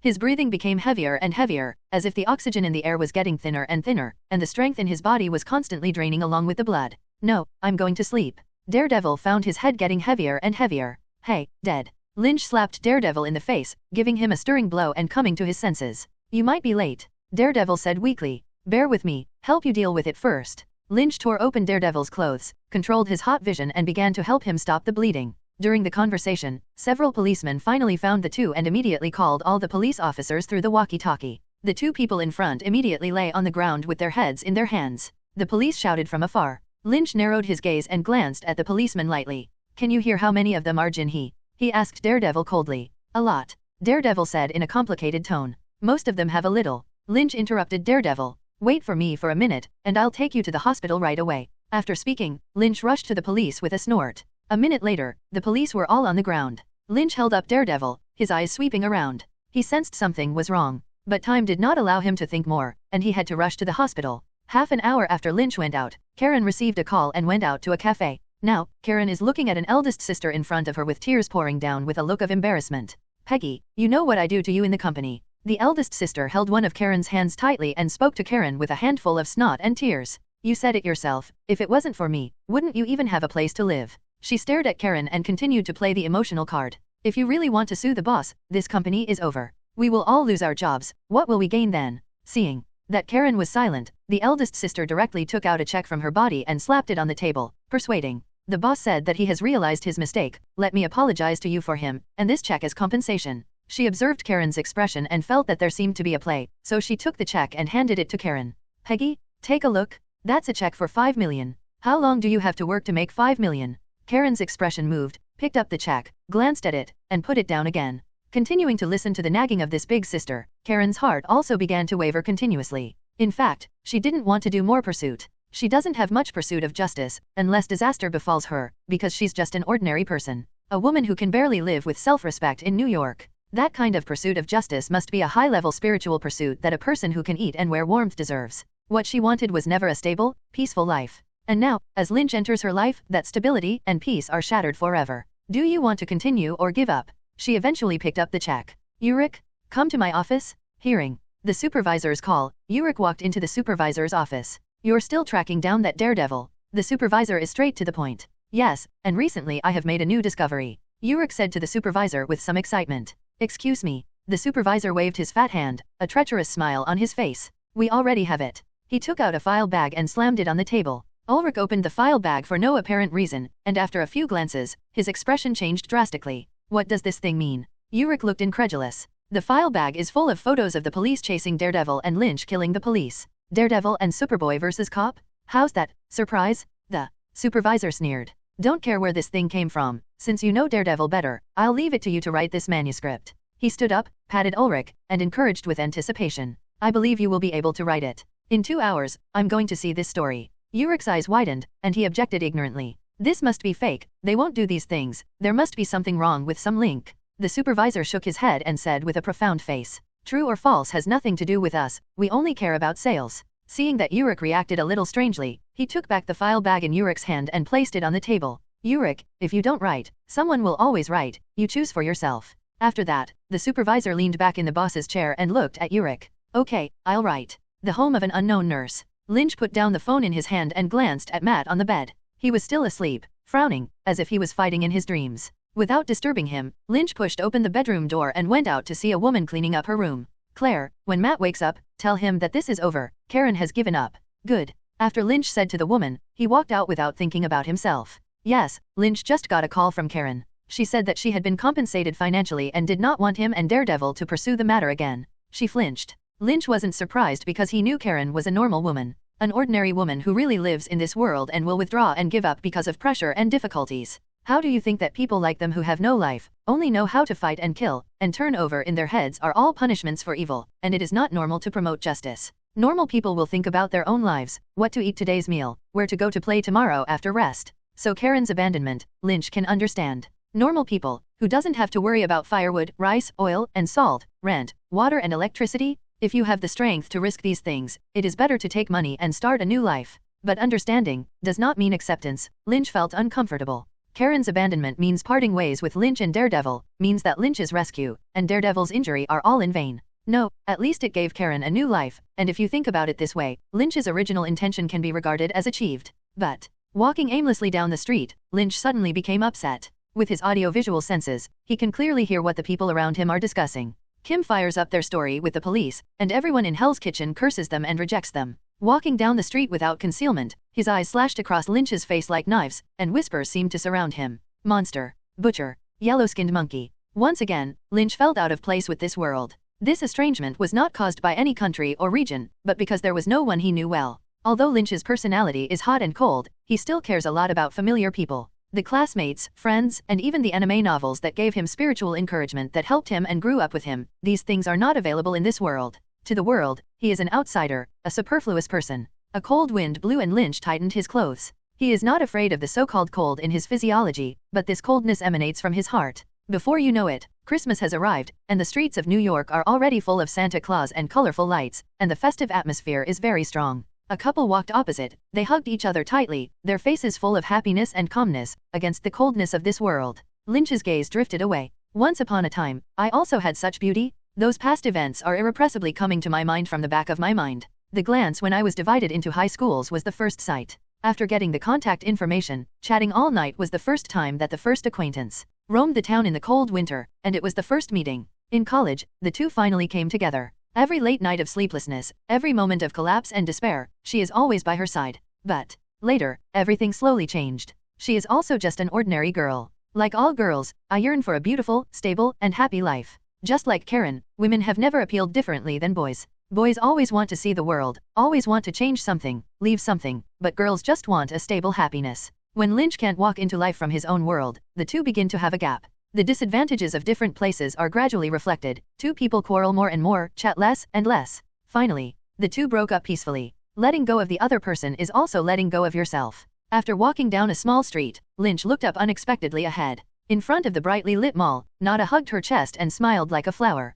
Why is my little boy so sad? Inside the cafe, Lynch took a sip of steaming coffee. The mist rose, shrouding Lynch's face so distinctively that it was not clear. What have you been doing lately? Lynch spoke. Natasha rolled her eyes and glanced at Lynch. What else can you do? I help you protect your little girlfriend every day. She choked in a strange tone. Ahem. Lynch suddenly blushed. What little girlfriend? Inexistent? I was just kind enough to take in homeless women. Natasha, don't stain people's innocence out of thin air. She's not my girlfriend. Lynch spoke somewhat unnaturally. Even if it was, we broke up. Natasha held her face with her right hand and stared straight at Lynch. After a while, she smiled and said, "Why did you explain?"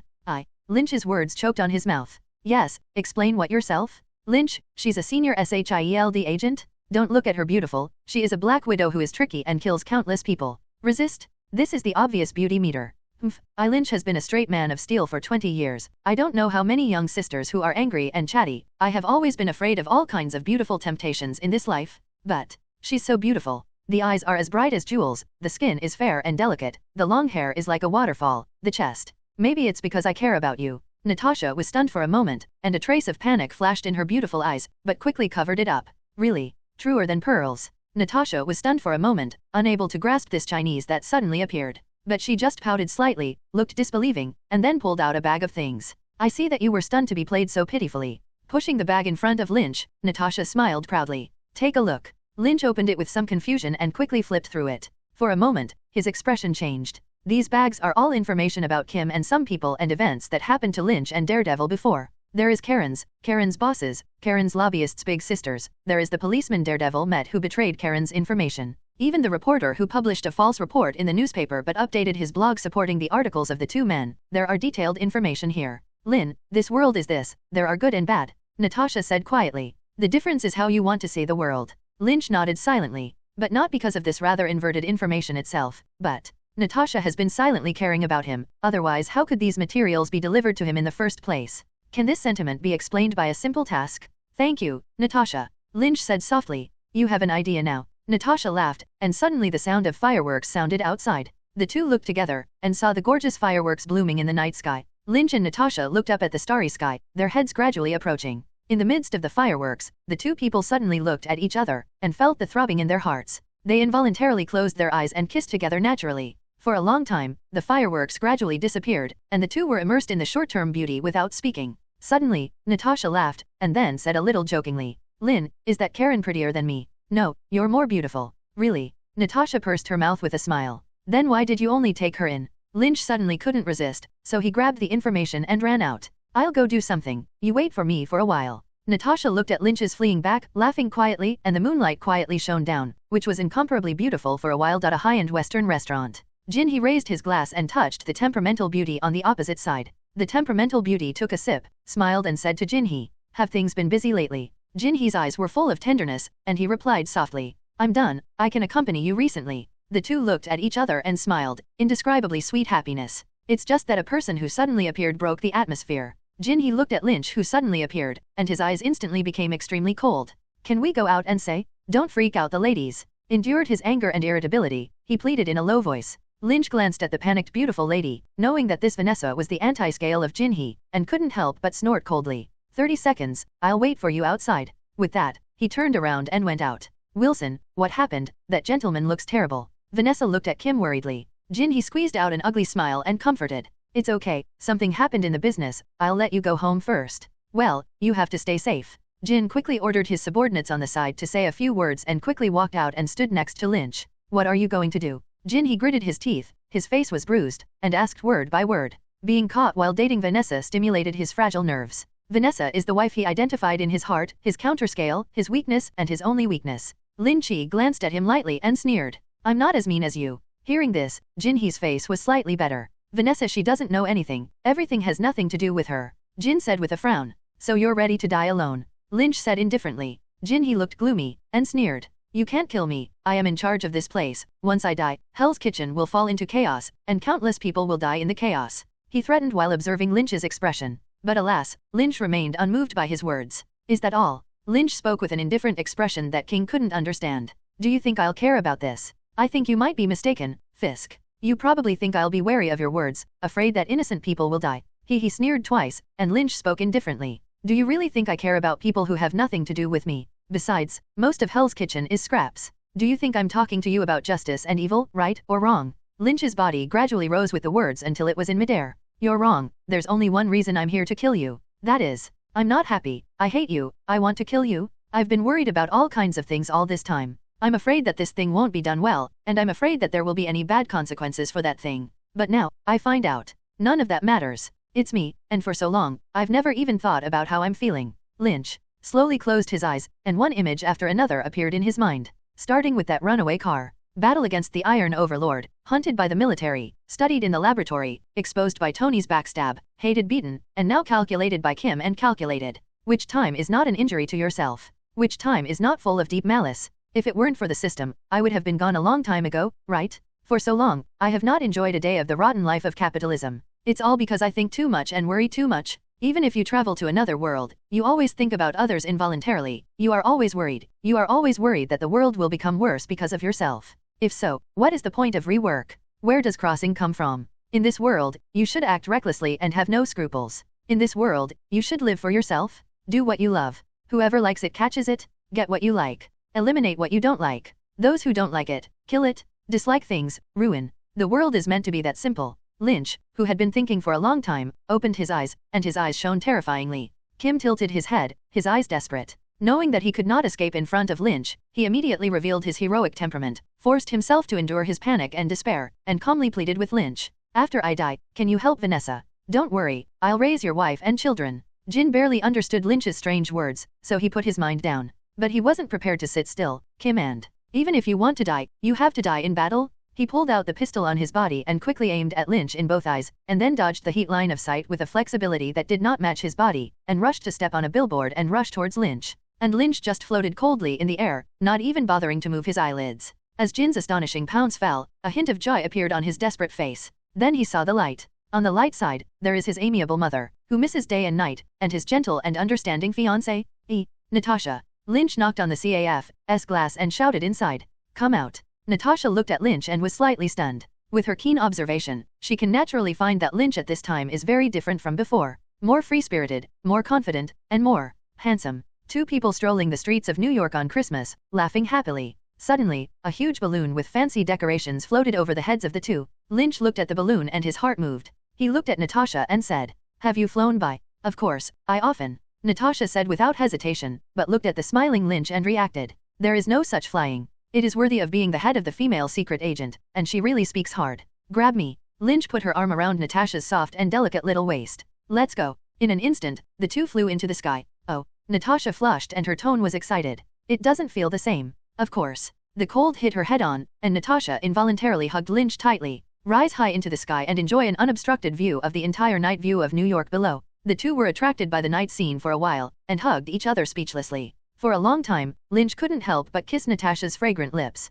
The lips and teeth in the mouth are sweet, the soft fragrance is warm and jade in the arms, and Lynch is crazy. Let's go down. Where to? Fly somewhere else. Boom. A barrage of shells exploded in Lynch's hands, but only a burst of fireworks was fireworks. Lynch waved his hand, and the smoke and dust cleared, revealing his unscathed figure. He crouched slightly, looked at the position of the opposite Iron Man, and shouted in his mouth. Tony, it's up to me. Hey. Tony's cheeks under the steel suit twitched slightly, and he wanted to negotiate in vain. Didn't you say you wouldn't fight back? Lynch smiled, and the figure shot out, so fast that the voice remained in place. I lied to you. Tony cursed in panic, instantly driving the steel suit to start running for his life. Not far away, in Tony's mansion, Natasha smiled and chatted with Pepper. Seeing the two fighting and chasing outside, Natasha smiled and said, "Has Mr. Stark always been so energetic?" The two chased and fled, and in a blink of an eye, they were far away in the air. Lynch was faster, breaking the sound barrier in an instant and quickly approaching Iron Man. He chased after Iron Man and knocked on Tony's iron head. "Hey, can it be faster?" Tony watched Lynch clench his fists and cold sweat came down. "Jarvis, give me a blast." Iron Man's limbs immediately burst into flames, instantly speeding up and throwing Lynch behind. Tony glanced at Lynch, who was left behind from a distance, and began to force Lily with a merciless mouth. "Lynn, what's wrong? Can't you get used to my breakfast? You can't catch up with me, really?" Lynch laughed, accelerated instantly, and carried Iron Man across a mountain range. Oh, Tony looked dumbfounded as Lynch on the panel was faster than Mach 1, Mach 2. A minute later, Lynch held Iron Man's head and raised his small fist. "Lynn, don't do this." Tony tried to persuade Lynch. "My outfit costs more than $100 million. Lynch was unmoved. After all, the punch had been held in his heart for a long time. "No negotiation, Tony, you should have been hit by this a long time ago. I'll give you time to close your eyes." Lynch raised his fist, and with a loud bang, Iron Man's iron head was crooked. "Lynn, you smashed at least a few million with this punch." Inside Tony's mansion, he dragged Lynch and complained endlessly. Lynch waved his hand impatiently and said casually, "How about I send a message worth billions?" Tony froze for a moment, and then complained with a look of disbelief. "What news can you have worth so much money?" Lynch turned to look at Tony and activated his clairvoyance. Sure enough, through perspective, Lynch saw that Tony's current body was being eroded by some kind of toxin. And this, it is precisely because Tony used palladium in the chest reactor in the early stage, and the more Tony wore a steel suit, the more palladium invaded his body, causing palladium poisoning, until Tony came up with new elements to solve this problem. "You're poisoned and dying, is the news worth it?" said Lynch lightly. "What?" Tony startled, but still frowned. "I'm well. You better ask Jarvis to check your body." Tony was silent for a moment, but turned to find a place to check his body. "Palladium poisoning," said Tony as he sat in a room and whispered to himself. "Yes, sir, if you continue to use the steel suit, palladium poisoning will continue to deepen." "Is there a solution to it?" asked Tony hopefully. "There is currently no solution to palladium poisoning, only relief." Hearing Jarvis's affirmative answer, Tony fell into deep thought. As early as when he first developed the reactor in his chest, Tony knew that this thing would definitely have strong side effects.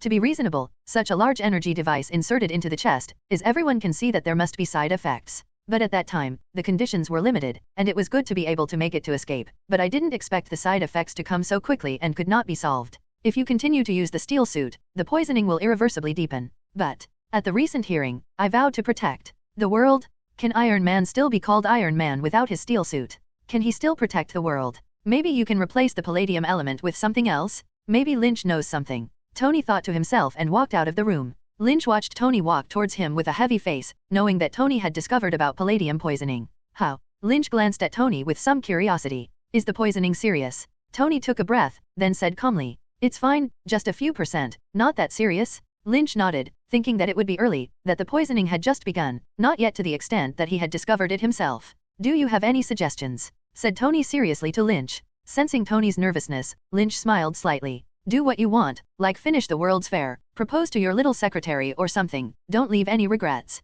"Wait." Tony's face changed drastically, and he quickly interrupted Lynch. "What do you mean by that?" "Get ready, Tony." Lynch smiled. Tony certainly has a save, and Lynch can casually tell him the key, but he wasn't going to tell Tony the answer to that question directly. In the movie, the answer to palladium poisoning is hidden in the diorama of the World's Fair left by his father, with which Tony finds a new element to replace palladium. But before that, Tony really thought that he was not saved, and that time was running out. Because of this, he was anxious, fearful, and experienced spiritual torments and trials. It was only after experiencing this that it finally became meaningful for him to synthesize new elements to save himself. If you tell Tony directly the solution to the problem, there is no way for Tony to experience that kind of spiritual transformation. See, how caring, how warm-hearted, what a friend Lynch is, and although Lynch especially wants to see Tony jumping up and down in a hurry, desperate to give up, he can guarantee that this is not the main reason. Watching Tony's expression go from stunned, to showing a trace of pitiful sadness and despair, a faint sense of guilt rose in Lynch's heart and, "You must be lying to me, right?" muttered Tony, walking to his studio. "It must be, I'll find alternative elements." "Give up, all elements are useless." Lynch added fuel to the fire in the back. "Shut up, hurry up, I have to work." Tony began without looking back. At this time, Natasha came from the next room. "What's wrong with Mr. Stark?" She turned to look at Lynch suspiciously. Nothing. He has something wrong with him, and he is very unhappy when I point it out. Well, I want to show you something. With that, Natasha held up her phone. Lynch took a closer look and it was a picture. The picture shows a pit in which stands a familiar hammer. Meow hammer. Lynch narrowed his eyes. Are you interested? 2 days later. Long time no see, Carlson. Lynch took Carlson's hand and squeezed it gently. The smile on Carlson's face froze, and the hand held by Lynch trembled slightly, and he couldn't pull it out, and quickly said good things sincerely. I'm sorry for what happened last time. I let you be treated unfairly. Lynch smiled, as if he had really met an old friend who was so happy that he refused to let go, and shook Carlson's weak hand vigorously. Natasha couldn't stand it anymore, and tugged Lynch and made a face. Lynch smiled, let go of Carlson's hand, and said, "Take us to see the hammer." Carlson was amnestied and quickly took the two inside. On the way, Carlson told the two about the current situation. A week ago, SHIELD discovered this bizarre hammer and cordoned off 4 weeks, establishing a military restricted area nearby. And before that, Meow Hammer had been here for a while. The Meow Hammer has attracted the attention of many citizens in the surrounding area, and many people have come here to try various methods to pull the Meow Hammer out, but they have not succeeded. It is also because of this that SHIELD is interested in Meow Hammer. At present, the research on the Meow Hammer has reached an impasse, because through observation and analysis, some people even think that this is the mythical hammer of Mernil. The appearance of the mythical thing brought a great impact to SHIELD, and everyone was wondering whether this thing was the hammer of Mernil, but no one had conclusive evidence. So Fury thought of Lynch, but he didn't expect Lynch to be interested in it. In the Marvel Cinematic Universe, there are only 2 kinds of people who can lift this hammer. One is a big guy with super strength, such as Hela, the goddess of death, who directly crushed Meow Meow when he appeared, and the proper Heavenly Father level strength. In addition, the big guys of Guyi Odin should also be able to destroy the Meow Hammer at will. The second type of person with some kind of qualification, the one recognized by the Meow Hammer. For example, the movie universe's Thor, Captain America, Vision. There are also Thor's girlfriends in the comics, the goddess Thor, Valkyrie, and even Natasha has raised the Meow Hammer. Of course, Lynch wanted to see if he could lift the Meow Hammer. Based on the current situation, Lynch speculated that Thor should not have come here to try to pull the hammer. When the time comes, raise the hammer and shake it in front of Thor. Just ask you if Thor is in a hurry. Is he angry? After walking far, several people came to the Meow Hammer that was surrounded by a lot. The Meow Hammer is inserted in the stone, which looks quite mysterious. People around come and go, doing analysis and research on the Meow Hammer. Lynch rubbed his hands and walked straight forward. "Lynn, what are you going to do?" shouted Carlson, but didn't stop it. Originally, they asked Lynch to see where this weird hammer came from. Lynch stood in front of the Meow Hammer and glanced to the left and right. "Carlson, let everyone here go away. Can you lift it?" asked Carlson. "There is a chance. It can be dangerous to lift it, so you have to let them go away a little," Lynch replied honestly. Carlson had no choice but to organize the crowd to evacuate. A few minutes later, only Carlson and Natasha, who were standing far away, were left. Carlson gestured okay and Lynch took a pony step and took a deep breath. System. He silently recited in his heart, and a curtain of light jumped out in front of him. Superman system. Current template, Juvenile Superman 100%, Youth Superman 60% template. Redemption list, Youth Superman. Superman, Magical Superman, Gold Superman, Supreme Superman, Silver Superman. Justice value, 101,185. Before killing Jin-hee, plus disposing of some of the more jumpy characters, Lynch's justice value increased by a large amount, and then exchanged 10% of the template, and now he has accumulated a wave of justice points. Redeem 10% of the template. The light curtain flashed, and the value changed. Superman system. Current template, Juvenile Superman 100%, Youth Superman 70% template. Redemption list, Youth Superman. Superman, Magical Superman, Gold Superman, Supreme Superman, Silver Superman. Justice value, 30,185. Shutting down the system, Lynch gripped the hammer handle. With a gentle mention, the Meow Hammer did not move. Lynch is not surprised that he did not feel that he had the so-called qualifications in the first place. His gaze was slightly condensed, his whole body tensed, and Lynch was ready to continue to raise the hammer. This time, Lynch originally planned to forcibly lift this artifact. In his previous life, he saw on the internet that he could forcibly lift the Meow Hammer at least with the strength of the Heavenly Father, and crushing the Meow Hammer like Hela was definitely the strongest among the Heavenly Fathers. After all, this Meow Hammer has an extraordinary origin. It is forged from the Dying Star, and it contains endless divine power, which can be called an artifact. In the movie, Thor was once called Hammer God when he was not awakened in the early stage, because from the perspective of movie performance, he relied too much on this artifact. That can basically be speculated that lifting the Meow Hammer basically has the strength of the Avengers ceiling of the movie universe. By lifting the hammer, he could have a rough estimate of his strength in his heart. Lynch's inhuman power was gradually exerted on this artifact, and the ground under his feet could not be supported first, and began to sink one by one. But the Meow Hammer still didn't move, as if it had grown on a stone. Drink. Lynch gulped, his eyes round, his expression hideous, and his hands used all his strength to move the meow hammer. Lynch roared inwardly, and the power hidden in his body quickly revived. As Lynch exerted his strength, the ground began to shake slightly, and Coulson on the side drank Natasha and walked further. "Oh my god, how did he make such a big move?" exclaimed Coulson as he recorded Lynch pulling his hammer. Natasha smiled and said meaningfully, "That's always what he always did." In the field, Lynch's face turned red, and his heart began to feel a little embarrassed. The movie says that the weight of a hammer is unlimited for those who are not qualified to lift it. This statement is of course an exaggeration, because this kind of speech is too idealistic. But there is no doubt that the weight of the meow hammer is indeed heavy enough. Lynch, who has a 70% youth Superman template, should be very easy to even lift a few tons of airplanes, let alone a few tons of tens of tons of trucks. But at this moment, Lynch even had the strength to breastfeed, and the meow hammer was still motionless. Exhaling a turbid breath, Lynch slowly collected his strength, and his body slowly floated. He was ready for one last attempt. Limited by the ground environment, Lynch is actually difficult to exert his full strength on the ground, but in the air, he can rely on the biological force field to use all his abilities to exert maximum power. The body was stable in the air, stimulating the energy hidden in the body, feeling the huge power continuously pouring out, and Lynch regained grip on the hammer handle. "Give it to me," shouted Lynch angrily, both hands bursting with clearly visible green tendons, and the incredible power was transmitted to the meow hammer. Staring at the meow hammer deadly, Lynch shouted in his heart, "Move." The two in the distance also watched Lynch's movements intently. 1 second, 2 seconds. As Lynch's strength gradually increased, meow hammer finally trembled slightly, and slowly left the ground in the surprised eyes of the three. Under the gaze of Lynch, Natasha, and Coulson, the meow hammer was slowly lifted off the ground. Just when Lynch was secretly happy in his heart, a figure suddenly appeared next to Lynch. Lynch was first taken aback, and then reacted to the identity of this person. "Who are you? When did Midgard have a strong man like you?" The figure began in amazement. Lynch turned around with his hammer in hand and looked carefully at the uninvited guest. He was dressed in a decent suit, and his feminine face was full of unconcealed shock at the moment. "Loki, god of trickery in Asgard, I am the god sleeping in Midgard, you can call me Lynn." Lynch replied with a smile. The one who came was the son of Father Odin, the lord of Asgard, who began to appear in Thor, and the younger brother of Thor, the god of tricks Loki.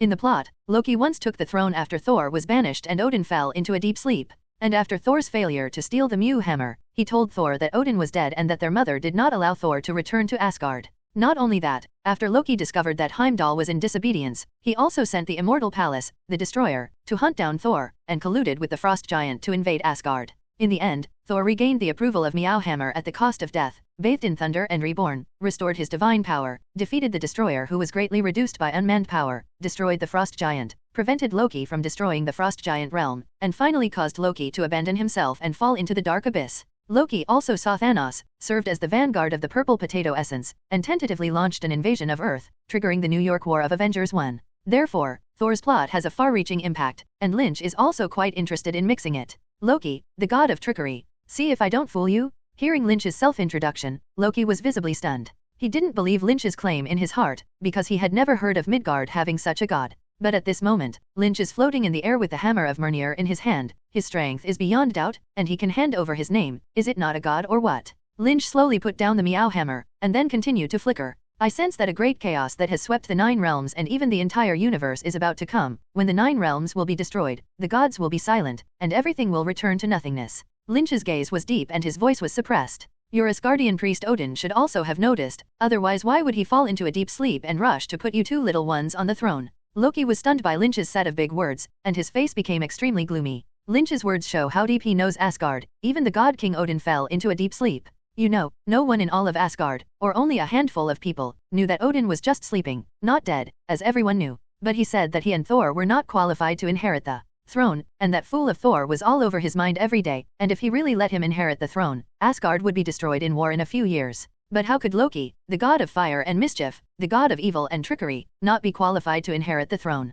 Just because I was a child picked up and was actually the bloodline of a frost giant? So all this time, Odin, that guy, always favored Thor, even if he was so reckless, so good at getting into trouble, so stupid? I, Loki, want everyone to see who is more qualified to be the king of Asgard. Loki roared in his heart, but did not show it, just said coldly to Lynch. Our affairs in Asgard are not in charge of other people. The god of Midgard? His skeptical gaze swirled over Lynch, still unable to figure out where this guy was coming from. Lynch smiled, moved his body, and instantly appeared behind Loki. He reached out and put his hand on Loki's shoulder, leaned into his ear and whispered, "Would you like to try it, little one?" Loki's face flashed with anger, and a sharp dagger suddenly appeared in his hand, and he backhanded without thinking. Lynch shook his head slightly, grabbed Loki's thin wrist, sighed and said, "It's really weak. This." Loki, as a mage, rushes up with a dagger every time he fights, and escapes a melee mage. At this time, Loki was still too young. After Loki was hugged and thrown by the Hulk, he finally realized the cruelty of the world and turned into a runaway master, not daring to play melee again.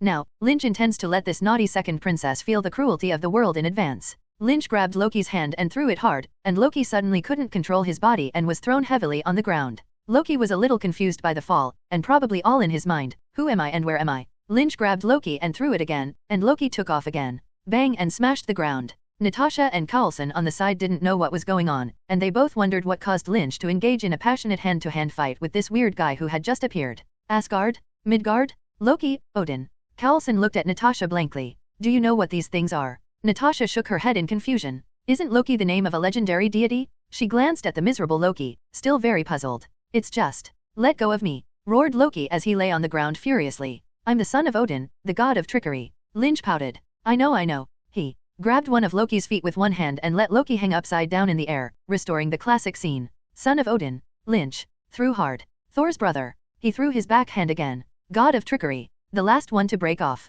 Loki lay on the ground with a confused look in his eyes, and kept chanting in his mouth. You can't do this to me, I'm a god. Lynch crouched down, approached Loki, and carried out the final murderous intention. God. What a weak god. What a weak god. After Loki's last stab, Lynch dragged one of his feet to the two onlookers with a look of disgust. Is there a place for us gods to rest? Carlson nodded quickly, leading Lynch to throw Loki into an empty room. Outside the room, Carlson couldn't help but curiously ask Lynch, is this guy really a god? After organizing the language, Lynch continued the science in the doubtful eyes of Carlson and Natasha. They are indeed the source of Norse mythology, with a long lifespan and a high level of technology. After a pause, Lynch continued. But objectively they are only technological. Life has evolved higher than one of our alien races, and they often visited Earth when we were still in ancient times, so they left many myths. Saying that, Lynch pointed to the two people in front of him. Just like we go to a planet in the Stone Age now, they will also think that we are gods. Listening to this explanation, Carlson and Natasha suddenly realized. So think of them as an alien civilization with a higher level of technology than ours.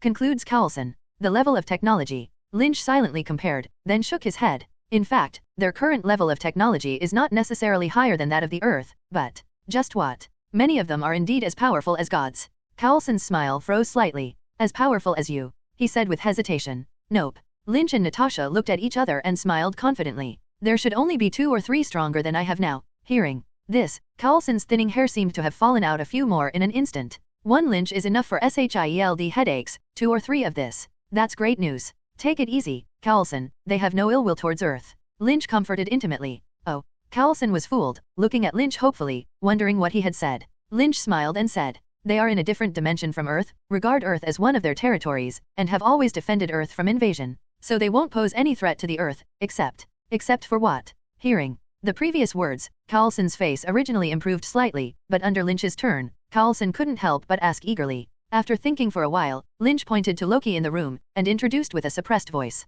This is Loki, the god of mischief, evil, and trickery. Wait. Carlson, with a slightly skeptical face, asked smartly. Then why was he humiliated by you pressing to the ground? Oh, I didn't expect your Carlson's kind heart to be so dark. Carlson, I'm so disappointed in you. Lynch condemned Carlson in his heart and began to perform without changing his face. Because of me, Lynch. His body slowly rose as the words of righteousness came out of Lynch's mouth. It is the nemesis of all evil, trickery, the god of justice and wit. Visible to the naked eye, a reluctant smile pulled out on Carlson's face, which Lynch understood as. Natasha couldn't stand it anymore, and pulled Lynch, who floated to the sky. Lynn, say something useful. Okay. Lynch fell back to the ground and explained everything he knew. Their god King Odin is coming to an end, and they want to choose one of their 2 sons, Thor and this guy, to inherit the throne. Thor, the god of thunder, was sealed by Odin for his recklessness and warlike powers, stripped of his weapon, the hammer we see now, and then banished to Earth. His younger brother Loki, the hapless guy, took advantage of Odin's slumber to take the throne and came to Earth to fight his brother so that Thor could never return to them.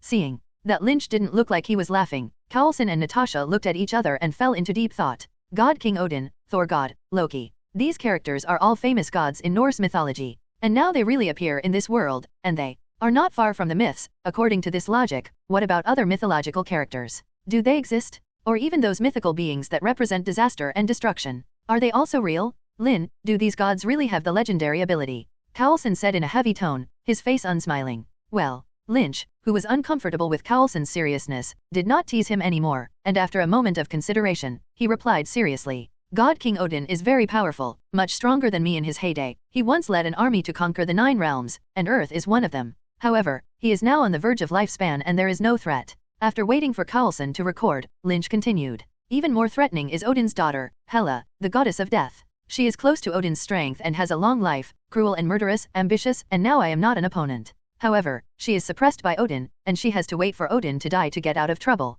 And her first goal must be to seize Odin's throne, and then she will make a move on the 9 realms. Coulson nodded solemnly and motioned for Lynch to continue. Other than that, it's Thor, the god of thunder. He is powerful and can drive lightning, but he has a straight personality and a kind nature, and if the earth is in danger, he will become a helper to protect the earth. Speaking of this, Lynch turned his head to look at Loki's room. Finally, it's this naughty Loki. He can play tricks, play with people's hearts, has a cunning personality, is fragile in his heart, and has always wandered on the edge of good and evil. After speaking, all 3 of them were silent for a moment. So, what do we do now? Frowned Coulson. Just do nothing. Lynch spread his hands. We're just waiting. And give him this hammer back. No, his divine power is sealed, and he can't hold this hammer. With that, Lynch stepped aside and looked into the sky. Hey, man, what's the scenery up there? Would you like to come down and talk? Lynch had already noticed Hawkeye secretly watching over them. What about that guy inside? Finally shouted Coulson. Leave him alone, he'll disappear on his own. What? Coulson was stunned for a moment, and quickly pushed the room open to check.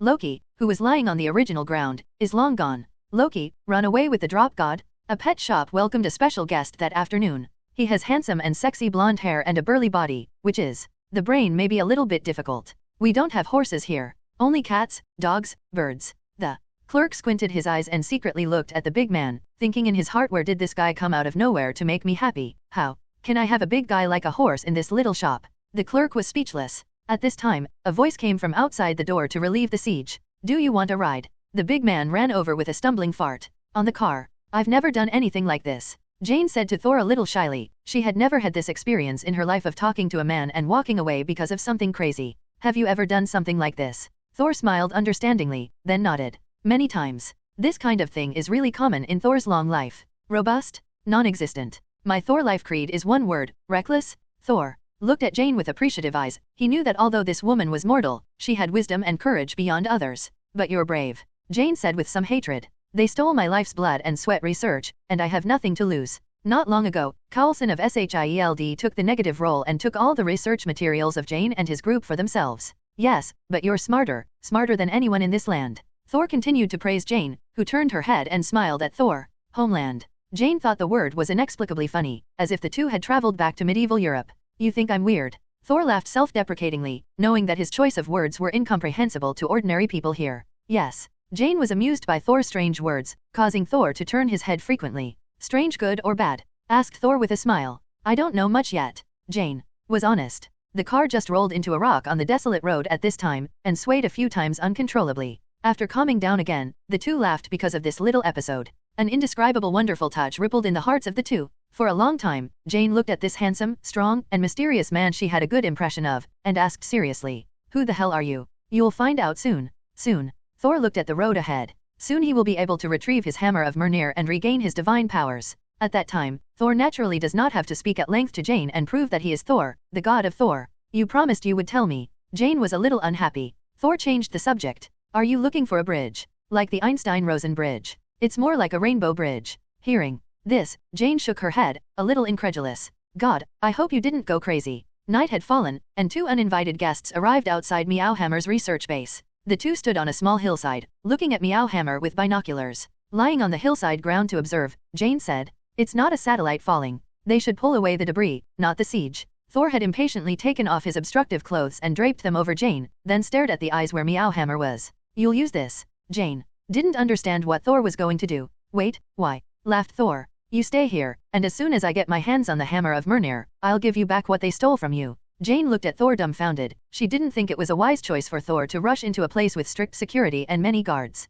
No, look over there. You think you can just walk over and take our things and leave? Thor didn't pay attention to the guards at all. The Meowhammer was close at hand, and he had already begun to float. No, I'll fly out. With that, he quickly sneaked out and disappeared into the night. Here it is. Inside the research base, Lynch said to himself. Coulson, get ready for the guests. He roared out of the room. The research institute close to Meow Hammer also began to fall into a small chaos at this time. A researcher stared at the screen and reported to a bald man. The signal you need to get at all times is not enough to penetrate the clouds. That thing emits so much interference, technology rarely works. Commercial planes are in the sky, Southwest Airlines. A bald man with a certain Hydra and senior SHIELD agent slammed his chaotic mobile phone twice and ordered the plane to change its course with some irritation. Suddenly, his subordinate pointed to another screen and said to him, "There is something in the Western Defense Area." The bald man took out the walkie-talkie and ordered, "Delancey, Jackson, pay attention to the western perimeter, go and check." A voice came from behind, and the bald man turned around. It was Cowlson.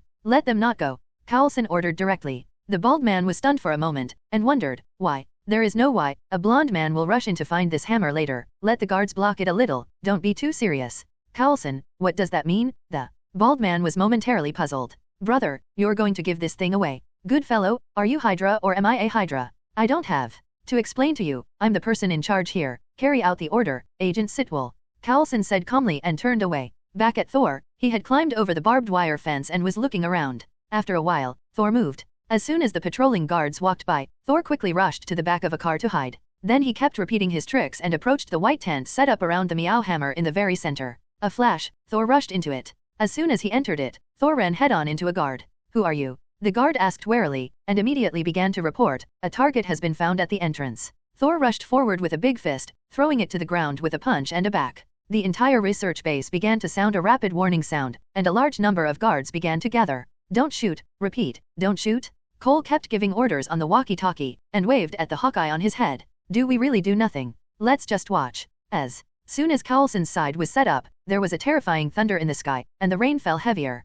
The researcher ran over again to report, "That thing emits a large cloud of electromagnetic waves. The system is difficult to bear." Looking at the gradually chaotic instrument screen, Cowlson couldn't help but mutter, "God, this guy is really Thor." Dodged a group of guards in the base, knocked down one roadblock after another, Thor looked around a corner with excitement. He had already felt that his Meow Hammer, his divine power, was already close at hand. Quickening his steps and walking around the corner, Thor looked in front of him with an excited face. But little by little, his smile disappeared, turning into consternation, bewilderment, sadness. He ran to the pit in disbelief, knelt down, pounced on it, and carefully stroked the place where the Meow Hammer originally existed. Yes, the Meow Hammer that was supposed to be inserted here, and no one could lift it actually flew. "Where's my hammer?" Thor couldn't help but look up to the sky with a sad face. "Boy, are you looking for a hammer?" A crisp voice suddenly sounded beside Thor, and he turned his head in surprise. Then he saw an image that he would never forget. The hammer of Murnil, which he regarded as a lover and should have belonged to him alone, was actually held up by a smiling young boy and flew in the air. "Why is Murnir in your hands?" "No." Thor glared murderously at Lynch. "Why can you lift it?" Lynch laughed harmlessly, holding up the Meow Hammer and changing hands by the way. Seeing that Thor's eyes were red and almost dripping blood, Lynch spoke unhurriedly. "Thor, don't worry. I don't have the so-called qualification to lift the hammer of Murnil. I haven't obtained your divine power, I just forcibly lifted it." "What?" Thor was even more surprised, completely disbelieving Lynch's nonsense, pointing at Lynch with a cold eyebrow and saying, "This Murnir hammer has the power of Odin left by my father, and the weight is infinite for those who are not qualified to lift it." Lynch pouted, thinking that you are not dead in the heart of the Yellow River. "Try it yourself," he said, moving his body and putting the Meow Hammer back in its place. Thor stared at Lynch as he lowered his Meow Hammer, and then stepped forward directly to examine his baby hammer carefully. Standing in front of the Meow Hammer, Thor was full of joy and gently stroked the Meow Hammer as if he were treating an old lover who had been lost for a long time. Lynch looked at Thor's disgusted idiot face, and couldn't help but understand why Thor broke up later. "Drink." Suddenly, he clenched the Meow Hammer with both hands, roared violently, and pulled it out with all his strength. Bean-sized rain clattered and fell on him, wetting his whole body. For a long time, he let go of the Meow Hammer in dismay, and roared in despair. "Why?" Knelt in front of the Meow Hammer, Thor lowered his head, and the rain mixed with tears rolled down. He knew that he had lost the qualification to lift the hammer of Murnir. At the same time, he also lost his identity as Thor and became a mortal. "Hey, that's giving up," said Lynch lightly. "Don't interrupt it. This Thor, a muscular tough guy crying in this fierce man, who can withstand it?" Hearing Lynch's voice, Thor suddenly remembered that there was a strange guy next to him. He snorted and pouted to look at Lynch. "Who are you?" "The one who came to help you." Thor felt a glimmer of hope in his heart and quickly asked, "How to help?" "You come down first, take a shower and change your clothes and we'll talk." Thinking of the image of Lynch holding a Meow Hammer in one hand, Thor couldn't help but believe Lynch. If he really lifted the hammer of Mjolnir by his own ability, there should be a way for me to regain the recognition of the hammer of Mjolnir, right? You can call me Lynn, and by and large you can think of me as a god in the atrium. Superboy. Lynch glanced at the startled Jane and smiled slightly. Do you know me? Is it my fan? Jane bowed her head awkwardly. My dad said he was interested in you. Lynch snorted coldly, did not continue to deal with Jane, turned his head and continued to fool Thor. I know that you were sealed by Father Odin and banished to the atrium, but you don't have to worry too much. Thor looks rough and reckless, but in fact, as the Prince of Asgard, he has a high IQ, but because of his personality, he is unwilling to use wisdom, and prefers hammers and axes to solve everything. Thor had a wise gleam in his eyes, as if he could look directly at Lynch with a penetrating gaze. You Asgard are too closed. I have only recently arrived in this world, so you don't know. So how can I regain the recognition of the Hammer of Mjolnir and restore my divine powers? The wisdom in Thor's eyes disappeared. He was anxious, and now his situation was equivalent to being unilaterally declared to break up, trying to find an opportunity to regain his lover's heart. When you pass your test, you will naturally be reborn, Lynch said profoundly. What test? Thor is speechless. The heart says that you are not talking nonsense. Lynch quietly looked at the lost and sad Saul. Your father is dying. Once he dies, disasters will follow, the rebellion of the 9 domains will continue, and your sister will escape from the trap, and then even greater disasters will sweep the universe. What? Thor was surprised. How do you know? Do you know what I saw? Lynch's gaze tightened, and Thor lowered his head in disdain. I see the ancient prophecy come true. Asgard is in ruins, your people are displaced, all your loved ones are taken away one by one, and finally you wander the starry sky alone. There's no way I'm going to let this happen. Lynch just stared at him calmly. Just by you now. He shook his head. With all due respect, you can't even beat my girlfriend now. Thor listened to this extremely insulting remark, slapped the table, glared viciously at Lynch, gasped for breath, but could not say anything to refute it. Arrogant, reckless, with only fighting in his eyes. Lynch got up and glanced at Jane. What do you do to lift the Hammer of Mjolnir? What to protect Asgard? What to protect the people you love? After that, Lynch beckoned a few people out, leaving Thor and Jane in the room. Isn't your words a little too much? Natasha followed Lynch and whispered close to his ear. It's all a test, it's his way through. Feeling the warmth in his ears, Lynch was slightly distracted. I love that girlfriend, though. Natasha chuckled and gave Lynch a light peck in the face. Am I really that bad? Thor looked at Jane with red eyes. Nope. Jane caressed Thor with some distress. I don't know how you were before, but I see you not like that now. Thank you, Thor said with a grateful look. Just as the atmosphere gradually heated up, a figure suddenly appeared in the room again. Oh, I'm sorry to interrupt you. Loki shook hands and walked in front of the two. Loki. Thor was overjoyed to see his dear brother. Why are you here? I'll tell you something, Loki said in a somber tone. Countless bad speculations flashed through Thor's mind, and with a trembling voice, he asked. What happened? Loki said softly. Thor froze, and the expression on his face changed from shock to disbelief to extreme sadness. You are expelled, and the threat of a new round of war is coming. He eventually couldn't take it. Looking at Thor's face, Loki said with a hint of comfort. You can't blame yourself. I know you love him. I want to tell him, but he won't listen. It's cruel that the Hammer of Mjolnir is in front of you, but you can't hold it. Thor lowered his head deeply, motionless. The crown naturally fell on my head. Loki said of course. Thor looked up and asked tentatively with pleading. Can I go home? The armistice with the Jotuns was conditional on your exile, and the Queen Mother forbade you to return home. Thor was desperate. I'm here to say goodbye to you, brother. I'm sorry. Loki's figure gradually disappeared into the room. No, I'm sorry. Thor held his head, finally couldn't bear it, and cried bitterly. I'm so sorry. It's all my fault. Thor cried bitterly in the room, and no matter how much Jane comforted him, it was useless. It's all because of me. He choked as he covered his face. Jane painfully hugged Thor's head and stroked it gently. No, that's not your fault. After a long time, Lynch pushed the door and walked in. If I told you that Odin wasn't dead, would you stop crying? A muscular man holding a weak beauty and crying. I don't know what special fun I thought the two were doing. For his physical and mental health, Lynch had to come in and interrupt them. Anyway, Thor's emotions are already in place, and the abuse will be a psychological trauma. Thor, who heard this, was really shocked, and looked at Lynch with teary eyes. How do you know he's still alive? Sighed Lynch and walked over to Thor. Because Loki is lying to you, it's that simple. What? Thor paled and didn't know what to say. With his mind, of course, he could guess what was going on. After all, Thor knew his scheming brother very well. Lynch patted Sol on the shoulder and said, going for a drink. Inside the bar, the table was already filled with empty bottles like a hill, and Thor was finishing a new one. He was already drunk crimson, shaking his head and pulling Lynch to drink with him. Lynn, you drink too. Come on. Lynch picked up his dark wine glass and took a sip of the coke inside. Drinking? Non-existent. Anyway, Thor drank it. Even if I drink air, he can't see it. Draining half a bottle of expensive spirits, Thor said to Lynch with some disgust. Your atrium wine is too bad. As if he had thought of something, and said with a standard drunken man's smile on his face. Our Asgard wine is much better than yours. The best drink I remember ever drinking was my father's treasured wine that I stole with Loki as a child, and that taste. As he spoke, His voice became lower and lower, until he couldn't speak at all, replaced by a crying voice. Why did everything change in the blink of an eye? Everything changes over time, and it's time for you to change. Lynch sighed inwardly. It is said that superheroes are miserable, and Thor, as the Avengers Giant's combat ceiling in Lynch's mind, is the strongest man, which is simply epic miserable. My father and mother died, my sister wanted to kill him, my brother secretly calculated him every day, my homeland was destroyed, and my comrades were killed by Thanos. Even his girlfriend disappeared in the end. At the end of Avengers 4, this man who appeared with a noble and powerful aura, with only a storm tomahawk by his side, followed the Guardians of the Galaxy and began to wander the starry sky. Those prophecies you said. Is it all true? Asked Lynch, gritting his teeth.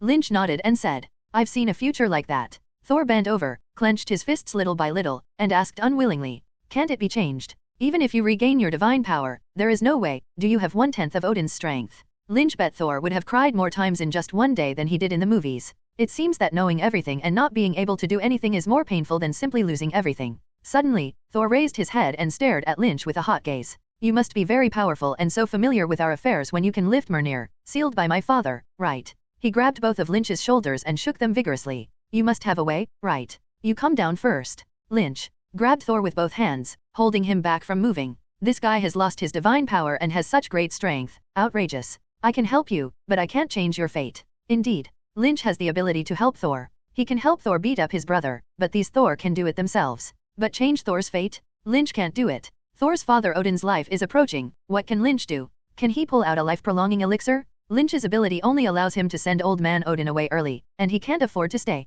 Not to mention in Asgard, even on Earth, Lynch may not have hammered Hela, let alone in Asgard. Guyi has a mirror space, and leading Hela to the mirror space is estimated to cut off her source of power and avoid the destruction of Asgard. And breaking up with his girlfriend, how can Lynch teach himself as a straight man of steel? If you like it, you will go to jail for her. Have you learned it? Just kidding, Lynch can't change the emotional thing. The other mothers died, Thanos snapped his fingers, and Lynch could have intervened, but the end was not necessarily. Who knows? Help me. It's okay. Thor seemed to be drunk, and his body caught by Lynch looked a little unsteady, and his speech began to become chaotic. I'll help you, but first you have to change yourself. Otherwise, you don't have a hammer. How can I help you? Yes, then you teach me how to change. I bask in the sun to get stronger. Have you learned? I bring my own system, and you don't have it. No, I won't do that. I know, said Thor, shakily. You don't want to teach me, because you and I, it's nothing. Don't think that drunk people have no logic. In fact, drunk people have strong logic, and Thor grabbed Lynch clearly at this time.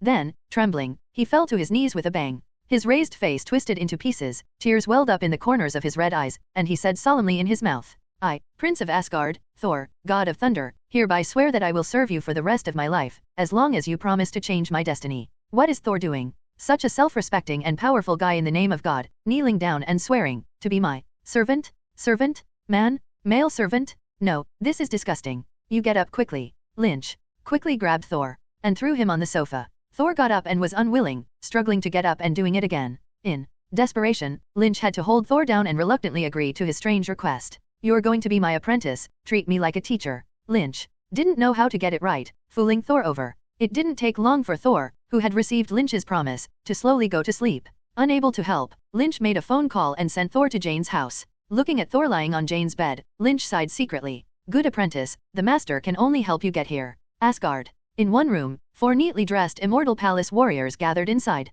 A big man with an anxious face kept rushing back and forth, and a fat man with a fleshy face kept stuffing food into his mouth. Suddenly, the big man who was rushing back and forth stopped in front of the strong man angrily, flipped the plate containing food in the strong man's hand to the ground, and yelled at him. Our dearest friend has been banished, Loki has taken the throne, Asa God domain is facing war, what a shame that you can still eat 4 wild boars, 6 pheasants, a large piece of beef, and 2 barrels of strong beer. Don't think that I'm a big stomach king without heart and lungs. You two have had enough of arguing. The only woman of the 4 exclaimed. With that, she pulled the 2 apart with another Asian-faced warrior. We know what to do, she whispered to the others. We must hurry up. The Asian-faced warrior also said. The 4 looked at each other. We're going to find Thor, he continued. The big man said worriedly, this is a rebellion. The strong man gambled and said, what else is it a rebellion? This is a suicide action. The female warrior just looked at her partner quietly. Thor would do this to us. The 4 fell silent. Indeed, if something like this happened to them, Thor would definitely go out of his way to find them and help them. Suddenly, as if thinking of something, the strong man covered his mouth and whispered, we need to be quiet, Heimdall may be watching us. Speaking, of CAO arrived, and just then, the door of the room was pushed open. A soldier walked up to the door and said to the four, Heimdall wants to see you. The four looked at each other. After a long time, the strong man said, We're finished? How dare you rebel against Loki, our king, and commit treason in order to save Thor? Asked Heimdall as he stood above, his tone cold. Yes. Female warriors don't hesitate. Good. To the surprise of several people, Heimdall did not continue to punish them, but walked down. So will you help us? Asked the female warrior with a heart movement to Heimdall. Heimdall walked directly through the crowd and towards the outside of the temple. My allegiance to the kingdom cannot open the rainbow bridge for you. With that, Heimdall left here. This guy is quite difficult to deal with, right? The big man complained a little unexpectedly. So what do we do now? The strong man had no idea. The female warrior looked at Heimdall's back with some doubt. Heimdall didn't punish them, but he didn't help them either, so what the hell did he mean? She turned her head to look up. Sure enough, the sword that controlled the rainbow bridge was still in place. Look. She excitedly patted her companion's shoulder to make them look in the direction of the sword. We can go, she said, and she stepped forward, and the rest of her companions stood around her. Urging this great sword, the four of them suddenly turned into a ray of light and shot into the distance from Asgard. A flash of light flashed, and the four of them appeared in a desolate wilderness with mysterious patterns. So we're there. The strong man looked around a little confused. It should be. The female warrior looked around. Let's go this way. The four began to move in the direction where Thor was. For a long time, a small town appeared in the eyes of the four people. The four ignored the strange gazes and exotic scenery of the people around them, and went straight to Thor. Finally, they saw Thor in front of a glass door. The four of them impatiently stepped forward and knocked on the glass, shouting in unison, Found you. Thor turned his head, his face showing surprise. They hugged excitedly one by one and then looked at each other. You're really here, said Thor excitedly. Really? What do you mean? Asked the female brave man a little puzzled.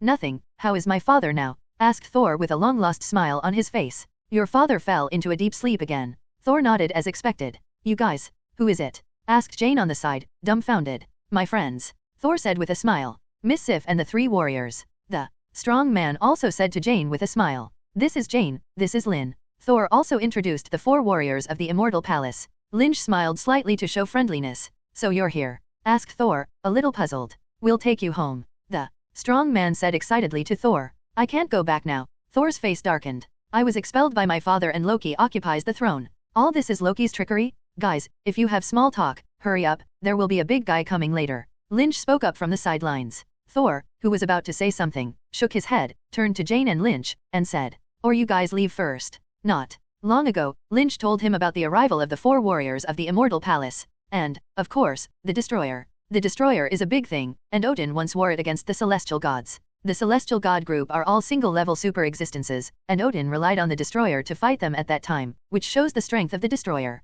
Although it is expressed in the movie, there is one thing to say, that is the need for the plot of the movie. First, the Destroyer was controlled by Loki in the air, belonging to the weak chicken master plus unmanned. Second, Thor used thunder and lightning to knock down the Destroyer, and did not destroy it. So Lynch and Thor also said that they would not help him fight this thing. This is his test, how to progress without being beaten. How can a thunderbolt be reborn without being beaten to death? If Lynch knocks the Destroyer down with a punch, Thor still can't play, so Thor wants Lynch to take Jane away, so as not to be accidentally injured when he gets it. I'm not leaving. Jane stubbornly raised her head. Okay, I'll protect her, you don't have to worry. Lynch sighed. I really regret that I didn't bring Natasha and feed me dog food. What are you talking about, and who else will come? Asked the strong man blandly. Yes. Thor's eyes shot a sharp light, and he looked at the Immortal Palace foursome again. Why? Asked Sif. If you have enemies to deal with, of course we have to stay. The big man also said. Nope. Thor shook his head. This is my test and I have to face it. As he spoke, a powerful storm swept in from afar.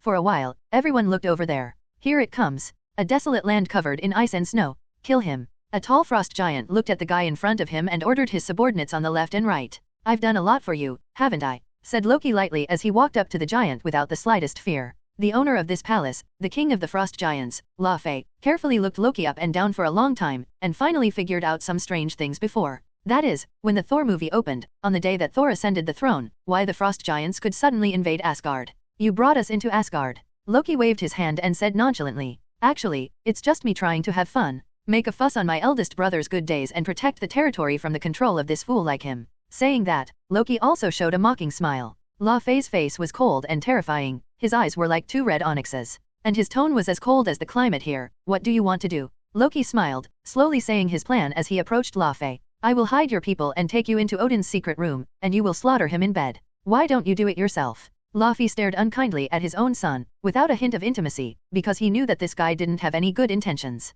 Loki seemed to be amused by Laufey's words, and secretly cursed Laufey for his stupidity, while explaining. The Asgardians will not support a person who killed the first king as king, and as soon as Odin dies, I will return the treasure box to you, so you can return to Jotun Giant's country and return to your hometown. Loki finished his terms and confidently waited for Laufey to agree.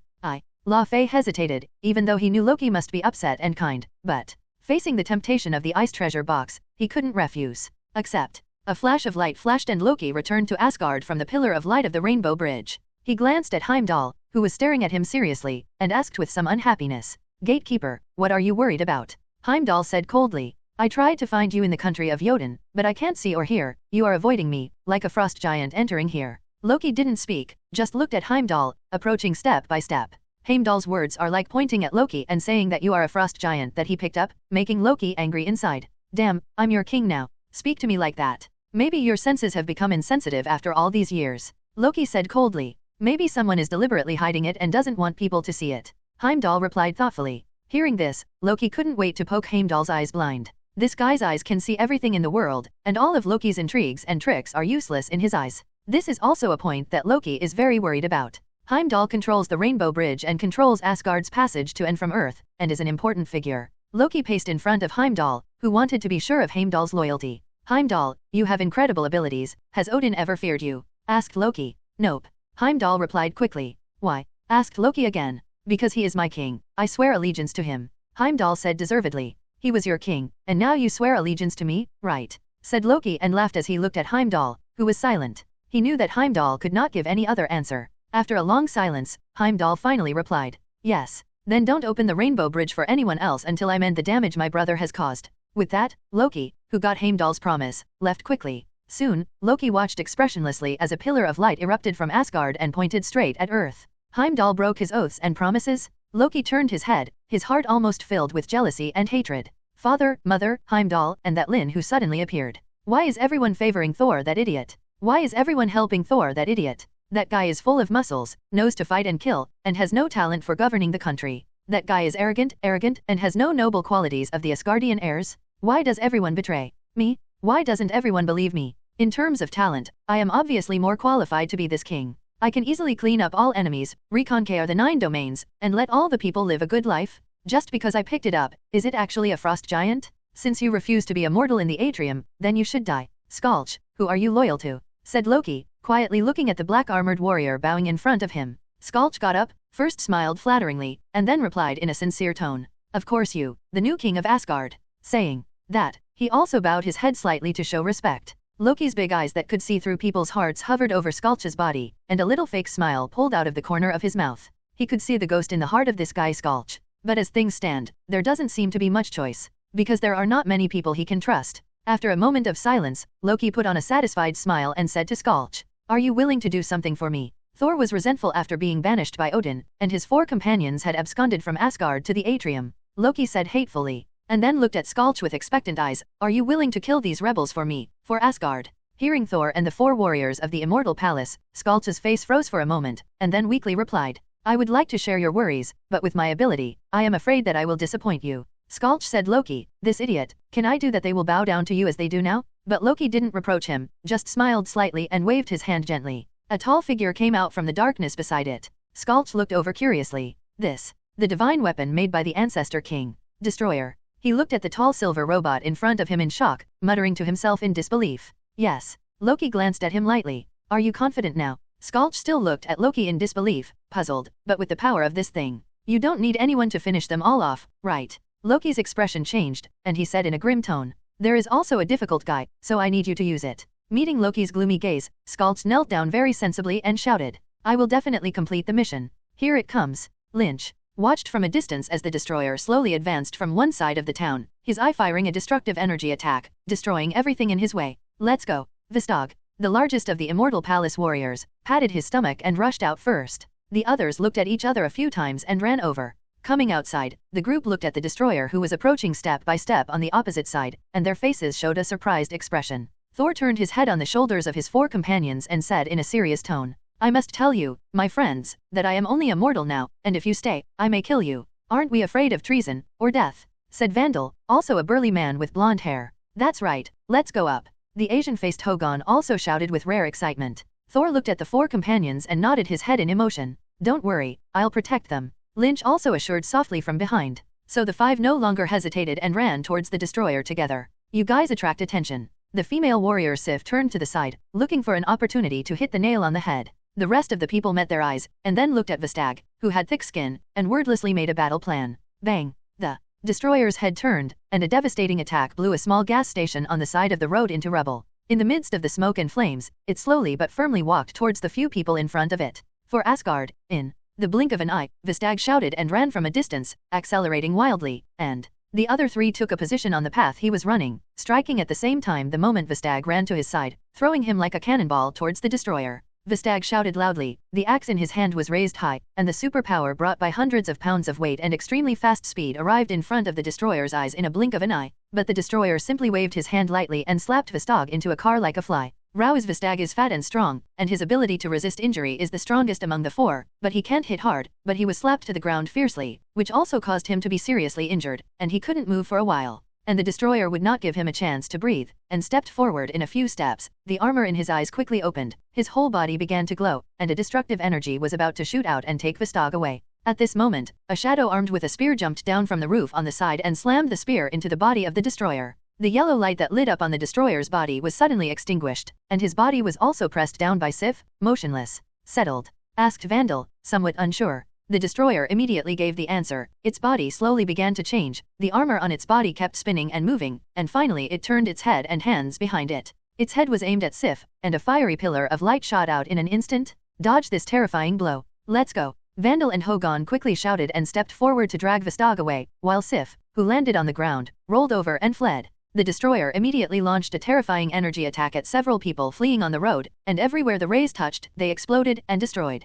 Flames and explosions engulfed everything on the street, and the few people who barely evaded were all thrown to the ground by the shock wave and the debris of the explosion. The destroyer who walked on the strange rhythm unhurriedly walked from the fireworks to the powerless struggling immortal palace foursome, and the armor on his face began to change again. Enough! Shouted Thor, holding the small axe he had picked up in his hand. Your target should be me. He held his axe and looked up at the destroyer, knowing that Loki was controlling the guy and could hear his words. Give me a little time. The destroyer stopped his attack and stood quietly towards Thor. Thor walked towards the 4 people of the immortal palace and lifted them up one by one. Let's go to Asgard and stop Loki. He supported several people, his face heavy. No, we're going to fight together. Vandal said with a look of reluctance. You've done your best. Thor patted everyone's bodies, and several people were reluctant to even stand up. Then I will die like a warrior. Today's story will definitely be recited by posterity. Sif was excited. You have to live and tell stories to the children yourself, said Thor seriously to the men. What are you going to do? Said Hogan, his face worried.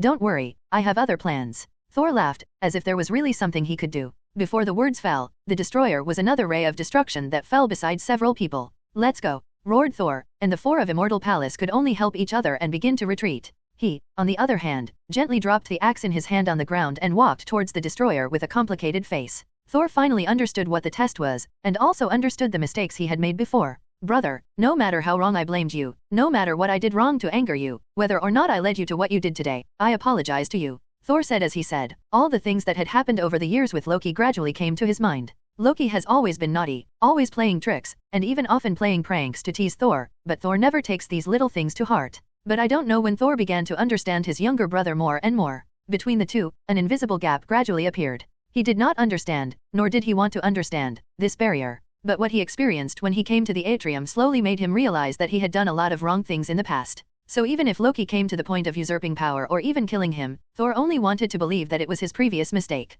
His own arrogance, and cruelty let the treacherous Loki lead to the evil path. And all this should be borne by me, the elder brother, and it is my responsibility to lead him back to the right path. But these people are innocent, and killing them doesn't bring you glory. More precious than killing and violence is love and mercy. These things can bring peace and beauty. If you want to kill me, immediately truce. As soon as the words fell, Thor just walked in front of the destroyer, stood still, and looked at the tall destroyer. The yellow glow on the destroyer's face slowly dissipated, and then slowly turned around. A relieved smile appeared on Thor's face, and he thought Loki had listened to his words. But the destroyer suddenly raised his hand and slammed Thor away. For a time, the thunder god of the mortal body was beaten out more than 10 meters, and when he landed, he only saw the breath out and did not see the intake. Can't live. Thor, seeing that Thor was shot out by the destroyer, flying upside down more than 10 meters and landing on the ground. Jane finally couldn't bear to shout and rushed up. Standing on the side, Lynch did not stop it, but wanted to get a Coke. Because he had sensed that the Meow Hammer not far away began to erupt with an unusual energy. Thor.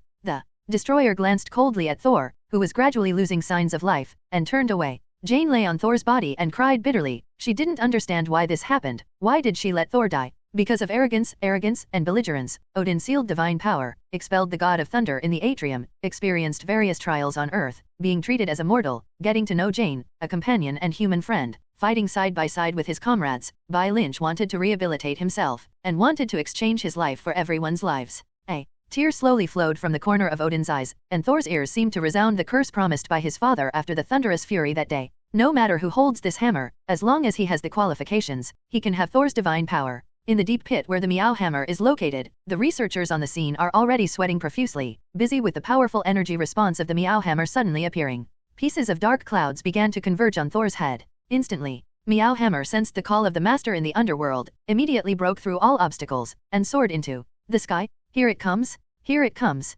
Meow Hammer carries lightning and light, to make Thor return to the world? What is that? Said Jane's friend and assistant, the little beauty Daisy, dumbfoundedly pointing to something in the sky that left a long arc. He's back, said Sif with excitement on her face, expecting an inexplicable reply. Jane, danger, get out of the way, shouted Jane's father, Eric, worriedly. Jane also looked up at the sky in surprise when she heard the voice. Lynch appeared next to Jane in a flash, pulling her aside. Lynn, what happened? Asked Lynch in surprise, as if guessing something. Lynch smiled slightly and replied, Thor passed the test and will regain his divine powers. Aren't you curious if he is really a god? You'll know right away. As he spoke, Meow Hammer had already smashed into the unconscious Thor with a bolt of lightning. Suddenly, Thor stretched out a hand and firmly held this Mjolnir hammer. In the dazzling lightning, his aura climbed little by little, and pieces of armor condensed on his body. The destroyer and Loki seemed to be aware of this, turned back sharply, and in disbelief, a devastating attack began to brew rapidly in their bodies. But before it could deliver this blow, the Meow Hammer flew out of the lightning and knocked it to the ground.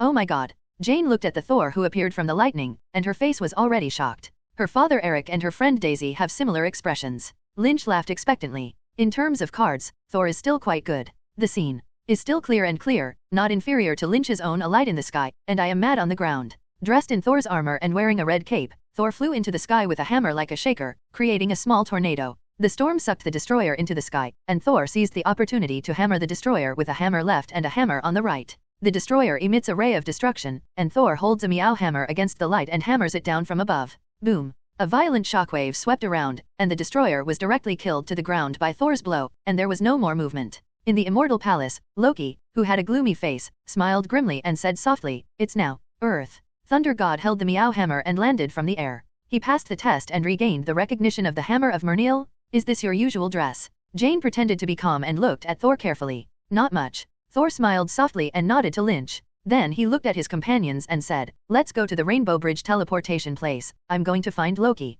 He smiled wryly and reacquainted himself with Thor. Another god. Thor, you're dressed pretty cool. Thor also solemnly said, Son of Kor, we are fighting for the same goal, to protect this world. Please do not hinder our actions. Coulson glanced at Lynch with his afterglow and nodded approvingly. It's not over yet, said Lynch suddenly. When Thor heard this, he immediately looked in one direction consciously. The destroyer, who was originally shot down by Thor to the ground and did not move, did not know when he had stood up, and a thicker and more terrifying destruction light than before had already struck. My god, can't dodge. A wave of fear bubbles up in everyone's hearts. Thor's face changed greatly, and he was about to rush to everyone with a Meow Hammer to resist this destructive light. But this ray of destruction was faster and faster than any previous blow, and just before Thor wanted to make a move, the light had already exploded. No, roared Thor. With the momentum of this light, if it really fell, all the people he cared about would be killed. Even if he restored Thor's divine power, it would be useless. But a second later, Thor found that there was no explosion. He raised his head and saw the figure in front of everyone.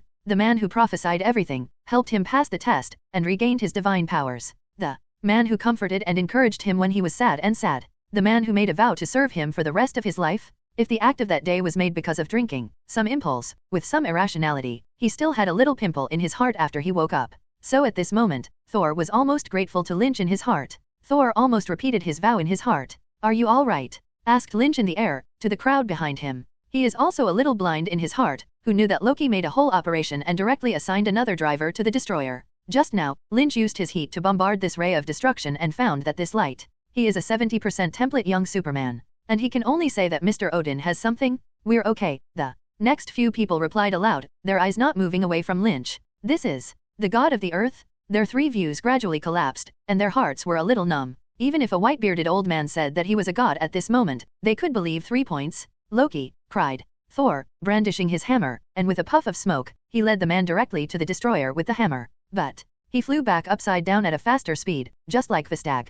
Then another ray of destruction followed, and Lynch hurriedly blocked it. Thor, this guy will leave it to me. You guys go to the location of the Rainbow Bridge teleportation first, said Lynch, looking at Thor, who was full of little stars. Destroyer. I heard that this thing is indestructible and immune to physical damage. It's a good sandbag. Lynn, you're alone. Thor struggled to stand up to fight alongside Lynch. Don't worry about me, it's just a weapon. Lynch smiled slightly, and then the figure disappeared from everyone's view. Boom. There was a loud noise from the destroyer in the distance, and it was kicked by Lynch, who suddenly appeared behind him like a broken sack. Boom. An incomparably strong explosion sounded instantly, blowing everything around it. Go. Thor got up and prepared to lead everyone away. Is he all right? Asked Jane with some concern. Thor looked back at the two people in the battle and comforted. No problem, it's too dangerous for you to stay here. I'll send you away. So, several people present helped each other and began to retreat. In the field, Lynch's hot vision froze with the light of the destroyer for a second. Lynch's eyes widened, and the two hot sights instantly strengthened, engulfing the destroyer's attack and bombarding the destroyer's body. But it just patted the ash on its body, and immediately stood up again, and the nail squirmed, and it seemed that it was not damaged in the slightest.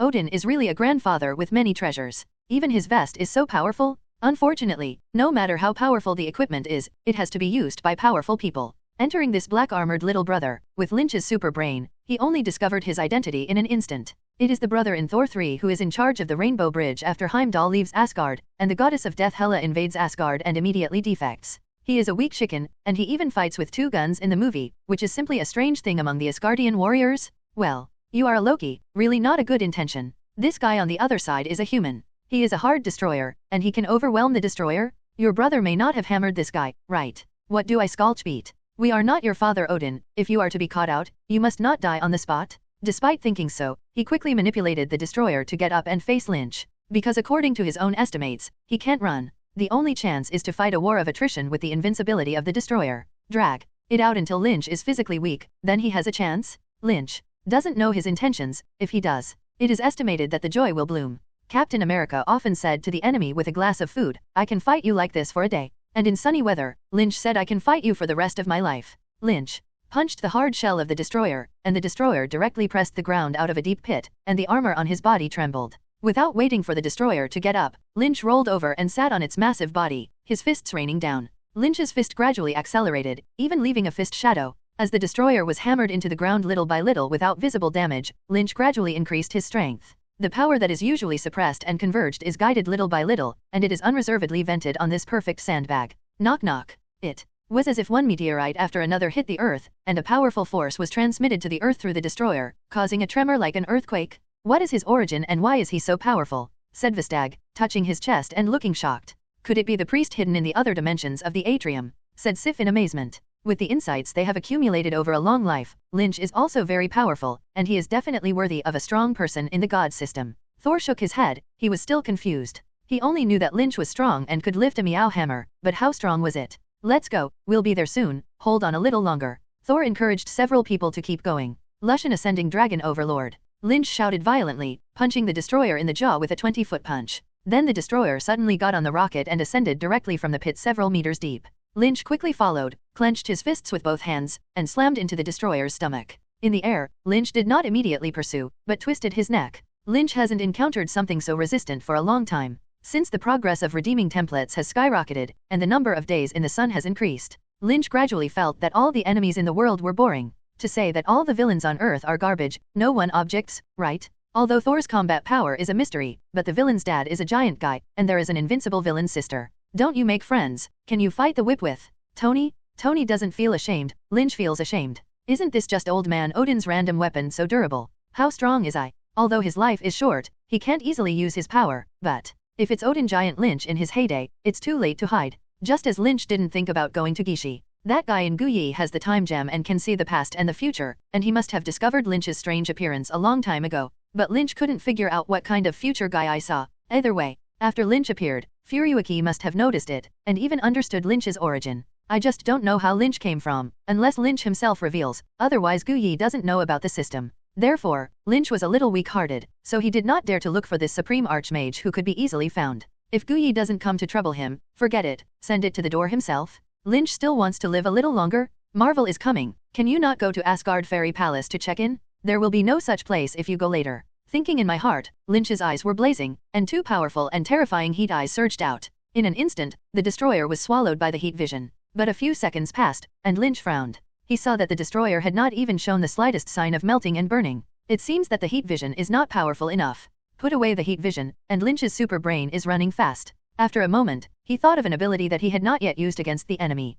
Usually the biggest effect is to quick freeze coke, commonly used to match the heat eye to light cigarettes, but Lynch has not used it against enemies. Because of the power, the heat vision is more direct and domineering, the eyes are wide, everything turns into flying ash. But at this moment, the heat vision is not used. Thinking about it, Lynch inhaled sharply. Whew! A cold wind roared out of his mouth, turning everything that was blown on the road into frost and snow ice cubes. Warn you not to come out, or I'll continue to hammer you. Landed. In front of the destroyer, Lynch warned lightly. That is, they are frozen and cannot move, otherwise Skulch will definitely nod his head sharply. Good fellow, this devil can finally let me go? This punch, Skulch was afraid that the destroyer would not be able to withstand it, and he would die on the spot after eating a punch. Skulch secretly swore in his heart, even if it is frozen, I will install an ice sculpture and will not drive it. It is estimated that this guy does not dare to run out by himself. Lynch looked up a few times and flew to the Rainbow Bridge teleportation position with confidence. Go back a few hours. Loki returns from some darkness and bumps head-on into the long-awaited Heimdall. Heimdall held the great sword and stopped Loki with an unkind gaze and asked, Loki, tell me, how did you bring the frost giant to Asgard? Saying that, his gaze cooled down. But I don't need it anymore, now I'm king. You have been relieved of your duties as a janitor for committing treason, and you are no longer a citizen of Asgard. Then I won't have to obey you anymore. As soon as the words fell, he suddenly retorted, raised his great sword and slashed at Loki. For Heimdall, it doesn't matter who succeeds the king, that is Odin's power. But Loki brought the frost giant to Asgard. What else can Loki do to bring his compatriots who have a lifelong feud with Asgard to Asgard? This is an invasion, and an invasion, led by a man who has seized the throne of Asgard. If Loki is only fighting for the throne as Odin's second son, then even if he is not in good faith and impure in blood, Heimdall will not bother to care. But if Loki wanted to be a frost giant who led his compatriots against Asgard, Heimdall would never allow it. Thousands of years ago, Heimdall made a vow. I am the gateway to Asgard, and I will block all invaders for Asgard. The sinister and resourceful Loki had expected it, and unhurriedly took out an object and shone at Heimdall, and a cold current instantly gushed out.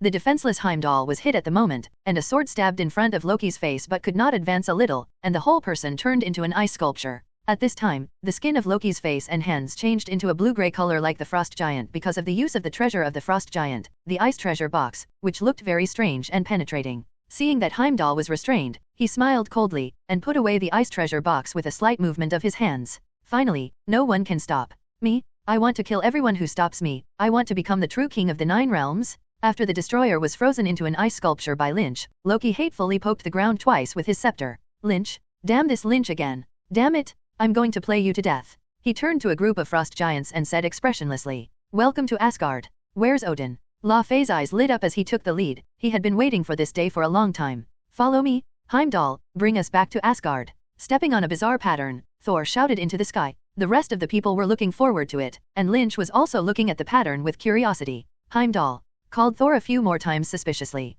Heimdall should be able to see here, right? Why don't you start the Rainbow Bridge for me? I've passed the test. Can't I return to Asgard? Heimdall. Far beyond the Earth dimension, Heimdall in the ice sculpture has sensed Thor's call and is struggling desperately. In just a few seconds, Heimdall escaped from it and killed several frost giants guarding around him. Then, he staggered to the place where the Rainbow Bridge started, inserted the sword in his hand, and activated the Rainbow Bridge. Here it comes. Thor couldn't help but get excited when he saw that the Rainbow Bridge had finally started. Finally, the tribulated prince can return to his kingdom of Asgard. But it also means that his princely adventure is over. With girlfriends and companions on Earth, there is also a moment of brief separation. He came to Jane's side and hugged her, and said softly, I'm going back to Asgard to settle this matter, but I promise I'll come back to you. Looking at Jane, who was staring at him affectionately, he added, Decided. Jane just gently replied, Good, and then the two kissed together emotionally. Are you done? Interrupted Lynch, standing outside the circle and waiting anxiously. Thor smiled, then glanced at a few Earth friends. Goodbye, my friends. he said, leading Lynch and the Fairy Palace warriors into the aperture of the Rainbow Bridge. Lynch only felt a huge traction coming towards him, and instinctively wanted to use the life force field to resist, but quickly reacted and did not resist. It felt like in the blink of an eye, several people traveled through space and dimensions to the legendary Asgard Immortal Palace. The Frost Giants have invaded again. Several Immortal Palace warriors changed their faces one after another, and without waiting to understand the situation with Heimdall, they exchanged hands with several Frost Giants. Facing the tall and ugly Frost Giant, Lynch directly annihilated their bodies with 2 hot eyes. However, there are many such Frost Giants, and at this time they have already made a disturbance in Asgard, and battles are being fought everywhere. Several of them were stronger than ordinary Frost Giants, and the battle ended in 3 minutes, and then surrounded Heimdall. Go Odina. They're gone. Heimdall sat leaning against his sword, his always expressionless face covered with weariness. Thor looked at Lynch. You lead the way. Lynch began. Thor nodded, brandishing the hammer and throwing it fiercely. The whole person was driven by the hammer and flew into the distance. Lynch quickly followed, and his eyes kept shining with heat to clean up the Frost Giants he encountered on the road. In a moment, the two arrived outside Odin's residence. Get in. Hearing the sound of fighting in the room, Thor rushed in anxiously, just in time to see Laufey holding an ice thorn at Odin. No. Laufey moved, and the ice pick slammed into Odin. Pang. Lynch took Laufey's hand, but just in time for him to dodge a little distance. Loki originally wanted to let the Frost Giant in, and then kill Laufey at the most critical time, become the savior of Asgard, and naturally be loved by the people, thus taking the rightful throne. But Lynch was dragging Laufey's body, and then pulling hard and tearing his right arm straight off. Give me death. Under the intense pain, Laufey pounced on Lynch with a fierce face. Zi. The light flashed, and Laufey instantly turned into a huge scorched black corpse. Before I could help, you fell. I saw our mischief, and the god of trickery was glaring at himself with a look of anger and corruption. If you are in a hurry, won't you just grab your head? As for being so angry, pattern, small. Thor's mother saw Thor, who suddenly appeared, and stepped forward to hug him with an excited expression, and kept stroking Thor. You're finally back. I can see how worried and tormented Thor's mother is during this time. However, the decision of the god King Odin, as a queen, she cannot change. Moreover, as a goddess raised by a witch, she has extraordinary wisdom. Of course, she can understand Odin's good intentions, and she also agrees with Odin's approach in her heart. Mother, it's okay. Thor soothed his mother in a soft voice, then raised his head and stared at Loki, who also suddenly appeared in the room. You put the Jotun people in. His voice became cold, and although it was a questioning sentence, his tone was certainly incomparable. Loki on the other side of the room looked happy that Thor had returned, and when he heard this, he said suspiciously, My brother, you are finally back. We are all worried about you, but I don't know what you are talking about. What's going on? Mother Thor looked at Loki in shock. Loki said innocently, The destroyer may just carry out his father's orders, and I don't know what happened to the Jotuns. He said halfway through the aggrieved words, a smile suddenly appeared on his face, and he said, I'm going to destroy the Jotuns now, do you want to go together? Saying that, taking advantage of Thor's lack of attention, the scepter in his hand swung an attack to knock Thor away, and then Loki directly completed his best job, a big change. I saw him disappear in the room with a flash, and the speed of light sneaked outside, and he went upside down to the control hub of the Rainbow Bridge. Thor roared, steadied his figure, and shook the Meow Hammer to chase Loki, but seeing that he couldn't catch up, Loki ran farther and farther. A deep sinister smile flashed across Loki's face, as if he was proud of Thor's dull stupidity. Loki, long time no see, have you forgotten me? At this moment, Lynch fell from the sky, directly slapped the running Loki on the ground, and then smiled. Send the destroyers to kill your brother, lure the Jotuns to kill Odin, and you will kill them again and become the only king. Crouching down, Lynch mocked with disdain. You kid is quite good at playing imperial power. It's a pity that you didn't reincarnate into my celestial empire ancient kingdom. Loki got up from the ground angrily, and looked at this guy who had repeatedly done bad things to him and roared. Lynch, this is our Asgard business, it's not your turn to intervene. Thor, who arrived wielding a Meow Hammer, said coldly, Thor, are you crazy? As the son of Odin, Thor, you make a disciple of this guy who doesn't know where he came from? It's better than you colluding with those ugly and stupid frost giants. Aren't you Asgard and Jordan enemies for generations? Said Lynch suspiciously, and then suddenly realized. It seems like your kid was originally picked up by the frost giant, right? It is the most precious artifact of the frost giant's vein. The ice treasure box. Holding the ice treasure box, Loki's skin as a frost giant instantly became gray and ugly, and he launched the artifact without hesitation. Give me death. Lynch snorted, thinking that I am not afraid of this. Cold ice treasure box. My hot vision fire attribute is not your ice attribute? Both hands are propped up, both eyes are glaring, and the two hot eyes meet the cold wind without showing weakness. The ice treasure box is an artifact in the frost giant race, which was left behind by Odin because of the invasion of Asgard, and the most powerful can freeze an entire planet. But as we all know, the difference between the upper and lower limits in the Marvel Cinematic Universe is very exaggerated. For example, Scarlet Witch Wanda, who can kill Thanos in seconds, is afraid of bullets, and her brother Quicksilver is even more so, dying under bullets. Therefore, at this moment, the power exerted by the ice treasure box in Loki's hands is certainly not comparable to the legendary frozen planet. At most it can freeze an area. This power is not bad, but compared to Lynch's hot sight, it has to be said that at this time, Lynch, who is a 70% template young Superman, has evolved more and more towards a god, so that Lynch usually controls his own power more and more. Not to mention how exaggerated the superpower, super speed, and other abilities are. Just from the destructive power, Lynch can find the weak point of the Earth's crust movement to simply apply pressure to cause a regional earthquake, resulting in an extinction earthquake in a city or even a country or even a continent. The moment the cold wind released by the cold ice treasure box made contact with the heat line of sight, it instantly melted away like winter snow in the spring breeze, and a face was madly destroyed, and it could not be resisted for a moment. In an instant, the terrifying heat gaze engulfed the ice treasure box and Loki with a shocked expression, dead. Lynch, who put away the heat vision, saw that there was only a cold ice treasure box left where the heat vision swept, and there was no trace of Loki. Although the heat vision is powerful, Loki is not weak to escape. Lynch narrowed his eyes, let go of his super senses, and looked for Loki's traces. No, there. Just half a second after letting go of his super senses, Lynch spotted Loki's tracks. He was standing in front of the sword that controlled the Rainbow Bridge. Stop him! Exclaimed Thor. It's late! Shouted Loki smugly. But the distance was too far and Loki moved too fast, and the two could only watch Loki instantly activate the Rainbow Bridge. The three saw that as the Rainbow Bridge was led by Loki, a terrifying energy began to brew and transform, and then changed direction and shot straight in the direction of Jotun Township. This light will completely destroy the township of Jotun and wipe out all the Jotun people. Loki, this guy. If there is no problem in eliminating them, Odin will not be eliminated sooner, and will he remain until now, just to get Odin's recognition? Isn't this a bubble in the brain? If there is no problem in eliminating them, Odin will not be eliminated sooner, and it will remain until now, just like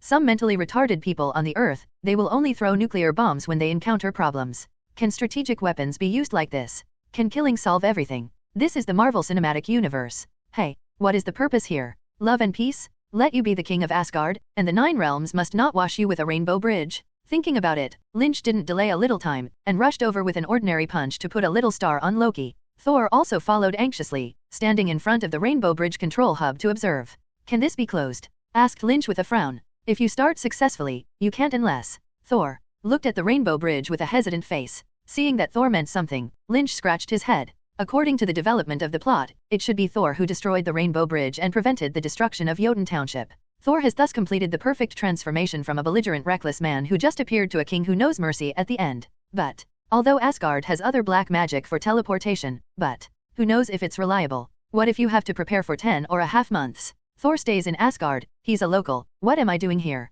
We still have a Black Widow at home. Even if she doesn't run to contact other men like Thor's girlfriend Jane because her boyfriend has been missing for a long time, then there is no good juice to eat, right? Lynch quickly spoke up to stop Thor, trying to see if there was any other way to stop the Rainbow Bridge from destroying Jotun Township. The body flew up. Seeing that Thor gradually calmed down, Lynch sighed secretly. One by one, how can these two brothers only engage in destruction? One launches the destruction of the Rainbow Bridge, and the other directly wants to destroy the Rainbow Bridge. In midair, Lynch carefully observed the Rainbow Bridge while calmly and quickly analyzing the Rainbow Bridge. For a moment, Lynch came to a conclusion. Well, this thing black technology, really hammered, I can't figure it out. What can I do? I'm also desperate. I don't have Kryptonian technology in this system. You say I have a super brain? I haven't even learned advanced mathematics in a foreign language in college. After coming for so long, all kinds of foreign languages have been learned very authentically. It can be observed that there are only 2 ways to prevent the Rainbow Bridge from destroying Jotun Township. 1. Destroy the Rainbow Bridge according to the original book.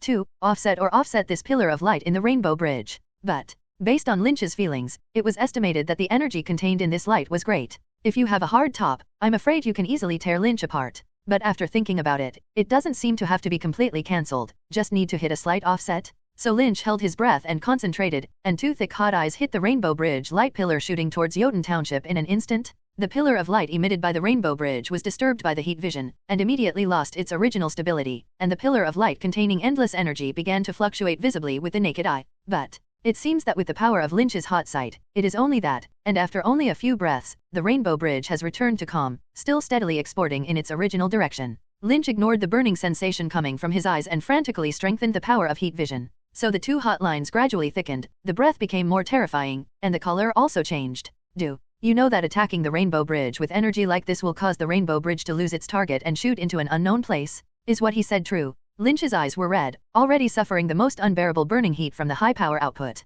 I'm afraid it's true. If it is not operated well, it may even cause an explosion in Asgard. Thor's face was solemn, and the meow hammer in his hand began to dance again. Now there is only one way. Still can't change the fate of the Rainbow Bridge? Lynch sighed silently, a little helpless. I had to hope that Asgard's black magic was reliable. Then you do it. Retracting his gaze, Lynch closed his eyes and landed on the ground. Destroying bridges is such a thing, or Thor comes. After all, people are the great princes, the first in line to the throne of Asgard. I don't feel distressed when I build my own things. I am an outsider who destroyed the Rainbow Bridge. How unusual. When Odin wakes up and lies to me, what will I do? Hearing this, Thor nodded, moved with the hammer, and fell on the Rainbow Bridge to jump. It seems that it is full of excitement and anticipation. In terms of demolition, Thor can be the first in the 9 realms. The Thor trilogy belongs to the story of Thor going bankrupt, finally rotten, and wandering the world. This Rainbow Bridge is just the first small item lost in Thor's life. Thor, what do you want to do? Loki, who saw the two talking and Thor's strange movements, immediately reacted and asked in disbelief. You can't destroy the Rainbow Bridge, roared Loki hysterically. I can. Thor looked resolute and waved the hammer in his hand. I have to do the same. Boom. The meow hammer smashed the Rainbow Bridge slightly, but the bridge deck was not damaged in the slightest, and it was obvious that Thor's strength was still shallow. No. Loki held his scepter in his hand and faced Thor a little farther away, and an energy attack blasted Thor away. Lynch closed his eyes, as if his senses were taken away by the overloaded heat vision, and did not react in the slightest to Loki's jumping up and down. In fact, Lynch did it on purpose, of course. If you control Loki, how can you let him fall into the original dark abyss? If he doesn't fall into it, who will be Thanos' leading brother and lead the army of Zitari to attack New York? The complete template of Superman is worth hundreds of millions. In addition to the New York War, Lynch can't think of when he can get so many justice points. So Lynch instead wants Loki to make the scene bigger and bring more people over to brush the justice value. Throughout the Marvel Cinematic Universe, Loki fell into the abyss, leading to the subsequent New York War and Thanos, and assumed the role of inheriting the past and the future. Rashly intervened. Who knows what kind of difficult characters Thanos will send to Earth? Ronan, or the Obsidian Five under his hand. The Avengers who united for the first time may not necessarily be able to scare these strong people who have traversed the universe for many years. Compared to these people, Loki is obviously much cuter. For the Avengers, I have to let him go down today. Seeing that Lynch did not react to his commotion, Loki quickly rushed towards Thor. Thor, who was blown up, got up and directly knocked down Loki, who ran over, with a hammer. Don't get in my way. Thor's face turned heavy. Destroy the Rainbow Bridge and you'll never see your girlfriend in the atrium, roared Loki unwillingly as he fell to the ground clutching his chest. Thor, who had never heard of it, increased his strength and smashed it on the Rainbow Bridge one hammer after another. Lynch listened to hammer after hammer, and the magical soundtrack couldn't help but come to mind. 80, 80. The crystal-clear Rainbow Bridge gradually overwhelmed and began to appear Deo cracks. Thor, why did you become so weak after a trip to the atrium? Roared Loki puzzled and distressed. How many Yetonians have you pinched to death before? Because killing doesn't bring peace, said Thor without looking back, holding up his meow hammer and smashing it down again. You coward. Loki got up and pounced on Thor. Stop for me. Thor just smashed down with a hammer at this time. Boom. As this hammer fell, the Rainbow Bridge was like a camel crushed by the last straw, emitting a terrifying explosion. In the shocked eyes of the three people, the entire Rainbow Bridge slowly broke from the middle, and the chaotic energy caused a chaotic explosion. When the Rainbow Bridge was destroyed and endless energy explosions swept the scene, Odin, the God King who was sleeping in the secret room, slowly opened his eyes. Odin was gray-haired, his face was wrinkled, his right eye was covered by a gold cloth, and he was dressed in luxurious clothing. He just woke up without the momentum of a God King, except for the bottomless eyes. The whole person was like an ordinary noble old man. All this time, although he fell into a deep sleep, he actually maintained a state where he could sense the movements of the outside world. In his perception, the cause of everything is not hidden. Thor breaks the spell he originally set, but Loki goes astray. Even the Rainbow Bridge was destroyed in the struggle between the two. This test was enough for him to make a choice, and it was time to end. Therefore, as the God King of Asgard, the only ruler, he chose to wake up at this time. The explosion of the Rainbow Bridge destroyed everything nearby, and the furious energy raged in the vast starry sky. The explosion formed a shock wave that swept Thor and Loki away, flying far away. Unable to resist such a furious force, the two were like two small fish in a storm, struggling to escape from it. But the two weak chickens undoubtedly could not escape, and could only shout from the air and fall free. And below the two of them, is the endless starry sky abyss under the broken Rainbow Bridge. Lynch was just about to make a move, but noticed that the sleeping Odin suddenly moved. The big guy finally woke up, too. Then the bamboo basket will be empty. All the tests, all the losses will lose their meaning? So Lynch noticed a deep breath flash past him. Odin instantly came to the Rainbow Bridge and grabbed the god of Thor who was about to fall. Thor was also quick-eyed, and in an instant grabbed Loki's scepter, and the other end of the scepter hung Loki. Father. Loki grabbed and looked up at Odin, very excited. I can wipe out the Jotuns. For Asgard, for you. He looked at Odin with delight, eager for his rare approval. Looking at what he did, it was nothing more than a naive child who wanted to prove himself because he was jealous of his brother, because he cared about his foreign bloodline, and was dissatisfied with his father's partiality. Instead of showing a kind smile to appease the poor little son, Odin just looked at Loki expressionlessly. He was disappointed in Loki. After this series of events, Odin found that Loki's character was indeed difficult to correct. Treacherous and cunning, selfish and cowardly. He also gave an expectation. Now it seems that although Thor is not very suitable to be a king, he is undoubtedly more suitable than Loki. After a long time, he said in an old voice, "No, Loki." As the supreme god king, Odin naturally does not pretend to comfort Loki. As the god king of Asgard, he naturally has to be honest with his children. Doing it right has a reward, and doing it wrong has to be corrected. And hearing Odin's words, Loki, who was originally excited and longing, was hit hard, and his eyes gradually lost their radiance. Why can't I recognize me until now, just because I'm a frost giant? A distraught and disheartened Loki released his grip on Thor's hand and allowed himself to fall into the abyss. Let Thor succeed to the throne and rule Asgard. No, Odin had some surprises and sadness. He did not expect that his younger son, who had always been cunning and cowardly, and feared death for his life, would be so resolute after listening to his denial. Odin couldn't figure out why Loki didn't leave with a word of criticism. Is there some misunderstanding about Loki? It seems that he still cares too little about him. Sighing inwardly, Odin knew that he was not very good at educating children.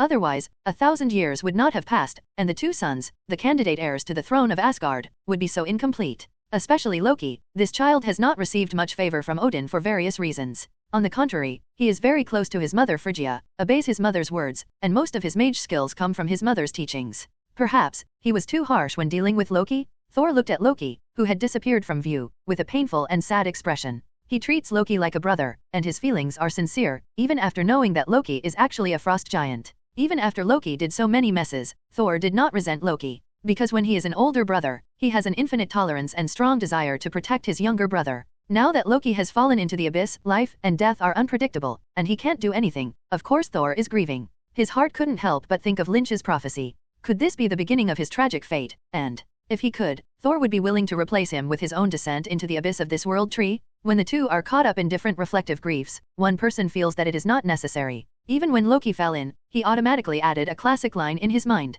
I will definitely be back. Lynch was looking forward to the day when Loki returned with the army of Zitari in high spirits, the expressions of Thor and Odin. However, will the plot still develop according to the original route? After seeing his own strength, how will the wise second princess Loki stage the return of his king? Lynch, who has a hot eye, thinks it's as easy to deal with as a plain fight. If Loki understood this, he would definitely find a way to solve his own. However, the soldiers will block it, and the water will cover the soil. Thinking about it, Odin pulled Thor up and looked at Lynch in the distance. Sensing Odin's gaze, Lynch smiled slightly, stepped out a few steps, and came to the two of them. This is Lyn, he's from the atrium and helped me a lot. Thor introduced. I know. Odin looked calm. Father Odin, father of Asgard, greetings to you. Lynch smiled and saluted Odin slightly to show his respect. Although this big guy is getting weaker and weaker, he is still the Lord of the Nine Realms. Hearing this, Odin also replied amicably. Lynch, a traveler from afar. He looked at Lynch, as if a star had been born and destroyed in his one-eyed eyes. Hello, travelers from afar.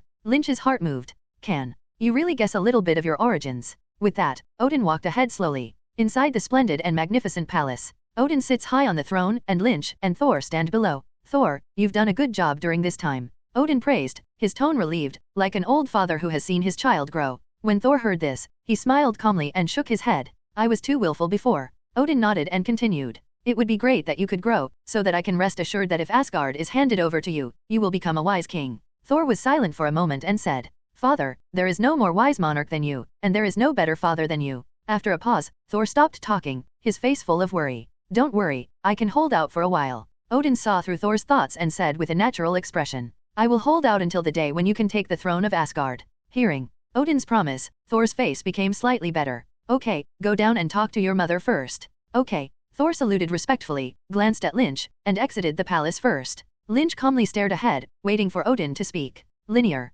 It's okay for me to call you that, right? Odin spoke casually, in a calm tone like a family man. Of course. Lynch replied naturally. I heard that Thor made a vow to follow you. Odin chuckled. If Thor is in trouble, you shouldn't stand idly by. Lynch was stunned, and then reacted immediately. Odin. This is it looking for a stepfather for Thor? However, cover a Thor. When you develop yourself, it seems that there is no big problem. After all, just flipping through the system and finding that the value of justice has risen by more than 100,000. Maybe it won't be long before you can redeem the Youth Edition Superman template. With a bottom in his heart, Lynch replied lightly. Seeing that Lynch agreed so easily, Odin was a little surprised, and then laughed kindly. Of course, Asgard will reciprocate for your help. Oh. Hearing the return, Lynch became interested. What can you give me? You're welcome. Ice treasure box, said Lynch. The ice treasure box can spew out cold chi, which may have gained some of the frozen breath. Although I don't know if I can use it, but what do you do so much? Odin, who was sitting in a high position, did not hesitate to raise his hand and throw an object, and Lynch caught it.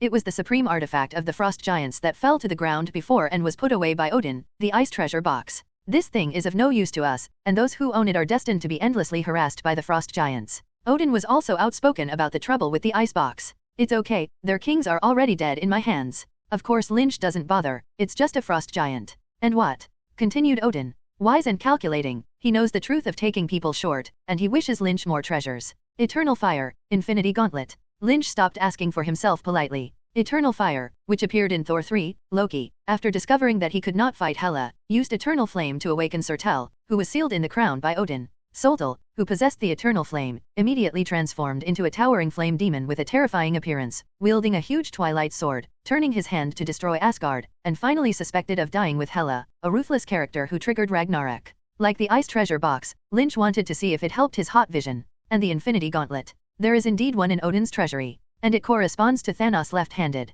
Infinity Gauntlet, which is right-handed, although because in Thor 3, Hela disdains the gem-encrusted Infinity Gauntlet placed in the treasure vault, and even says a fake, many people think that this glove is just a useless imitation. But, after some thought, Lynch believes that this glove is real, and the fake should not refer to the glove, but to the Infinity Stones on it, and Thanos' Infinity Gauntlet was created by the dwarves, a subordinate race of Asgard. In this respect, this gauntlet is likely to be true. Even the truth is likely to be. Because a long time ago, Odin, who was powerful and conquered the 9 realms, noticed the rumors of the Infinity Stones and created such an Infinity Gauntlet to collect the Infinity Stones, but finally gave up for other reasons. And after Thanos heard the legend of the Infinity Stones, he heard that there had been an Infinity Gauntlet that could use the Infinity Stones, and tracked it all the way to the dwarves. You know that rumor? He asked Lynch curiously. Yes. Lynch didn't shy away from admitting generously. I want to see how powerful the Infinity Stones are. Having the Infinity Stones would bring disaster to yourself. 1 or 2 is fine, if. After hesitating for a moment, Odin said in a deep and serious voice. I know that collecting gems can cause disaster, but someone is already on the lookout. Lynch said with a smile. I have to start first. Yes. Odin was silent for a long time, with a slight confusion. I am increasingly confused about what is going to happen in the future. The original future of the Marvel Cinematic Universe has been changed by himself, so does Odin sense the chaos of the future? What can you see? Odin got up and walked towards Lynch. He walked slowly, his one-eyed eyes full of worry. Lynn, I can only feel one thing, the future. Odin spoke slowly, dragging the tune, while coming to Lynch and looking at the young man in front of him. The future is changed, it's very chaotic, and you're the source of change. He paused for a moment and continued. Your origin is a mystery, your strength continues to become stronger, and one day you will be in the most important position, making a decision that affects countless people. Odin's tone grew heavier, and Lynch frowned when he heard it. So you can take whatever you want, even the throne of Asgard, the seat of the Lord of the 9 Realms. King of Asgard. Lord of the 9 Realms. What do you want that thing for? I hope you can understand that the future has changed, you have to wake up. Lynch was silent, and the figures of villains flashed in his mind, and finally fixed on Thanos, who snapped his fingers. Afraid of Odin and Gaia, who dare not invade the Earth, how will he fight Superman, who is almost the same as them in strength, in the future? Odin changed the subject and introduced Asgard to Lynch with a smile. Asgard has a lot of food, and the drinks are also very flavorful. Inside the beautiful immortal palace, a lively banquet is underway. I tell you, when I roared, I flew towards the Iron Giant and knocked it down in one fell swoop. At the long table full of delicacies, Vistag, with a chicken leg in his hand, ate and drank and did not forget to boast about his deeds against the destroyer, and everyone around listened with relish, and burst into laughter from time to time. Can you pull down? It's hard to say, didn't you fall to the ground at that time? Vandal on the side said mercilessly, causing exaggerated laughter from everyone. Actually, falling is a tactic to seduce the destroyer. Vistag also held his stomach that was constantly shaking because of laughter. The atmosphere of the banquet was very cheerful, and everyone was in a relaxed mood, because the frost giants that had invaded before were all destroyed, and even the king of the frost giants died in Asgard. And Thor, the god of thunder, is back, everyone understands. From now on, the frost giants will hardly pose any threat to Asgard. My friends. Everyone looked towards the speaker and saw Thor, the god of thunder, who was holding a wine glass. Thor raised his glass, scanned the crowd with a smile, and then solemnly spoke. This time I can solve the invasion of the frost giant, thanks to a guest who came to Asgard for the first time and the master I recognized in the atrium, Lynn. Let's raise a glass to Lynn." Everyone raised their glasses in front of them and looked at Lynch with a sincere smile on their faces. "For Lynn!" cried Thor, draining his glass of wine. "For Lynn!" The people present also shouted together excitedly, drinking the wine. And Lynch, looking at the justice value constantly brushed out on the system, also smiled and took a sip from the wine glass. Of course, inside is an Asgard-only alcoholic beverage, with a low alcohol content, an unknown fruity taste, and a floral aroma that is far richer than the wine. Sweet and sour, it is indeed very good to drink, and Lynch has already drunk 2 full glasses. Of course, this is also because people around him are constantly coming to chat and drink with him, including many beautiful faces and charming Asgard goddesses. Odin and Thor did not hide Lynch's killing of the frost giant, but instead trumpeted Lynch's mysterious power. Everyone is very interested in Lynch's mysterious, powerful, young guy from the atrium, because Lynch's appearance when he is quiet is really reminiscent of his mysterious power. Naturally, many young and beautiful Asgard ladies were curious about Lynch and wanted to get in touch with Lynch. And seeing that the delicate girls drank dry wine in one sip, how could Lynch be embarrassed to take a sip in one mouthful? But for these seemingly youthful and beautiful, delicate and lovely, full of exotic classical style beauties, Lynch has no idea of in-depth communication. Asgardians live extremely long lives, with an average life expectancy of several thousand years. These girls seem to be in their teens and 20s, maybe they will live to be 1,800 years old. I can be my grandmother at this age. I'm still a child. But it seems that Asgardians are 3 times denser than Earthlings, and their physical fitness is even better, compared to Natasha, it seems. Lynch cursed secretly in his heart, but his eyes focused on Thor, who got up. He took the wine, his face sullen, and went to a no-man's corner and began to drink to himself. Lynch, who knew Thor's mood, understood that the kid was going to start drinking to relieve his worries. Most of the Asgardians present did not know the ins and outs of this frost giant invasion, only knew that in the end, with the concerted efforts of Thor, Lynch, and the 4 warriors of Immortal Palace, Asgard destroyed the invading enemy. And seeing Loki fall into the abyss, life and death are uncertain, and the Rainbow Bridge was destroyed by his own hands, and he can no longer see his girlfriend on Earth. Thor's bitterness and indignation in his heart can be imagined. Of course, Lynchy at this time can't sit idly by, after all, it is master and dad. Lynch sighed, resolutely said sorry to the beauties around him, and then touched Thor's side. "If I tell you 2 good news, can you happily go back to drinking?" There was a little hope in the 2 thick eyebrows. He still believed Lynch's words. Lynch stood in front of Thor and said in a relaxed tone, "First, Loki is not dead." Huh. Hearing that Loki was not dead, Thor's eyes immediately lit up slightly. "Really?" "Of course, otherwise you can ask your mother now." Lynch knew that Thor's mother also sensed Loki's state of life and death, but she didn't say it to Thor now. "So where is he? Can you get him back?" asked Thor impatiently. "I promise he's not in danger and he'll be back when the time comes." Seeing that Thor was so eager to see Loki, Lynch couldn't help but sigh. "Goodbye can of course be seen, but the picture may not be the same as you imagined. When we meet, your brother Loki will descend from the sky with an army of vicious Chitauri to wash New York, and you will wield a hammer to fight your dear brother to protect the planet. He's not dead, he's not dead." Thor, who received Lynch's promise, said happily to himself. "What about the second piece of good news?" "About your little girlfriend, of course," Lynch said with a smile. "Jane." Thor grimaced. After all, he had just established a relationship with Jane when he left, promising that he would go to her soon. And the backhand smashed the Rainbow Bridge. "Without the Rainbow Bridge, how can I go to see Jane?" Lynch, who was observing Thor's expression change, smiled. "I see that you smashed the bridge very painfully. Why didn't you think of this at that time? Do you sacrifice your feelings for the truth you identify? Should it be said that a man with a great heart cannot escape the green? Fortunately there is my old forest. The Rainbow Bridge can be repaired." "What? How to fix it?" Thor looked confused. "Cosmic cube," said Lynch in a low voice. But Thor frowned and thought for a moment, finally remembering what it was. "Isn't it in the atrium? So let's just go get it." Thor looked at Lynch suspiciously, and the expression on his face seemed to ask Lynch, "Are you stupid or am I stupid? The Rainbow Bridge is destroyed. How to get the cosmic cube in the atrium? Of course, you are stupid. You live for more than 1,000 years and do not understand anything. You are really blind. You Asgard have a dark magic that you can use to teleport." Lynch explained helplessly to Thor. "Really? How did I not know?" Thor remained puzzled. "Just ask your father tomorrow," ended the topic a little desperately, and Lynch, who gave Thor psychological counseling, only felt a pain in his head. Seeing that Thor's mood was almost better at this time, Lynch pulled Thor and walked towards the long table. "Let's go back and drink your wine happily." On this day, Thor took Lynch to a special place in Asgard. "This is our treasure trove in Asgard. What do you want to see first?" asked Thor, who had led Lynch down to a spacious place, turning to Lynch behind him. And Lynch did not speak, activated his supervision and began to look at everything around him curiously. This is in a slightly empty hall, where treasures of different shapes are displayed separately on both sides. At a glance, most of the treasures Lynch did not recognize, but there were many familiar ones. Like this thing closest to Lynch. Lynch moved and came to this treasure. It is a incomplete stone tablet with unknown inscriptions and patterns. Lynch knew that this thing was called the Monument of Life. The Monument of Life comes from the Atlantean civilization. There is a certain equation of life evolution on it, and by breaking this equation, you can complete the ultimate evolution of life and obtain infinite power and infinite wisdom. With curiosity, Lynch approached the stone tablet and gently stroked it, but nothing happened. Judging from the appearance, judging by the feel, it is just an ordinary stone steel.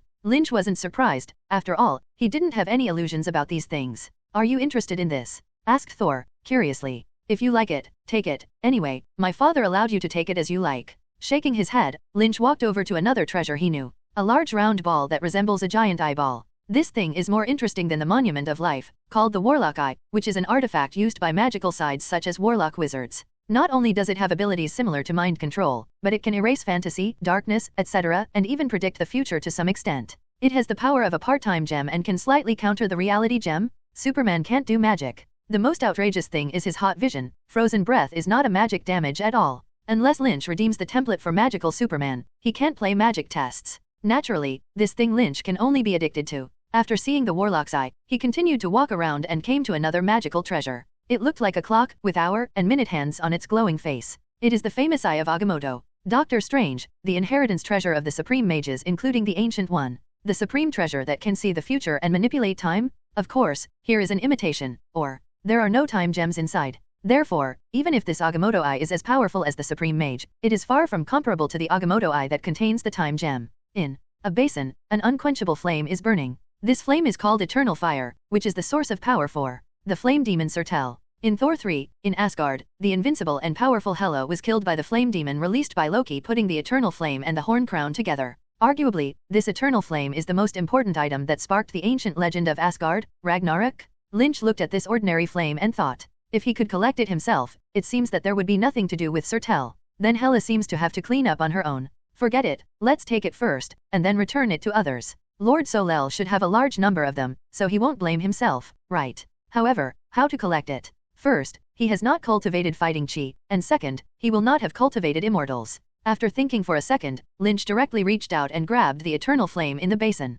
Lynch's hand easily scooped up a handful of the eternal flame, but he didn't feel the unbearable burning sensation. Observing the dancing flames on his hands, Lynch was surprised to find. This is strange, because the eternal flame is the source of Surtel's power, destroying Asgard and fulfilling the terrifying existence of the legendary Ragnarok. I really didn't feel any kind of destruction, death, and the like, but a breath of life like a new spring after rain came to my face. Eternity. Does this mean eternal flame? The eternity of eternal fire means eternal life, infinite vitality? Lynch, who gradually realized in his heart, shook his hand and shook the small eternal flame to its place. In that case, what about Superman with super self-healing ability, almost immortal in the sun plus eternal fire? Lynch instructed. Thor knew that Lynch was going to make a big move, and immediately took several steps back and watched curiously. Seeing Thor back off, Lynch began to inhale deeply. After a few breaths, Lynch's face was already covered with solemnity. Suddenly, he opened his mouth wide, and an extremely strong suction force came out of his mouth. Whew! A violent whirlwind was generated in the empty treasury because of Lynch's inhalation, instantly blowing the eternal flame into Lynch's mouth.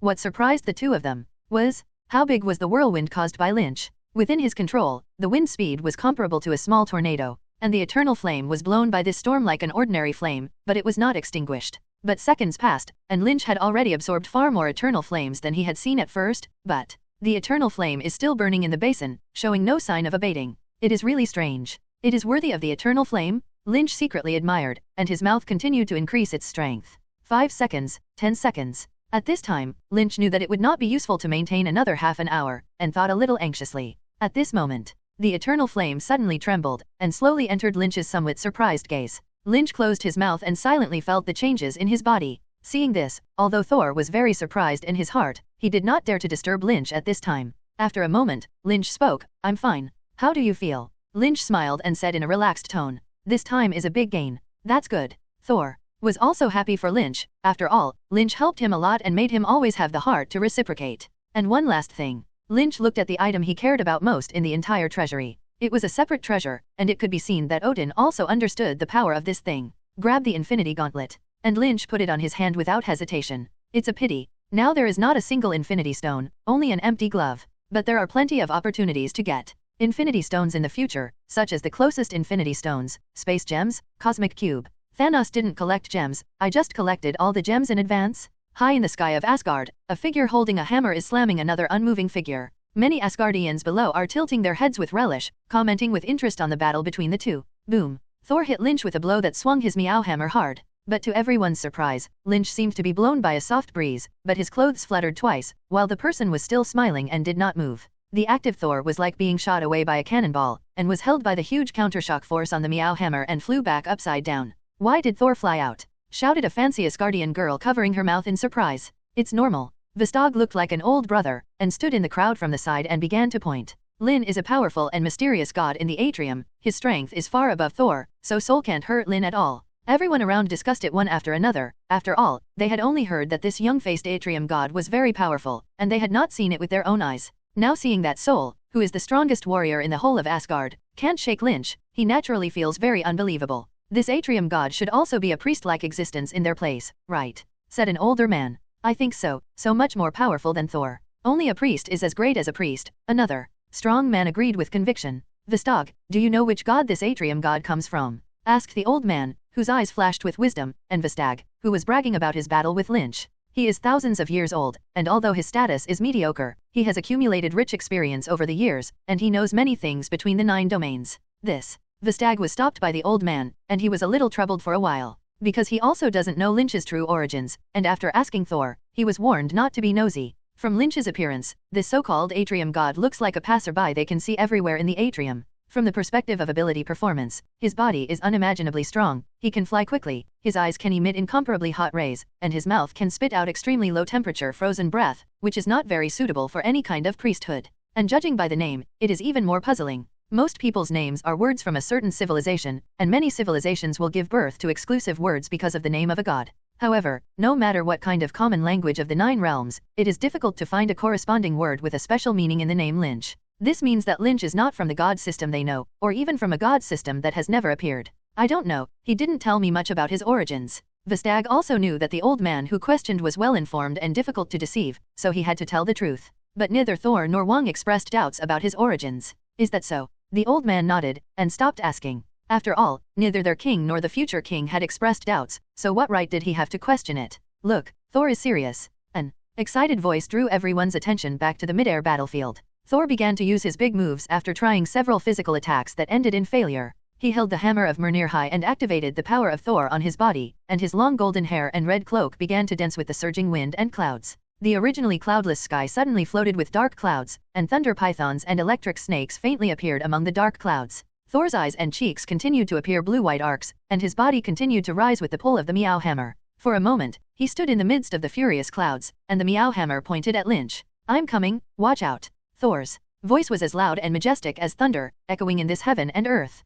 Come with all your might. Lynch smiled, expectantly. If a few days earlier, in the face of such a huge magic attack, Lynch might have muttered something in his heart. But now well, Lynch only hopes that Thor will increase its strength. Boom. Deo thunder followed Thor's meow hammer towards Lynch, and for a while Thor was like a meeting of 10,000 snakes behind him, terrifying. Doesn't he dodge? That's the thunder and lightning shot by Thor. It's going to hit. Such a terrifying thunder, even if he doesn't die, he will be seriously injured, right? Someone below couldn't stop shouting. The thunder induced by Thor is really enough to bluff, the whole of Asgard is almost shrouded in it, and the thunder and lightning on the meow hammer are even dazzling to the point that it is difficult to see directly. In the surprised and worried eyes of everyone, the meow hammer hit Lynch's chest. The manic thunder and lightning were like a flood that opened the floodgates, and instantly poured on the figure in midair. A dazzling intense light like a small sun flickered and danced in the air. Many people screamed, covered their ears, closed their eyes, and squatted with their mouths open. A question arose in everyone's mind. Is Lynch still alive? It's fun to be alive. The explosion ended, the voice fell, and after the light dissipated, looking at Lynch with a happy expression in the air, one Asgardian after another became sluggish.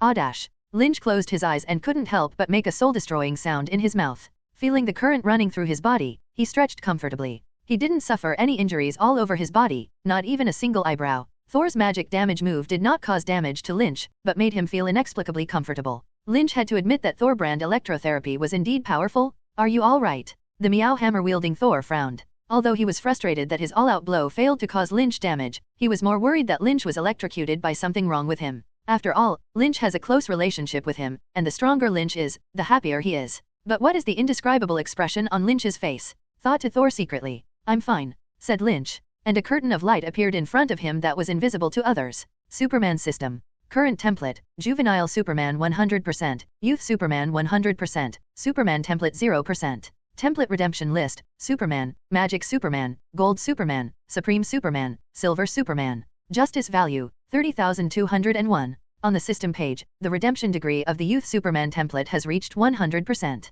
And this is the reason why Lynch took Thor's move with confidence. Along the way, Lynch defeated Loki, took Thor, defeated the Destroyer, and killed Laufey, the king of the Frost Giants. After multiple events, Lynch accumulated enough points to redeem the full Youth Superman. Since then, Lynch has taken another big step towards complete Superman, and his overall strength has risen a big step. After fully redeeming the adolescent Superman template, Lynch can clearly sense that his ability has advanced to a new critical point. This state is similar to when he first came to the Marvel world and obtained the juvenile Superman template. After a simple analysis and estimation, Lynch found that almost all of his original abilities had evolved to an incredible level. In terms of strength, it can easily lift objects of more than 1 million tons, and the upper limit of the force is unknown. In terms of speed, it can easily accelerate to Mach 10 in 1 second, and the limit speed is unknown. In terms of defense, Thor's magic moves can only tickle him, and all kinds of thermal weapons on Earth are basically useless, and only strategic-grade missiles may pose a threat. Visually, you can see a small floater at the end of the sky at a glance. Hearing, you can hear the subtle wind sound of butterflies flapping their wings thousands of miles away. Self-healing ability, endurance is almost unlimited under the light of the yellow Sunday. The complete adolescent Superman template seems to be somewhat unexpectedly powerful beyond Lynch's expectations. This makes Lynch more and more sure that this big super template is definitely not the movie Link, the weakest Superman version of Man of Steel. As early as after redeeming the first Youth Superman template, Lynch began to guess which version of Superman this normal super template of the system was. Because even the normal Superman has various versions. Bronze Superman, Black Iron Superman, Gold Superman, Silver Superman, etc. These versions are normal Superman at different times, but their combat power is very different. If you add the live-action movie version, the live-action drama version, the anime version, etc., there are too many versions of the normal Superman to count, and the strength is even more uneven from below the Heavenly Father to the multiverse level. If you take the more influential version, the Golden Superman is greater than the Silver Superman is greater than N52, the Modern Superman is greater than the Orthography, and the Man of Steel version is Superman. When he first got the system, Lynch once thought that the system's Superman template was a live-action version, that is, a positive, steel-bodied version of Superman. Because he is also traveling through the live-action Marvel Cinematic Universe, the system gives him a template for a positive movie version, which is reasonable, right? But as the progress of template redemption improved, Lynch gradually found out. It seems that the complete Superman template of the system is not the steel-bodied version of Superman that is ridiculed as the weakest Superman, at least it should have the strength between the modern Superman and the new 52 Superman in the comics.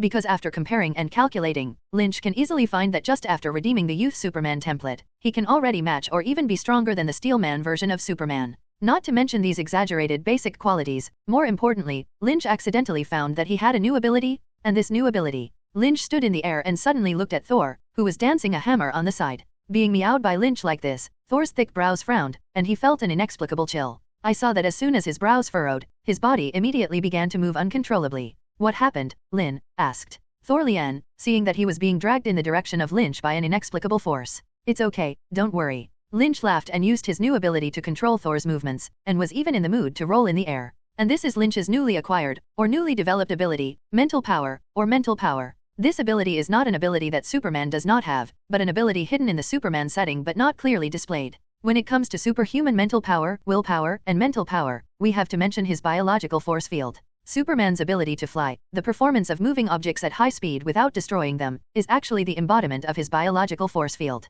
The biological force field is actually supported by the incomparably powerful spiritual power of Superman. The abilities that Superman exhibits in some versions also imply the setting of mental power. For example, Superman can instantly hear sounds from far away, just like Louise shouting for help on the other side of the world. Superman can hear it immediately. But the propagation of sound has speed, and this speed is the speed of sound. This ultra-long distance, if at the speed of sound propagation, Superman should hear it should be a long time later, it is impossible to hear it at close range like ordinary people. Therefore, the reason why Superman's super hearing can hear at a long distance may also be related to its huge mental power. This kind of performance is reflected in many scenes of Superman's experience. It's just that in the conventional ability setting, this ability of Superman has not been developed. This is certainly reasonable. After all, Superman's abilities are unlimited according to the editor's words. In works of limited space, it is natural to reflect Superman's most representative abilities and omit most of the others. But in Lynch's view, the significance of acquiring this ability is very significant. Having this kind of spiritual power that can be used on the outside world means that more similar abilities can be developed in the future, such as spirit, mind control in terms of the mind, reading memories, hypnosis. At that time, Lynch wanted to ask, who said that I can't do magic? I have hot eyes, frozen breath to be calculated according to physical attacks, don't say anything. This surgeon wizard's exclusive psychic ability should also be scientifically defined for me, divided into the physics department? Hey, have you learned to control mental power? Said Thor, who was controlled by mental power in front of Lynch, a little surprised. What do you mean? And so will you? Lynch was stunned. Of course, you let me go first. Thor laughed, and Lynch put away his spiritual power. Then something that surprised Lynch happened. Without Lynch's mental power to support and wield the meow hammer, Thor actually stood firmly in the air without falling. Can you fly? Said Lynch, looking puzzled. Because in the movie, Thor seems to be able to fly only through meow hammers in the early stage, and its own obviously has no ability to fly. Of course. Thor laughed proudly. Isn't that a simple thing? Can fly, then you don't fly every time you fight, it's more fun to bounce together, right? A moment, after some investigation of spiritual power, Lynch suddenly realized.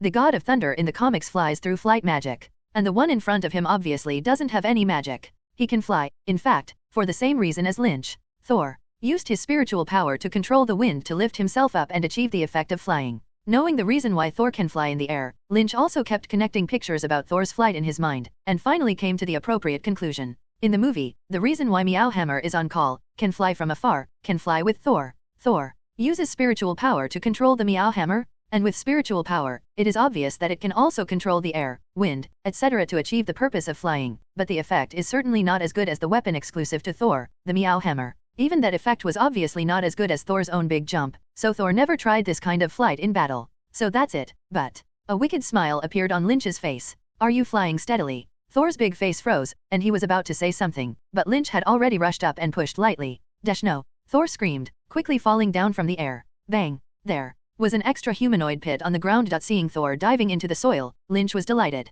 No wonder Thor has never flown in this way, it turns out to be so unstable. It is estimated that Thor's flight can only float slowly and leisurely in the air. If you want to make a big move, you have to fall, let alone fight fiercely with the enemy. After testing his strength, Lynch remembered the 3 treasures he had obtained in the treasure house. The ice chest can't be used, the eternal flame doesn't know how to use it, and the infinity gauntlet doesn't have gems. However, after having spiritual power, I don't know if I can use spiritual power to control it. On a table in the room, there are ice treasure boxes, eternal flames, and infinity gloves. Lynch first concentrated his spiritual power on the ice treasure box, which was blue-white and exuded a cold aura. The spiritual power was activated, and the cold ice treasure box trembled slightly. As the spiritual power used by Lynch became stronger and stronger, the frequency of the ice treasure box shaking became faster and faster, swinging wildly like a small motor. For a long time, the ice treasure box finally stopped shaking and gradually quieted down. No, does this thing only recognize bloodlines? Lynch shook his head, still giving up the forcible use of the ice treasure box. This supreme treasure of the Frost Giant family seems to have the bloodline of the Frost Giant to be able to use it. The spiritual power released by Lynch just now was already very terrifying, and even if he continued to continue, he suspected that this thing was going to be broken. If there is no way to urge this, Lynch can only give up. Keep up the hard way, Asgard may have to survive the winter. Next came the Eternal Flame, something Lynch was more interested in. After all, this is a treasure that is really in the limelight in the movie. Inside the basin on the table, the Eternal Flame is still burning quietly. Suddenly, this flame swayed and rose and came to Lynch. After careful investigation through mental power, Lynch still didn't know how to use this divine fire. He has tried eating, absorbing, attacking with heat vision and frozen breath. Without exception, it did neither harm nor help to itself, nor did the eternal flame go out, nor even the size of the flame changed. The only use Lynch can think of is find a place where no one is and summon Sertel to kill it, and see how many justice points can be swiped. It's just that its own strength is king. The whole artifact is nothing. Lynch comforted himself. Casually placing the eternal flame back into the basin, Lynch held out his right hand and laughed. With this, it's not a loss. The huge size infinity gauntlet landed on Lynch's right hand, and then made a snapping motion. In the Marvel Cinematic Universe, the Infinity Stones are the most powerful treasures. Most of the heroes and villains have a deep or shallow connection with the Infinity Stones, and even the ability comes from a certain Infinity Stone.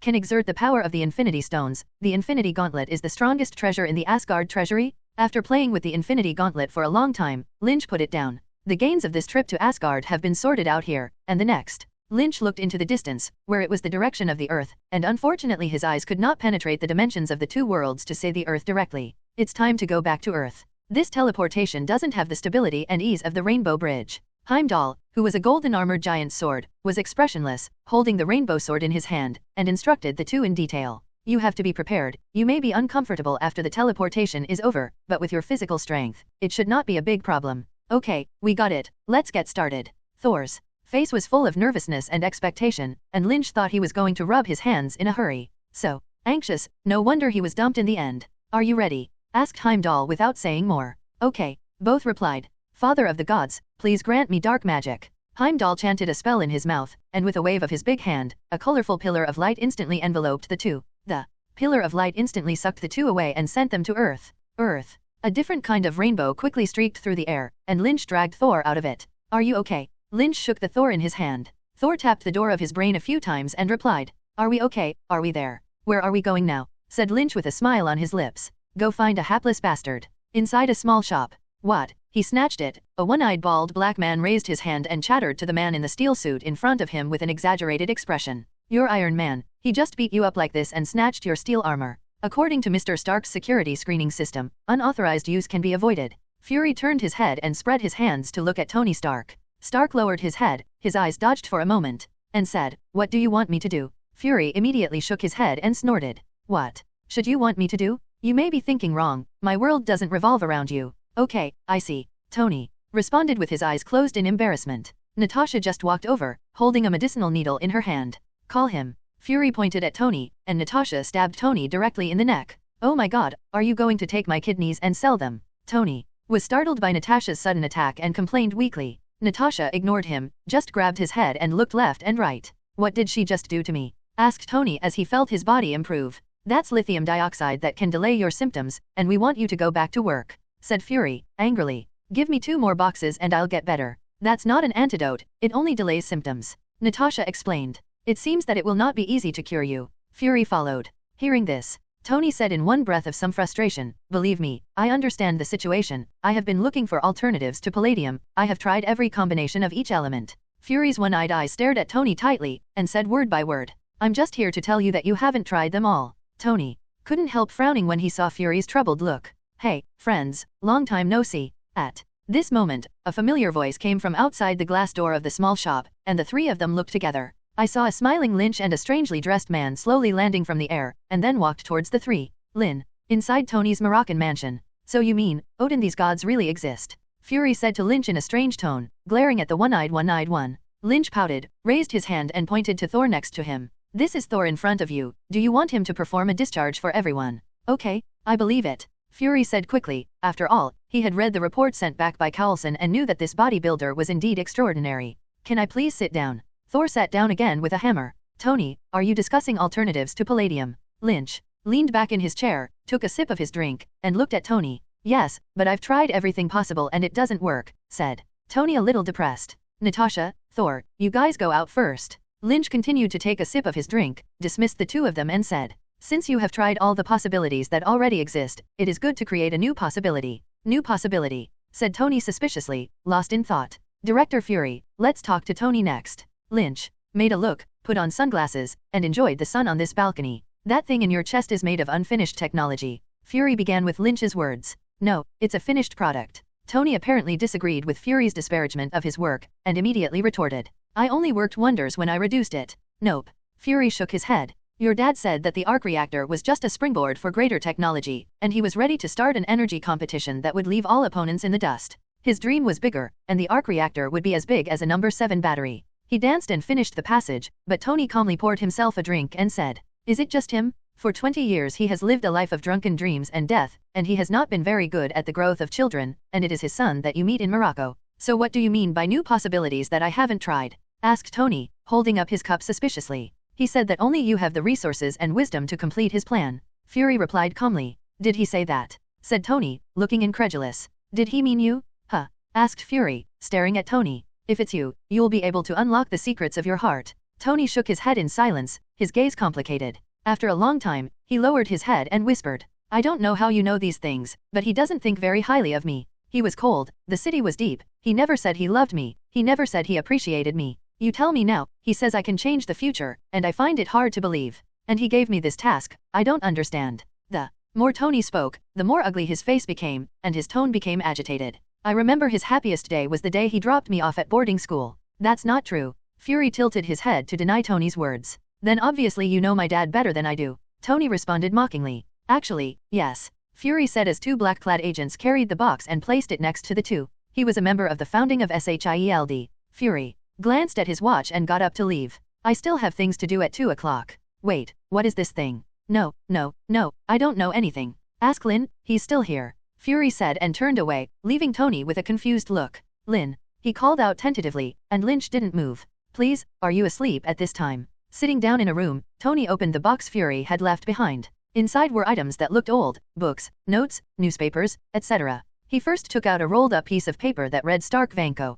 After looking at it twice, he didn't find anything practical, so he casually threw it aside and continued to flip through other things. He noticed a newspaper and opened it to see that the headline was Defection of Soviet Scientists and Vank's photo, and there was no important information. Next were several metal boxes, as if they contained something, and he glanced at the labels on them and saw that they were several rolls of videotape.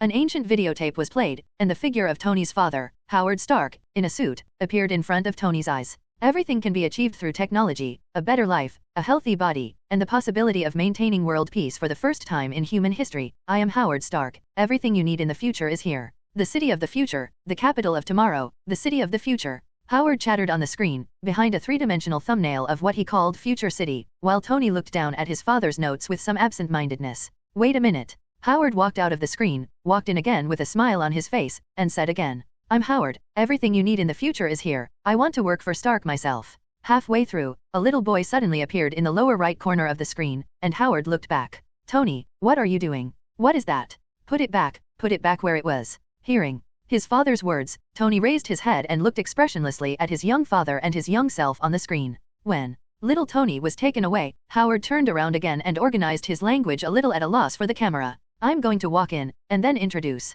Then the picture suddenly became chaotic, and after a snowflake flashed without content, the picture switched to Howard sitting in a chair, and then he explained the Stark Industrial Fair. Tony watched in disappointment for a moment, took the last sip of wine from his glass, and prepared to walk away. At this moment, Howard in the picture began to say in a changed tone, Tony, you are still too young to understand now, so I will take this paragraph first. Hearing this, Tony turned his head and continued to watch. Howard pointed to the industrial fair diagram behind him and continued with a smile. This is for you. One day you will find that all this is not only a human invention, but also my life's work, which is the key to the future. I'm limited by the technology of this era, but one day you'll learn about it all. Howard looked solemn and his tone serious. On that day, you will change the world. After a pause, Howard said word by word, affectionately, my greatest creation will always be you. Tony looked at his somewhat strange father on the screen, a little lost for a moment. In his impression, his father had never spoken to him so attentively, let alone such affirmative praise. Regarding family, Tony hardly mentioned it. When he was growing up,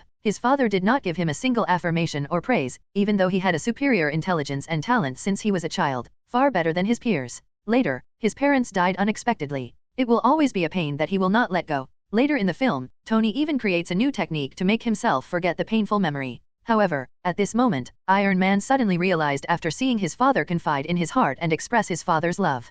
Perhaps, I really don't know my father very well? Tony comes home. Coulson takes Thor to his girlfriend, Natasha. At the door of Tony's mansion, the group prepared to move separately. So where are you going? Tony in the luxury car, wearing sunglasses, looked at Lynch. Me, said Lynch, with a bewildered smile. I went to the Arctic Ocean to fish for an old popsicle. What? Tony suspected he had misheard. You'll know when I get back. Lynch's body slowly rose, and Natasha next to her took off with her. Oh, so you're unlocking two-player mode now, said Tony in surprise, taking off his glasses. See you later. Lynch laughed, and at Natasha's exclamation, the two instantly turned into a little dot in the sky. I think it'll be safer for us to drive, don't you think? Seeing the two quickly disappear from sight, Coulson asked Thor with a kind smile and a sincere tone. Then drive, I don't know the road. Thor has no opinion, after all, he does not have a hobby of heaven with men. In the air, Natasha hugged Lynch's waist tightly, and the expression on her face began to stiffen a little uncontrollably. As a well-tried, well-trained agent, expression management is definitely the most basic skill.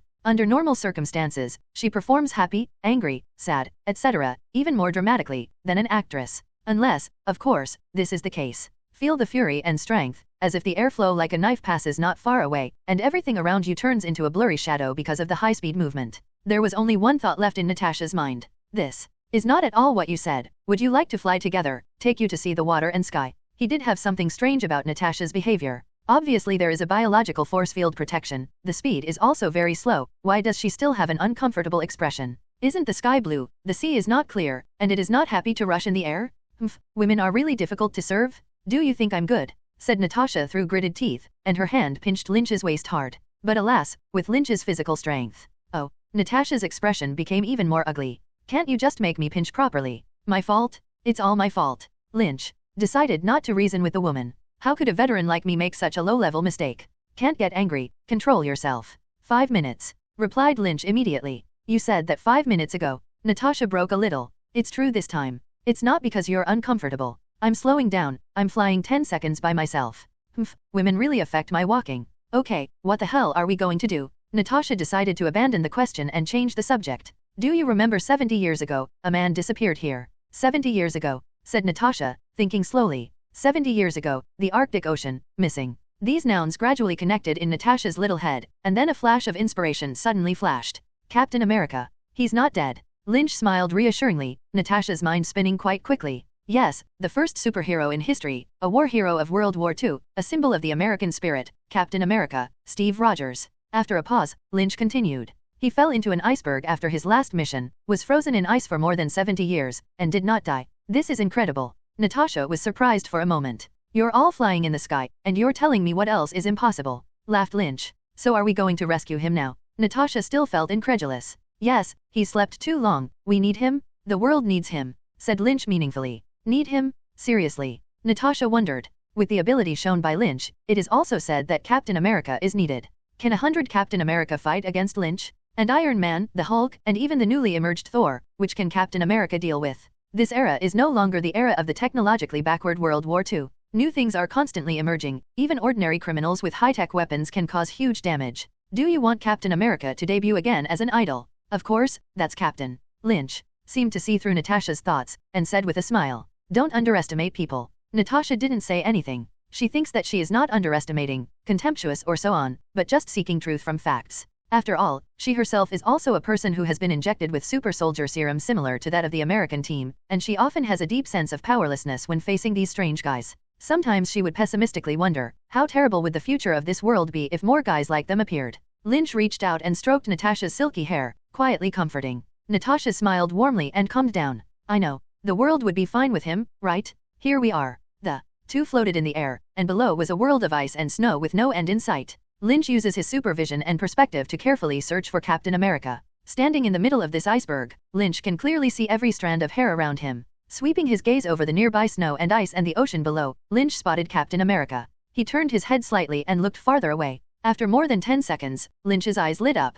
Found it. With Natasha, Lynch quickly flew to a huge iceberg. Through perspective, Lynch sees Captain America, who has been sleeping in the iceberg for 70 years. His eyes lit up red, 2 tiny hot sights shot out, and Lynch carefully cut the iceberg apart. The heat vision kept moving and cutting the huge iceberg, and finally, a crystal-clear ice block was controlled by spiritual power and flew in front of the two. There are no medical equipment around, and Lynch is afraid that Captain America will wake up from the freezing to leave something wrong, so he will send someone with the ice to send it away. I've seen pictures of him. Natasha marveled.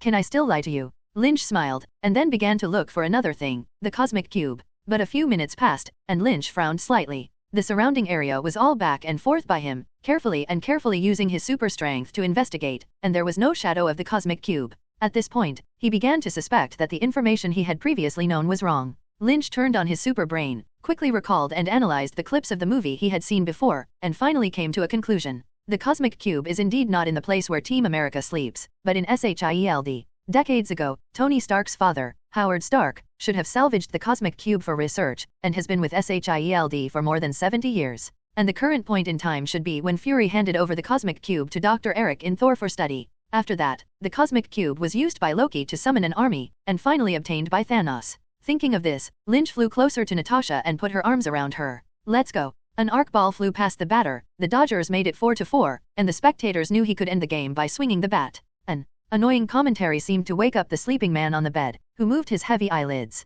Then, he opened his eyes and stared blankly at the white ceiling in front of him. After a while, he sat up abruptly, looking at everything around him in confusion. White rooms, iron-framed beds, rotating fans and... Is it a ward? He thought silently, but an inexplicable trepidation and uneasiness rose in his heart. Everything around him was ordinary, but he just felt as if something was wrong. Suddenly, he turned his head sharply and stared at the thing that had been making a sound, and was a little stunned and speechless for a while. It's a radio. Just then, the door was pushed open. A woman dressed in World War II who had no sense of contradiction walked in. Good morning. The woman greeted him with a smile and looked at her watch again. Where am I? The man asked softly. In a hospital room in New York. Today's game is so exciting. The radio was still playing a recording of a baseball game, and the man glanced out the window with a slight frown, and then asked the same question again in an aggravated tone. Where am I? The woman smiled inexplicably and replied. I don't know what you're talking about. This game, I know it was in May 1941, because I was there. The man said in a low voice. The woman's smile faded away.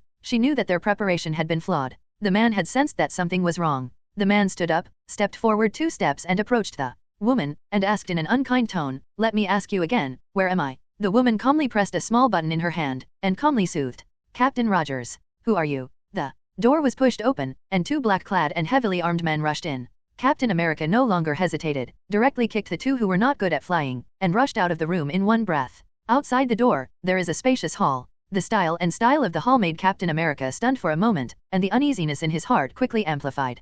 Captain Rogers, wait. The woman shouted, but Captain America ignored it and found a direction to continue fleeing. Attention units, there is a situation. The woman held up her pager, and her voice immediately sounded throughout the building. The man rushed to the corridor outside and saw some people in black suits and strange appearances coming and going. Hearing the woman's voice, they all rushed up the moment they saw Captain America. Captain America continued to run outside with confusion and unease, and finally, he ran out of the building. On the road outside the building, he stared blankly at the cars on the road and the surrounding skyscrapers, and the confusion and uneasiness drove him to run. Finally, Captain America stopped at an intersection. He raised his head and looked at the strange world in confusion. Steve Rogers. He turned around and saw a young man descending from the air. Hello. Several black cars also drove right in front of his eyes, and a one-eyed bald head walked out of the car. Rest, soldier. Jarvis, to make a digital model, I need an operational projection screen. Tony commanded Jarvis with his hands propped up in front of the 3-dimensional map of the exposition left by his father. Jarvis's blue light swept across the image, then formed a projection screen.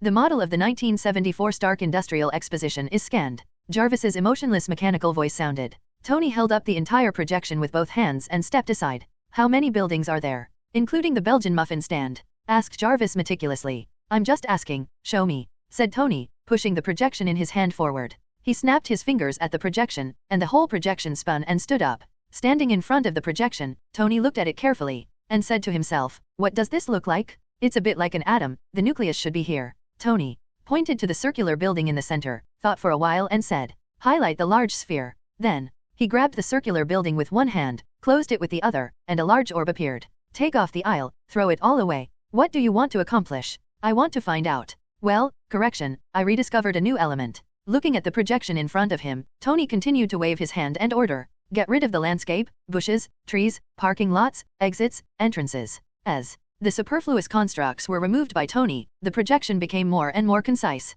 Using the pavilion as a structure, the protons and neutrons are composed. The projection is constantly changing and eventually becomes a perfect new element. Looking at the new element in front of him, Tony suddenly clapped his hands, and the projection of the new element suddenly became larger and enveloped him. He looked at the star-like scenery in front of him and gradually laughed. You've been dead for 20 years, and you're going to teach me a lesson. Tony clapped his hands again, and the new element suddenly turned into a small ball in his hand. The new element you found should replace the palladium you're using, Jarvis duly announced. Thanks, Dad. Tony stared at the ball and muttered to himself. Unfortunately, it cannot be synthesized. Jarvis poured a basin of cool water.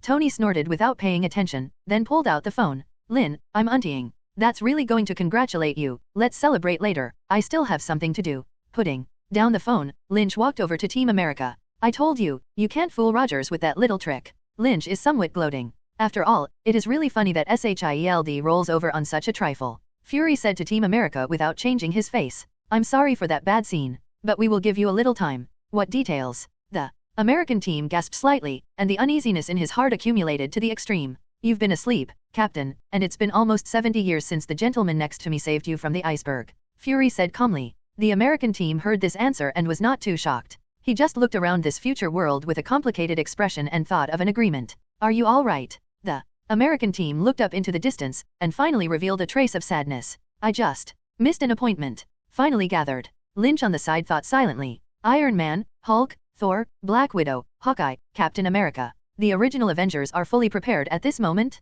While Tony is happily busy making his own new element, two guys who hate him are plotting to make him unlucky. Hey, Yvonne. On the green grass, a man in a golf suit had just answered a call. Counselor Stanley was with me and I wanted him to see the Iron Soldiers. He saw Tony Stark as his lifelong enemy, Justin Hammer, who would forever live in the shadow of Iron Man. Hammer and Tony are peers and own an arms company, but both the strength of the company and his own intelligence have been crushed by Tony, so Iron Man has never put him in his eyes. The so-called peers are wronged, and in the years of being suppressed by Stark Industries, Hammer has always regarded Tony Stark as a thorn in his side. Although Tony later closed Stark Industries' weapons department and stopped selling arms, he developed a steel suit and became an even more amazing superhero, and Hammer naturally became more and more ashamed and hated by the widened gap between the two. Thus, Hammer, who saw Iron Man after being attacked by a whip in Morocco, was keenly aware that his opportunity had come. Hammer uses his connections to rescue Whiplash Ivan Vanko, and works with him, hoping that Ivan will create a better steel soldier than Tony's iron cloak and sell it to the military to prove that he is better than Tony Stark's bastard.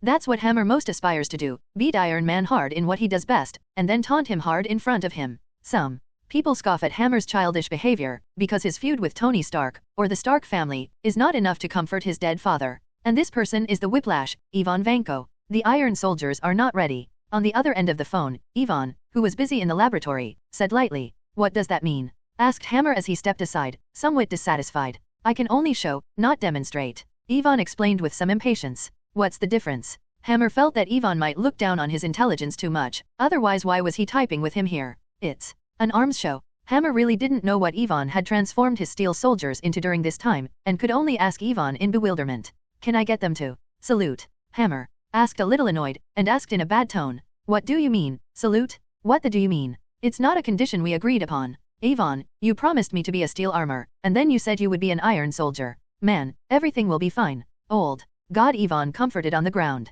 "It's not what I want." Hammer's voice stopped abruptly as Ivan casually hung up the phone. With a sneer, Ivan turned to continue his work. Looking at the long whip with a terrifying blue light in front of him, his face gradually darkened, and a deep hatred appeared in his eyes. He never put Hammer in his eyes, but Hammer himself wanted to send him as a tool man, so he followed the trend and used Hammer's resources to achieve revenge on Tony Stark. Ivanko's father was forced to flee because of Tony Stark's father's complaints, and eventually fled to the Soviet Union and eventually to Siberia, a bitter cold land. There, Ivan Vanko spent the first half of his cold, painful life. After his father's death, he left the icy land full of tragic memories and went to Morocco. He wants revenge and returned to Tony Stark all the pain he has endured over the years, and what the Stark family did to the Vank family. Bang! The door of a room was violently pushed open, and the frosty Hammer walked to Vank with a few black-clad subordinates imposingly. Ivan Vanko was half lying on the bed, stretching his legs, leisurely playing with the parrot standing on his knee. "Hey, you birdman." Hammer held his stomach and opened his mouth to start yin and yang strangeness. "I'm a little confused. You said no, now you're good friends. You love that bird, don't you?" Although he knew that Hammer was not good, Ivan was not flustered at all. In his eyes, Hammer was childish and stupid like a 3-year-old child, and even taking revenge on his enemies was so gentle. What terrible things could he do to him? "Do you know what I'm going to do? Take his bird for me." Two strong men immediately stepped forward and took Ivan's parrot and put it in a sack. "Hey." Ivan drank dissatisfiedly, but did not resist. "He's not stupid, this is the territory of a big arms company. Take away his 2 pillows as well, and his shoes." Several of his subordinates took the things on the bed and on Ivan's body as ordered, and Ivan just looked at it coldly, did not speak or resist. "How do you feel when I take your things? Is it upset?" said Hammer coldly with a frown, and Ivan just glanced back with his head held high and disdainful. "That's good, because I'm not happy either." As he spoke, Hammer suddenly became furious, his face roared viciously, and for a while he spat on the stars. "We made an appointment, I saved your life, you gave me a steel suit." Like a child who had been tricked away, he complained helplessly and angrily.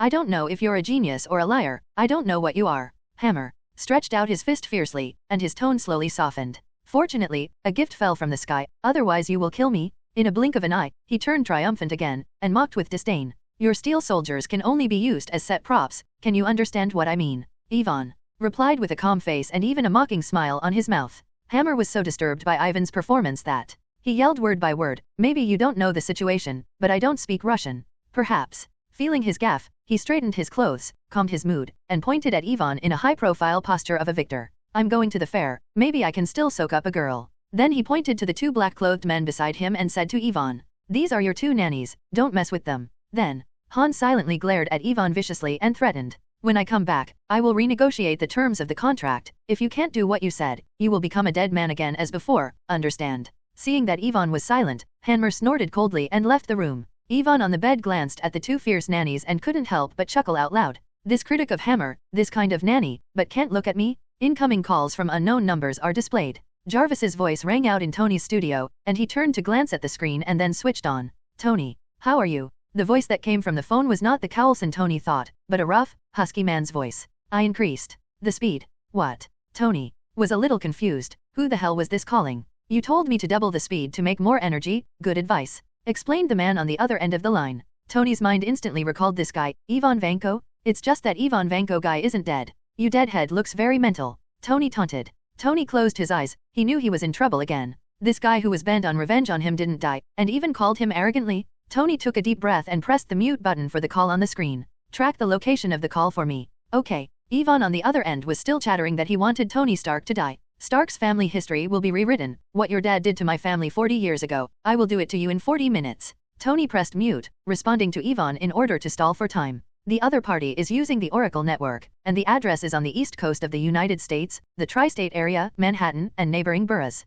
At this time, Jarvis finally found out where Ivan was. I hope you're ready. After that, Ivan hung up the phone. Tracking failed. As the phone hung up, Jarvis' tracking ended. Tony was a little anxious to check the information on the screen, and suddenly glanced at a piece of news on the tablet next to him. It was a piece of news about the Hammer Industries fair, and Tony seemed to have found a breakthrough and quickly scanned the important information on it. Tony's mind turned out to figure out the ins and outs of the matter. It must be Hammer, the loser, who saved Ivan, and the two of them hit it off and joined hands to deal with themselves. Without hesitation, he walked over and shoved the new elemental reactor into his chest. The reason is simple, his little Pepper will be at that damn Hammer Industrial show tonight. How could those two shameless bastards not do anything to Pepper? Yes, reactors with new elements have not been tested, and the consequences of rash use are unknown to anyone. We're not sure what the bad reaction will be. I don't want to hear it. Jarvis, assemble the armor right now. Tony, who had inserted the new reactor, changed his face drastically, and his mouth kept making strange sounds. It tastes like a coconut, and a mixture of metals. Outside the Hammer Industries venue, a van pulled up outside the venue, and Pepper and Harpy walked out. I'll park my car here. Harpy, who is always dressed in a suit, stood in front of the car door and said, Thanks, Harpy. Pepper, dressed in a small gown that was irritating, twisted her waist and walked up the stairs leading to the venue. The venue was already crowded, and many people were chatting in small circles with wine glasses. Justin Hammer's presentation is about to be held in the main hall. The guests heard the reminder and entered the main hall to take their seats. In front of everyone is a huge screen that displays the trademark of the hero of today's conference, Hammer Industries. Accompanied by light-hearted and funny music, Hammer, who thought he was the most beautiful boy today, twisted his body, stepped on cheerful dance steps, and walked to the microphone from the side in a burst of applause. That's right, welcome. He looked at the black-pressed guests below and continued with a smug face. Gentlemen and ladies, for a long time, our country made brave soldiers risk fighting, and then Iron Man appeared. We thought that no one would die again, but he refused to disclose advanced technology. It's not fair, it's not correct, and it's a shame.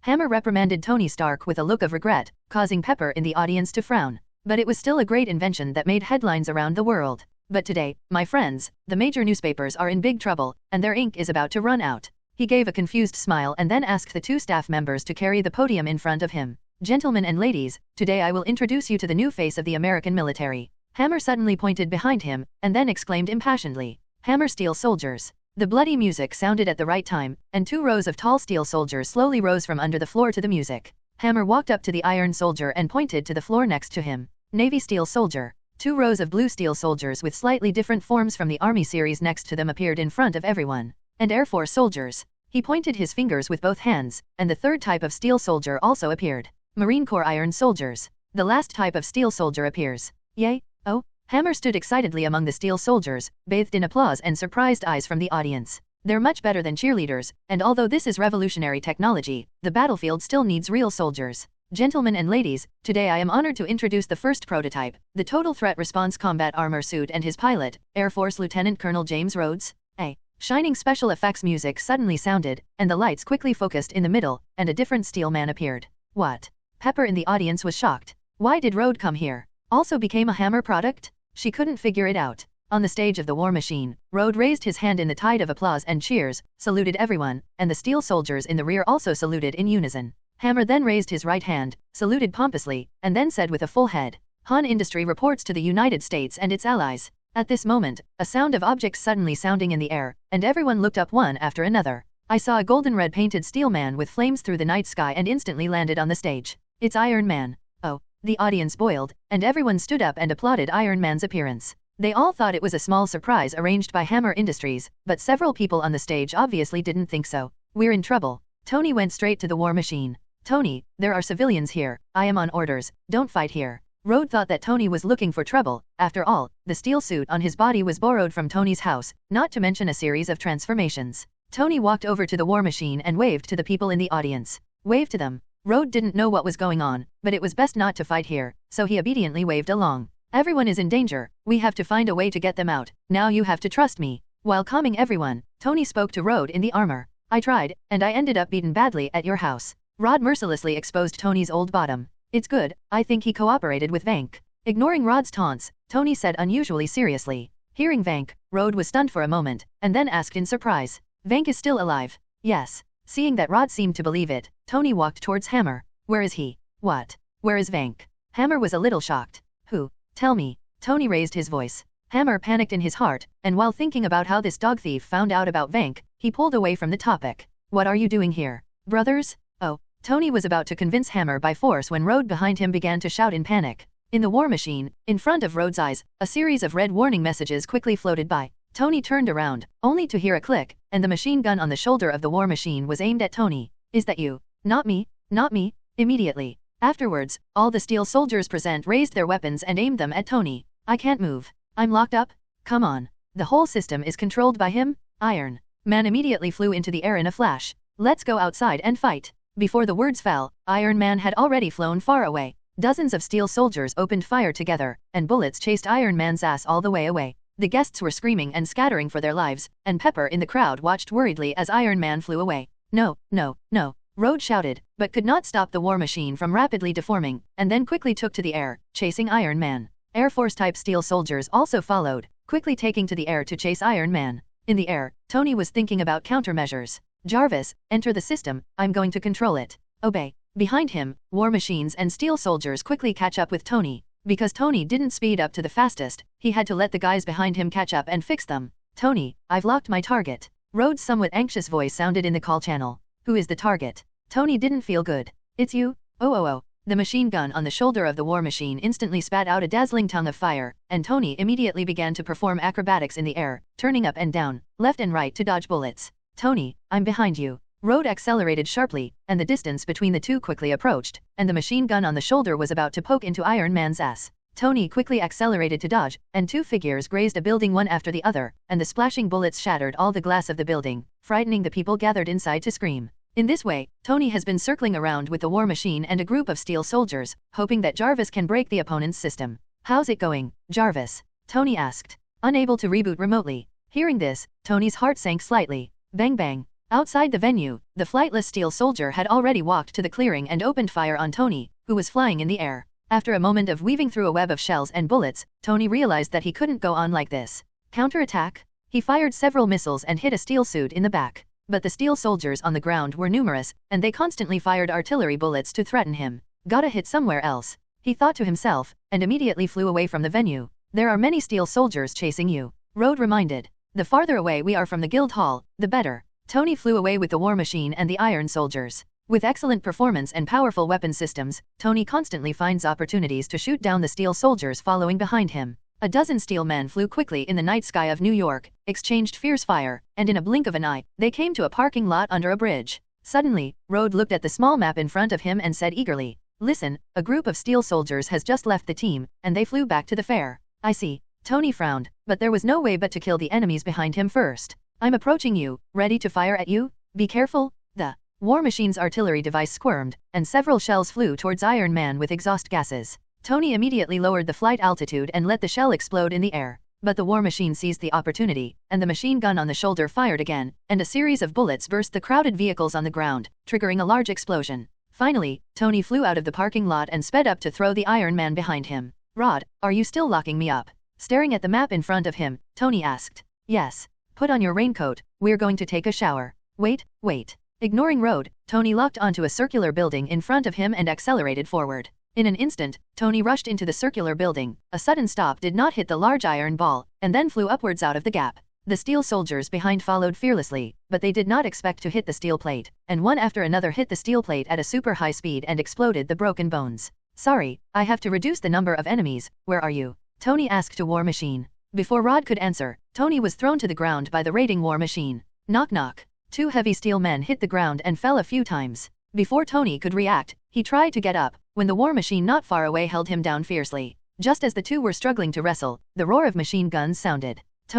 Tony clutched the machine gun and pushed it to the side, but little by little the machine gun came closer to his head. Oli. Inside the steel suit, Tony looked at the machine gun that was about to be stunned in his face with some distraction, and the swear word slipped out of his mouth. Damn, how can you die on such a garbage weapon yourself? Nope. Rhodes' eyes moistened. At the moment when the flame of the machine gun shot into Tony's ears, the two heard a subtle sound. Click. The hideous flames were extinguished, and even the machine gun fell weakly to the ground. What happened? Just when the two were a little confused, a familiar figure fell in front of them. Tony, you are already a full-fledged Iron Man, you have to learn to protect yourself. Tony, you are already a full-fledged Iron Man, you have to learn to protect yourself. Lynch sighed, teasing in a father's tone of his own unfinished child. Tony, who escaped death, took 2 deep breaths, rolled his eyes angrily when he heard this, and complained very dissatisfied. Do you have to show up every time like this? He knew that Lynch, who could save him at the last moment, would probably have discovered the big battle here long ago, and was fully capable of solving all the troubles, but he didn't know why he didn't make a move.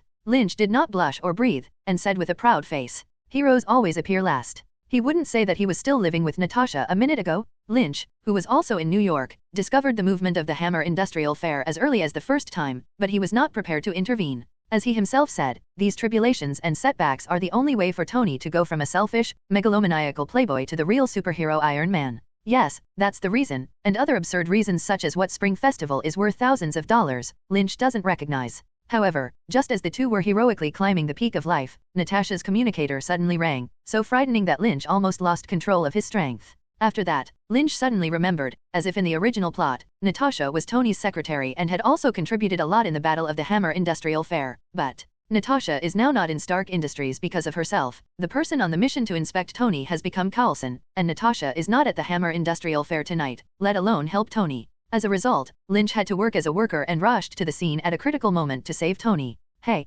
be careful. Rhodes' exclamation suddenly sounded.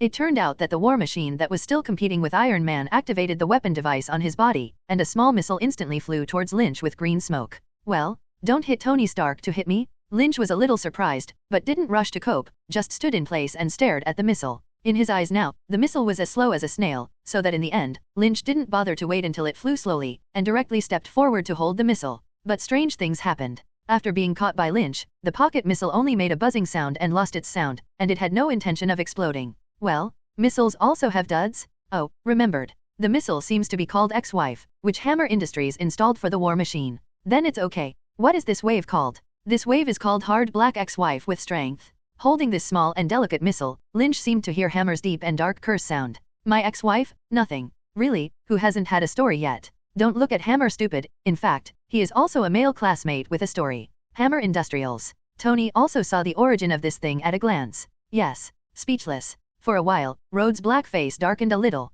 Rhodes, I'm sorry. Throwing the missile aside, Lynch walked towards the war machine. You can't control this steel suit, I can only disassemble it, please don't blame me. Hearing this, Rhodes subconsciously prepared to slip away, but unfortunately he couldn't control the war machine at all. Looking at Lynch, who was walking towards him eagerly, Rhodes wanted to cry without tears. You're sorry for being a ghost. Please, take a mirror and look at your face. I'm so happy that my mouth can't even close. No.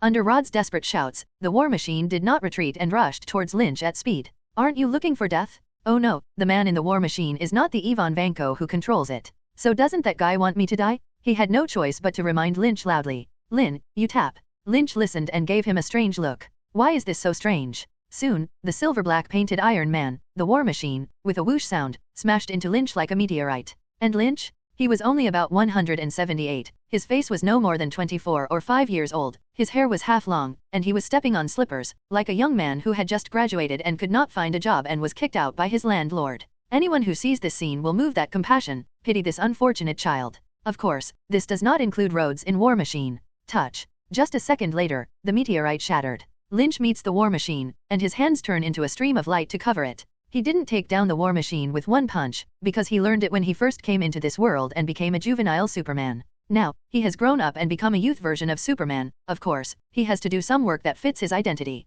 For example, mecha is the romance of men. So it's also reasonable for me to dismantle the war machine by hand, right? It couldn't be more reasonable, okay? In this way, when the war machine flew by with Lynch, it quickly collapsed and disintegrated like a lump of loose sand like earth. In the scream, the steel suit on Rhodes' body quickly disintegrated and fell to the ground, and finally even the remaining steel helmet on his head flew out, leaving him in a thin tights hanging in the air with a look of lovelessness. What the hell is going on here? He immediately had a black question mark face. You can ask Tony to help you reassemble it, Lynch reminded thoughtfully. At this time, the sound of a large number of steel soldiers flying was heard in the sky. Bump bump. Within 2 minutes, one steel soldier after another fell to the ground like dumplings, looking at the three coldly. Tony, what time is it? Lynch asked suddenly.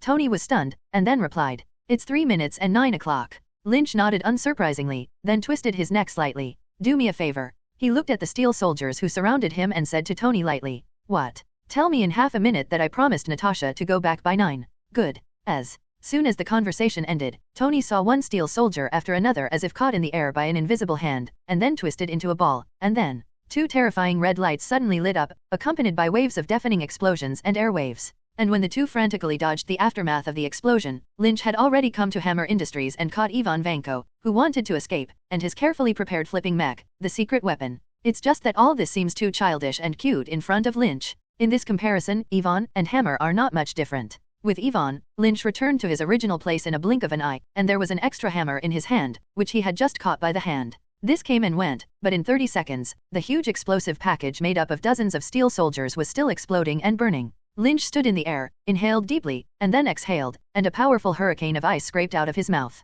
Whew! The powerful hurricane engulfed the explosion and flames with extremely cold ice and snow, and in just a few seconds, the smoke dissipated, and the hustle and bustle was gone. Dropping the 2 guys he was carrying on the ground, Lynch landed lightly. The 2 villains snorted and fell to the ground, and Hammer vomited even more, making Lynch disgusted to see it. Tony, I'll let this go, let's go first. Lynch said hello to Tony and turned to leave, while Natasha waited for her. Bye, see you tomorrow. Ivan, who had originally fallen to the ground with his eyes closed, heard Lynch's departure and opened a small slit. Oh, right. Lynch, who had flown into the air, turned to look at Ivan, who was sleeping on the ground, and as soon as the thought moved, a controller floated out of Ivan's body. Steel soldiers seem to be able to explode, this is a button. Seeing that the last means of retaliation had also been exposed, Ivan finally couldn't help but get up, pointing at Lynch with a violent look and yelling hysterically. Are you not convinced? Lynch snorted coldly and threw the controller back. Try it. Ivan Vanko laughed maniacally in disbelief. Tony Stark, I'm going to make your woman shattered. Let you experience this pain?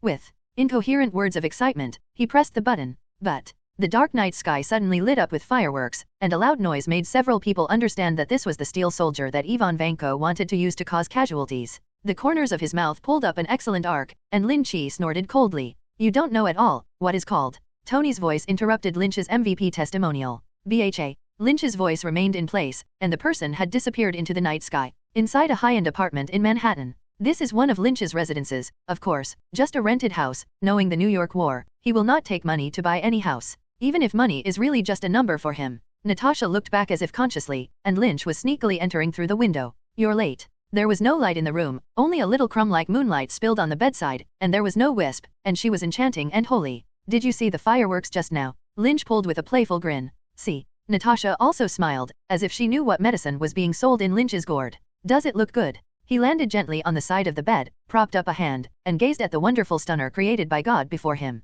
It's beautiful. Natasha's smile was as moving as this moonlight. That's the beauty that blooms for you. Saying that, Lynch's face pressed up and kissed her soft lips. For a long time, lips parted. The 2 lowered their heads and gasped, and Natasha's beautiful eyes flashed. Her big eyes stared at Lynch, who was close by, and Ju's lips moved slightly. Will you fly away one day and never come back? Lynch's breath choked, he blinked his eyes twice, and didn't speak. For a long time, he rolled over and pressed the woman and looked directly into her eyes. No, I'll always fly where I have you. Inside a stronghold under SHIELD. Avengers Recruitment Assessment, Iron Man, passed. Tony held a report about his evaluation, read out the results of the pass, looked at Fury with a proud face, and said, I have to think about it. Fury ignored his refusal and said rudely, keep reading. Tony froze for a moment, lowered his head again and read out the report that followed. Tony Stark. Not recommended? He raised his eyebrows and defended with an unacceptable expression. This is so unreasonable. How can you accept another me but not the real me? Fury was speechless and did not pay attention to Tony for a while.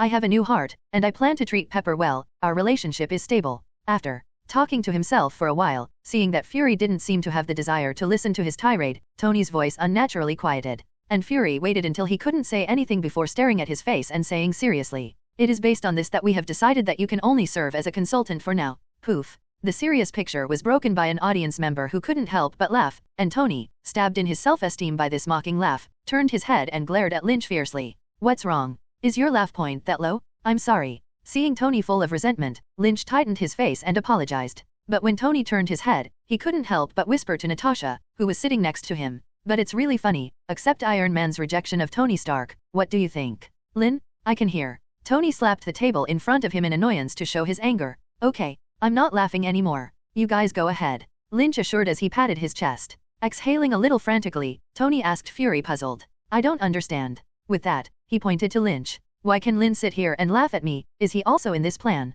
Fury glanced at Lynch and thought, "I wish he was." "No, he's not." Tony's face was delighted, but Fury followed and explained, "But he is our final plan, so he can do anything." Final plan. Pondering the word, Tony felt quite appropriate. After all, this is a real-life Superman. But Lynch is not the only outsider in this room. So where did this bow and arrow player come from, and do you still have a circus in S.H.I.E.L.D? Tony was talking about a middle-aged man sitting on the side, wearing a black jacket and carrying a bow and arrow, with a low sense of presence. His name is Kenlin Patton, codename Hawkeye, and like Natasha, he is a level 7 agent of SHIELD and is currently part of the program. Glancing at Agent Barton, Fury introduced calmly. "What?" Hearing that this ugly older cozer was really a member of the Avengers program, Tony was immediately unhappy. "Just like him, he can also enter your plan? I can find 100 guys like him in New York in an hour?" "What do you mean? I, Tony Stark, have been rejected. Can this kind of guy be an Avenger instead? Where can we not get our hands on this guy?" Seeing that Tony didn't seem to see his subordinate, Fury turned his head and signaled Hawkeye. Hawkeye understood what the chief meant, and stood up in silence. In fact, he couldn't look at a cynical guy like Tony who was always gagging. If he had the choice, he would not have joined the Avengers and become Tony as comrades in arms. But he couldn't disobey the order, so he had to show his hands according to the director's intentions to deter this arrogant maniac who had no one in sight. After standing still, his eyes suddenly became fierce and cold, and his hands quickly grabbed the bow and arrow on his back, and shot the arrow with the bow in one go. A short arrow flew past Tony's ear in an instant, startling a few drops of his cold sweat, and finally stuck in the wall. But how could Tony admit that he was scared? "That's it," he mocked expressionlessly. "So your bow and arrow can penetrate my steel suit." Hawkeye didn't pay attention to his words, just put away his bow and arrow coldly and sat down again. Fury went to the side wall, pulled out the arrow and threw it in front of Tony's eyes. Tony glanced at it casually, and his eyes suddenly narrowed. "I saw that the sharp arrow was wearing a fly the size of a soybean. Actually, his arrow can indeed be loaded with bombs, and whether he can break through the defenses of the steel suit depends on the power of the bombs." Fury followed and explained. Tony choked on his words for a moment, thinking that this kid was shooting quite accurately. "Okay." He spread his hands, then got up and held out a hand. "Perfect meeting, but I have to go. I still have a lot to do." Fury shook hands with Tony, who quickly withdrew his hand. "Actually, you can't afford to hire me, so you don't have to do any assessment." It can be seen that Tony is still very unconvinced. "Okay, goodbye." Fury was as steady as an old dog, and he didn't take Tony's little temper to heart at all. "Goodbye, Lynn, do you want to stay?" Lynch nodded and said, "I still have something to talk to Director Fury." "Okay," Tony replied, and walked away angrily without looking at Hawkeye. When the sound of Tony's luxury car starting outside sounded, Lynch looked at Fury and said, "So you still have a candidate?" Fury was stunned, and said in his heart, "You kids still don't know who the Avengers are? Do you have any recommendations? I've already helped you find it." Lynch smiled. Hearing this, Fury frowned and thought for a moment. In his mind, he counted the people Lynch had come into contact with, one by one. Tony Stark, Bruce Banner, Romanoff Natasha, Matt Murdock, Steve Rogers. Oh yes, and the alien with the hammer? Everyone in this row can be included in the candidacy, except for the last one, including the guy with the hammer. Apparently, he never included Thor in the selection of the Avengers program. This is also normal. After all, who would trust an alien who suddenly fell from the sky, carrying a hammer and thunderbolt, claiming to be a god? Even if his assessment shows that he is simple-minded and simple and kind, in the end, he is an alien with great abilities. Fury was too late to treat it as an Avengers hypothetical enemy, and how could it be considered in the Avengers' plan to protect Earth? Why not? Lynch said with a smile. He knew Fury's journey well. This SHIELD agent leader, as the king of agents, is very suspicious, and it is normal to see Thor as a threat. Even himself, I'm afraid Fury this guy has not let his guard down. Although the relationship with SHIELD has eased considerably, Lynch knows that all this is just an illusion. When a humanoid creature has the destructive power of a nuclear weapon, how can an organization like SHIELD allow him to live an ordinary life in this world? It's just that the way you deal with the problem has changed, from eliminating threats to controlling them. Going head-to-head with Superman? We shed blood or sweat, you have to lose your lives? What is the correct way to open? That depends, of course, on Natasha. Since ancient heroes sad beauty off, Lynch. But that's all? You should know that Earth is considered one of the territories by Sol and their Asgard kingdom, and as the Prince of Asgard, Thor has a position to help Earth defend itself against threats from the universe. Lynch explained with a smile. But Fury was obviously not so easily convinced, and his face became heavier after listening to Lynch's words, and he became more and more worried about the so-called kingdom of Asgard, which regarded the Earth as a territory. How do we know that Asgard won't be an enemy of Earth? Things on Earth are under the control of Earthlings, why let aliens interfere? He said in a stiff and worried tone. Lynch could only smile helplessly at Fury's worries. Because there is really nothing wrong with what he said, the situation on Earth today is already different from that in ancient times. The rapid development of science and technology has given the Earthlings a little confidence to defend the Earth and grasp territorial sovereignty, but the problem is that this is the Marvel Cinematic Universe. The main theme here is always the battle between superheroes and supervillains. Technology? This thing can only be used as a background introduction for superheroes. When there is a villain who wants to destroy the Earth, no matter how powerful the technology is, you have to catch it blind. To deal with supervillains, you have to watch superheroes. Don't worry so much, the Asgardian people are friendly and the last time I went to them was quite enjoyable. By the way, what did you bring that guy to Earth for? Speaking of which, Fury complained with some dissatisfaction. Originally, Fury was thankful that the guy went back, who knew that Lynch had brought people to Earth again. Hearing this, Lynch's face became strange. Didn't Coulson tell you? Fury's face changed, and he said with a "are you kidding me" expression. Is he really just coming to Earth to fall in love? In SHIELD surveillance, that's how that guy behaved. Just arrived on Earth not long after Coulson sent him to find the little girl named Jane Foster, and then a couple of men and women were tired of falling in love with each other all day. Feeling an inexplicable resentment in Fury's words, Lynch fell silent.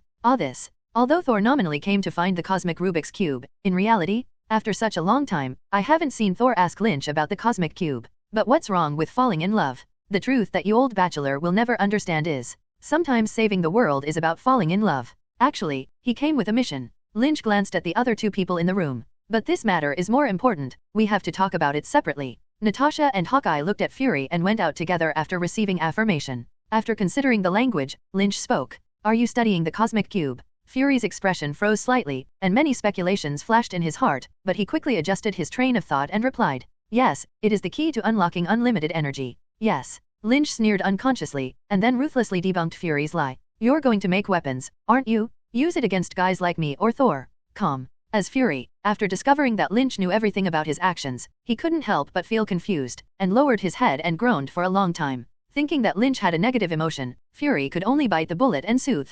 I have to do this, it's not for me to decide alone. But Lynch just shrugged indifferently and said nonchalantly. I know what you think, but the truth is that the adventures you take to protect the planet will eventually lead to greater danger. There are too many of this kind of things in the Marvel Cinematic Universe, and the story of Avengers 12 American Captain 2 is a stark example. It's just that no one in this world but Lynch knows what will happen in the future. Even the Supreme Mage who has mastered the Time Gem can only see the possibilities of the future, but what does the future look like? No one can predict. So their mistakes are also excusable. The Cosmic Cube will stay with you, anyway, when the time comes, it will naturally return to where it belongs. Saying that, Lynch got up a little happily and prepared to leave. Since Thor is not in a hurry, let the plot develop according to the original trend. Halfway there, he suddenly saw a projection in this room. There are several places that Lynch is very familiar with, such as the location of Iron Man vs. Iron Overlord, the location of Hulk vs. Abomination, the location discovered by Team America. More interesting are Wakanda, Africa, which represents the Black Panther that has not yet appeared, and the site of an Atlantic earthquake. Black Panther will come out sooner or later, but Atlantic earthquake, this is an Easter egg that has not been fulfilled in the Marvel Cinematic Universe until Lynch crosses, representing a Marvel namer similar to DC Aquaman. Have you been here to investigate? Lynch asked with interest. Been there, but nothing special. Fury replied calmly. Really? Doesn't there be Nemo in this world? Somewhat disappointed, he said goodbye to Fury, and Lynch left with Natasha. In the room, Fury thought about Lynch's suggestion, then looked at the projection, and a question arose. Could there be a guy from the Avengers program there? I really know him. In a classroom, a young boy who looked like 8 or 9 years old stood tall and shouted to his classmates in front of him with a serious expression. But the classmates who looked bad obviously didn't believe it, and laughed and mocked the little boy. Forget it, Peter, I can still say that Iron Man is my neighbor. A boy who was much taller than his peers stood up with a look of disdain and loudly mocked, causing the surrounding classmates to look over. The boy noticed the curious eyes of his classmates, seemed to be inspired by something, and said even more vigorously, "You have been talking for so long, but you have come up with some evidence. Isn't today your birthday?" You asked him to congratulate him on such an important day? Everyone looked at Peter because they were also very much looking forward to meeting the superhero Peter often mentioned. But Peter just lowered his head with a red face, and nothing could come out of his mouth. "I'll just say he's a liar? I already knew." Seeing that Peter did not dare to speak, the tall boy stepped forward vigorously and viciously pushed Peter. "Everyone, listen. Peter Parker is a complete liar." At this time, the unfriendly comments of the students gradually sounded. "Liar? Did Peter also learn to lie? I already knew. How could Peter, that cowardly guy, know Superboy? That's right. Superboy has never heard of any friends except Iron Man. Peter is stupid enough. What a ridiculous lie to tell. Isn't that normal? Who doesn't love face?" After the tall boy taunted Peter, he enjoyed the attention of his classmates, and proudly left with a few small followers. The bell for class rang, and the surrounding students dispersed. In the classroom, only a little boy with his head bowed and tears flowed. He took 2 deep breaths, wiped the tears from his face, and ran to the next classroom with a grunt. Walking into the classroom, Peter sat down to meet the strange gazes of some of his classmates, took out the book and opened it, pretending to be nothing.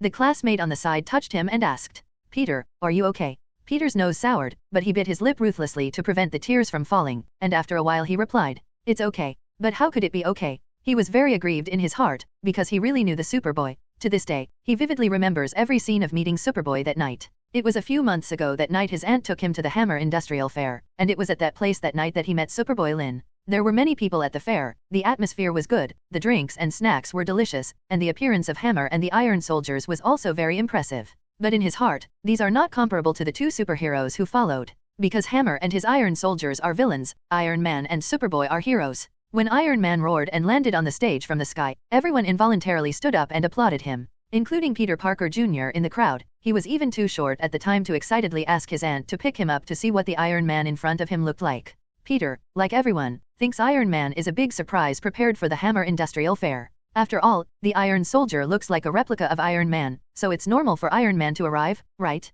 However, what little Peter did not expect was that this big surprise quickly turned into a big shock. After Iron Man finished greeting everyone, the war machine around him suddenly pointed its muzzle at Iron Man. After that, Iron Man quickly flew away overhead, and rows of steel soldiers also chased him. They fought and fired without taking into account the ordinary people in the venue, and the entire hall instantly turned into a purgatory. The roar of gunfire, mixed with people's screams for help, echoed in the night sky, and flames and blood stained the entire crowd. In front of the steel soldiers who opened fire at will, unarmed, people in suits could only frantically scatter for their lives. In the crowd, little Peter ran out with his aunt, but the panicked people scattered them. In the face of all this horror, young Peter was not so afraid. His idea is simple: the hero will definitely defeat the bad guys and save everyone. Although the battle between Iron Man and Iron Soldier affected so many ordinary people, it made Peter have a little bump in his heart about the superhero. Peter is wearing a Superboy fan outfit this day, and he prefers Superboy to Iron Man. Because my aunt once said that Iron Man's true identity, Tony Stark, is a very bad character playboy, arms dealer, often appeared in some gossip magazines and war pages.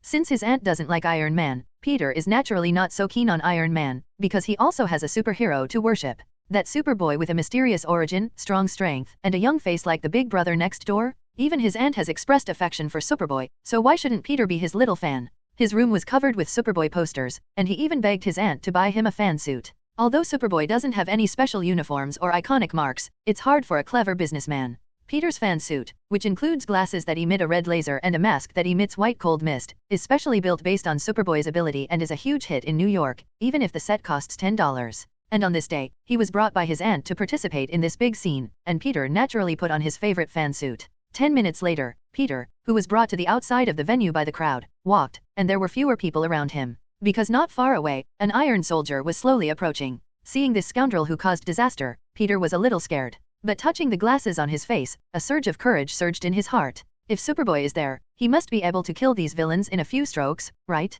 The steel soldier also noticed the kid, but ignored it, turned the steel head and continued to move forward. But Peter turned on the switch on his glasses, and 2 dazzling red lights instantly hit the steel soldier. The Iron Soldier's head turned, spotting this strange boy and red light, and the system quickly analyzed and determined that the red light was an attack, and gave the order to eliminate it as an enemy. The machine gun on the steel soldier was aimed at little Peter, the barrel began to turn, and the life-devouring fire snake began to brew. Nope.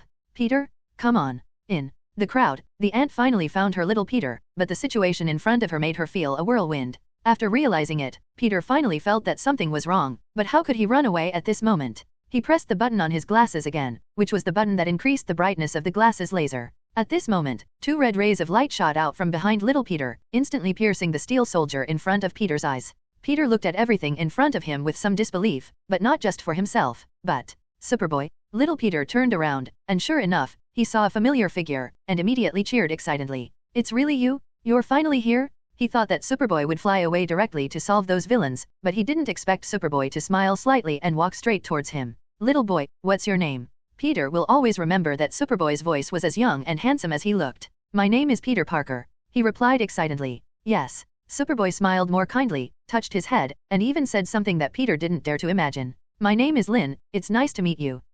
Peter was so excited that he was incoherent, and then he was picked up by his aunt. Are you all right? With a crying voice, the aunt carefully examined his body to make sure he was not injured. Then she looked at Superboy gratefully and said, I really don't know how to thank you, Superboy said with a smile, and then gave Peter a thumbs up.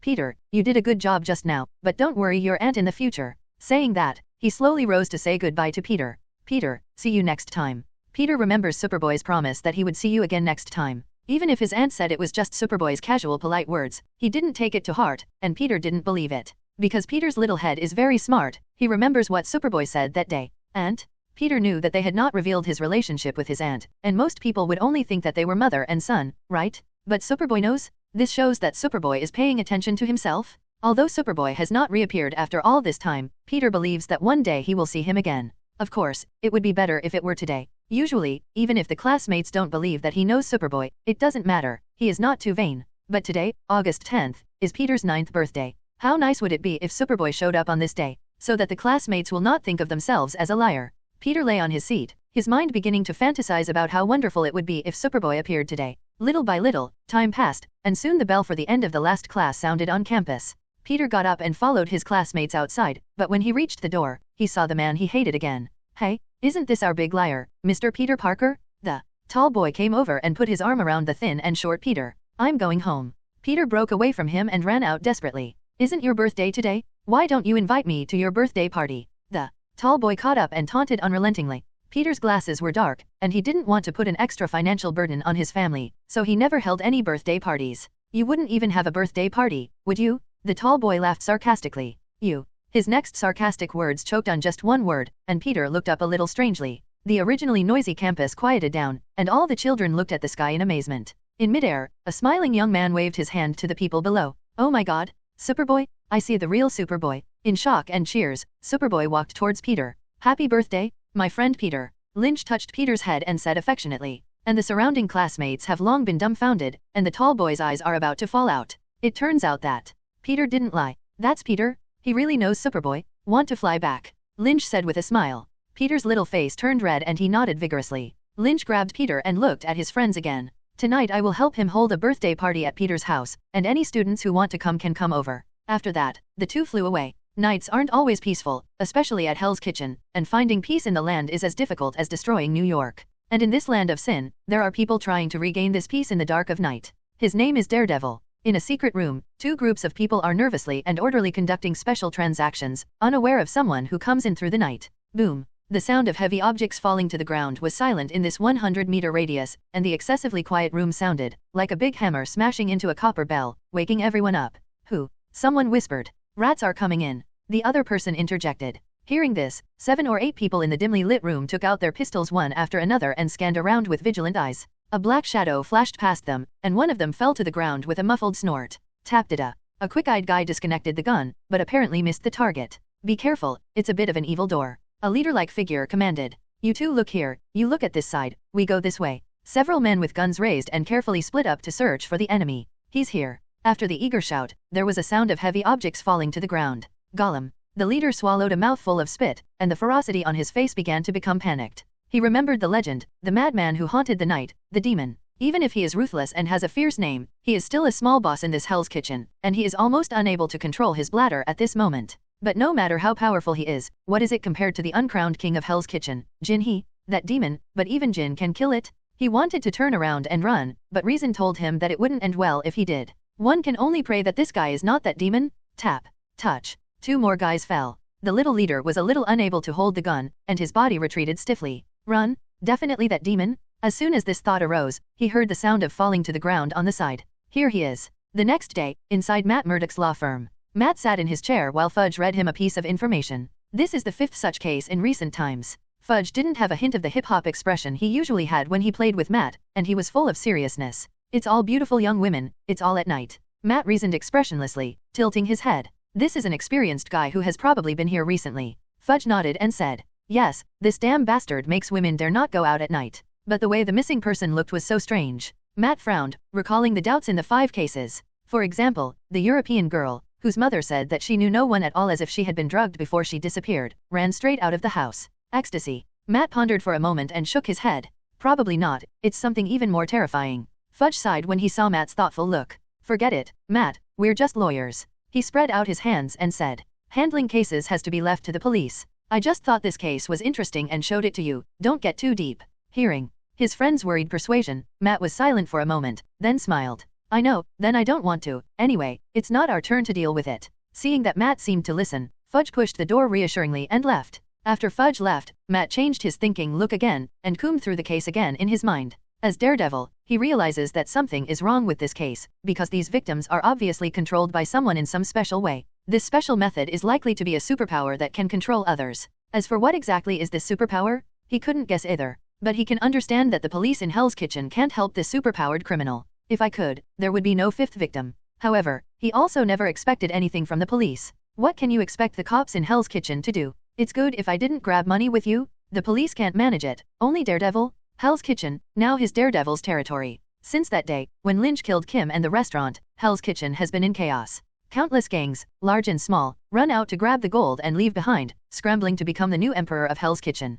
But none of them succeeded, because Daredevil existed. With the gossip that Kim and Daredevil died after the conflict, coupled with Daredevil's strength in this dispute, everyone began to face up to this legend. But Daredevil couldn't really kill all the gangsters, because almost all the people in Hell's Kitchen had big and small connections with the gangsters. Finally, with Daredevil's acquiescence, several gangs form an alliance to take control of Hell's Kitchen. But many people think Daredevil is the true master of Hell's Kitchen? You don't admit it? Then be careful when you walk at night. And Daredevil Matt Murdock also went more and more smoothly on the road of lawyers and vigilantes after losing his life enemy Jin-Hee. Until today, this new enemy has been discovered, a newcomer, or a newly acquired superpowered criminal. A guy who can control others and is extremely dangerous. But how could Daredevil be afraid? The man of the Matt Murdock family has the most resistant body and the greatest guts. Whoever wants to make trouble in the land of Hell's Kitchen, Daredevil will kill him. In a small bar, the dance floor is full of men and women shaking their heads. Fack, what are you doing? The man's rude invective did not make a little wave in the noisy crowd. Only a few people next to him looked a little strangely.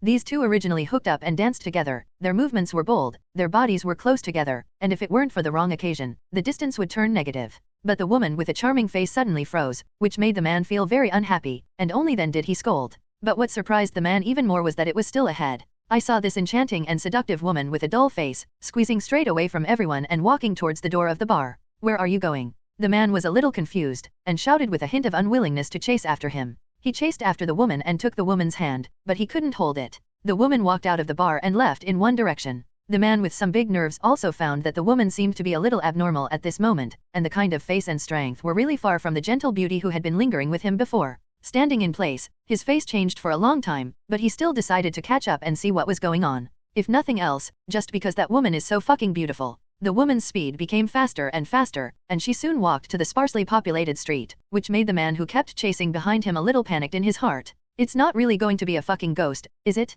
With a drum in his heart, he accelerated and caught up with the woman in one breath. Hey, what the hell is wrong with you? He grabbed the woman with all his strength, and unexpectedly, the woman stopped. The man who had a glimmer of hope in his heart quickly ran to the woman and put a face on the woman's face, and instantly lost some soul. It was relatively remote, and only the distant street lamps emitted a dim light that fell on the woman's face. The woman who was originally smiling and charming was now cold and her eyes were blank. It's like a dead person without consciousness. Shit. After carefully glancing at the woman's stunning appearance, an evil fire rose in his heart. Swallowing his saliva, the man dared to reach out and touch the woman. What happened to the female ghost? What has labor and management not done? Such a beautiful woman, even a ghost is worth it. But before his hand touched the woman, he felt a pain in his head, and fell to the ground without a snort. After the man fell to the ground, a figure who did not know when he came here was revealed. It is a petite, handsome young girl. Glancing coldly at the man on the ground, the girl turned and left, and the woman followed. Suddenly, the girl jerked her head up to look at the darkness that she couldn't see clearly.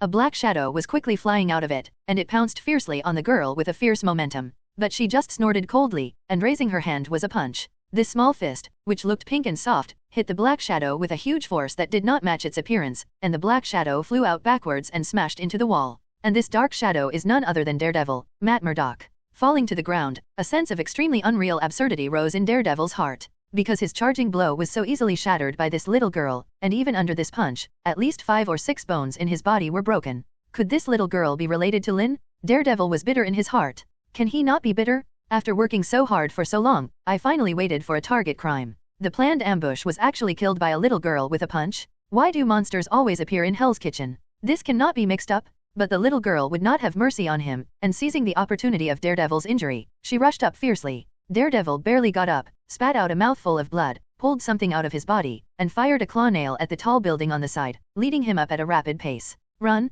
This does not run to be hammered to death. Daredevil, who had seen Lynch drop 10 times with one force, did not have the slightest idea of confronting the little girl, and only wanted to escape and make plans. However, something happened that made Daredevil's jaw drop. The little girl ran and squatted slightly, and then jumped 5 or 6 meters high, almost grabbing him. This is not the end. What is even more bizarre is, this little girl did not fall, but glided in the air. Will she fly? Forrest? You also say you don't have siblings? I'm going to die at the hands of your sister. Daredevil shouted sadly in his heart, but suddenly found that the little girl had fallen, and then returned the same way, losing his tracks. People in Guangdong province have always had the habit of eating morning tea, and before the time reached 7 o'clock, the tea restaurant was already full of elderly aunts and aunts. The young waiter pushes the cart, shuttles between the tables and chairs, and delivers plates of delicate refreshments to the table. The uncles at the table drank morning tea, ate breakfast, and chatted leisurely and happily. The whole tea restaurant is lively and full of fresh life. What is slightly strange is that many people frequently cast curious glances at a table.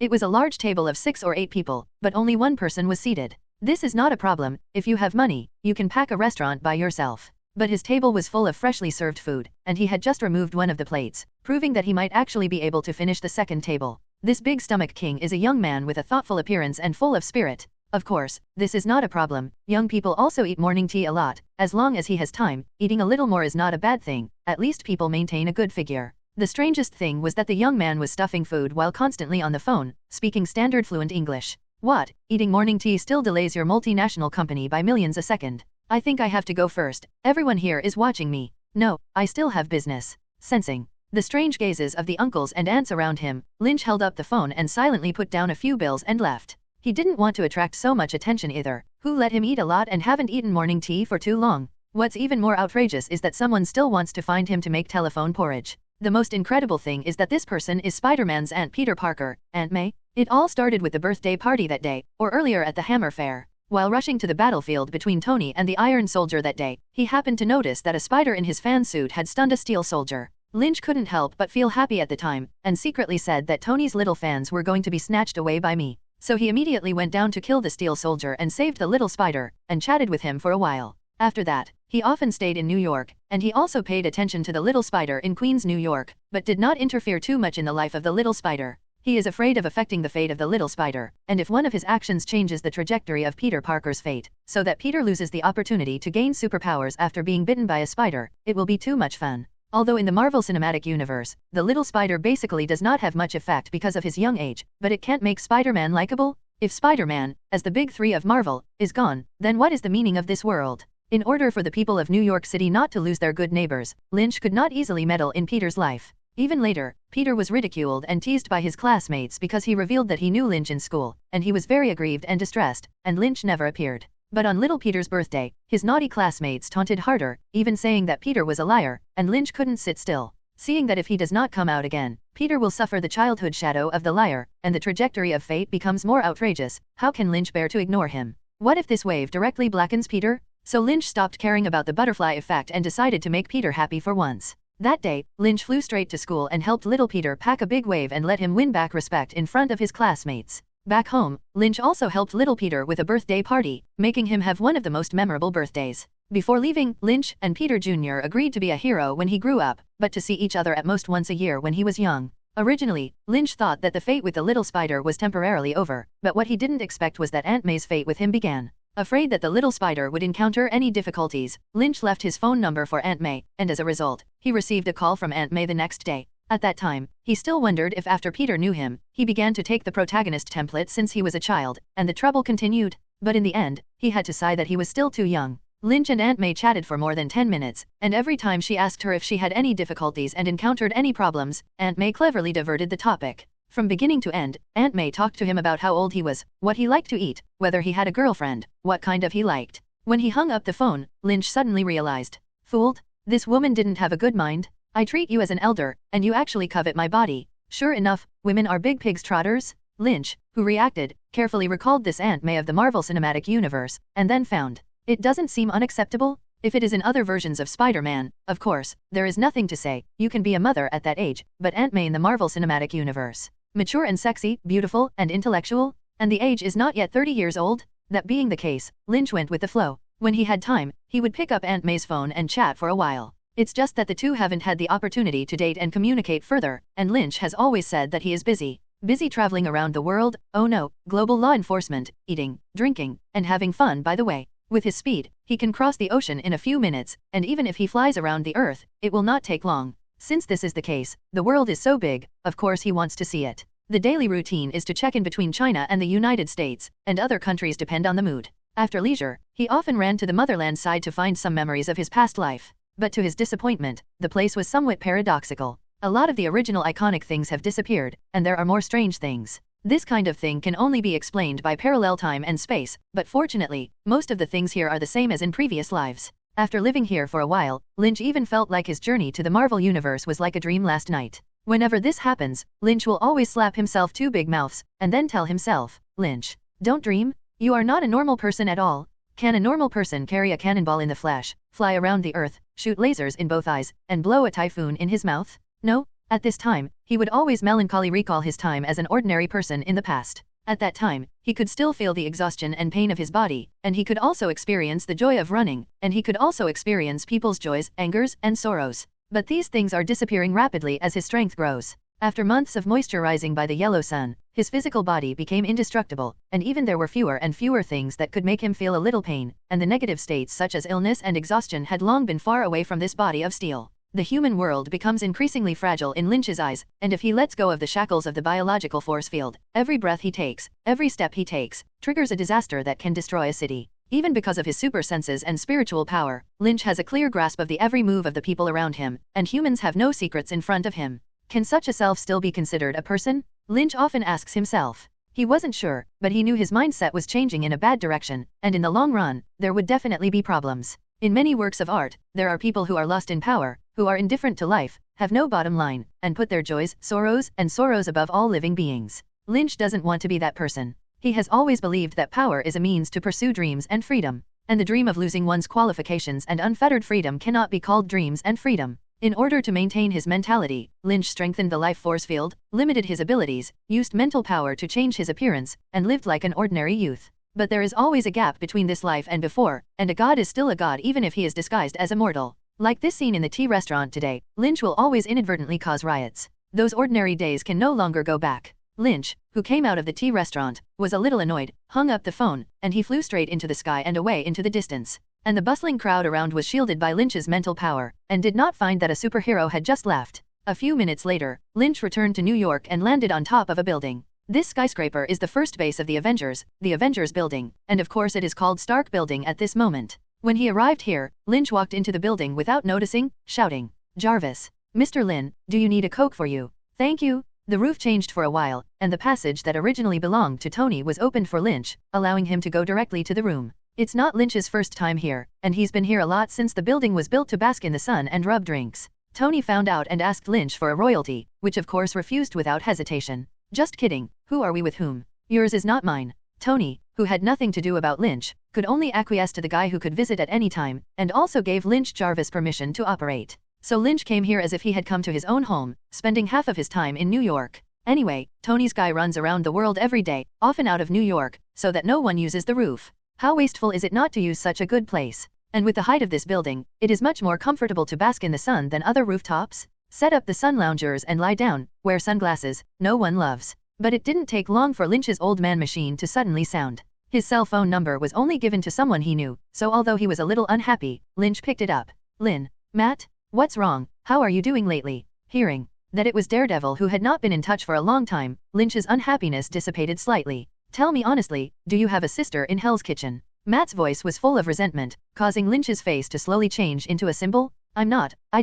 really didn't lie to you. In the room, facing the pale and resentful Daredevil on the bed, Lynch directly came to a set of denial 3 times. Seeing Lynch so seriously pleading for himself, Matt immediately believed 3 points in his heart. After thinking for a while, he said, "Okay, I believe you for now, but do you know something?" Although he believed Lynch's claims, he had super hearing and often played a lie detector expert, but he still saw a hint of Lynch's unnaturalness, so he was a little puzzled. After a pause and no speech, Lynch asked rhetorically, "Is that lady not too tall and young?" Matt was stunned for a moment and replied, "Yes, you know her." "Yes." Lynch nodded, thinking that I knew too well. If guessed correctly, this lady should be the strongest woman in Hell's Kitchen, Jessica Jones. This female superhero, or superpower, comes from Hell's Kitchen, a popular superhero group, the League of Defenders. Jessica lost all her family in a car accident as a child, but she was also blessed with a body similar to Superman, super strength, endurance, defense, etc., and even a short flight. When she grew up, she did superhero activities for a while, and then ended her short heroic career because of a pervert.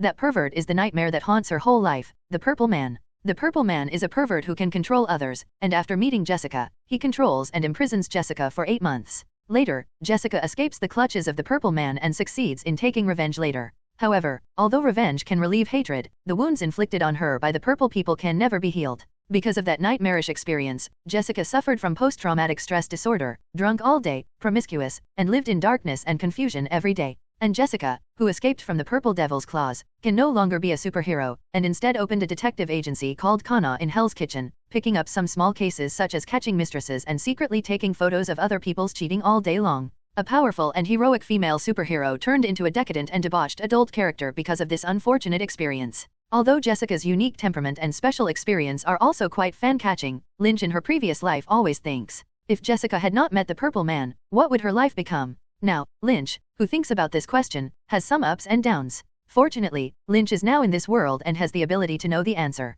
Unfortunately, Jessica seems to have been controlled by the Purple Man. As for the specific situation, you have to see it to know. Her name is Jessica Jones, and her abilities are indeed a bit similar to mine, but not so strong, but you have to go head-to-head with her. Looking at Daredevil, who was covered in white bandages and seemed difficult to move, Lynch shook his head regretfully. Matt's old face froze, and the serious mistake that almost died this time was indeed his carelessness. But who knew that a little girl who should be no threat would be a weird girl? In that case, even without understanding the enemy, Daredevil is unlikely to give up the opportunity to strike. Who knows when the next time you squat that murderer will commit a crime? How did I know she was so terrible? Matt was a little depressed, and said suspiciously, "Why would a little girl attack a beautiful woman? What the hell is she for?" He really didn't understand. Before he found Jessica, he had always thought that the murderer was a man because the victims were young and beautiful women. Could it be that this girl is lace-edged? Seeing Matt's face gradually become strange, Lynch guessed that he might be thinking something strange. Be pure in thought, Matt. Justice rebuked awe-inspiringly, and Lynch said,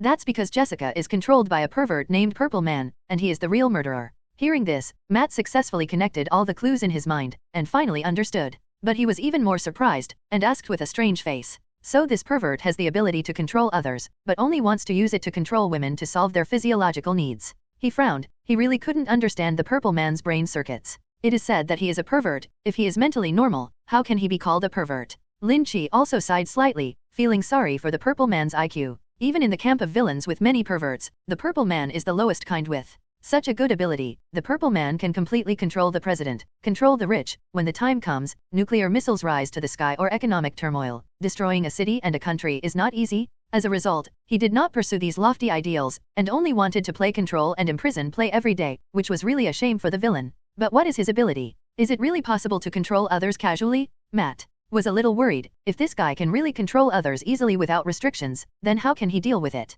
Don't meet that pervert at that time. You have become his thug. Don't worry. Lynch waved his hand, signaling Daredevil not to panic. His ability is a virus. He can control people's movements through language, and there are limits in scope. For a weak chicken like the Purple Man, Lynch is not worried at all that he will be affected by his ability. The manga version of the Purple Man ability is set by releasing a pheromone hormone and then using verbal commands to control it. The Purple Man in the film and television version was changed to a virus infection, and it was also through language to control the actions of others. Whether it is pheromone hormones or viruses, it does not work at all for Lynch, who has a Man of Steel. Can you resist this control? Matt asked curiously. Of course. Waving his hand, Lynch then said confidently. Leave this matter to me, and you can rest assured to heal. Matt hesitated, thinking that he might not really be able to help, but would be dragged back by being controlled, so he nodded. But after tracking down this case for a long time, he was still a little relieved, so he asked with concern. What are you going to do?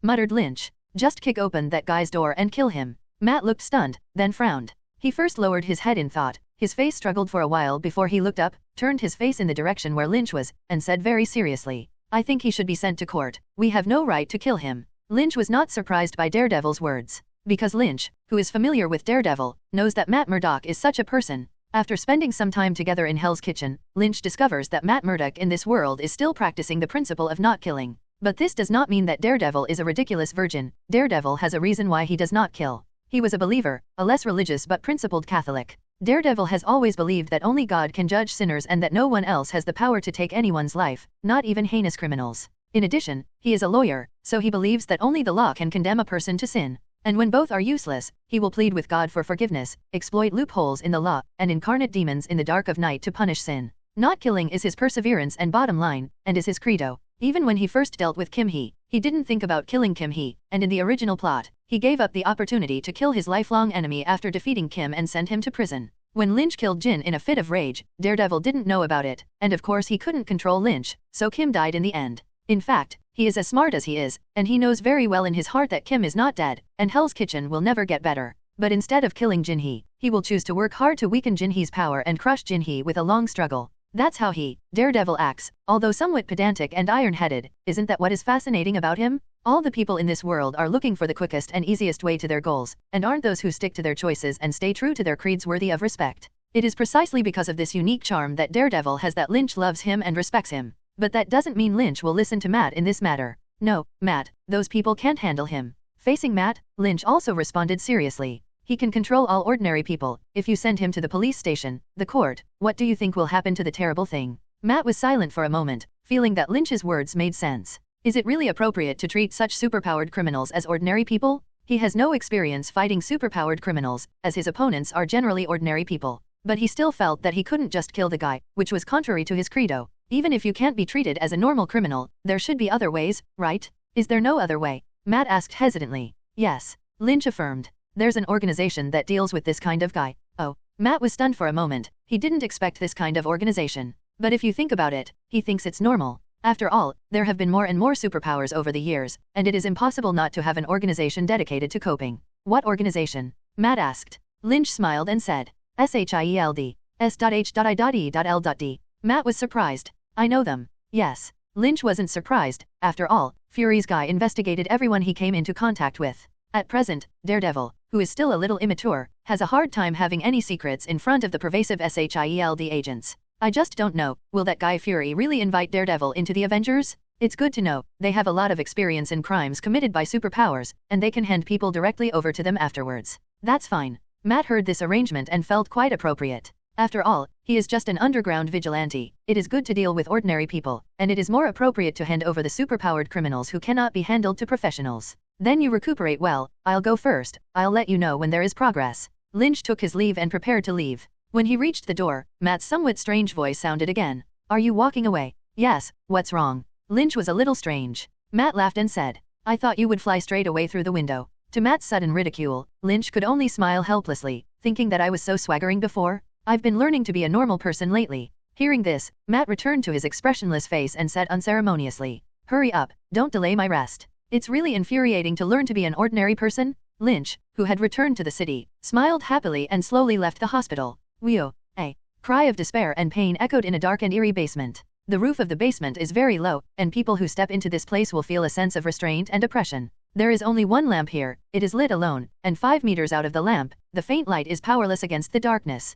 The floor and the air mixed with moss and the smell of decay were as cool and damp. And that wail, like a wail from a demon in hell, came from an old, filthy iron bed. Next to the bed, several women were naked, and their shawls were scattered. They didn't react to what was happening in bed, just cried or laughed with dull eyes. And on the bed, a woman with a beautiful face and a hot figure was hanging half-broken clothes, and was being ravaged by a man. Her delicate makeup has long been washed away by the endless flow of tears, her whole small face is distorted into a ball, and her eyes gradually fall into madness. and it was not difficult for the man to see his feminine beauty between his eyebrows, but his expression was strangely excited, and he ravaged the woman with a happy face. In addition to this, there was a special woman standing next to the bed. She was young, fully dressed, and her eyes were staring at the man on the bed, with unforgettable hatred and deep guilt in her eyes. As time passed, the screams of the woman in bed became lower, and finally stopped abruptly. It was as if this woman could not suffer such a devastation and completely passed out. The man continued, then stopped. It seemed that because there was no response, he felt a little bored. After getting up with an unhappy face, he kicked the devastated woman out of bed, like a lump of garbage.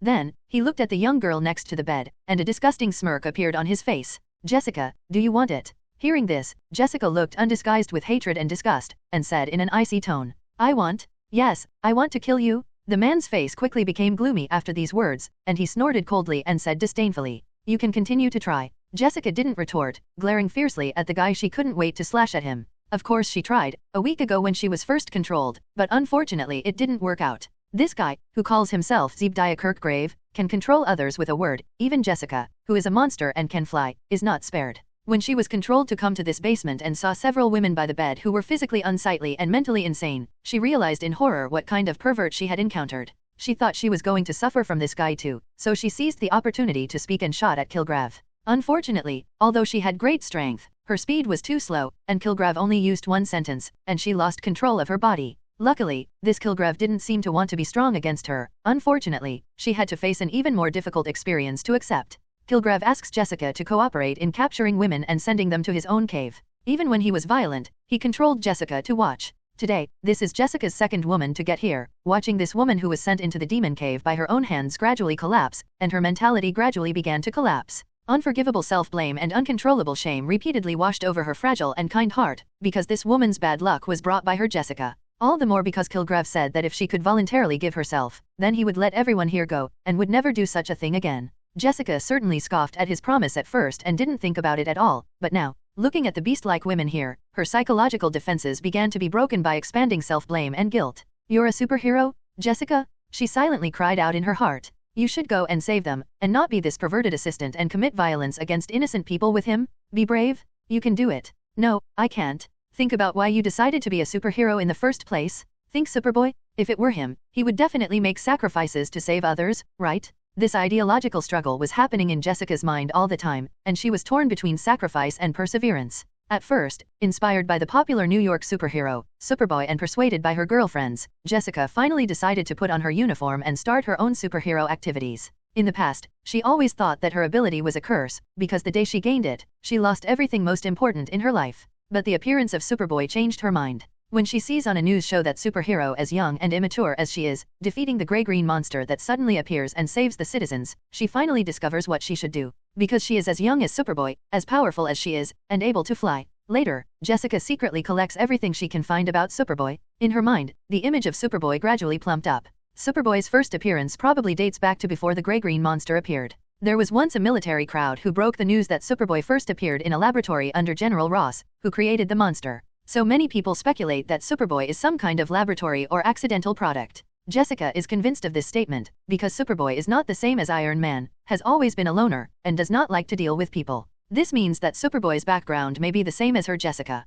An unexpected disaster robbed Superboy of everything and gave him the superpower to fly away. But Superboy does better than Jessica, defeating gray-green monsters, defeating the Legion of Steel, and even teaching a terrible steel mech in Mexico that saved many lives. And me? The more she learned about Superboy, the more ashamed Jessica felt. Because she has always hidden her superpowers, and even ashamed of them, afraid to see the strange eyes of others, let alone this ability to help others. What about Superboy? He was also so young and looked so immature, but he saved so many people. Learn from him yourself. In this way, Jessica, who was inspired by Superboy, was persuaded by Tracy, the sister of an adoptive family, and finally made up her mind to start superhero activities. In the beginning, because of her strong ability, Jessica was very relaxed and happy to deal with some little furry thieves in Hell's Kitchen, which also gradually gave her a sense of achievement as a hero. But what she didn't expect was that her debut shortly after her debut would encounter such a super pervert as Purple people that were difficult to deal with. With just one sentence, Jessica became a puppet of the Purple Man. The pervert of the Purple Man, the psychology is twisted to the extreme, there is no legal morality in the brain, and he enjoys the sense of control, obsessed with controlling others.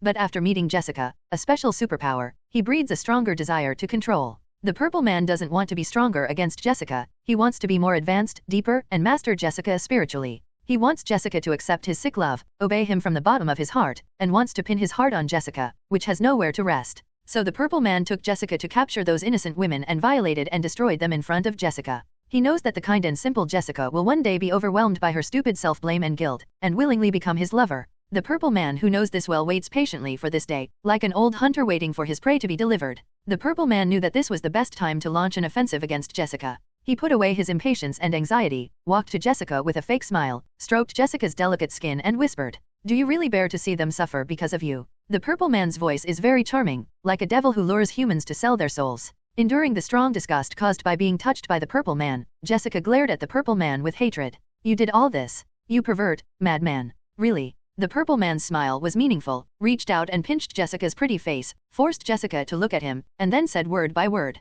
"Is it really nothing to do with you? Well, in the face of the Purple Man's oppressive pressing, Jessica fell silent. Seeing this, the Purple Man was overjoyed in his heart, and he knew that Jessica was beginning to waver. "You can save them, and you should save them." He pressed his head close to Jessica's ear and continued to attack Jessica's psyche in a soft voice. "Aren't you a hero?" Saying that, the Purple Man pointed to the row of women next to the bed and said, "Look how pitiful they are." Jessica's gaze had to move to those people, and she had been afraid to face these poor people. Because Jessica can indeed save them. But in exchange, she is going to sacrifice herself to the devil. This is not an easy choice for any one person to make. According to the Purple people, it has been nearly a month since they first came here, and all of them have died earlier. The abuse and destruction of the Purple people made them have long been mentally broken, and they all fell into madness. They were all naked, relying on instinct, eating leftovers from the fallen ground to survive. Maybe this is like a beast, and the walking dead are no longer saved. Jessica sometimes comforts herself like this. But the Purple people will continue to persecute other people, turning one normal person after another into this ghost.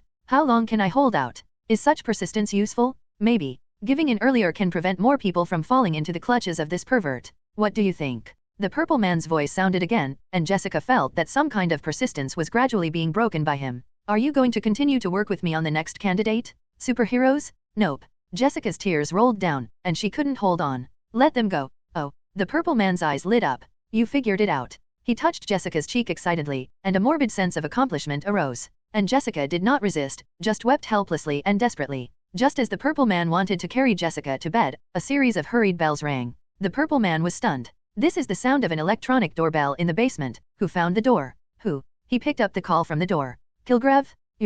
I thought you missed me," Natasha said casually as she lay on Lynch's chest and drew circles lazily. "So that's the kind of thing." She stopped the movement of her hand. He looked at Lynch with some doubt. "But why don't you check it yourself? You should be easy to find, right?" Lynch shrugged innocently and said, "I'm playing a normal person, have you forgotten? When you encounter this kind of thing, of course, I have to leave it to you." That's what he thought, and that's been the way he has been doing it for so long. Under the constraints of one life force field after another, Lynch suppressed most of his abilities. Now he is not much different from when he first acquired his ability, only super strength, speed, endurance, and so on. Hearing this, Natasha shook her head helplessly. Of course, she knows that Lynch has been relatively low-key recently, often hiding to experience life, and even she has seen Lynch once in a long time. But how can ordinary people care about such serial disappearances? It's too late to hide. Ordinary people don't rush to investigate like you. But Natasha didn't bother to poke through this duplicitous guy, because she and SHIELD also hoped that Lynch would maintain his current mentality. If there really is a god on Earth, then of course they want this god to be simple and good.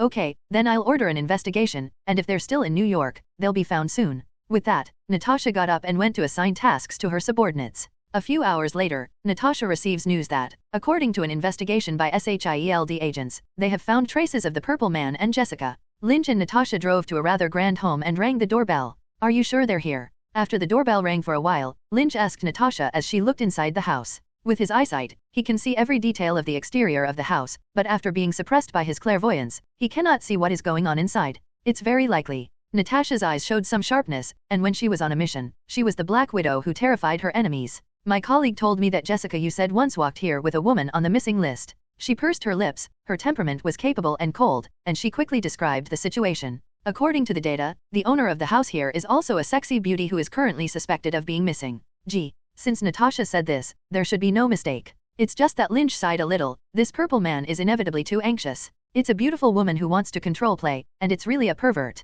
Just as he was about to speak, the doorbell stopped. The call on the door was connected, and a suppressed woman's cry came faintly from it. "Who?" Lynch's face darkened, and with his hearing, of course, he heard the woman's cry in an instant. But this was not the reason for his face to change drastically, but from this voice of the call, he heard the heartbeat and breathing of several people. This shows that there are several people in this place where the woman's mournful cry is heard. Besides the purple people, who else could be here? With a glance at Natasha, Lynch was sure that this was the place they were looking for. He leaned gloomy into the intercom on the door and said murderously, "Kilgrev, you're..." After that, Lynch directly kicked the door open and rushed inside. Walking to the door, Lynch paused and waited at the door. He heard a series of eager footsteps coming from the room, and someone was coming. Duh. The door opened, and it was a petite figure that Lynch expected. Jessica Jones. Looking at this Jessica who was soft in her youth, Lynch couldn't help but sigh in her heart. Because looking at her current appearance, her eyes are red, her face is full of tears, and she is controlled to solve herself. After all, he still let the pervert of the purple man hurt Jessica. And at this moment, after Jessica saw Lynch, her controlled body trembled slightly, her pupils quickly dilated, and the tears that were originally put away because the purple man was interrupted once again brushed straight down. "Superboy? He's here? Have you saved yourself?" Although countless thoughts rose in her mind, Jessica, who was ordered by the purple man to kill the incoming person, had to viciously pounce on Lynch. Boom. Lynch, who did not dodge, punched Jessica firmly in the chest, and he couldn't help but take a step back when his physical fitness was suppressed by himself. "It still hurts," Lynch muttered, and both hands immediately clasped Jessica's shoulders. Jessica, who was grabbed by the shoulder, struggled fiercely and hit Lynch in the face with an elbow. Hiss. This time Lynch finally grinned, thinking that Jessica's strength was a little big. He remembered that in the setting of his previous life, Jessica's strength was tens of tons, and Jessica in the film and television version was even more crotch-pulling, and there were no highlight scenes. Of course, in general, this situation is to blame the insufficient funds of the film and television version. You must know that the whole scene needs money. Jessica, as a third-tier character of Marvel, of course, her personal series is not capable of finishing such earth-shattering scenes. And Jessica in the series is deeply plagued by post-traumatic stress disorder, hates her superpowers very much, and her strength is understandable. Without further thought, Lynch crossed his hands and took her into his arms from behind, tightly controlling her. The body is restrained, and Jessica can only use other places to attack Lynch. She lifted her foot violently and used all her strength to step on Lynch's foot. Oh. With a scream, Lynch angrily clamped Jessica's 2 feet with her legs. In this way, Jessica's whole person was steadily suppressed by Lynch and could not move. But what gave Lynch a headache was that in this case, Jessica also turned her head to bite him. Although he knew that Jessica was also controlled, not intentionally, Lynch was still a little annoyed. Think about it, how long has it been since you were beaten so hard? No way, Lynch could only put his head against Jessica's head. "Natasha," Lynch shouted through the door. "Bring me what you're using to tie people." "Okay." Natasha, who was watching the battle outside, answered and went out to get her things. Lynch clings to Jessica like this, quietly waiting for Natasha. After a while, Lynch gave Jessica a somewhat strange look. "You know me?" he asked suspiciously. When they first met, Lynch noticed that Jessica's state was not quite right. Because the moment Jessica saw him, her expression, pupils, heartbeat, etc. all changed slightly.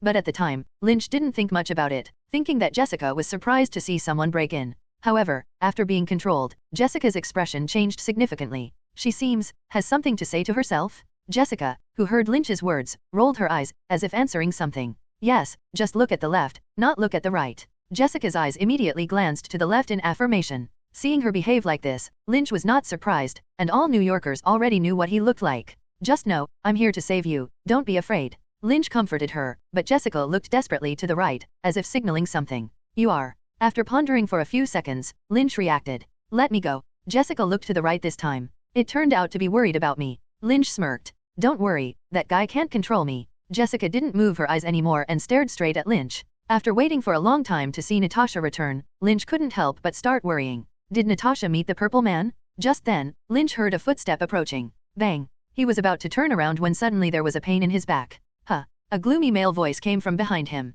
"I'm finished." Soon, the disgusting handsome face of the purple man appeared in front of Lynch. He smiled proudly, raised the gun in his hand, and aimed it at Lynch's head. "You're awesome, you've been able to fight Jessica for so long." The purple face smiled viciously and pressed the barrel of the gun on Lynch's heavenly spirit cover. "Tell me, do you have body armor on your head?" And Lynch just looked at the purple man with a strange face, and a question arose in his heart. "Is this guy a primitive? Can't you recognize me?" Unlike Lynch, who has a good attitude, Jessica is very anxious at this time. In her opinion, although I don't know why Lynch tied with her today, this level of ability obviously can't bear the pistol headshot. "I'm going to kill him? No, I'm going to save him. I'm going to go and die." The purple man laughed maniacally and pulled the trigger. Bang bang. Nope. The gun went off, along with Jessica's shouts. The smoke from the barrel of the pistol dissipated, and the 3 people present fell into an eerie awkward silence. Lynch looked at Jessica with some surprise. He didn't expect that Jessica would break free from the purple man's control at such a time. In the original plot, it took Jessica 8 months to accidentally get rid of the Purple Man's mind control and escape the clutches of the devil.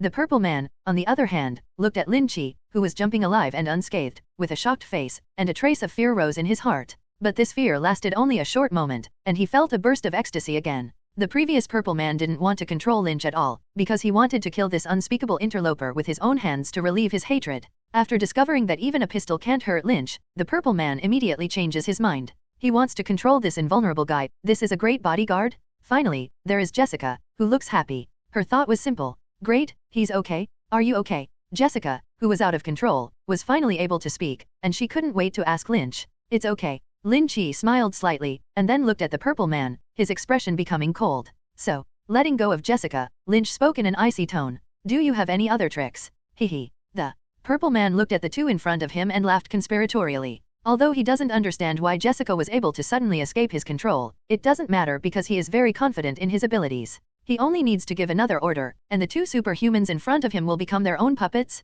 From now on, the world is so big, where else can't you go? You all crouch for me. The Purple Man laughed maniacally, shouted his orders loudly, and then looked at the two expectantly. Jessica did crouch down as he wished, but Lynch rushed towards him without saying a word. Stop him, Jessica. The Purple Man stepped back again and again with a flustered expression, and hurriedly issued orders to Jessica. His face was full of shock and puzzlement, and he didn't understand why his abilities would be ineffective against Lynch. This was the first time in his decades of life that he had met someone immune to his abilities. Jessica, who received the order, immediately got up and launched a surprise attack on Lynch from behind. Lynch, who failed to seize the opportunity to catch the Purple Man, was secretly annoyed, but had to turn back and fight Jessica again. Lynch knows that Jessica's loss of control does not mean that she will no longer be controlled, and her escape from control should only be temporary. He remembered that the only way to disable the Purple Man's ability was to silence him or give him an anesthetic. Now there are no conditions around, so I can only go head-to-head with Jessica. After more than a dozen blows with Jessica, Lynch finally found out why Jessica was so fierce.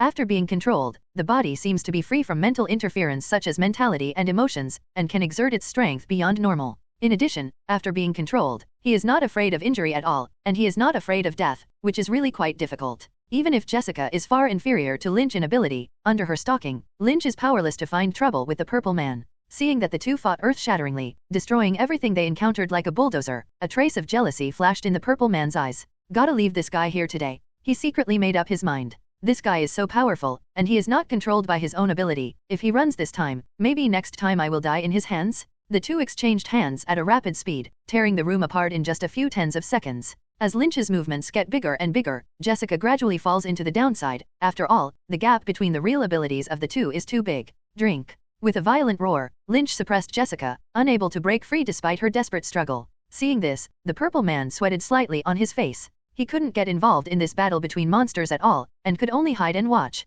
And the current situation looks obviously not very good. Just as the Purple Man was desperately thinking about countermeasures, a woman in a black tight uniform appeared at the door. It was Natasha. Seeing Natasha, who suddenly appeared, dressed as an agent, a smile appeared on the Purple Man's originally somewhat ugly face. Don't move, or I'll let this young lady commit suicide. He yelled threateningly, as if he had already seen that Natasha was with Lynch. Hearing this, Lynch could only helplessly stop, allowing Jessica to struggle to get up and attack him again. Natasha is really, don't come early or late, come and make trouble at this time. Seeing Lynch stop, the Purple Man felt a burst of ecstasy in his heart, and quickly ordered Natasha. You, come to me. Natasha's body suddenly stiffened, and she walked uncontrollably towards the Purple Man.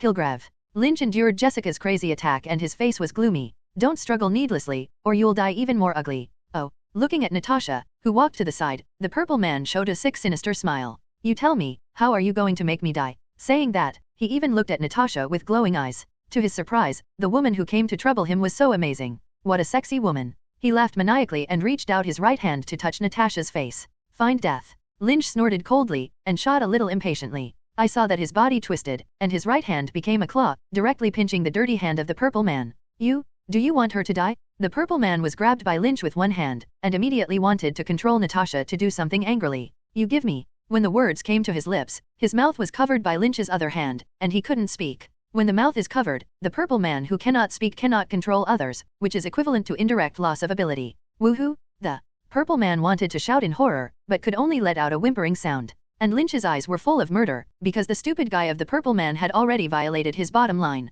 If the Purple Man plays some other means, Lynch can still play with him for a while. But if the Purple Man actually moved on Natasha, Lynch certainly did not tolerate it. Looking at the purple man's disgusting face, Lynch turned his wrist and wanted to pinch him directly to death. However, he suddenly heard another footstep. The sound came from underground, most likely in the basement of this room. Stopping the movement in his hand, Lynch turned his head to look into the corridor where the voice came from. The footsteps got closer and closer, and finally stopped in the room. Its owner was a bruised, dull-looking woman. Looking at her appearance, I can fully imagine what a terrible thing she has experienced here. And the same breath, the same people, there should be several more in the basement. Huh. Lynch smiled wryly and let go of the purple man in his hand. He was a little sad and annoyed, because this woman, he counted as acquaintance. Daredevil was seriously injured by Jessica because he wanted to save this woman, and Lynch had seen the photos in her profile and didn't expect to become this so quickly. If he hadn't sorted out these bells and whistles, he would have rescued her a long time ago, right? The purple man who was suddenly let go was a little confused about the situation, but he was still overjoyed and pointed to Lynch to everyone in the room.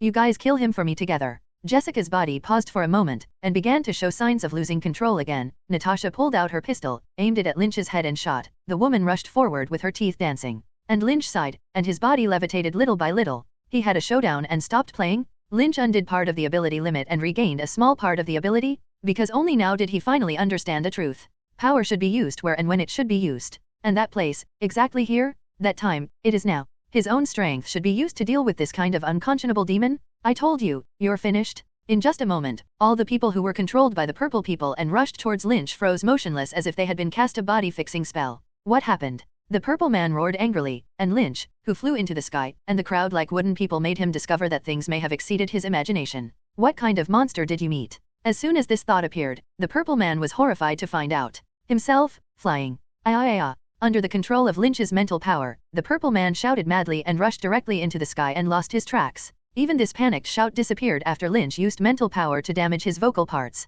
Soon, several people in the room finally got out of control because they were beyond the purple man's ability. Natasha's pretty face was frosty, and the feeling of being controlled was very uncomfortable, and she wanted to kill that pervert now. Jessica, on the other hand, looked at Lynch on the roof with a gaze mixed with joy and adoration, and her eyes were almost flashing with little stars. Lynch saw that several people had escaped control and maintained the spiritual power to hold the purple man at a height of 100 meters, and then fell in front of several people from the air. He looked at Natasha first and ordered, Natasha, you have someone accept this guy. How to accept? You can't control him if you're not there. Natasha frowned. She had already tried the perverted ability of the purple man. That control has nothing to do with your mental level, but an absolute control over your body. No matter how strong your will is, when you encounter this ability, your body will become this perverted puppet. It's okay, just bring an anesthetic that can disable that guy's abilities. Hearing Lynch say this, Natasha glanced at Jessica, then nodded and went out. Jessica. Lynch looked at Jessica, who was slightly excited, and wondered why she had such a big reaction. But Lynch didn't ask such boring questions, because he saw the horror of the basement after re-unlocking his clairvoyance. Go find some clothes for this young lady, and the ones below. That hellish scene made him feel relatively low, and also made him full of hatred for the purple man. Therefore, Lynch did not want the purple man to die 100, but wanted to torture him for a longer time. Inside a notorious large prison, 2 prison guards pushed a bed and walked inside, and the prisoners in the cells on both sides looked at the bed curiously. Hey, where is this newcomer? Why can this son of a bitch bring his own bed? I see him. A very beautiful guy. Ignoring it, the 2 prison guards went directly to the center of the entire area and turned to look at the entire riotous cell area. One of the grim-looking prison guards raised his baton and slammed it on a cell next to him. Oh. The impact made a shrill sound that instantly reverberated throughout the rioting cell area. You guys fucking quiet loud, sir. Whoever argues again, I will invite him to eat a stick alone. He glared fiercely and roared viciously. The cell area was oppressed by his momentum and gradually quieted down. The prison guard looked at it with satisfaction, and seemed to be satisfied with the prisoner's understanding. In view of your excellent performance, I have a benefit for you today. He waved his hand and lifted the quilt covering the bed he had pushed. Everyone fixed their eyes on a thin man with a beautiful appearance. That's him. From today onwards, he belongs to everyone's public goods, and everyone should take good care of him. When the prisoners heard this, they cheered. And the person on the bed heard what public goods and love or something, and almost didn't pass out again. He is naturally a purple man, but his ability has been completely suppressed. The vocal cords were damaged, the whole body was injected with anesthetics, and he could not use the ability no matter how much he tried. Lynch thought at the time, since the purple man likes to use strong and control so much, let him experience it himself. As a result, the purple man was sent to this prison full of philosophical Han as a public good. This is called deserving. Knock knock. Outside the ward, there was a knock on the door. In the ward, Daredevil leaned against the wall next to the bed, his face very nervous. Because he had already spotted the footsteps of these people long before this knock sounded. His nervousness is due to the fact that these people's steps are heavy, powerful, uniform, and have a strong sense of rhythm. This shows that they are well-trained, powerful, and confident, so that they do not have the slightest idea of hiding their tracks between actions. Facing such a group of unknown guys, Daredevil, who has not yet recovered from serious injuries, will certainly seem a little nervous. Even if it weren't for the severity of his injuries, he would have slipped away long ago. Unfortunately, now he can only lean helplessly against the wall, use the cabinet to block himself, hold his breath without making any sound, and pretend that there is no one in the room. But his illusions were soon shattered by voices outside the door. Matt Murdock. It was a gentle voice that wasn't aggressive, but Daredevil didn't answer. In this case, even if a delicate woman outside the door calls the door, he will not agree to half a word. Without waiting for Daredevil's answer, the voice outside the door seemed to have noticed his concerns, and immediately said, "We are Lynn's friends, and he told us about you, including your vigilante behavior. I think it's time to talk." Huh. Daredevil narrowed his eyes, as if remembering something. "Are you from S.H.I.E.L.D.? Yes. Outside the door is SHIELD 7th level agent, Carlson." Hearing Daredevil's response, he smiled and continued. "Can we come in?" "Of course." After the purple man was taken by SHIELD, Lynch sent Jessica back to her home. Jessica lives with the Foster family's sister, and Jessica's sister Tracy was not there when the two arrived home. Lynch sent Jessica to the door, not intending to go in and sit down, ready to say goodbye and leave. "Lynn, I don't know how to thank you." Jessica leaned against the door, her eyes flickering, her face full of gratitude and shyness. Looking at the grateful gesture of the girl in front of him, Lynch felt a special sense of accomplishment in his heart. At that time, Lynch, who re-unlocked his clairvoyance ability, found out at the first time. Jessica doesn't seem to have been harmed. He caught up, successfully saved Jessica and changed her fate. Although he was very proud and full of accomplishment, Lynch gradually found that Jessica's reaction to him seemed to be, "Is there a little bit of an anomaly?" Although according to Jessica herself, she has pure admiration for Lynch, because Lynch once gave her the power of role model when she was confused, and even inspired by Lynch to embark on the path of superheroes. But Lynch can still find some kind of strange emotion hidden behind Jessica's normal admiration. It is definitely not a simple affection, adoration, etc., but an emotion that is more difficult to describe. "It's okay, you have a good rest, tomorrow I'll take you to meet someone." Lynch suppressed his crankiness and smiled at Jessica. "Who?" Jessica said with some curiosity. "The one you beat up." In the ward, Carlson was sitting in front of Daredevil's hospital bed and was introducing himself. "I'm Faye Pielson, a level 7 agent of SHIELD. Daredevil asked with some doubt. In fact, he had already inadvertently discovered the seemingly non-existent surveillance of SHIELD agents during a certain operation. That's why when Lynch mentioned SHIELD, he said he knew. But before Lynch introduced SHIELD, he didn't know that SHIELD was an organization that dealt with those superpowers, unnatural events, and now he didn't understand why he came to his door. Does SHIELD deal with its own superpowered vigilantes? Daredevil doesn't think he has done anything harmful to society, and Lynch has said that he knows people from SHIELD. The biggest possibility is, "You don't have to worry, it's a good thing." Carlson laughed. "We think your vigilante activities are doing very well, after a series of investigations and evaluations." He looked at the confused Daredevil and said meaningfully, "We think you can do more." With that, he took out a document and handed it over. At the top of this document, the words Avengers are written. Daredevil took the document and found that it was in braille that he could read with his fingers. He read the information carefully, and the more he read it, the more he felt more and more frightened. After a long time, Daredevil closed the document expressionlessly and handed it back to Carlson. "What do you think?" Taking the paperwork, Carlson asked in an expectant tone. Daredevil pondered for a long time, frowning and asking, "I don't know why you came to me." He continued in confusion. "If this plan is full of trained super agents, and powerful superhumans like Lynch, I don't know what I, a street vigilante, can contribute to this coalition. This plan has written the currently pending Avengers project candidates, including the experienced and battle-hardened SHIELD agent Hawkeye Barton and Black Widow Natasha. After anger, he can transform into the Invincible Hulk, while the physicist Banner with great achievements in the academic field, amazing wealth, super high IQ Iron Man Tony Stark. There's even the so-called ultimate solution, Lynch. Wouldn't it seem inconsistent for such an Avengers that gathers cutting-edge beings from all aspects of humanity and takes threats from beyond the universe as imaginary enemies, allowing him to join as a street vigilante? You don't have to worry about this, you will find your place in it." Carlson didn't explain much, just soothed softly. Because he also didn't quite know why he recruited such a street hero to join the Avengers. Maybe, just because Lynch knew him? The chief insisted that those who could be appreciated by Lynch must have strengths that they did not yet understand. Iron Man Tony Stark, Green Hulk Bruce Banner, Thor Solution. In addition to the enemy, almost all of these people Lynch contacted were the Avengers project candidates that Director Fury had been looking for. So Fury naturally wondered if Matt Murdock, the Daredevil whom Lynch had contacted, should also be a member of the Avengers. So, Carlson came today with Fury's order to try to recruit Daredevil Matt Murdock. Even if this street hero doesn't seem to be strong in terms of ability, you can recruit it first to observe. Anyway, they have nothing to lose. Really? Daredevil thought for a moment, but still shook his head. I don't think I'm up to the task. Coulson gave a look of surprise but didn't speak. He wanted to hear Daredevil's explanation. I only have so much ability to punish some ordinary sins on the night of Hell's Kitchen, and that's what I should do. Daredevil laughed self-deprecatingly as he spoke. I can't even put it in Hell's Kitchen, so don't mix things up. Finally, he said calmly, save the world, let it be left to linear. On this day, a church in Hell's Kitchen, where confessional ceremonies are being held, welcomed 2 special guests. It was the next afternoon, Lynch and Jessica, who came here to find Daredevil. Today, Lynch is rarely dressed properly, followed by a small tail. Jessica, don't be afraid, Matt won't blame you. Lynch saw Jessica's uneasiness and pulled her to the church door, smiling and comforting. Really? Jessica lowered her head worriedly and whispered to herself. I remember. He seems to be terrible. Lynch laughed. Daredevil in this world looks like the regular version of Batman, but I didn't expect that someone would say that he looked terrible. It's okay, he's blind, that's why he looks scary. In fact, others are very good, otherwise why would they save people? Jessica tilted her head and thought for a moment, feeling that it also made sense.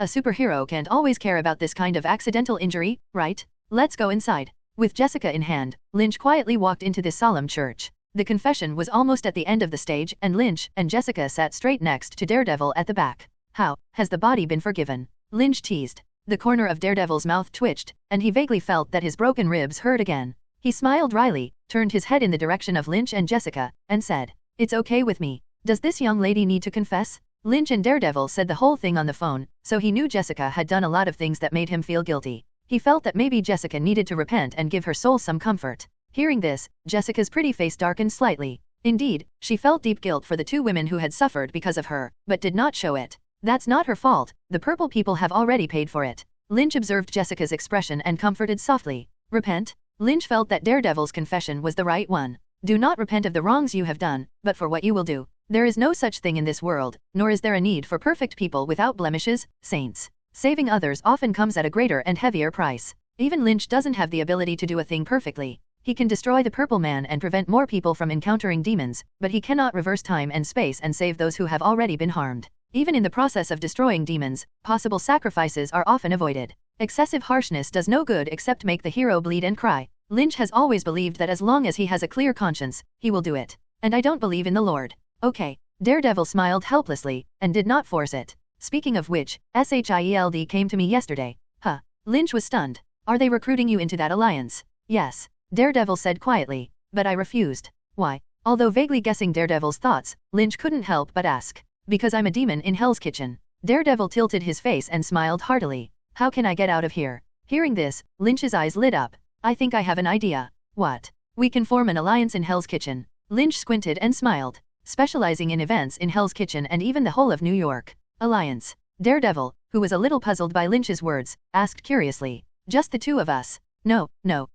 While denying, Lynch looked at Jessica. It's you 2, but I'm sure there will be someone else in the future. Jessica. Chanting in his mouth, Daredevil fell into thought. It seems, this proposal looks good. On West 38th Street in New York, Daredevil, dressed in a suit and wearing sunglasses, is looking up at the skyscraper in front of him. This building is hundreds of meters tall and more than 80 floors, which can be regarded as a landmark building in New York. Of course, Daredevil can't see the building in front of him, but his super hearing can sense how majestic the building in front of him is. After watching like this for a while, Daredevil stopped a passerby walking towards the building and asked, sorry, do you know what this building is called now? The passerby glanced at Daredevil strangely and found that it was a blind man, so he kindly replied, of course it is the Fisk Mansion, because he inadvertently looked up and found the building he goes in and out of every day, and he doesn't know when a new name is hung on the top. The League of Defenders. Edifice? Thank you. Daredevil laughed, thanked the kind man, and walked straight into the mansion. Is this building all yours? Standing in front of the floor-to-ceiling windows on the top floor of the former Fisk building, now the Alliance Building of Defenders, Jessica, dressed in simple clothes, overlooks the city below with an exaggerated expression, and her tone is full of disbelief.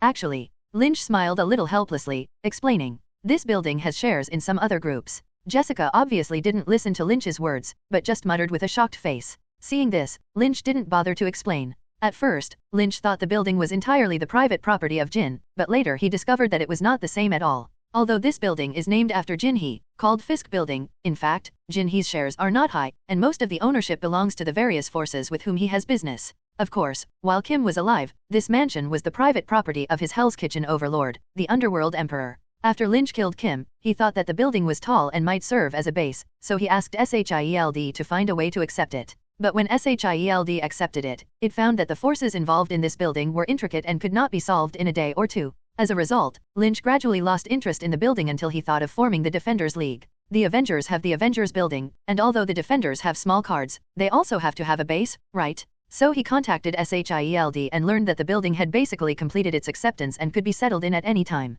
So, after showdown with Jessica and Daredevil about the Defenders Alliance plan, Lynch calls the two here to familiarize themselves with the base. Small money, small money. Lynch waved his hand, looking light and breezy. In his heart, this building is indeed ordinary, no different from those ordinary commercial buildings, far less technological than the Avengers building. Jessica looked at the view outside the floor-to-ceiling window with novelty, and asked with a little excitement, "Here, is it really going to be used as our base?" Lynch nodded and said, "The top 10 floors will be vacated as a base in the future, and will be specially transformed later. As an ordinary commercial building, this building really lacks features, let alone the facilities required for superhero activities. Lynch plans to open up the top 10 floors, build platforms for his landing and helicopter landing on the top, and build special conference rooms, exercise rooms, laboratories, special prisons, and so on." That's crazy. Lynch's understatement of this plan made Jessica look forward to it, and after a pause, he said in a surprised tone, "How much is the 10 floors here worth?" Jessica, who was still sharing a room with her sister before meeting the Purple Man, and her salary was less than $30 a day, was of course shocked that this skyscraper would become their base. "I don't know, I have no concept of money." Jessica's look of never seeing the world made Lynch laugh, because he really had no concept of money after coming to this world. Hearing this, Jessica seemed to have received some kind of spiritual attack, and her originally happy and excited little face suddenly collapsed. "Are you poor?" Spotting Jessica wilted, Lynch walked up to her and asked with a smile. Jessica turned her head to look at Lynch and said unhappily, "Would you like me to call now and have the bank tell you how poor I am?" She stared at Lynch with a bitter face, and said, "You don't know. Because of that bastard, all my cards exploded, and now I don't even dare to open my phone." Poof. Ahem. For Jessica's sympathetic encounter, Lynch almost couldn't hold back her laughter. It's easy to see from Jessica's cheap clothes and pants all over her body and her non-powdered demeanor that she shouldn't be lying. Miserable? It's really miserable? People were almost defiled by the purple people, and even the credit card exploded because they did not repay in time. In the United States, where credit is paramount, this is equivalent to pronouncing social death. But miserably, Jessica's appearance is indeed funny enough. Who would have thought that a crazy cool girl who could lift a car would be sad about her credit card bill? Sure enough, human happiness is always based on the pain of others. Jessica found out that Lynch could still be happy, and immediately angrily reprimanded. "How can you still laugh? Can't you sympathize with me?" She huffed and pointed at Lynch and complained, looking unusually cute. "Okay, stop." After admiring Jessica's anger for a while, Lynch shouted slightly to stop. He couldn't argue with a Native American woman. With a flick of his right hand, Lynch gently caught a bank card that flew out of his desk in the center of the room. He directly handed the card to Jessica, and Jessica was immediately stunned. "Take it, Carrie has some money, it should be able to help you improve your life." Looking at the shining black card in front of her, Jessica was a little confused. In fact, she did think that Lynch was so rich just now, could she find him to borrow a sum of money to change her dim life? But in the face of the bank card handed in front of her, she hesitated. If she just took it, would Lynch consider herself a money-first woman? If they accept this card, is it considered to be raised by him, just like those lovers who are raised by rich people who can be their grandfathers at an age? Don't think about it, this is your reward. Lynch saw through Jessica's doubts at a glance, and for a while felt that she was too different from the Jessica in her impression. Lynch, who has been in the United States for so long, has gradually adapted to the realistic values here, and the people of this country are very direct and real, and they will not hide their love of money at all. If it is a different woman in the face of the money sent to the door, there will be no hesitation in picking it up. Jessica will hesitate, indicating that she is still a little different from the average person. She is also different from Jessica, who was decadent and self-defeating in the original world a few years later. She is younger, livelier, and simpler. What pay? Jessica looked at Lynch suspiciously. The reward for saving the world. Lynch laughed and threw the card over, and Jessica caught it with an exclamation. "Since I recruited you into this team, of course I have to be responsible for you, at least not as a waiter in the restaurant before you act, right?" Jessica pinched the card, and a touch of emotion flashed in her eyes. In this era, what better way to express one's heart than to send money directly? Even in her hardest times, the good sister at home didn't help her pay a penny credit card. "Linear," she shouted softly, raised her delicate cheeks that were plain and invincible, youthful and invincible. Her eyes contained indescribable feelings, and her voice was soft and gentle. "Why help me so much?" This. Lynch avoided the girl's gaze and muttered her head down. "I like it." After a while, he chuckled and met Jessica's gaze. "So what else could it be for? Is it because I see that you have a lot of strength and want you to come to my construction site to move bricks?" After watching Jessica's film and television series, the unruly Jessica, who always pursed her mouth and was silent, has long remained deeply in Lynch's mind. In his previous life, he could always see his own shadow in Jessica's body, the same decadence, the same silence. He came into this world and had a chance to start over, so why not give Jessica a whole new life? Seeing Jessica live in a beautiful way she has never seen before, Lynch is like seeing her former self saved. In addition to liking, this is also an unspeakable reason why Lynch is willing to help Jessica. Really? Jessica's eyes lit up when she heard this. So can I be your girlfriend? This greeting. Jessica's face full of anticipation, Lynch numbed. This script is not quite right, right? How do you say that you went off track? Shouldn't this be a picture of an employee patting his chest and telling his boss to work hard? What the hell is a girlfriend? Jessica, your reservedness? Hehe, I think we've just met. Lynch gave a dry laugh twice and prepared to slip away. We need more time to get to know each other. Girlfriends are impossible. If you want to practice the peerless martial arts of living in 1,000 flowers and not sticking to your body, it must be impossible to make a promise of a girlfriend, get married? Count the women Lynch has spoken to, Karen, Natasha. He never made any promises to the two, and they were very sensible and never talked about long-term planning, only for the good in front of them. But Jessica is obviously younger, less mature, naturally more longing for feelings, longing for a legitimate relationship. But Lynch, who has long seen this, will not give her this opportunity, otherwise how can she enjoy the whole sea of flowers? Wait a minute. Jessica shouted angrily and grabbed Lynch, who wanted to run. Didn't you say you liked me? Lynch felt a little lifting a rock and shooting himself in the foot, and he knew that he wouldn't say so. I like you, but I didn't say I only liked you. My fragile heart has long been broken into countless pieces, each of which has fallen in love with a different person. Lynch, who was crazy in his heart, had a sunny smile on his face, and his 8 teeth were white and smooth. Yes, but you're still too young. I'm 18 years old this year? Jessica straightened her chest and said arrogantly. Really? Lynch glanced at her calm chest and questioned with some disbelief. Seeing Lynch questioning her figure, Jessica somehow got hot, and grabbed Lynch's head and pressed at her chest. SHHH. Jessica said triumphantly. Small. Just as Lynch was about to speak, there was a sound of pushing the door. Nope. Am I coming at the wrong time? Pushing the door halfway, Daredevil froze in place, and he said without hearing the movement of the two inside. You know, I can't see anything. A few minutes later, Daredevil re-entered the room. Jessica's little face was still flushed, although she was bold just now, it was also when the two were alone. Bumped by Daredevil, Jessica would certainly be ashamed. On the other hand, Lynch did not react so much, but he had some emotion in his heart. Don't say, some things are seen as nothing, and big doesn't mean everything. Okay, let's get down to business. Lynch said to the two of them as he finished adjusting. The top 10 floors of this building will become our base, with special elevators, special passages, helipads, and various special facilities. He quickly recounted the plan of the entire base, bringing the slightly awkward atmosphere back on track. Are you serious? Daredevil frowned. This kind of investment, used as a base. It's not a big problem, these are all gold and left, I don't need it. Lynch pouted. Well, it's all your money anyway. Daredevil didn't persuade again, and he also thought that Lynch shouldn't care much about these things. However, his brow was still locked, and he threw out another question.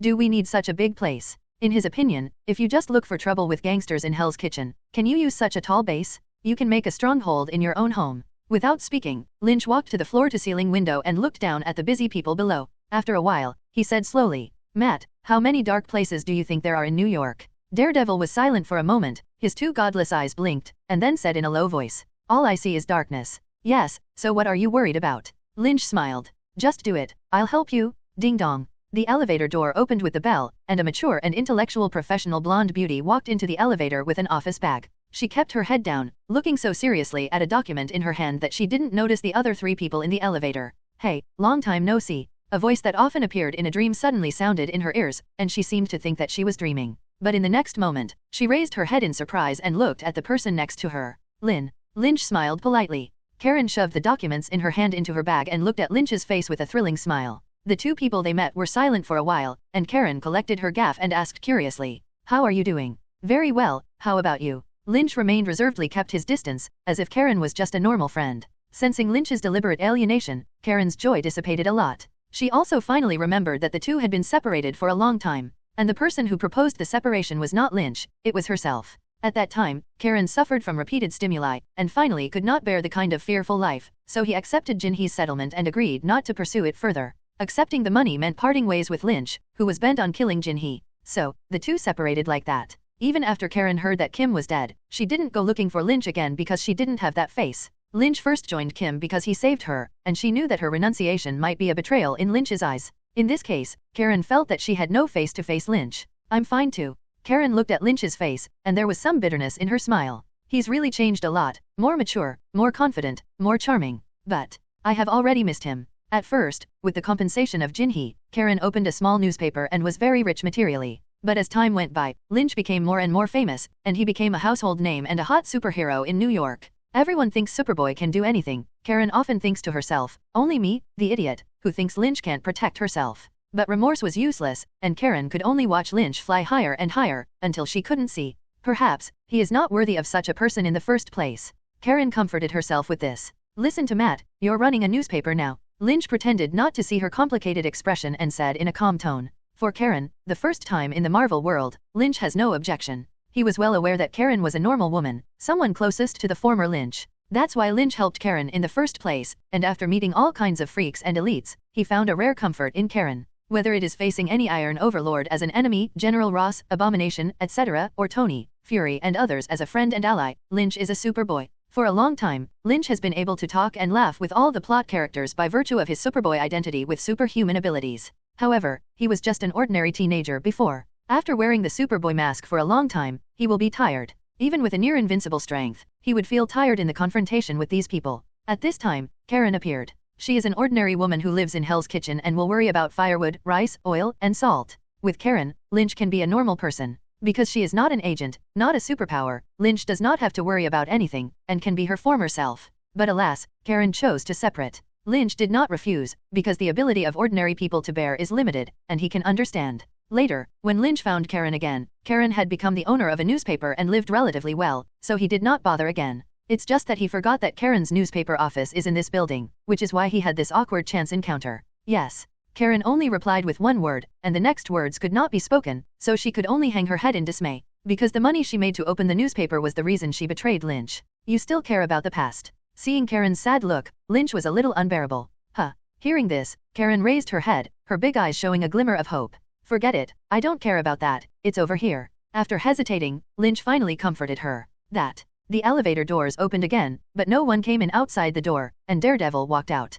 That, I'll go first, you guys talk slowly. Matt. Karen unexpectedly discovered Daredevil's existence and beckoned to him. Goodbye. Turning her gaze back to Lynch, Karen furrowed her good-looking eyebrows slightly. Is this your sister? Karen pointed at Jessica and smiled. I'm his girlfriend. On the side, Jessica, who had long been full of unhappiness, viciously hugged Lynch's hand and demonstrated to Karen with a grin. Really? Finding that Lynch did not express his position, Karen smiled charmingly, showing a mature charm. Then without looking at Jessica, as if he did not regard the young girl as a rival, he whispered to Lynch. So you don't have a girlfriend now? Lynch, who was in the center of the battlefield between the two women, felt bad, and could only smile stiffly and said, I have never been. Damn, why should I suffer so much? Damn elevator, why is it so slow? Yes. Karen muttered to herself thoughtfully, then suddenly looked at Jessica. Sister, you said it was Lynn's girlfriend, so do you know what position he likes? She smiled ambiguously and said defiantly, as if she saw something. Lynch's heart burst. I know, just now he was lying on my stomach. How could Jessica stand this? And the violent temper came up, and regardless of whether he had a super friendship relationship with Lynch himself, he casually began to make things up. Stop. Seeing that Jessica was about to take the initiative to break out the embarrassment just now, Lynch immediately drank violently and interrupted Jessica's words. He first glared at Jessica fiercely as a warning, and Jessica immediately deflated her mouth and did not dare to speak. Jessica, you're so smart? Stir you to say anything? Then he looked at Karen helplessly and sighed. She's just a child, don't argue with her. Oh Karen, you can grow snacks. It really annoys Jessica, she can punch your brain pulp out with one punch. Hearing Lynch say that Jessica was a child, Karen stopped making a fuss and laughed proudly. I said it? I'm not a child. Jessica stopped and yelled for Lynch to change her mouth. Shut up. You are not a child, you are a sexy hot girl, the world's #1 beauty. Now, Jessica finally quieted down, and Lynch was quiet. Lynch felt his head buzzing. Women are really difficult to deal with. Are you here today? Karen said curiously. She hadn't seen Lynch here before. Take a look. Lynch replied. Investigate what? After a long silence, Lynch decided to tell her the truth. We're going to make a base here. Base. To Lynch's surprise, Karen didn't continue to ask, but instead grabbed a key point she was concerned about and asked. So you'll be here often in the future? Yes. Sensing the sudden huge force coming from his hand, Lynch smiled bitterly. I'm not sure. Sometimes it comes. Then, Karen jerked up and leaned against Lynch. I'll treat you to dinner. Dine? Humph, I see you're hungry for my body? Lynch was just about to speak. His arm suddenly hurt, and he immediately turned his head. I saw Jessica's face full of anger, looking like you dare to promise me and be angry. Good guy, why can't this strength be used when hammering the villain? Just as Lynch was in a dilemma, the elevator suddenly sounded with a ding. It's finally here? I can slip away. In his expectant eyes, the elevator door slowly opened. Then, the anticipation on his face turned into a stone statue in a breeze, and it cracked and scattered all over the place. Outside the door, Natasha, dressed in a sassy suit, pursed her sexy lips, hugged her chest with both hands, and quietly looked at Lynch, who hugged left and right. "Lynn, I'm happy today." A few minutes later, Natasha stepped out of the Defenders Union building, got into a black car and left. After getting into the car, her face calmed down significantly, and the angry expression in front of Lynch was more of a performance component. With Lynch's relationship, Natasha doesn't have much luxury. How can a Black Widow expect any normal emotions? Natasha looked at the bustling crowd outside the window, and her originally expressionless face couldn't help but show a hint of envy. However, this emotion only appeared for a moment, and the next second it became the cold and capable Black Widow. She lowered her head, took out a tablet, and opened a top-secret mission file. Take this opportunity to complete this urgent task. Not so long ago, somewhere in the Atlantic, on top of a huge ship, groups of researchers dressed in white are going back and forth, nervously debugging some kind of large equipment, and teams of heavily armed agents in black tights patrol back and forth. In the center of these people, there was a large circle of computers and unknown instruments, and the highest-ranking people on the warship were here, looking nervously at a certain screen. On the screen, there is a magical picture of the depths of the sea. The light of the probe appears incomparably small in the deep sea where you can't see 5 fingers, and the darkness beyond the orange light is a mysterious unknown to humans who know little about the depths of the sea. As the probe continues to dive, a rare seabed scenery is presented in front of everyone. Countless rare seabed creatures leisurely swim in the picture, huge biological skeletons, ancient ships that sleep for unknown years. Suddenly, a light flashed in the picture. What's that? Carlson hugged his chest and narrowed his eyes to the old oceanographer sitting in front of a computer screen. I don't know, too soon. The gray-haired scholar shook his head, and he didn't see clearly in the picture. He rewinded the picture back to the time just now, paused, and a not very clear image appeared in front of people. On the screen, not far away, in the deep sea, a humanoid figure quickly passed by with light. People. Carlson frowned, somewhat incredulous. You know, this is not a shallow sea of more than 10 or 20 meters. This probe has been chasing seabed earthquakes all the way down to the deep sea of thousands of meters. At this depth of the seabed, normal humans may be crushed into pieces by huge pressure in an instant, and it is impossible to survive. He's not a normal human. The old man stared at the picture and said thoughtfully. Then, he did it a little more and zoomed in on the picture. His skin. Is it blue, and still wearing some kind of special costume? He pressed his eyes close to the screen, observed carefully and then preached word by word. And Carlson also learned, leaning his head to look at the image in the picture and saying, "Mermaid? Even if the most powerful diving experts wear special clothing, it is impossible to survive in this deep sea. The recorded diving record of human beings is only more than 300 meters. Even if you wear any high-tech equipment, it is absolutely impossible to survive thousands of meters of deep sea. Because even the most advanced submarines of mankind are difficult to dive to the deepest part of the seabed, let alone rudimentary clothing. Otherwise, human beings have long explored the resource-rich deep sea, so why do they know so little about the deep sea today? It's possible." The old man muttered with glowing eyes, then turned to Carlson excitedly and said, "This discovery is amazing. It doesn't matter if this thing is a mermaid or some other creature. It is not difficult to see from his appearance and dress." He gasped, even his beard was trembling, and his whole person was as excited as if he had discovered a new continent. This is a new civilization? They have a human-like appearance, blue skin, and a high level of technology. Unlike the scholar's excitement and shock, Carlson only felt a headache. When he saw this image, he felt that he had found a big problem. This fleeting figure is likely to implicate a humanoid civilization that has been hidden for thousands of years. As a senior agent of SHIELD, of course, his ideological consciousness was different from those scholars, and in the first place, he understood how dangerous this civilization was.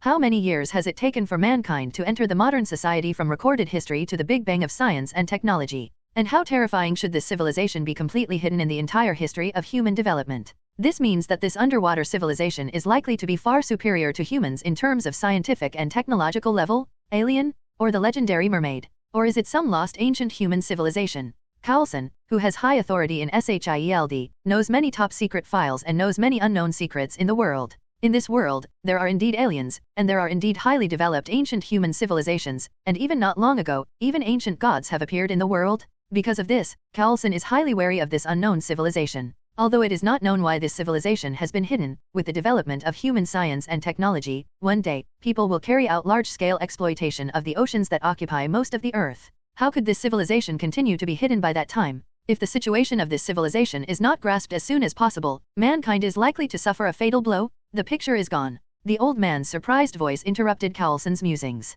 What's going on? The screen that was playing the dive picture has snowflakes and lost the signal. The old man operated the instrument in disbelief, but could not find an exact reason, and finally hesitated and said, "Signal transmission problem? Still is?" Continue to probe according to the plan, I'll go out first. Taking a deep look at the screen that had lost the signal, Carlson and the old man explained and immediately left here intending to report to Fury. Halfway through, Carlson almost fell to the ground, but fortunately he was strong enough to hold up the instrument on the side. A surprised expression appeared on his thoughtful face, because he hadn't tripped or hit something just now, but the hull shook violently just now. What happened? Holding the instrument, Carlson shouted to the communicator. The stern of the hull was attacked by an unknown object. What? Carlson's expression changed slightly, and a familiar feeling of bad luck rose in his heart. Because they are not riding a small fishing boat, but a battleship of thousands of tons. In addition to encountering the technological products of human civilization, this level of giant can almost run amok on the sea, and all marine life and most bad weather are difficult to affect ships. What exactly hit the ship?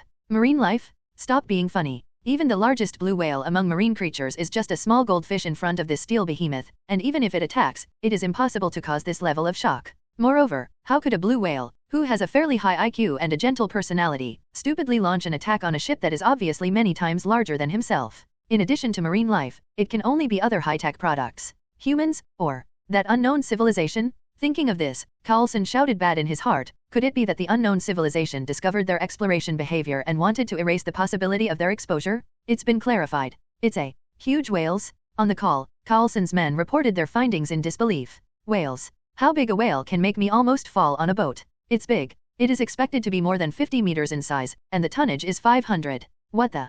Carlson was just about to ask for clarification when an even louder jolt interrupted him. The whole ship shook violently, and the people and instruments around it swayed from side to side. What is the situation now? Tell me. Letting go of the unstable instrument, Carlson gripped the railing in the room and hurriedly asked his men in the control room in an anxious tone. They're fast? 1 by 2. No? The subordinate reported in a panic, and finally let out a terrified roar. Carlson suddenly felt that something was wrong, and immediately decided to go to the control room to command. Just as he let go of the railing and squatted to rush out of the room, the hull was another big swing, and the whole room tilted 90 degrees. Then he heard the sound of water and chaotic exclamations coming from the communication channel. It's a tsunami. Why is there a tsunami here? The hull has been damaged and flooded. We're going to sink. Thrown to the ground by the sudden tilt, Carlson's 2 eyes slammed the hard steel, and he was constantly thrown around the room. For a long time, the icy sea water flooded up, pulling his consciousness back to his body. He took a deep breath, plunged into the water, and swam out. With a strong body and excellent psychological quality, Carlson swam out of the wreck dangerously. But then he encountered something even more terrifying. The sea seems to be stirred by an invisible giant hand. The current in the sea is chaotic, and waves rise one after another on the surface of the sea. And the entire huge ship is constantly being hit back and forth by 3 terrifying behemoths of slightly inferior size in the rapid current, quickly sinking into the deep sea. This is not the end. What is even more frightening is that the hideous-faced, ghostly giant sharks continue to swim around the wreck, tearing people who escaped from the wreck to pieces. Luckily, Carlson hid in a floating instrument and escaped. Soon, Carlson surfaced and gulped in the sweet air. Unknown sea creatures, sudden bad weather. A strong uneasiness still surrounded Carlson's heart, and despite the turbulent sea, he quickly pulled out a mobile phone that could directly contact Director Fury, wanting to tell him all this. Snap.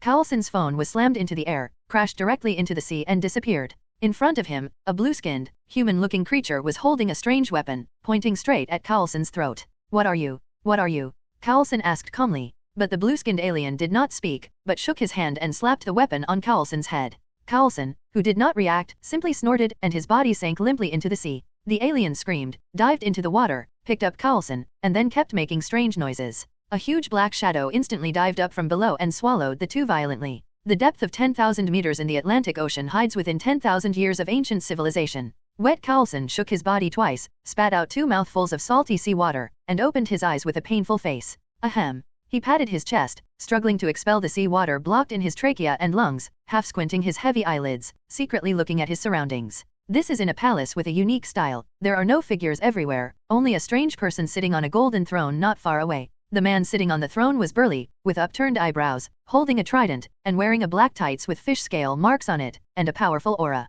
Strangely, this person unexpectedly looked very similar to a human, and his skin was similar to that of a human. Carlson also thought that he would meet a blue-skinned alien like the guy who knocked him unconscious, but he did not expect to wake up and see such a human-like alien, who still seemed to be a powerful high-ranking person. What's your name? The man seemed to have noticed Carlson's awakening long ago, and waited until Carlson had observed his surroundings before speaking. Carlson stopped pretending, struggled to get up and looked at the alien, and said a little unexpectedly, "You speak English. Is it weird? I still know you very well." The man stared at Carlson in a commanding tone. "What organization are you from?" Hearing the alien's sharp questioning, Carlson pondered for a moment. This guy speaks English and says he knows the human world because they've been secretly observing humans? Thinking of this, Carlson felt that he had to take back the initiative, so he asked rhetorically, "What are you guys? Aliens, or humans?" Hearing this, the alien glanced at Carlson coldly, and then instantly got up and rushed to Carlson. With his left hand, he grabbed Carlson's chin directly and easily lifted it above his head with a cruel sneer on his face. "I see you still don't quite understand the current situation. Do you think you are qualified to ask questions?" Ahem. Carlson's body was already injured, and at this moment, he was directly held in the air by the huge force that was difficult to resist, and his face was suddenly red, and he couldn't speak in pain. Humph. Seeing that Carlson was about to suffocate, the alien snorted coldly and threw him on the ground, and asked condescendingly, "Let me ask you again, who do you work for?" Carlson gasped for air, and in just a few hours he was in danger of suffocating several times, and he was desperate to store a few breaths for future problems. "I work for humanity." Of course he wouldn't say anything about SHIELD, this guy was obviously ill-intentioned, so how could Carlson tell the truth? "I can guess if you don't say it." Unexpectedly, the alien just looked at Carlson at his feet mockingly, and said in a cold tone, "CIA or FBI?" He snorted coldly, his gaze wandering over Carlson in a suit, and continued, "I can smell the stench of you." Carlson didn't speak, and his expression seemed to acquiesce. He knew in his heart that SHIELD was not the same as these two bodies, and was only responsible to the International Security Council, far exceeding that of any country in terms of matters and powers. Since this guy mistakes himself for someone from the CIA or FBI, he will be wrong. However, he seems to be very conceited, and you can paraphrase him. "Why attacked us?" Carlson's voice was weak, and his face was full of grief. "My colleagues are dead. You killed them." He is not pretending to be sad, this operation is indeed a huge loss. But in peacetime, he can only be expressionless when encountering the sacrifice of his companions, because a good agent hides his sadness in his heart, and everything is task-oriented. The alien seemed to be very used by Carlson's deliberate weakness, and a satisfied smile tugged up on his evil cheeks, and he said grimly, "You have crossed the line, this is the price. Is it wrong to explore the sea too? We just stumbled upon you." Carlson defended weakly, not at all like that senior SHIELD agent, Director Fury's most capable subordinate. "Of course it is." The alien turned and walked back to his throne, and said domineeringly, "We are the masters of the sea." He raised his trident and pointed it at Carlson, killing intent rising. "You stupid fellows, how much pollutant have you poured into the sea over the years? We haven't settled scores with you yet. Dare to explore the bottom of the sea." And Carlson listened quietly to these words, and obtained a lot of information as he wished. The owner of the sea? Are they undersea humans? When did it appear? Why keep hidden? "I'm sorry, but we didn't know there were human friends at the bottom of the sea." Carlson looked at this alien who should have a very high status at the bottom of the sea, and his face was full of sincere apologies. "If you communicate with humans on land, I don't think this will happen in the future." Fart. When the alien heard Carlson's apology, his face originally softened slightly, but after listening to his words, he became irritable again.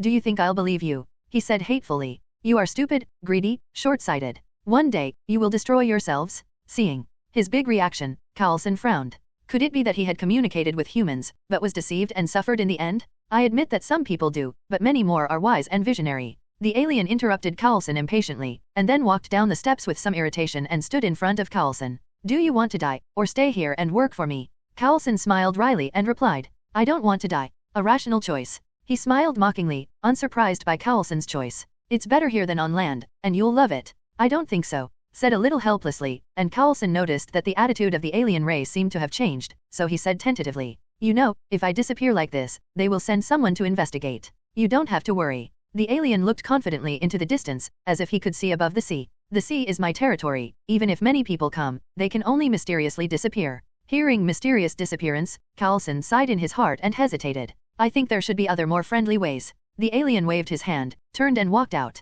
"Stay here, someone will take you to get used to. What's your name? Where is this?" Seeing that he was leaving, Carlson quickly asked loudly, "This is Atlantis. I am the king of Atlantis, lord of the seven seas, Nemo." After a while, Nemo's voice came from a distance. "Atlantis." Carlson, who remained in place, looked shocked and said to himself, "Atlantis has become an underwater civilization? Lord of the seven seas, Nemo? Are all the oceans under their control?" In the sea area where Carlson disappeared, a nuclear submarine was quietly moving. "Did you find anything?" In one of the submarine's control rooms, Natasha asked the technician. "Not yet. Be vigilant," Natasha ordered, turned to the table, and once again sorted out the whole story. A few days ago, Carlson, who was on a reconnaissance mission in the Atlantic, mysteriously disappeared along with the entire ship. A giant Mac of thousands of tons, along with hundreds of thousands of people on board, completely disappeared without even news coming out. This is absolutely terrifying news, and it must involve some great secret.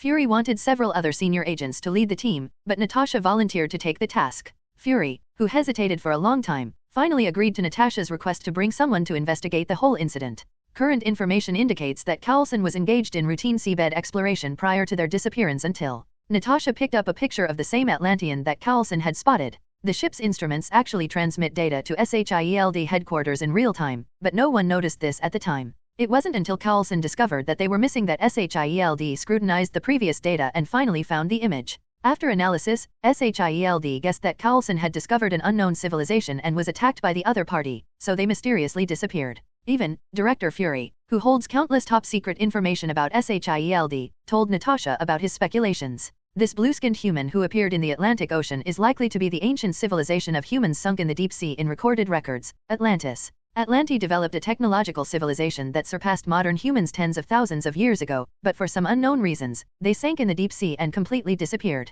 But now it seems that they have not disappeared, but have been reborn at the bottom of the sea, and even developed a unique underwater civilization. This is definitely a shocking discovery that can trigger an earthquake in the human world. Given the huge impact of the news, Fury decided to investigate privately first. This time, Natasha's mission is to contact this civilization, gather as much intelligence as possible, and unleash the goodwill of mankind, and the search for and rescue survivors has become the least important of them. Giant sea creatures, unusually bad weather. Natasha frowned, counting the reasons why SHIELD found the sinking of ships one by one. The cause of the ship's sinking is easy to find, but what cannot be explained is missing. Because even if the ship sinks, it will definitely leave some wreckage at sea. But now, they couldn't find a trace of the ship's existence, as if it had been swallowed up by a prehistoric beast. Or, it has already been cleaned by those Atlanteans. What is it? A technician exclaimed. Natasha frowned and walked over, then saw a horrible picture. A man in black with a trident in his hand floats in the water, and behind him are all kinds of sea creatures, and the shadows cannot see the edge. Suddenly, the man in black waved the trident in his hand, and countless sea creatures behind him suddenly frantically attacked the submarine as if they had received an order. Accelerate! Launch torpedoes! Natasha didn't panic, because most of the sea creatures couldn't keep up with the speed of the nuclear submarine, and after opening the distance, it only took 2 powerful torpedoes to clean up this group of bluff-looking creatures. Everyone in the control room methodically carried out the order, but Natasha was a little uneasy, because with these things alone, how could that giant ship sink? These creatures mixed with fish and dragons look more like bait? Wrong? As soon as Natasha was about to give the order to change direction, she felt a whirlwind. Is it a giant sea creature? She shouted, but no one answered. Stark Building, a unique party is taking place. Under the illuminated night sky, beautiful women with hot bodies and delicate faces play in the pool in 3-point bikinis, walk outside the pool, and show their charm in a certain direction. That direction was the center of the entire pool party, and 2 men wearing only swimming trunks surrounded a group of beautiful women in swimsuits, and bursts of laughter came out from far away. Lynch pushed away a few beautiful women with their own merits, glanced at Tony Stark, who was talking and laughing with a circle of swimsuit babes, and teased, "Tony, can your body stand such a happy day every day?" Tony, who was laughing, was stunned, and then smiled proudly. "I can hit 10. Looking at this Iron Man who has no traces of exercise, Lynch said in his heart. No wonder Tony Stark can't take it off after researching the steel suit, this weak chicken body. It is estimated that even the one-handed Natasha can't beat. Hit 10 little babies. Please. Hearing Lynch ridicule himself like this, Tony immediately exclaimed. In a serious manner, I haven't relaxed like this in a long time. I'm hosting this bachelorette party for you today. Saying that, he leaned over to Lynch with an ambiguous look and whispered, "How is it? Is there anything you can see? Many of these people are here because of you?" Glancing at Tony in disgust, Lynch looked at the beauties with longing and greed in their eyes. As Tony said, the beauties who can appear in this private pool party are all first-class beauties in the world, and even many of them are singers, actors, artists, etc. who are worshipped as goddesses in the outside world. However, Lynch did not have much interest in them. Looks? Appearance? Stature? Sorry, no matter how stunning it was, his flawless appearance was just as ugly under his microscope-like eyes. Lynch can proudly pat his chest and say, "I'm not a person who values appearance." Lynch has always believed that feelings are more important than appearances. "No, I'm not interested." Tony didn't say anything more, he could only sigh and persuade. Natasha shouldn't be angry for long, she's not that kind of person. I know. This is where the conversation ends, and Tony returns to the pile of women. Not long after, a lucky woman followed Tony into the house. Just as the two of them were about to start a firewood, an electronic voice sounded. "Sir, there is information from Director Fury. Didn't you see I'm busy?" Tony replied casually. Director Fury's instructions are very important information. Tony, who was a little annoyed by the incomprehensible Jarvis, gave a loud order, and Jarvis immediately went silent. But the next second, a serious voice sounded again. "Stark, you must listen to me. Now there is an emergency. Please check the message I sent you immediately." "Oh, Tony got up from the sofa with an unhappy face, and said hatefully, "Jarvis, is your security system a decoration? Fury, it's better for things to be as serious as you say?" Although Tony was very angry at being disturbed at this time, he was also clearly aware of something might really have happened, otherwise how could Fury invade his privacy so indiscriminately? It has to be said that at this critical juncture, Tony has always been trustworthy. Thinking about what had happened, Tony simply put on his clothes, let the lady who was supposed to spend the spring dinner with leave, and then went to the studio to open Fury's news. Pictures and text materials suddenly jumped into the air, and Tony looked at it and fell into deep thought. Atlantis? This is really a big discovery. In the meditation room of an ancient country, Banner sat cross-kneeled with his eyes closed, and in front of him sat an old man with white hair in the same posture as him. Jingle bells. The sudden ringing of the mobile phone interrupted the retreat of the two, and then Banner opened his eyes suspiciously. He picked up his phone and saw that the screen showed that the caller was a noted number, Fury. Is there something going on? Banner guessed in his heart, but asked calmly, "How is your practice going?" Fury on the other end of the phone asked, "It's pretty much the same." A look appeared on his face. After being taken away by Lynch, Banner chose to go to the distant ancient country to find a way to control his anger, but of course, his whereabouts could not be concealed from SHIELD. After some contact and communication, the two sides reached some kind of agreement.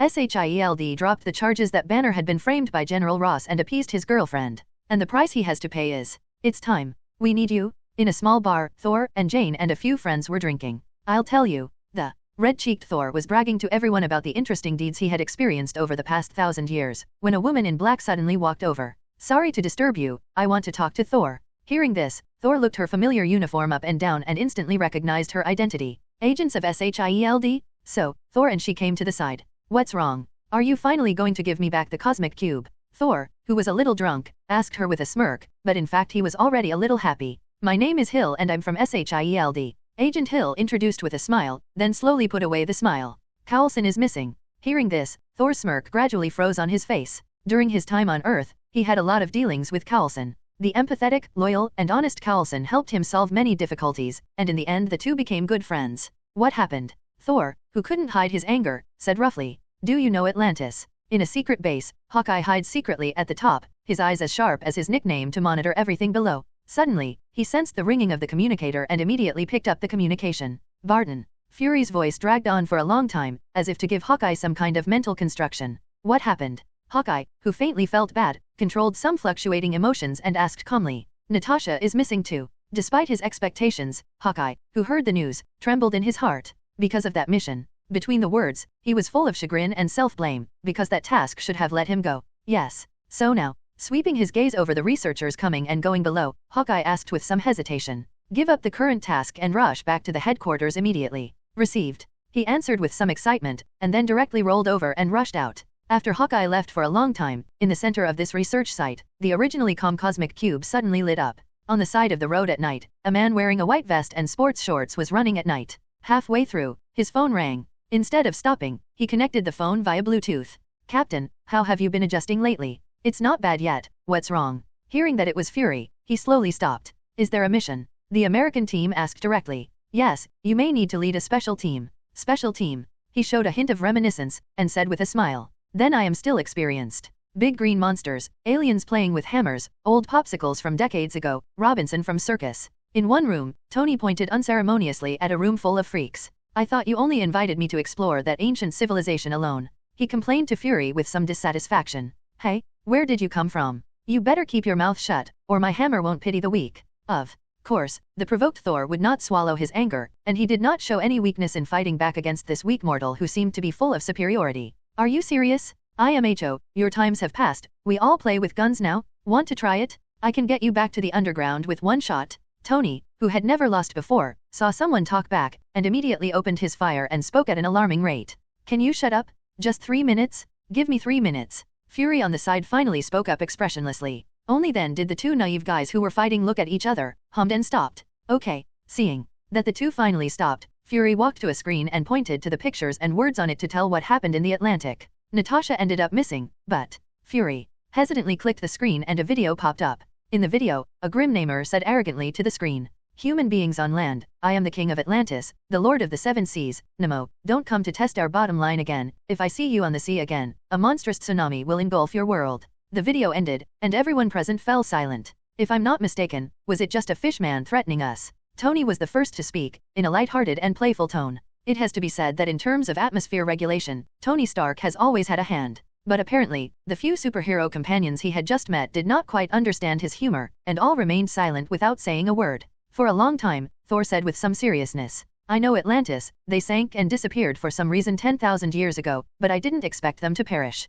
He stared at Fury with blazing eyes, and his tone was low. They were already very powerful 10,000 years ago. Coulson, were they killed by the Atlanteans? Fury shook his head and said, not sure yet, but they used Natasha's device to send back the video, which means that at least Natasha may still be alive. We have to go and save them. Hawkeye, who hid in a corner, made a rare expression of his opinion. How to save? Banner on the other side also spoke, but the opinion was different. He took a step forward with some reluctance and continued to explain to everyone. Didn't you hear this gentleman say? Atlantis sank 10,000 years ago, but they've been around to this day, and can any of you tell me how far their technology has come? At this time, Tony came over and patted Banner on the shoulder with a smile and said, don't be so pessimistic, Dr. Banner. Then he confidently spread his hands and looked at everyone and said, I didn't see the superiority of their civilization from that fish man. Maybe they have been trying to evolve fish gills for 10,000 years. After a pause, Tony turned his gaze to Fury, squinted his eyes and asked word by word, compared to this, I am curious, why is Lynn not here? Yes? Why isn't Lynn here? Isn't Natasha his girlfriend? Thor suddenly discovered that Lynch was not there on such an important occasion. A solemnity flashed on Banner's face, and then he also spoke. I think he should be here. Fury, who was continuously questioned, swept over the three people who spoke one by one expressionlessly, and then said coldly, your question is why? He glared, and his tone became excited. Why do you think there must be Lynn here? As he spoke, his voice grew louder, and finally it almost roared. I don't understand. Why should a genius, a god, or a scholar put his hopes on someone, if you don't have this person? If you encounter trouble, do you have to cry and go back to your mother? Your reaction is too much. Lynn is also a member of the Avengers, isn't he? Tony shot back with a frown. Nope. The Avengers are you? He is the final solution? Do you have to put the safety of the Earth in the hands of one person every time? Fury suppressed Tony loudly. The three immediately fell into an embarrassing silence. Indeed, it is very unsafe to put the safety of the planet in the hands of one person. What if, that person, one day, wants to destroy the world? Who can stop him? Why not? At this time, Thor's voice sounded. Facing everyone's questioning gazes, he said seriously, my father, Odin, the Lord of the Nine Realms and King of Asgard, is alone responsible for the safety of the Nine Realms and Asgard. Over thousands of years, he fought off enemies beyond the Nine Realms and invaded Asgard countless times. Everyone in the room looked at each other, all a little confused. They didn't know these things at all. But Thor ignored it and continued. Although Lynn is not as powerful as my father, isn't it a normal duty for him to defend the Earth as the god of the Atrium? Several people looked at each other for a long time, and Tony finally couldn't help but say, we don't need gods, play hammers, the time of gods has passed, the Earth is now decided by humans, and Lynn is also a human being. He just looks like a human, but he's actually a god. Thor argued. I see you like a divine stick. Tony's tone was weirdly sarcastic. You. Enough. Someone shouted violently. It was the American team that could not be seen. I think Fury is right. He stood in the middle and began to display his leadership qualities. We should fight for the safety of the planet, and that should be why we are together. Looking around at everyone, his voice was solemn and loud. The strength of one person is limited. If we do nothing, even if Lynn is strong, there will be a day when he will be crushed by the enemy. I believe that only by uniting we can defeat all threats. This time, the super finally stopped being noisy and temporarily agreed with his statement under the personality charm of the American team. Now, we're a team. Team America stretched out his hand, and one by one the superheroes put their hands up one after another. Good. Seeing that everyone united for the first time, Fury nodded with satisfaction, and Big Brother Secret Deo deserved to be Big Brother. We can talk about missions now. What the hell do you want us to do? Tony asked suspiciously. Saving people? I don't think they'll sit down and chat with us calmly. The fishman has already released a declaration of war. I want you to gather information about them, understand their situation, so that we can be more prepared. Fury said quietly. What preparation? War? Tony continued to ask. It's not up to us. Fury replied expressionlessly. Of course, what means you use is your own business. Everyone looked at each other and then laughed. Then teach this fishman a good lesson. On the surface of the Atlantic Ocean, a yacht is riding the waves towards a distant destination. They did not take large ships, because the bitter lessons of the previous 2 times had clearly taught them the disadvantages of large ships, large targets, requiring multiple people to control, and once attacked, it would inevitably cause a large number of casualties. After discussing with several people, it was decided to move forward on a large boat first, and after approaching the target, they took a small yacht to continue on their journey. On a yacht, the objectives are smaller and more convenient for the elite of the squad to fight. After an hour or 2 of sailing, the originally tense nerves of several people gradually relaxed and began to do their own things. Thor put on his sunglasses, fell backwards on the deck, and basked in the sun. It was a hobby he learned when he stayed with Lynch, and at that time, he would imitate Lynch and do a lot of things in order to improve his strength. Later, he felt more and more that basking in the sun was very suitable for a long-lived and idle guy like himself. Inside the studio, Tony tinkers with one of his new steel suits. This is a special steel suit specially modified by him in order to be able to fight in the deep sea, and it is estimated that it can carry out high-intensity combat at a depth of thousands of meters. The highest control room of the entire yacht is occupied by Hawkeye, who always likes to occupy high ground, so that he can grasp everything and make favorable judgments. Team America couldn't bear the loneliness and moved their bodies in the poorly equipped exercise room. And the most secure Banner stayed in his room, calmly closing his eyes and sitting on the ground, as if everything in the world had nothing to do with him. The days in the Atlantic Ocean are cloudless, and the sun is so fierce that the sun makes Thor a little drowsy. It's been so long yet, I can't sleep too much, right? Thinking like this, Thor's consciousness gradually fell into chaos. I don't know how long it took. Thor woke up in a daze and touched his face. See water? Is it raining? He looked sleepily at the sky, and the whole person instantly woke up. I saw that in the originally clear sky, a wave that covered the sky was rapidly sweeping in, and the entire yacht became a flatboat in the huge wave for a while. What are you doing? The tsunami is coming? Come out quickly. As soon as the words fell, Iron Man flew out of the yacht with a firelight. What happened? Tony looked at the monstrous waves in front of him, completely unaware of what was happening. It is clear that Jarvis has always been on alert, and threats from a kilometer away can be quickly detected and alerted. Why can this tsunami appear in front of them out of thin air? The tsunami appeared 30 seconds ago, sir. Jarvis explained. What? 30 seconds? It means that someone brought a big wave machine behind our ass? But at this moment, Tony Doga could not guess that the huge waves at sea had stirred the yacht and were about to swallow it in one bite. On deck, Banner, Team America, and Hawkeye were already wearing life jackets and ready to jump ship.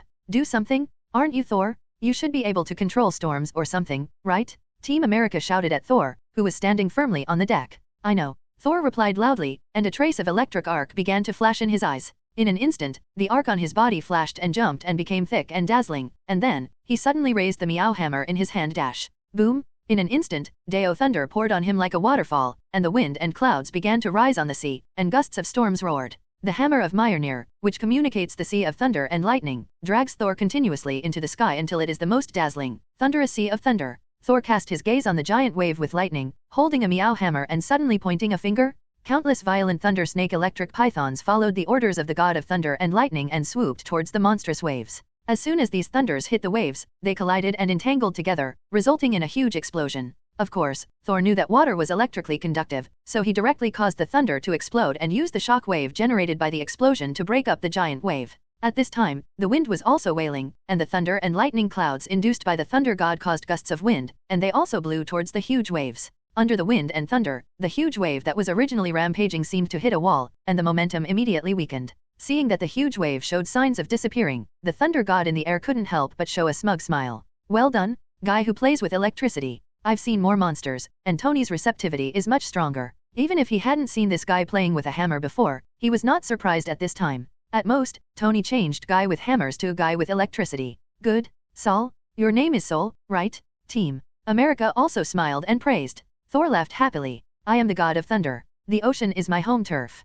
However, for some reason, the waves that were about to recede suddenly regained their power, and they were even more terrifying than before. Oh, Tony's eyelids jumped and he shouted frantically. Run, Thor, can you still have an attack like that just now? Go. Team America shouted, and the other two quickly jumped into the sea. If you can't, you have to do it. Thor roared, his body flashed with lightning, and he raised his hammer to the sky with one hand, and quickly flew into the sky. Tony, seeing that Thor was ready to take his position, shouted at him. I shout 123. 12,3. As soon as the sound fell, endless thunder and miniature missiles were launched towards the huge wave. Bang! With a loud bang, the attack of the two did not completely disintegrate the waves. The remaining waves instantly engulfed the two who looked terrified, followed by the toy-like yacht and the three who swam not far away. Roar! Under a beastly roar, a flash of green flashed in the clear blue ocean. Feeling the danger and appearing instantly, Hulk struggled to swim towards the water, and the American team also dragged Hawkeye to follow. And the two people who were hit by the terrifying wave on the front were not so lucky. Tony's steel suit was partially damaged, and Thor almost lost consciousness.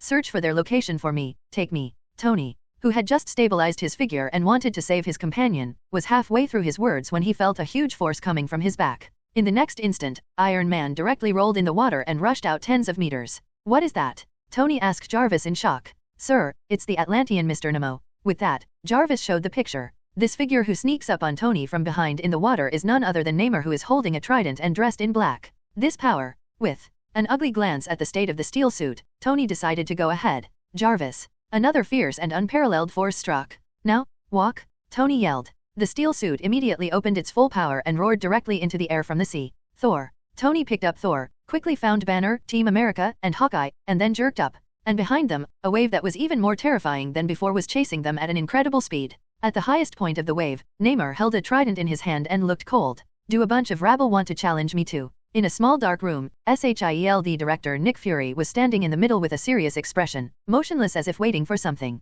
After a while, several lights suddenly flashed in the room, and then holographic images of 5 people quickly condensed in the air. These 5 figures are not young, and their instruments all exude a powerful aura, and they are extremely powerful dignitaries at a glance. Shortly after the image appeared, one of the short-haired ladies glanced at the few people next to her with afterlight, and after confirming that they were all there, she began to speak. To Fury in a flat tone, Nick Fury, do you have anything you want to tell us? And Fury, after meeting his top bosses, the members of the World Security Council, has been wearing a black face and can't see any thoughts at all. Hearing Madam Congressman's questioning, Fury immediately understood what they should have known. But all this was expected by Fury, and he didn't expect to keep it hidden from these people. Even if he has always been good at deceiving the upper and lower, the big movement like the Atlantic Ocean is definitely difficult to hide for too long in this era of advanced technology. He felt that if he could quickly solve the Mahjong problem, then all problems would be solved. Even if he is found to have something to hide later, it will not hurt. Anyway, he will not be taken down, so what are you afraid of? But, unfortunately, his risky attempt failed, and rightly so. He must bear the corresponding responsibility and accept all interrogation. Now, it's time for him to be tested. Fury straightened his chest, swept over several counselors with his backhand, and then replied without humility. Don't you know, Madam Congressman? Oh. The man next to the congressman's lady snorted lightly, and then said in an oppressive tone, you think that your good behavior is not wrong. I didn't say that. Fury retorted in a low voice, but the next sentence admitted his mistake. But it was indeed my decision-making mistake. Is that all? The voice of the congresswoman who spoke again rose a notch, and the dissatisfaction in it was already evident. Why do I have to be reminded by other intelligence services for this kind of news? Is SHIELD no longer responsible for us? Seeing that she was so dissatisfied, Fury, who was extremely familiar with the group of parliamentarians, immediately and sensibly solemnly said, of course, the operation of SHIELD is completely under the supervision of the World Security Council. After all, every penny we spend comes from you, isn't it? At this time, another councilman snorted coldly and said with mockery, it turns out that you remember that your finances depend on us, and I thought you would only remember it when you needed money. So we allocate so much money to SHIELD every year. Is it for you to hire a bunch of actors to fight? They're not actors. Hearing such insults, Fury retorted firmly and solemnly, each of them is our top elite, with extraordinary powers. Another MP spoke up, a grim warning. This is not a power you can master at all, Commander. But Fury remained calm and calmly asked, have you ever fought, Mr. Congressman, real war? No one spoke, so he continued unhurriedly. Do you want to be controlled in times of war? An obedient soldier is a good soldier. Some lawmakers immediately spoke back. Fury objected disapprovingly. Yes, but they are not ordinary soldiers. Halfway through the sentence, Madam Congressman's questioning interrupted him. Yes, so you control the world's most elite secret service organization, but you leave the safety of the planet to a bunch of freaks. Fury stared at the people for a moment with his frightening one-eyed eyes before saying, I don't have the idea of leaving the safety of the planet to anyone, I just need a team to deal with the crisis. I believe that even if they will go their separate ways or even get out of control, as long as we use it properly, they are the people we need. One counselor immediately reminded. The Avengers plan has not been passed yet, you should put your energy into the second stage.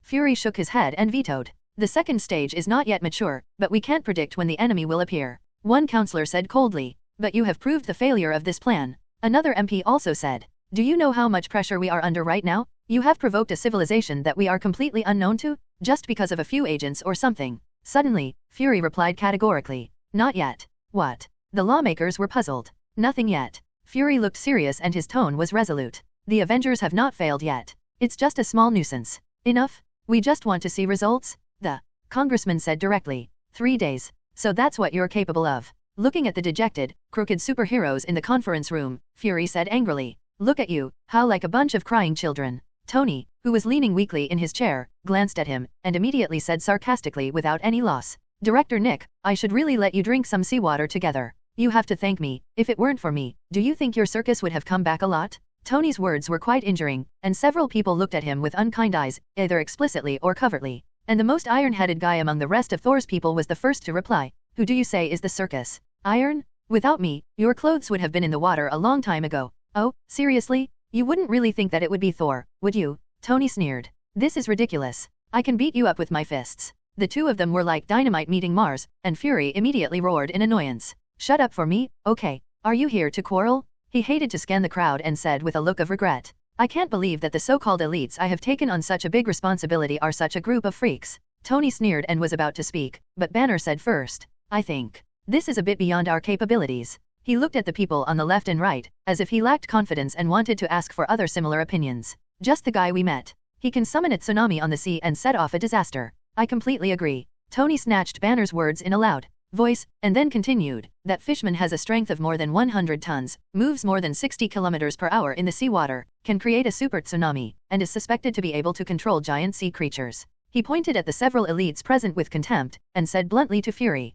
if those Atlanteans are such monsters, what do you think these circus performers you hired can do? Funny them? Hey. Thor's temper came up again, and he said excitedly, do you really want to try my fist? Oh, did you hear that? He said he was going to beat me? I'm so scared. Tony made a scared expression, and Thor immediately jumped and rushed forward with a hammer. Enough. Fury stopped Thor, and said with a headache between the two, can't you just stop a little? Can't you have the strength to deal with the enemy? Looking at Thor's thunderous appearance, Tony held his head high and said arrogantly, you should let me go alone, so that I won't almost drown because I dragged several people. I'm still afraid you'll hold me back. Thor snorted. Fury was silent for a moment, looked at the others who didn't refute, and asked, do you think so too? The American team on the side pursed his handsome mouth, frowned and said, I don't think so. He straightened his chest and looked firm, as if the previous failure to escape from the desert had not brought any blow to him, who had experienced a lot. Failure is not terrible, losing fighting spirit is the most terrible thing. We have to get our spirits up? The captain is right. Fury said quietly, you almost died at the hands of that fishman, don't you want to take revenge at all? Trust me, I absolutely want to. Tony spread out his hands and said, so I suggest you drop a few nuclear bombs directly on the bottom of the sea and blow up this group of fishmen to pieces. How easy and fast it is. Hearing Tony's incongruous words, Fury glared at him dissatisfied. In a strategic sense, the nuclear bomb will always be humanity's ultimate weapon, and the last card may be used unless it is most critical. In addition, technically speaking, dropping a nuclear bomb on the bottom of the sea and whether the Atlanteans have the technology to counter it is also a question. If a nuclear bomb is really dropped, but it does not achieve the expected effect, then mankind is really in big trouble. Don't talk that, you know it's impossible. Tony pouted, seemingly scoffing at Fury's thoughts. Oh, so you want us to keep going to soak in the water? Or to feed that big pet owned by Mr. Nemo? Fury said helplessly. Stark, I ask you to use your brain to think of a way. Aren't you a genius? Hearing this, Tony said with a serious expression. Seriously? Then I think the most sensible thing to do is to leave them alone. Since they are willing to hide, then why provoke them? Just because of your ridiculous threat? We don't want to either, but the truth is we've already provoked. Before Tony could speak, Hawkeye, who had been silent for a long time, spoke. We can't just leave it alone. He looked up, his face full of hatred that he tried to hide. They killed Coulson, Natasha, and so many others. The hard-mouthed Tony met Hawkeye's gaze and somehow couldn't speak anymore. Coulson and Natasha, that's his friends too. After a long silence, he said softly, I think it's time to tell him. Time goes back a few days. We found a submarine. Inside the ancient and unique seabed palace, a blue-skinned Atlantean soldier bowed to their king and said respectfully, and the Lord of Atlantis, the King of the Seven Seas, Nemo, heard the guard's report, raised his eyebrows, and a wave of anger burned from the soles of his feet to the top of his head, and immediately got up, holding the trident in his right hand and poking the ground fiercely. It's really looking for death. He roared angrily, and his already evil face became even more gloomy and fierce. I'm going to give them a warning, he said, and he strode out, while the rest of the crowd bowed their heads and sent their king away. In the crowd, an Atlantean looked at Nemo, his eyes flickered a few times, and he didn't know what he was thinking. Nemo rose rapidly in the sea and soon reached depths close to the surface. In the water, he opened his eyes wide and carefully searched for the target with his extraordinary eyesight. Soon after, he spotted the huge moving submarine. With a cold snort, he opened his mouth slightly, making a certain sound that was difficult for ordinary humans to capture. As soon as this voice came out, all kinds of sea creatures that had ignored him swam towards him like soldiers who had received orders, swimming around him nonstop. As his voice spread farther and farther, there were more and more sea creatures around him, and a huge black shadow suddenly appeared below him. It was a strange whale with a hideous appearance, bigger than a blue whale, and never been found. At this moment, the whale was attracted by the sound made by Namor and swam obediently around him. Seeing that the big baby had arrived, Namor showed a hint of pride, and then pointed at the submarine with a trident. These sea creatures controlled by him immediately scrambled to swim towards the submarine, and the huge whale squatted directly below on the submarine's path. Not long after, the submarine collapsed under the attack of the strange whale. Countless sea creatures like sharks smelling blood rushed into the submarine with the sea, devouring the survivors one by one. And Namor just stood proudly in the sea, watching this killing feast. Suddenly, as if he had discovered something, he swung his legs and quickly swam towards the submarine. Outside the submarine, Natasha was like a god, solving some of the small creatures that attacked her in 3 or 2 strokes, and swimming quickly upwards. In just 2 seconds, Nemo rushed to Natasha, and poked it with a fork while Natasha didn't react. Natasha felt the fluctuations of the sea water, and her heart was startled, and as soon as she wanted to turn back, a sharp pain came from her shoulder. The extremely sharp artifact trident in Nemo's hand instantly pierced Natasha's fragile body, and wisps of red blood instantly overflowed. With a snort of pain, Natasha turned around and smashed a punch at Nemo. As if he didn't expect this human to be so resolute, Nemo didn't avoid it, and he punched him hard in the jaw. But with Natasha's strength, this punch is far from hurting Nemo and can only bring him some pain. With anger, Nemo's left fist also hit Natasha. At this moment, Natasha was slammed on the chest, and her eyes suddenly turned black. Her whole body lost its strength and began to sink slowly. But Nemo carefully looked at the human who had just attacked him twice, and found that it was a woman. Nemo turned his mind and stepped forward to pick up Natasha and take a look. Seems to look good? Much more beautiful than those Atlanteans? In this way, Nemo changed his mind about killing him and took Natasha to Atlantis. No one will come to your rescue anymore. In one room, Nemo sneered at Natasha. I have warned you that if your people are smart enough, they should not set foot on our territory again. And Natasha wrapped her shoulders in gauze, looked at Nemo coldly, and her red lips moved slightly. They will. Nemo's 2 small eyes looked back and forth on Natasha's graceful body and delicate face, and said in a seductive tone, "Stop fantasizing? Is it bad to stay here? As long as you promise, you can become the queen here." Queen. Natasha glanced at the fishman in front of him with a strange expression and said, "I think our tastes may be different. I don't like to eat fish." Hearing this, Nemo's small eyes shot out 2 sinister lights, and his expression became a little impatient. Ever since he brought Natasha to Atlantis, he has been trying to commit Natasha to herself. But Natasha, of course, refused without thinking, and she was not single. Even if Natasha feels that the relationship with Lynn is a little complicated, for Natasha, Lynn is her lover. Besides, Natasha doesn't have any special hobbies, being the queen of fish people. Looking at this fishman king who was physically different from humans in many ways, she felt that she could not accept this kind of cross-racial love. "I'm half-blood." After hesitating, Nemo gritted his teeth and told all his unspeakable secrets. "I'm more like a human, aren't I?" "Yes." Natasha smiled slightly and sneered. "Then what about those little wings on your feet?" Seeing that Natasha couldn't enter the oil, Nemo said angrily, "Do you want to die?" "Yes, then you kill me." Natasha straightened her chest and said without fear, "Isn't that what you did to my companion?" "You?" Nemo was just about to give Natasha a taste of his power when an Atlantean soldier walked in and said something to Nemo in Natasha's incomprehensible voice. After hearing this, Nemo glanced at Natasha unkindly, and then sneered, "There are really people who came to rescue you, but..." He smiled and his face was full of cruelty. "I will kill them all and bring the corpses to you." With that, he turned and left. Natasha looked at Nemo's back, with a hint of worry and anticipation in her eyes. The waves howled, and Nemo watched coldly as the man of steel slowly flew away with his companions. "Next time, you guys won't be so lucky." He swore viciously in his heart, and then jumped into the sea and headed for Atlantis. Soon after, Nemodhuan sat on a throne full of blue-skinned Atlanteans. "Wong, we have been exposed. Soon, they will swarm like sharks that smell blood. We need to be prepared." Below, an Atlantean gestures and makes some kind of high-frequency voice expressing his concern. This unique language is unique to Atlantis, and the marine environment and biological structure allow them to produce high-frequency sounds that are difficult for humans to make, or even hear. "Don't worry." Namor also responded in Atlantis language. "They will not come to provoke us. With their level of science and technology, they are not able to carry out large-scale exploitation of the ocean, let alone threaten us at the bottom of the sea. But there will always be a day, and the people they sent today are noticeably stronger than the front. I think we need to be ready for war." Another Atlantean replied. Thinking of the guys he had just encountered, Namor was slightly silent. As a hybrid of humans and Atlanteans, he has lived in the human world for a long time and knows it very well.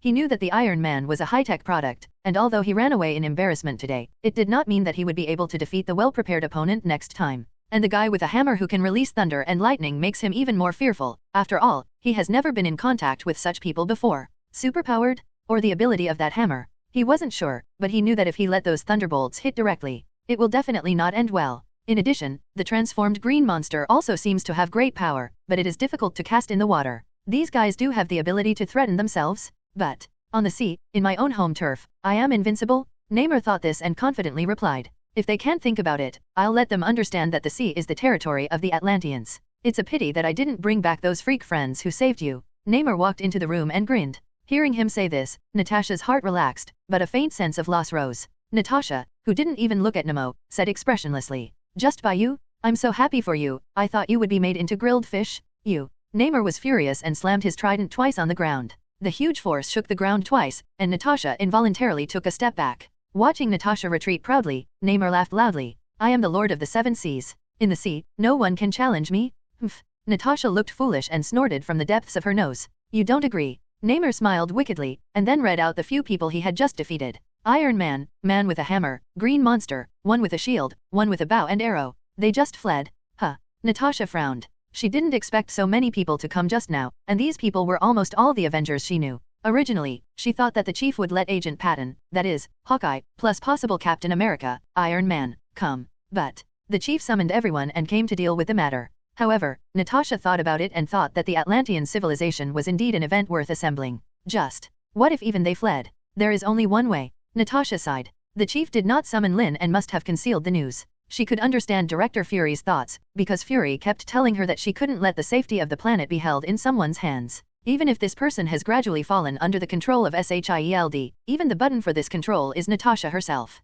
Fury believes that the need for a team that can balance each other to solve problems that endanger the world is far more ensured than the safety of the planet falling into the hands of one person. This team is the Avengers. The Avengers' potential enemies therefore include Lynn, because he has this ability. Therefore, Lynn was not informed of this incident, which was an opportunity for the Avengers to exercise. But, is this really good? Natasha had deep worries in her heart. What would Lynn do if he found out about all this? Natasha knew Lynn, she knew his character. Lynn is a very kind and simple person, but he does not like to deceive, betray. If he finds himself being hidden, he will definitely be estranged from everyone. Even if something unexpected happens to you, finally give you a chance? As if aware of Natasha's distraction, Nemo suddenly raised his voice. Die or be my queen. Natasha looked up and smiled. I don't think my boyfriend might agree. Huh? Do you have a boyfriend? For some reason, Natasha felt that Nemo's expression became more excited and excited. Wouldn't that be better? Nope. Natasha smiled and remembered a lot. Thinking of the first time she saw Lynn from the profile photo when she first received the task, she felt that although he looked green, there were many things hidden in his eyes. Thinking of the first meeting, she dressed up as a delivery person, but finally sent herself out, and heard about her good future. At that time she felt that Lynn was very lonely, and it seemed to be separated from the world. Thinking of last Christmas, she found that Lynn had suffered setbacks and was in a bad mood, so she went to comfort her, and finally the two began to fly together, thinking that he was really a cute little man. Before thinking of this task, she accidentally found Lynn hugging left and right, and she suddenly felt an inexplicable discomfort when she shouldn't be angry. Finally, for some reason, Natasha thought of what Lynn had said to herself that night. I will fly where you are. It was only then that Natasha felt a sweetness she had never experienced before. Only, it seems to be late. Natasha looked at Nemo, her face became cold again, and she said word by word. No way, let's go to the next life. Find death. Nemo viciously grabbed the trident and stabbed it towards Natasha. In the face of Nemo, who rushed up, Natasha just showed a sweet smile and closed her eyes. Farewell, linear darkness, emptiness, coldness. Is this the feeling of death? No, this is. Lynch jerked his eyes open and woke up from this strange dream. He gasped slightly, still panicked about everything he felt in his dream. After a long time, Lynch finally regained his composure and looked outside the house. It was already sunny outside, the sun was shining, and it looked like it was another good day. It's just that although the sun is good, he is still alone, which is really indescribably desolate. Thinking of this, Lynch couldn't help but sigh slightly. Since the overturn at the Defenders Union building a few days ago, Lynch has not seen them again, nor provoked other women, and has been alone. After Natasha left, she didn't know anything, and Lynch didn't want to take the initiative to contact. Karen and Jessica are in the Defenders Alliance building every day, but Lynch can't stand the war between the two women and simply doesn't run there. Even 2 days ago, at Tony's bachelorette party specially for Lynch, Lynch did not take any bikini baby, but found an opportunity to secretly flash people and go home alone. Stretching, Lynch got up from the bed, and a taste suddenly came back to his mind. It seems that just an inexplicable premonition pulled himself out of that strange dream. What is it?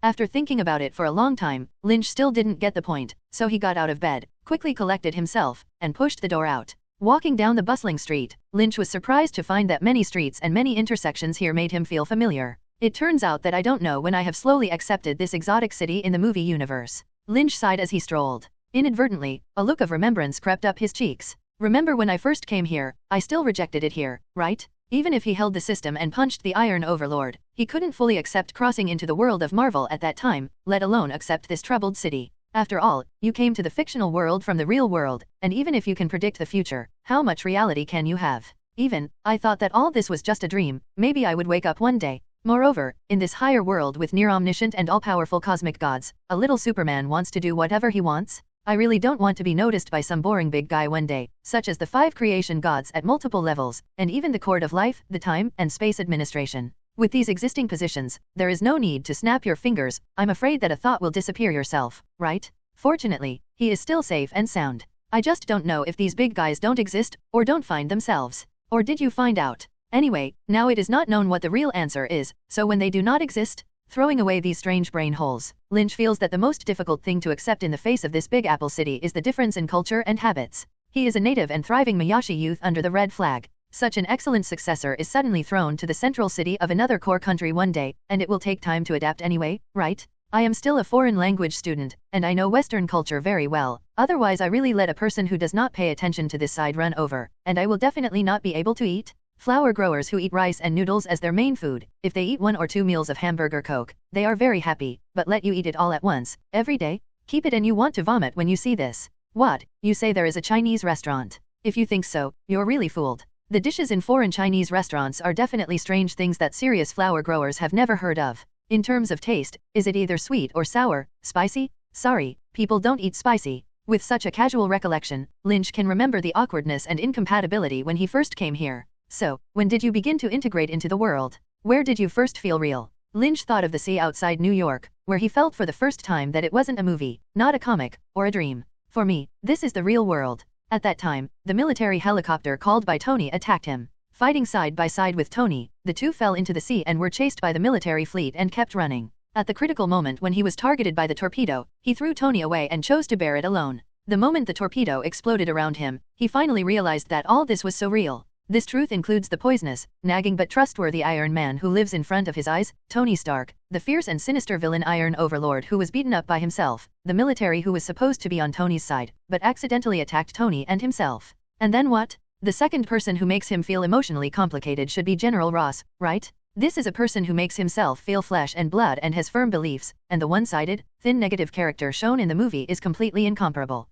He loves his country and is willing to give everything for it. He loves his daughter deeply and has done a lot for his willful and bold daughter. But unfortunately, he is his own enemy. His touching perseverance, beliefs, and so on, are simply unreasonable in the eyes of the victim. Your lofty ideals, supreme pursuit, why should you let others pay for you? Make others suffer? In a word, how patriotic he is, how much he hates him. After that, it's Natasha, right? Lynch thought, and in a trance he found that he had arrived on the street where they met for Christmas. He was stunned for a moment, and then walked into the cafe where the two had sat before. The familiar furnishings came into view, and the memories of Natasha in Lynch's mind began to roll. The first time we met was on the rooftop of the building. At that time, when I saw Natasha dressed as a delivery person, I was amazed. Although she did not wear makeup, wore a bloated uniform, and tried very hard to pretend to be an ordinary worker, she could not hide her temperament that emerged from her bones. Cold with loneliness, mature with clumsiness. And how many tribulations did that pair of deep beautiful eyes have to go through to cast? When she asked about her future death, she suddenly found that the fate of this Marvel's #1 female agent was so miserable.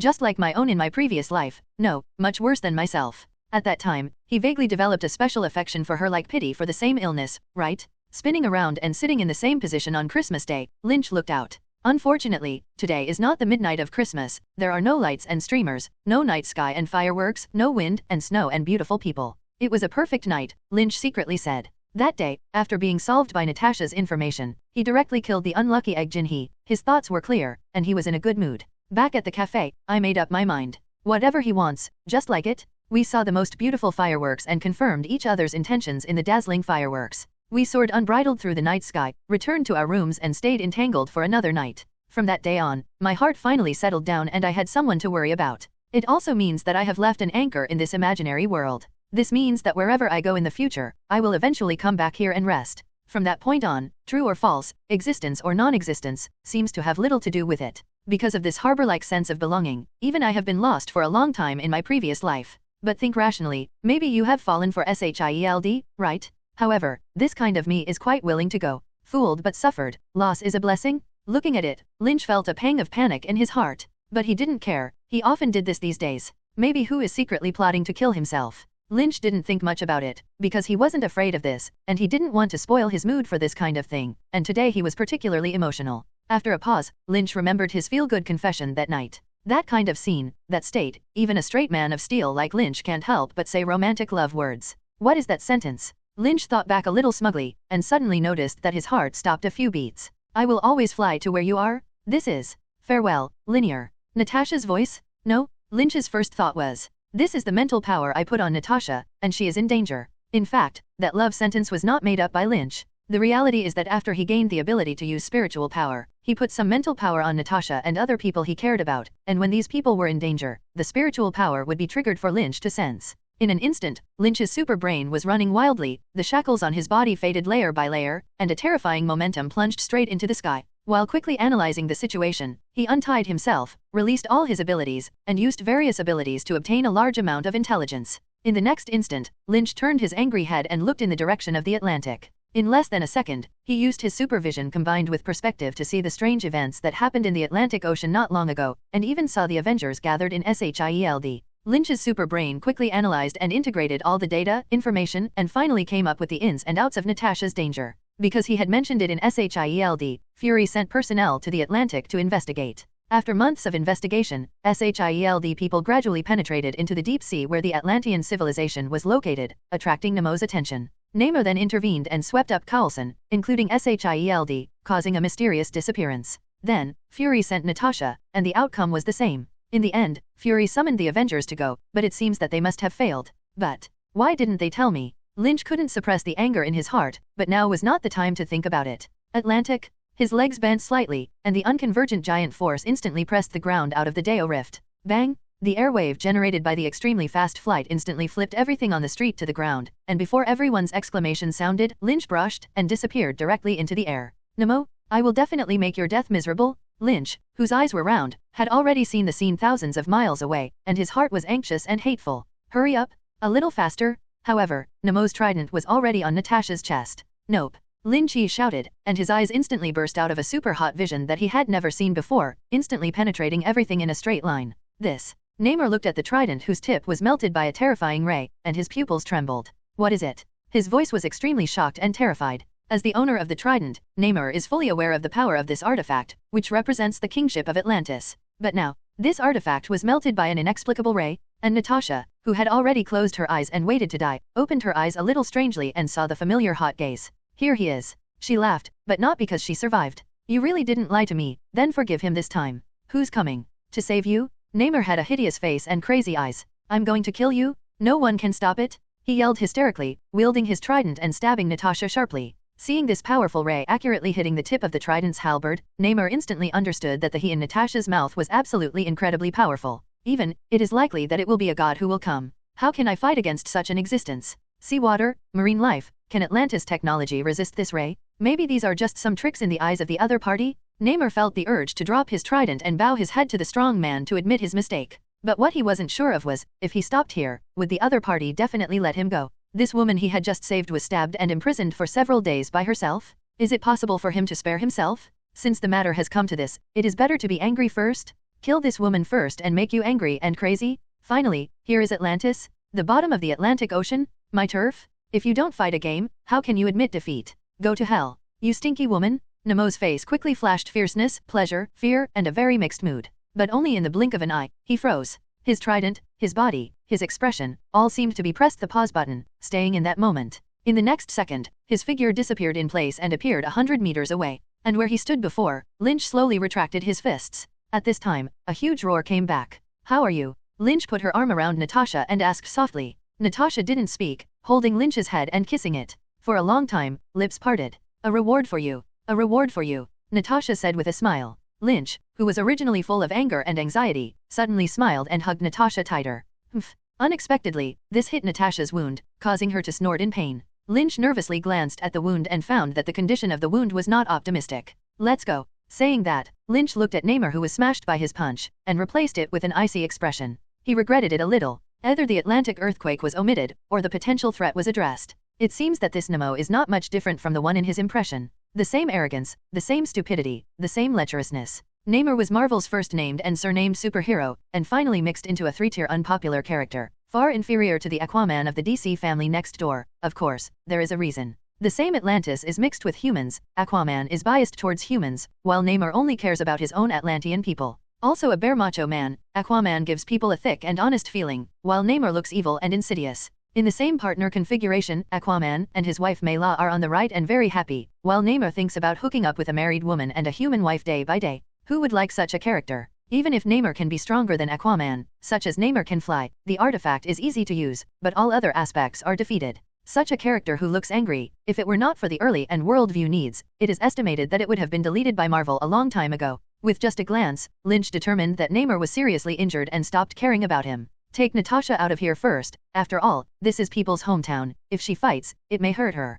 Close your eyes. Lynch gently touched Natasha's eyes, afraid that she would be uncomfortable seeing the scene moving at high speed. Then, Lynch used his mental power to invigorate the power field and wrap Natasha in it. With his legs curled, Lynch took Natasha and flew out of the bottom of the sea in an instant, heading for New York. Unshackled, Lynch was as fast as lightning, and he traveled thousands of miles in an instant, and even the hundreds of passengers on the passenger plane he encountered on the road could not see what the shadows passing around him were. Soon, the two stopped at a special hospital. This is a secret hospital under SHIELD, which is dedicated to treating SHIELD agents who perform various special tasks, with good confidentiality and sufficient level. Soon, the hospital examined Natasha, took care of it and sent her to the ward, while Lynch remained silently on the sidelines. Atlantis, where Natasha was originally located, was already a mess. With anger and no consideration for Lynch, he verified his terrifying destructive power, just rushed in from beginning to end, punched Nemo, and finally left quickly, and 100 miles were reduced to ruins. Where Lynch used to stand, a large hole similar to a crater appeared, and nearby buildings collapsed and fell outward.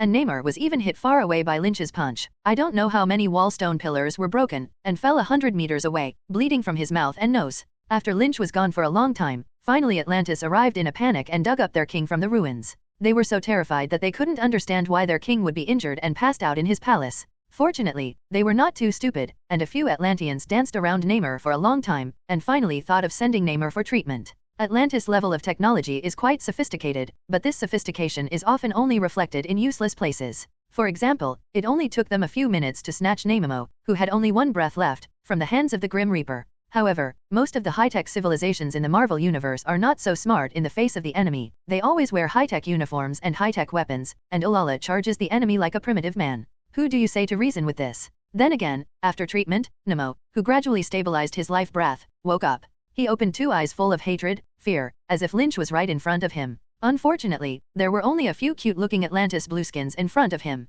What happened? Why did you get hurt like this? An Atlantean couldn't help but ask. And when Namor heard which pot he didn't open and which pot, he immediately glared at him viciously. Where could that Atlantean stand this death gaze, and immediately shook his body and took 2 steps back, closing his mouth in aggrievedness. I'm going to kill you, I'm going to kill you. Namor roared with his teeth dancing, and it seemed to appear in his mind again. Oh no, he didn't even see Lynch. In his memory, from the moment when his trident was about to poke Natasha, it was like being grasped by an invisible big hand, and every place in his body seemed to be frozen into ice, unable to move. At that time, he could only suppress the infinite fear and despair in his heart, and used the strength to eat milk to break free of control. Fortunately, this horror did not last long. Soon, he was instantly unconscious by Lynch's punch and flew far away. Damn it! Nemo's guilt was both angry and afraid. I want to take revenge and regret it. Anger is because he has always been arrogant, as the king of the ancient civilization of Atlantis with a long history and powerful technology, the lord of the 7 seas who is vast and boundless, and his people are innumerable. He almost died without even seeing the shadow of the enemy. What a shame. Scared, of course, because that enemy definitely has the ability to kill him, and he is only a little closer to death. He has always croaked his teeth and will repay him. Of course, he wants to take revenge on Lynch, but what about the consequences? The probability is to send it to the door to find death? So he also regretted it, regretting that he shouldn't have provoked these humans, shouldn't have provoked that excessively beautiful woman. But, is regret still useful now? Nemo, who was too excited, moved a little big, pulled his severely injured body, and grinned in pain for a while. At this time, 4 Atlanteans rushed in front of him. An old-looking Atlantean saw that Namor was really seriously injured and dying, and immediately said to Namor with a solemn expression, "My king, have you been attacked by enemies on land?" Namor contained his anger for a moment, and then looked coldly at the person who spoke. This was the most powerful minister under Nemo, who helped him a lot, and could be said to be his right hand. After all, he was the first person ever to become king of Atlantis as a hybrid of Atlantis and humans. It's as incredible as a white man or black man running to a flower grower to become a king, and you can imagine the hardships involved. Without this minister, Namor would not be where he is today. So, Namor didn't ignore his inquiry, and replied in a cold tone, "Yes, that damn guy is powerful." A trace of stunned expression flashed on the face of the minister. In his impression, he had never heard Namor evaluate a person as very powerful. Combined with the current situation, he could quickly conclude that this enemy who had invaded Atlantis was probably in big trouble. With a calculation in his heart, he bowed his head slightly and said confidently and seriously, "You don't have to worry, this time it was our negligence, and he can't win next time." Huh. Namor sneered, his eyes full of displeasure. Several Atlanteans fell silent with some embarrassment because their king had been wounded in his home without them knowing, let alone helping. After a while, a younger, powerful Atlantean stood up and said in a deep voice, "I am willing to follow the king and take revenge on the human beings on land to wash away the shame suffered by Atlantis." The two Atlanteans who came with them also woke up when they heard this, and one voice louder than the other expressed their willingness to follow. Faced with such a statement, Nemo scanned several people inside and out with an inspecting gaze, and his expression did not improve by half a minute. Because of his cruel nature, the heroic Nemo will not be moved by this clumsy faithful performance, but will wonder if they have some other bad ideas. He can sit on the throne of Atlantis, but he does not blindly rely on force and luck, and his own intelligence and power are also quite outstanding. Because these Atlanteans are located in the deep sea and have a pure bloodline, they have always rejected the half-blood Nemo explicitly or implicitly. Even if he became king, that contempt and disgust only shifted from the bright side to the secret, and never disappeared for a day. So Nemo was very skeptical. Are these promiscuous thieves trying to murder the widow? Didn't you see that I almost died? Still thinking of encouraging me to take revenge? What about you? Nemo looked expressionlessly at his minister, wanting to hear what he had to say. The minister hesitated for a moment and said slowly, "I think there is no need to take revenge on your own initiative. They will definitely come back, we just have to be prepared." Oh, hearing him say this, Nemo's heart sank. Perhaps, just being suspicious? Ready? If you don't start first, do you wash your neck and wait for death? If you can use ordinary humans as a threat, maybe there will be a glimmer of life. Nemo gritted his teeth, his heart was fierce, and he decided to take the risk. In the next second, Nemo's expression changed, replaced by a hideous and terrifying face.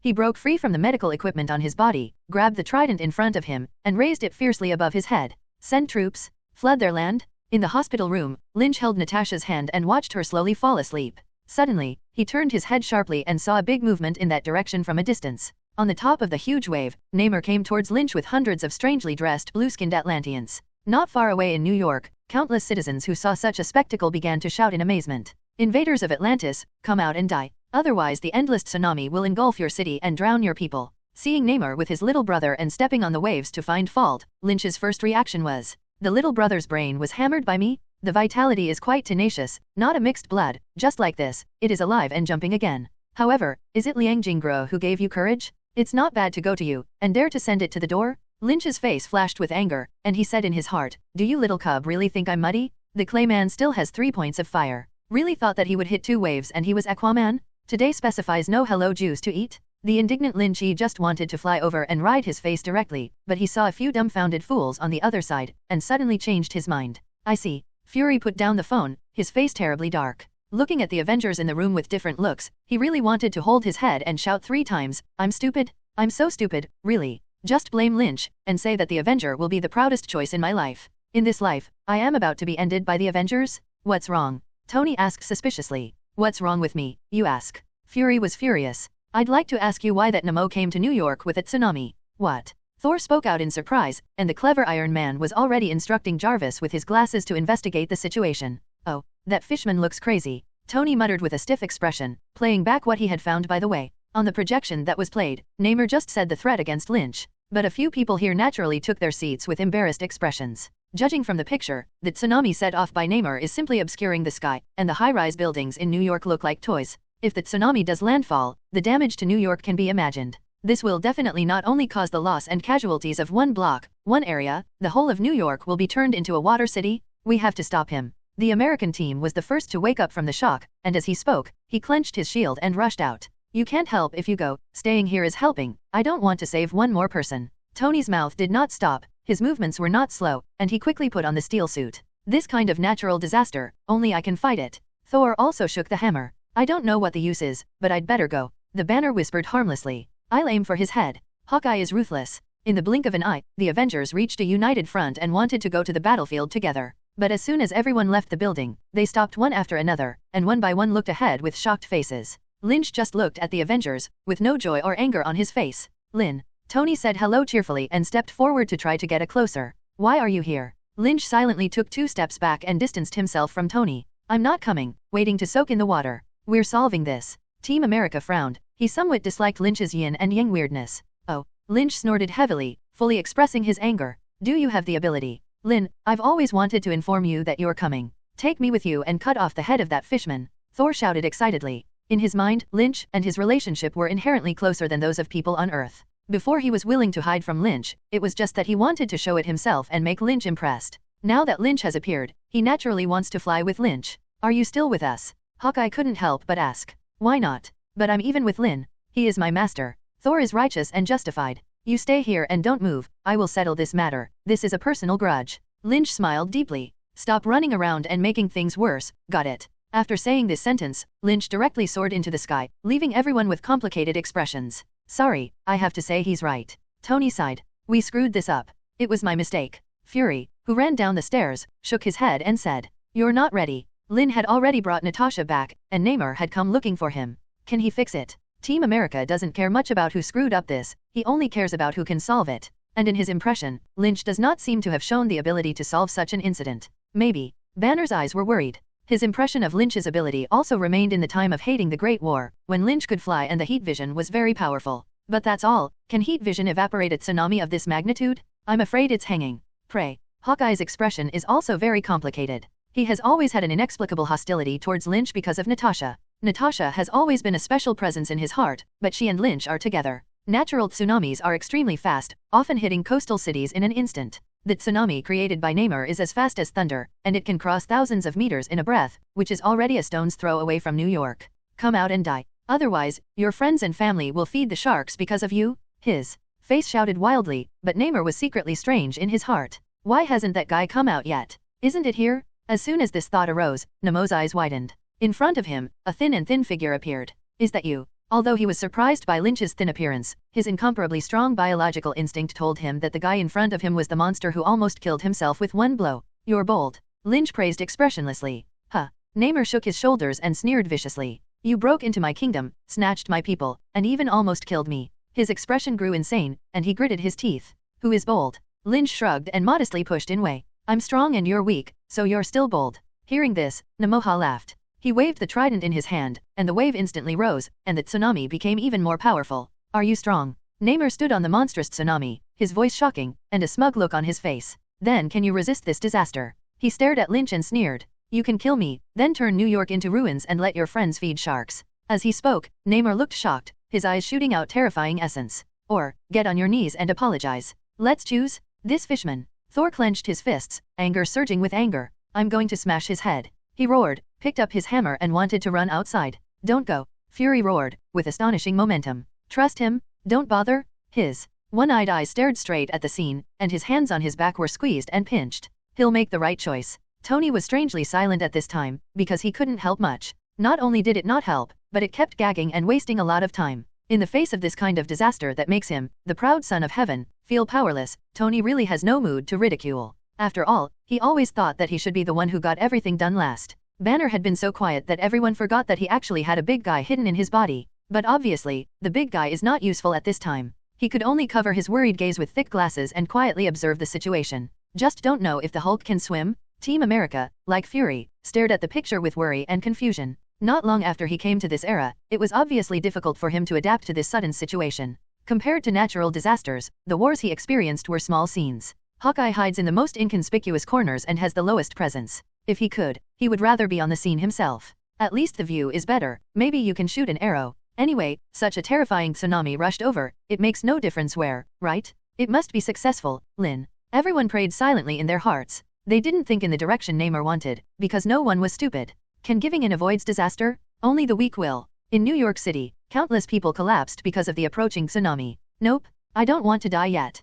Can anyone save us? Oh, God, Jesus, Allah, Buddha? Some people are unwilling to accept the facts, and cry bitterly to the gods. New York is finished. There are also people who rush to tell each other, anyway, they have a rotten life. At the very least, the rich people have to finish playing with us. Look, who's that? Someone exclaimed, holding up a telescope. It's Superboy. Another sensible old brother immediately said. Can he save us? Hope reignited in people's hearts. Who wants to die if they can live? Then Nemo's threatening words came strangely, and everyone looked at each other, not knowing how to react. That monster. Threatening Superboy with us? Someone spoke with difficulty. Yes. He'll choose to save us, right? Someone doubtfully tunneled. Shut up, you. I believe in him. Someone said without anger. But many more, their expressions subtly fell silent. Will he choose to give in and save New York? Very NAV idea. Lynch couldn't hold back his expression a little, and suddenly laughed. Nemo. He shook his head and said word by word. You don't know what power is. Nemo instantly became furious, waved the artifact in his hand, and the tsunami instantly seemed to be buffed, whistling to the edge of New York City.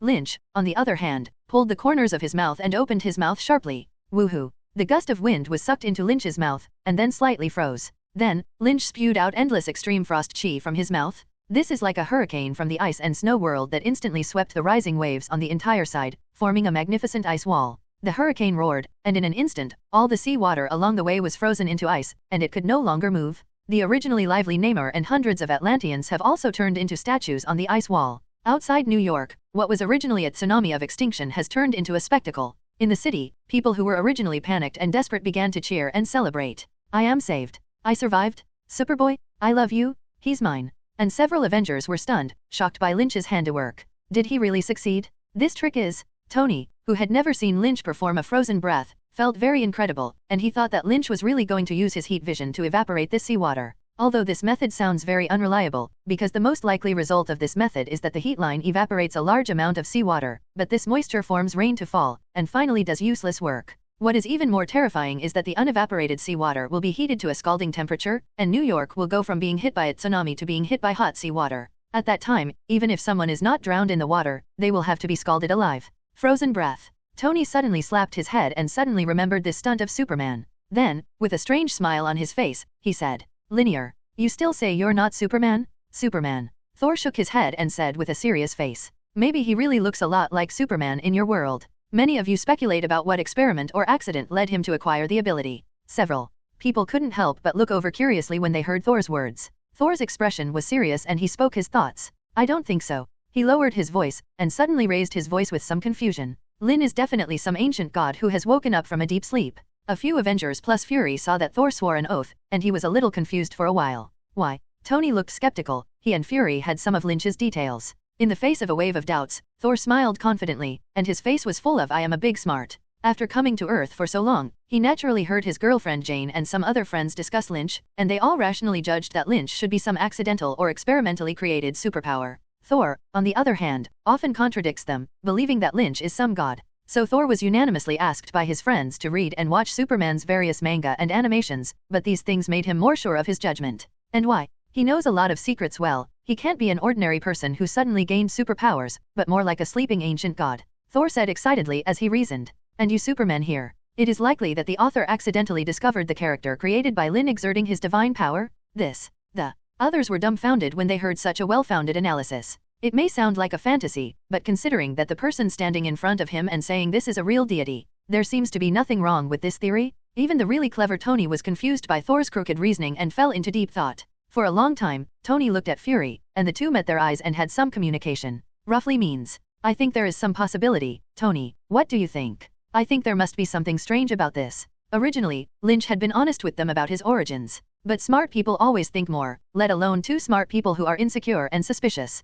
Although Thor's speculation could have been explained by Lynch's previous confession, they still couldn't help but think about it. Fortunately, there are other issues that should be considered now. "I think we should think about how to face Linear." Tony had a faint worry on his face. "It stands to reason that we shouldn't hide this kind of thing from him anyway." Looking at the thin figure in front of the boundless ice wall in the picture, everyone fell silent again. As Nemo was frozen, the subsequent tsunami lost control, and was blown by the hurricane created by Lynch, which had lost its original power, and slapped on the ice wall one after another, but could not cross the slightest. Seeing that the tsunami had lost its threat, Lynch slowly closed his mouth. Looking at the spectacle in front of him with interest, Lynch couldn't help but be amazed. After all, since the template was upgraded to a full young Superman, he hadn't tested how strong he was. If you really want to test, the movement is definitely not small, and it is easy to cause unnecessary panic. Although this frozen breath is far from showing Lynch's true strength, it is at least showing some of his abilities in front of everyone. Although the follow-up should be troublesome, but to say the benefits, there are definitely some. As soon as his mind moved, a system panel appeared in front of Lynch.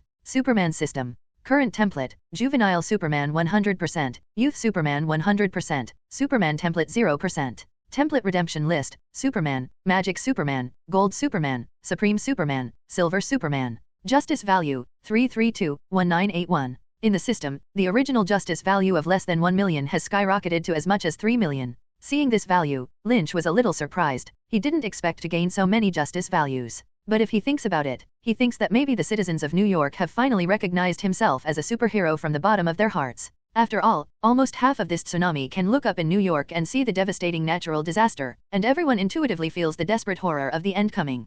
Compared with the disasters brought by other villains, in the face of this natural disaster, the fear that has been engraved since ancient times is engraved in the deepest part of human genes and can cause panic and despair among the people. At a time like this, to rescue New York, Lynch would certainly become a true hero. The harvest is not small. Lin. Chi was secretly rejoicing, but the ice sculpture in front of him began to move. Nemo in the ice cube struggled madly with all his strength, and he really struggled with great strength, and small cracks began to gradually spread from inside the ice sculpture. I don't know if I'm alive or dead. Lynch, who noticed Nemo, snorted coldly, rushed forward to grab the ice, grabbed Nemo's neck and lifted him up. Ahem. Nemo glared at his pair of dead fish eyes, and his hands and feet frantically smashed on Lynch. Move again and let you die. Lynch added a little force to his hand, and Nemo passed out instantly. Carrying a dead dog like Nemo, Lynch glanced back at New York a few times before speeding away. Soon, Lynch came to the Atlantic Ocean, plunged headlong into the sea, and came to Atlantis at the bottom of the sea. After cleaning up Nemo, Lynch, of course, will continue to beat Atlantis. After all, in the setting, Atlantis' level of technology is not low. Who knows if they will suddenly take revenge in the future and throw a big move to land.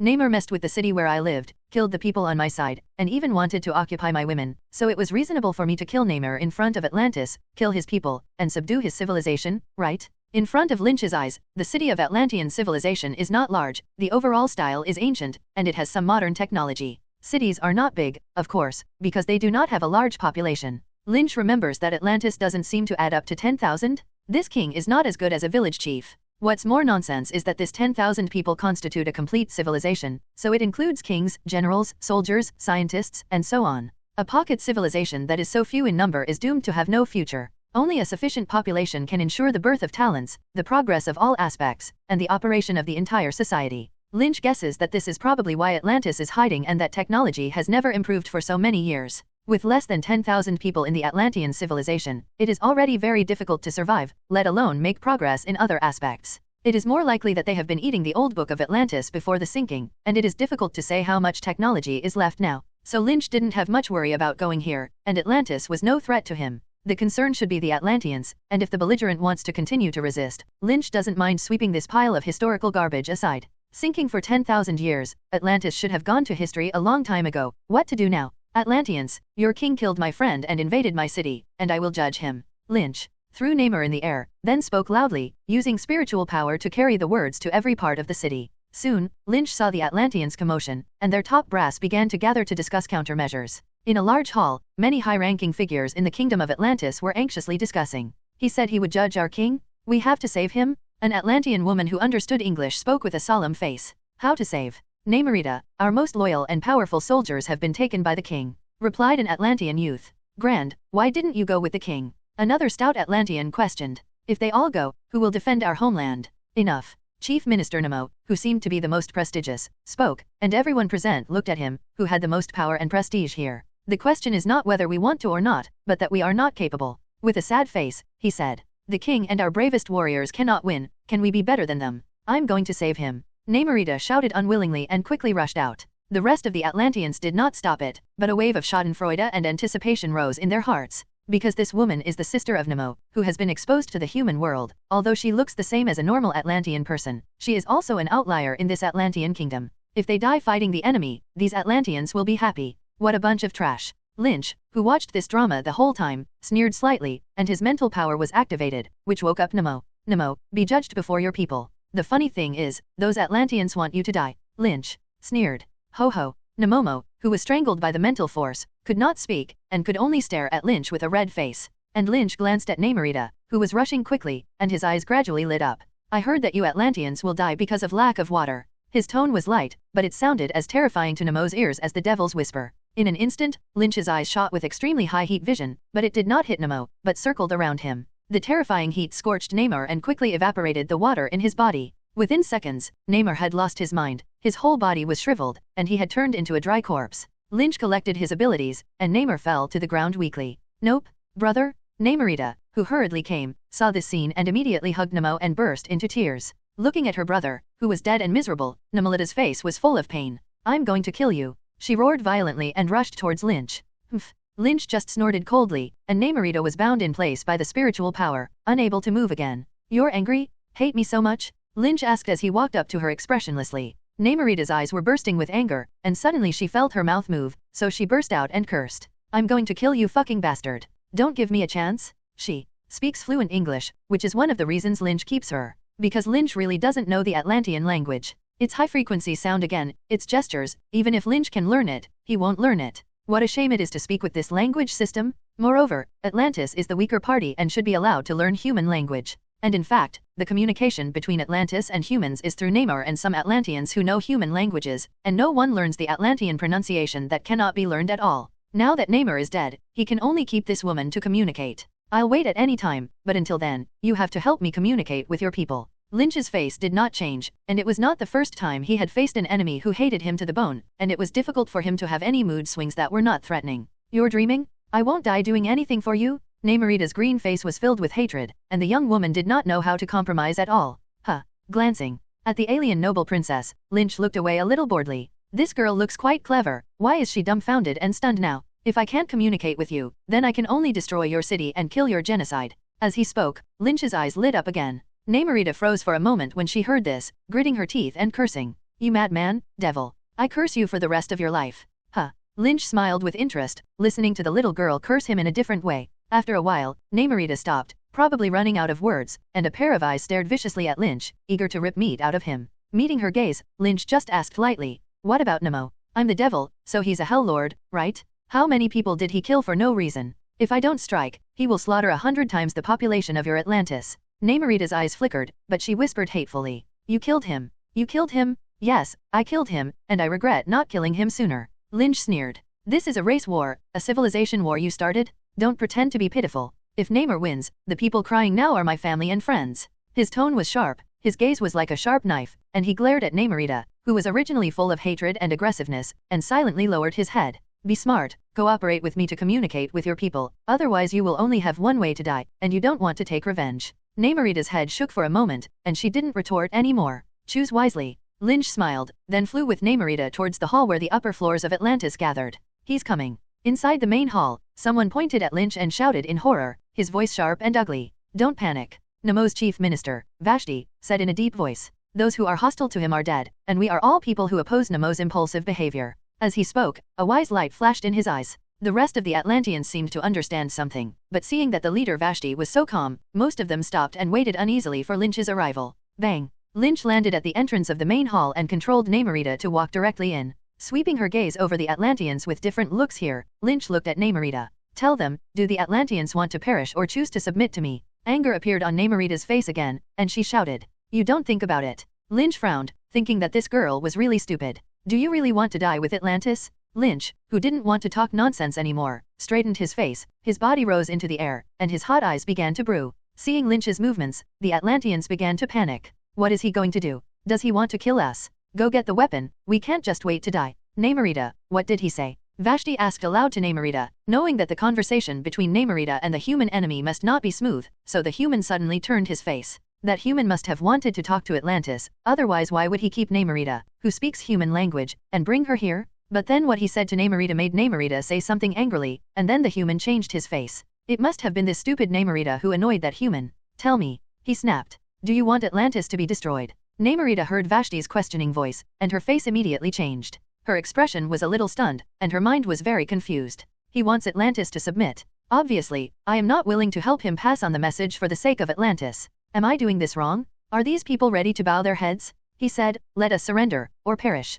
Namorita said with difficulty. Vashti was not surprised, but he couldn't wait to say, tell him that we are willing to submit. Namorita was stunned, and the other Atlanteans also put away their terrified expressions, and turned to shout angrily at Vashti. What? Surrender? We haven't said yes yet. Why surrender? We can still fight. Shut up, you fools, do you all want to die? Vashti exclaimed impatiently. Here I am the biggest. In order to save Atlantis, we can only surrender. If you want to die, don't take Atlantis with you. Seeing that many Atlanteans were suppressed by his momentum, he turned his head and urged Namorita. Tell him quickly. Lynch hung in the air, watching coldly. Although because of the language barrier, I don't know what exactly they said. But with Lynch's super brain, it only took a little thought to understand the situation. The old Atlantean must have been wiser and guessed what he was talking to Namorita. Then the guy made a wise choice and was ready to surrender, but was opposed by the rest of the Atlanteans. But he seemed to have a high prestige, and with his prestige suppressed the opposition of the Atlanteans. Lynch turned her gaze to Namorita, and as expected, Atlantis' words of submission would come out of her mouth. Just as Lynch thought, Namorita hesitated for a moment and then said to him with a face full of humiliation, "Our Chief Minister Vashti has said that the Atlanteans are willing to submit." "Good." Lynch smiled kindly and landed on the ground again. The Atlanteans are human beings with their own language and civilization, and Lynch doesn't want to slaughter them at will unless necessary. "Don't worry, I won't ask you to do anything excessive." As he spoke, Lynch gestured with his eyes for Namorita to translate. Namorita was helpless, thinking that the words of surrender were translated anyway, and the rest would not matter, so she became an interpreter and relayed Lynch's words to Vashti. Vashti nodded solemnly, but was unimpressed. He is not so NAV, surrender means giving up resistance, and Lynch can do whatever he wants. Wouldn't Atlantis do anything excessive? The devil knows what he thinks is excessive. It doesn't matter what Lynch says anyway, what matters is what he will do. What does he want us to do? Vashti looked at Namorita, who translated it truthfully to Lynch. Simple. Lynch narrowed his eyes. Bring the human who is stranded with you to me first. Of course, Vashti had no reason not to agree to this simple request, and immediately asked someone to bring it. After a while, Coulson, who was wearing an Atlantean costume, was led to Lynch with a confused look. "Lynn." Coulson was overjoyed, and his voice was so excited that he almost cried. "Stand here." Lynch didn't dare to take credit because he was in a hurry to take Natasha last time he was here. Although he found Coulson at that time, he forgot to take Coulson with him when he walked behind. Seeing that the situation was somewhat delicate, Coulson closed his mouth and stood behind Lynch. "Are there any other living humans or corpses?" Lynch continued to ask, and Namorita turned pale. Because without thinking about it, Lynch, who asked such words, was definitely very angry. And Vashti's answer may have made Lynch even more angry, so much so that Namorita was holding her breath when translating. "No, these two people are brought to Atlantis." "Good." Lynch was expressionless, his gaze sweeping over several trembling Atlanteans. "Go and gather those who have human blood on their hands, and they will pay for it." Hearing Namorita's relay, many Atlanteans turned pale. "Gollum." Someone swallowed stiffly. "Go ahead." As he wished. "Don't resist, for Atlantis." Vashti commanded with a sigh. A few soldier-like Atlanteans led the way, and one or two Atlanteans slumped on the ground, all of whom had followed Namor to attack humans. "That's right." Lynch suddenly thought of something, and added, "Let all Atlanteans come out and assemble and find a more spacious place." When Vashti heard this, he hesitated for a long time. "Don't worry," Lynch explained. "I just have something to announce." Vashti then commanded. After a long time, Lynch and Atlantis came to the square full of people. In front of these people, stood a row of Atlanteans with desperate and regretful faces, all of whom had hurt humans. Facing the panicked gazes of hundreds of Atlanteans, Lynch took Namorita to a height that everyone could see. "Maybe some of you already know what's going on, but most of you should still be confused." Lynch spoke, Namorita translated, and everyone listened carefully. "Your previous king, Namor, plotted against humans on land and started a war, so I killed him and eliminated the war between us. Now, I will kill these guys who started the war because I love peace." Saying that, Lynch emitted a hot gaze, instantly sweeping the row of Atlanteans into flying ash, causing the Atlanteans in the square to exclaim, "Don't worry, no one likes war, especially a war where they want to bleed." Although he couldn't understand Lynch's words, his imposing voice calmed the riots in the square a little. "As long as you make sure that you do not provoke disputes in the future, there will be no bloodshed." With that, Lynch looked at Namorita. "Now, welcome the new king of Atlantis, Namorita. I believe that under her leadership, Atlantis will lead to peace and prosperity." Namorita, Vashti, and the many Atlanteans were all amazed. "Am I king?" Namorita was puzzled. Didn't he know that he was bent on killing him for revenge? And the powerful Vashti was also stunned, unable to understand Lynch's thoughts for a while. But that didn't stop him from supporting Lynch, who knew Atlantis didn't have a choice. He bowed his head and saluted Namorita. "Namorita, our new king of Atlantis." With him taking the lead, the rest of the Atlanteans followed suit and recognized the new king and saluted Namorita. "Is this true?" Namorita couldn't believe her eyes. Why she suddenly became a king, or was this enemy pushing it out? "What the hell do you want to do?" she asked Lynch suspiciously. But Lynch just smiled meaningfully and said, "Aren't you trying to seek revenge on me? I'm giving you a chance." Namorita turned pale. Of course she wouldn't believe Lynch's nonsense. But Lynch didn't care so much, just swept a few Atlanteans with wrong expressions quite meaningfully. Making Namorita the new king naturally won't be an opportunity for Lynch to avenge Namorita. Because Namorita is too tender, even the king appointed by Lynch can't play the really powerful characters in Atlantis, such as the chief minister Vashti. In this very popular set of Atlantis, who is very popular to grab power, Namorita, who is isolated and has little ability, cannot sit firmly on the throne, and putting her on the throne is undoubtedly throwing her on the fire rack and roasting. And in this way, the entire kingdom of Atlantis will be caught in an infighting for power, and the threat to land will be greatly reduced. That's what Lynch is for. Come on. Lynch smiled a little, then left with Coulson directly. With Coulson in mind, Lynch quickly crossed the ocean to New York. Outside the city, the ice wall that Lynch had maintained when he left had faintly begun to melt, and many people and cars were busy around the ice wall that was too tall to be seen. Even Tony and Thor flew in the air, smashing the iceberg with a brief attack. There is no doubt that they are all racing against time to eliminate the threat of this ice wall, and if they do not deal with it as soon as possible before it melts, the collapse of this terrifying iceberg will also cause great losses. Without greeting everyone, Lynch paused in front of the ice wall and then opened his mouth. Take a big inhale and exhale again. The powerful and gentle airflow suddenly blew onto the ice wall under Lynch's control, and the entire ice and snow mountain began to tremble slightly. The sound of clicking gradually sounded, and then turned into a terrifying roar. Under the stunned eyes of hundreds of staff, this vast ice and snow continent was slowly pushed towards the sea. Tony smiled wryly. They had been busy for so long and it was better for Lynch to breathe.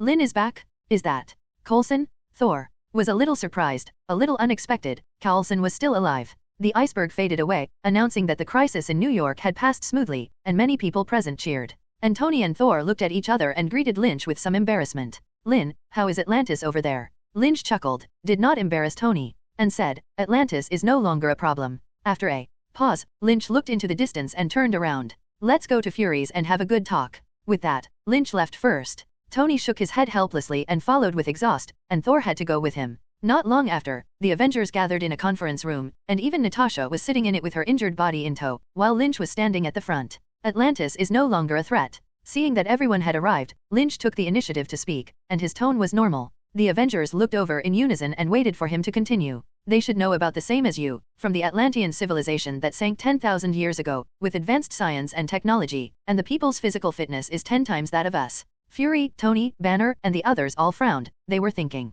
isn't such a civilization still a problem? Lynch slowed down and continued to explain. But the environment has limited the development of Atlantis, and their current population is even less than 10,000. Hearing this, several people showed surprised expressions. Less than 10,000 people? If the social form of the Atlantean civilization is not much different from that of humans, I am afraid that this civilization can be maintained. Nemo is their king, and now he has been killed by me, and most of their most powerful warriors are buried here. Lynch introduced the current situation of Atlantis, as if he were talking about what he had eaten for lunch. Their civilization has also surrendered to me, and I killed the Atlanteans who had harmed humanity and helped them choose a new king. Fury's surprised voice interrupted Lynch. He was originally worried about the threat posed by the Atlantean civilization, which was an ancient high-tech civilization 10,000 years ago, and had the ability to control water and domesticate sea beasts, which looked quite bluffing. Even if their civilized population is less than 10,000, it does not mean that they are not a threat to mankind. The tsunami outside New York has just receded. Who knows if they will have the ability to make another one.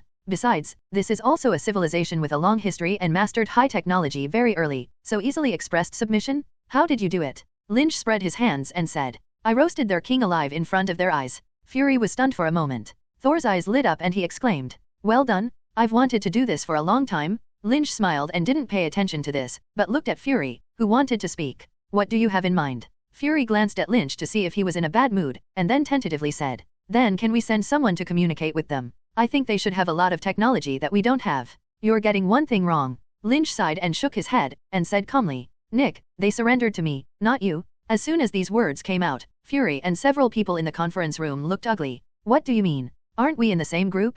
Team America is a little puzzled. Does it make any difference? Yes. Lynch said lightly. I don't belong to SHIELD, I have stated it a long time ago. His gaze swept over the silent Fury, and Lynch swept the Avengers in the room one by one. Although I have helped you and even prompted you to gather here and become a member of the Avengers, it should be clear to you. Everyone looked at Lynch with a complicated expression, knowing in their hearts that Lynch was drawing a line with them. I'm not one of you. Just because we didn't tell you about it. Tony said quietly. He thought that with his friendship with Lynch, Lynch would not go too far. But now, Lynch is clearly going to have a complete fall with their Avengers. Nope. Lynch's answer surprised Tony. I'm not angry or upset about this. He laughed, and then stared at Fury. You guys did the right thing. I wasn't part of the plan. Naturally I didn't have any right to know, and I meddled in this matter entirely because of my friendship with Coulson and Natasha. Natasha, who was sitting next to Lynch, heard this and pulled Lynch's arm, her face a little embarrassed. But Lynch just looked at Natasha, signaled not to worry, and continued. I am to blame for this. I gave you a hint of the anomaly in the Atlantic Ocean at that time. If I had come and checked it out earlier, there would not have been so many things. It's our job, Fury said expressionlessly. You don't have to meddle. Yes, if I didn't mention it, then it's not my business. Lynch retorted. But I mentioned it, so it's my business. According to Lynch's thoughts, if he hadn't deliberately mentioned the Atlantic Ocean on that map, I'm afraid Fury wouldn't have sent more people over there, and he would have to find out something. In the original universe, Nemo only existed as an Easter egg and never appeared. But now because of the butterfly effect he caused, Nemo came out to make trouble, and Lynch thought he was responsible. But that doesn't mean Lynch has no opinion on this incident. So Lynch is now ready to distance himself from the Avengers and make his position clear. Of course, I won't take care of things that have nothing to do with me, Lynch said leisurely. I don't want to be your thug. Why does it sound like you're retiring? Tony quipped in a relaxed tone. Yes, I want to find a farm, grow fields, and keep pets, Lynch admitted without care, stunned Tony. Wait, are you serious? Yes. Saying that, Lynch happily patted Tony's shoulder. Actually, didn't I steal your limelight here? You can do more. This sentence, Lynch is sincere. He believed that even without his intervention this time, Tony and the others might be able to figure out something.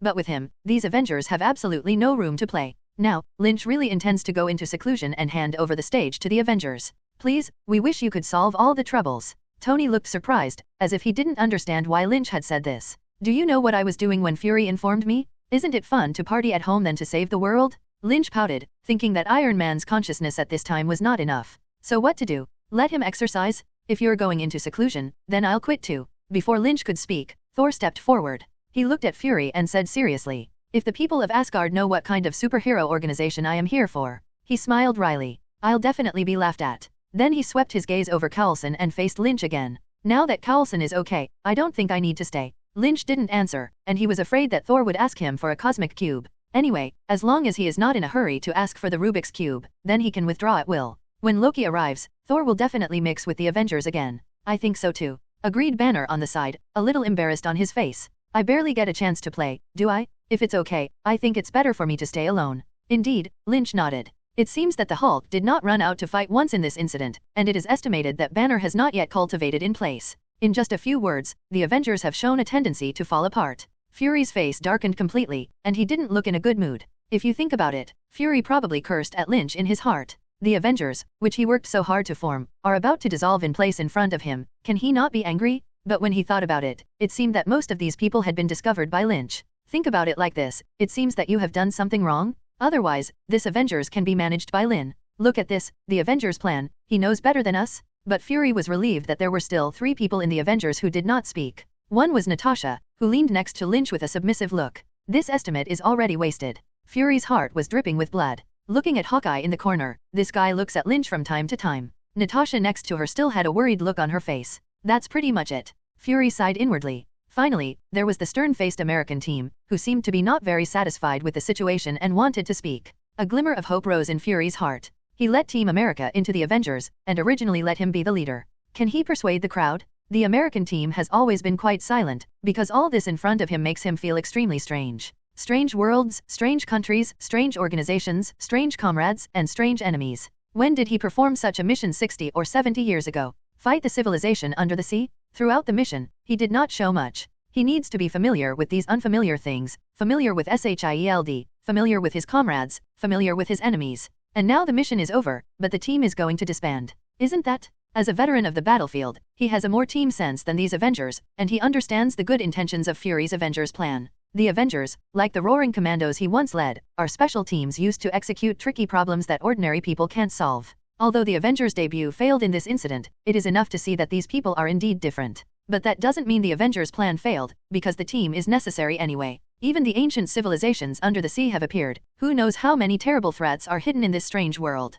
When a tsunami similar to the previous one appears, can ordinary people solve it? No, only the Avengers can figure it out. Therefore, the American team will never allow the Avengers to split like this. So, with his head held high, he stood in the middle with a straight face, and spoke in his rather magnetic voice. Guys. His eyes were bright and solemn. Although I'm just an old soldier, I still want to stand up and say this. We did fail this time, but we are far from being disbanded. Each of us has something different, and when the crisis that threatens the planet comes, we can't rely on others. If nothing else, Team America's leadership was evident in his speech. His voice was frustrated, his expression was impassioned, and several in the Avengers were stunned. We can only get through the crisis on our own, on our team. Then, the American team began to roll call one by one. Stark, I've met your father, he's a brilliant man, and I don't believe your ambition is to be a playboy. Tony didn't say a word. If it was before, he would have refuted it long ago. After all, his father was really not very good in his previous impression. But after synthesizing new elements from what his father left behind, so as to solve the big problem of worrying about his life, Tony has a different opinion of his father. Therefore, the American team came to speak through his father as a senior, and Tony was not good to talk back. Seeing Tony so honest, Team America looked at Thor again. He paused, as if thinking about how to speak. After all, this was a god he had never dealt with. Thor, you said you have a duty to defend the planet, and our goals are the same. But I don't need you. Thor doesn't buy the face of Team America, and in his eyes this guy in a strange uniform is less reliable than Tony Stark. Although Iron Man has a broken mouth, he can at least provide fire support in the air. What can this guy in a disgusting uniform with a shield in his hand do? Help everyone block enemy attacks? Weak Cheng is still ashamed, really has no self-awareness. Didn't he see that Lin Du didn't speak? You will, although you are powerful, this world cannot solve everything with a hammer. After speaking, the American team did not care about Thor's reaction and looked at Banner. Dr. Banner, I heard that you are a great physicist, and I believe that researchers like you will be needed here. Hearing this, a wry smile appeared on Banner's timid face. Do you think I should believe it? You can. The American team replied in an unquestioning tone. Okay, you guys decide. Banner decided to give up the treatment, and he was supposed to work for SHIELD as agreed. Since SHIELD isn't worried about him turning into a Hulk, let them go. After calming these thorns, the American team breathed a sigh of relief. After hesitating, Team America glanced at Lynch, but finally did not speak. And Lynch glanced at the American team lightly, withdrew his gaze and said, "Finished." No one answered, and Lynch continued. You don't have to quit the Avengers program, you should stay on this team. You'll help each other, grow up, and eventually become true Avengers, superheroes. Team America chimed in. Lynch frowned. He actually didn't have much affection for this American team that had just woken up, because the American team seemed to have been frozen in the brain for a long time, a little. Even in his previous life, Lynch was not interested in the role of Captain America. It's not that the character is bad, or it's just that I don't like his background character very much. I'm a miscellaneous person. I only care about my own interests, things related to myself. You can't control me, Rogers. After saying a word, Lynch looked back at Natasha and said, I'm leaving, do you want to join me? Natasha didn't hesitate much and said directly, of course. Lin Chi smiled and shook his head. Don't make such an easy decision, I mean quit SHIELD and live an ordinary life with me. Natasha blinked her big eyes twice, a little surprised. Stop being an agent, be an ordinary person? In the past, Natasha probably couldn't have imagined what life would be like without being an agent. But now Natasha, in her mind, gradually painted some of the rudiments of that kind of good life. Don't be afraid, your hands don't need to be stained with blood, you just need to worry about firewood, rice, oil, salt, sauce, and vinegar tea, and enjoy eating, drinking and having fun. The point is, it's doing this with Lynch. Thinking about it, Natasha looked at Fury with a little inquiry on her face. Meeting Natasha's gaze, Fury almost jumped in anger. Can anyone tell me why my ace female agent is doing tasks and people are gone? Loss? Blood loss? But Fury, the king of agents, took a deep breath, smiled and nodded. This wave is not a loss. Natasha would never betray herself just like that, right? This wave should belong to Deep Lurking. Fury could only comfort himself so forcefully. And Natasha, who received Fury's approval, inexplicably felt a little wave in her heart. Is this the end of his career as a secret agent? She felt that all this was coming a little too quickly, so that she was completely unprepared. But, as if that's really good? Originally, Natasha's life as an agent was nothing more than a kind of atonement. Even if there is no hope in sight for this atonement, she cannot stop. Because once she stops, she will be devoured by endless painful memories and become a walking dead. This life continued until Lynch appeared, and Natasha's life began to change. The first time they met, Natasha learned about her good-sounding future. Because Lynch said that Natasha was redeemed when she died, from that day on, Natasha felt a peace of mind that she had never felt before. When you know that your ending is wonderful and expected, you have no worries. Natasha knew that this peace of mind came from Lynch. So she kept an eye on Lynch and finally got closer. Until today, Natasha suddenly discovered. It seems, Lynch is her salvation? Once this thought came to mind, Natasha's heart was completely settled.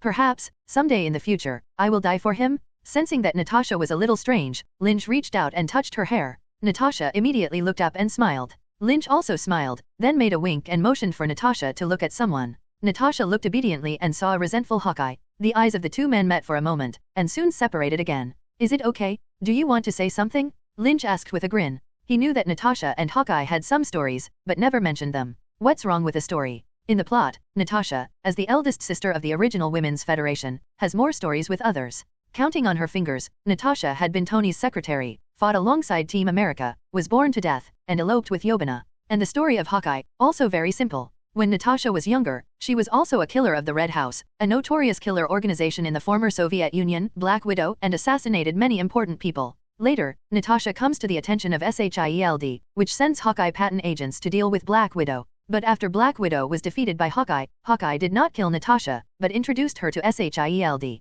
Compared to being a killer, although it is still not honorable to become an agent of SHIELD, at least you don't have to perform assassination missions that make your heart torment. During her days at SHIELD, Natasha also performed some missions with Hawkeye, but the specifics did not show up. In Natasha's life, Hawkeye is definitely a very important person, and the plot of taking the soul gem later is enough to see. Hawkeye took her out of the darkness and took her with him to fight side by side. And in Hawkeye's heart, Natasha is also a special existence. At that time, he also wanted to jump off the soul gem, which proved that Natasha was the person he loved the most. As for his lover and children, no one has a rule that you must marry the person you love the most. In short, these two people have a bit of affection. But in Lynch's eyes, it wasn't a big deal. Is Natasha's Black Widow called for nothing? Didn't you see her still single in the end? It's not that easy to grasp Black Widow's heart. And in this world, Lynch thinks he has a head start. In that case, then what kind of Hawkeye banner can go back a little? Natasha is mine? Hearing Lynch's meaningful words, Natasha glared at him inexplicably, and then shook her head. Well,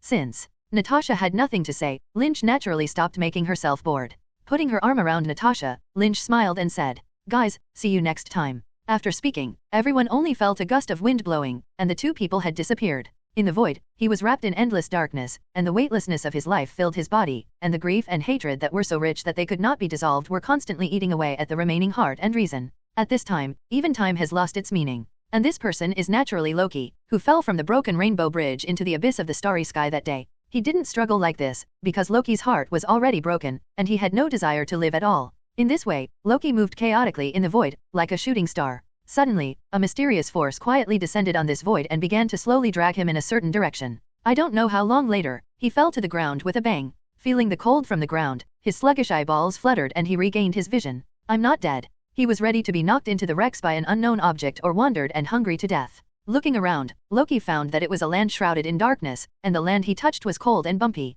Where is this? Loki muttered to himself and got up, sensing that something was wrong. Looking far away, Loki could faintly see what seemed to be a blurry light in the distance, and the outline of the building could be seen in a trance. Who is guiding me here? He pondered silently in his heart. As soon as this thought arose, he heard a voice not far away. Ho ho. A sharp, husky, extremely ugly voice, which Loki guessed was a language he hadn't mastered. Loki's reaction had become somewhat rigid after a period of wandering, and he didn't know how to respond for a while. But soon, he didn't have to think about it. That sound continued to resound from all directions, gradually joining together. Then, the voice became more and more excited, and finally it ended with a shrill howl. Then, this eerie conversation disappeared, replaced by the noise of friction and collision between various creatures running fast. Feeling the proximity of these voices, Loki's face changed. At that time, when he chose to fall into the abyss, he was indeed bent on death, but now that he is alive, a new desire for survival naturally arises. Besides, how could the god of trickery and mischief die here in vain, at the hands of such a low-level creature? If I want to die, I have to die voluntarily.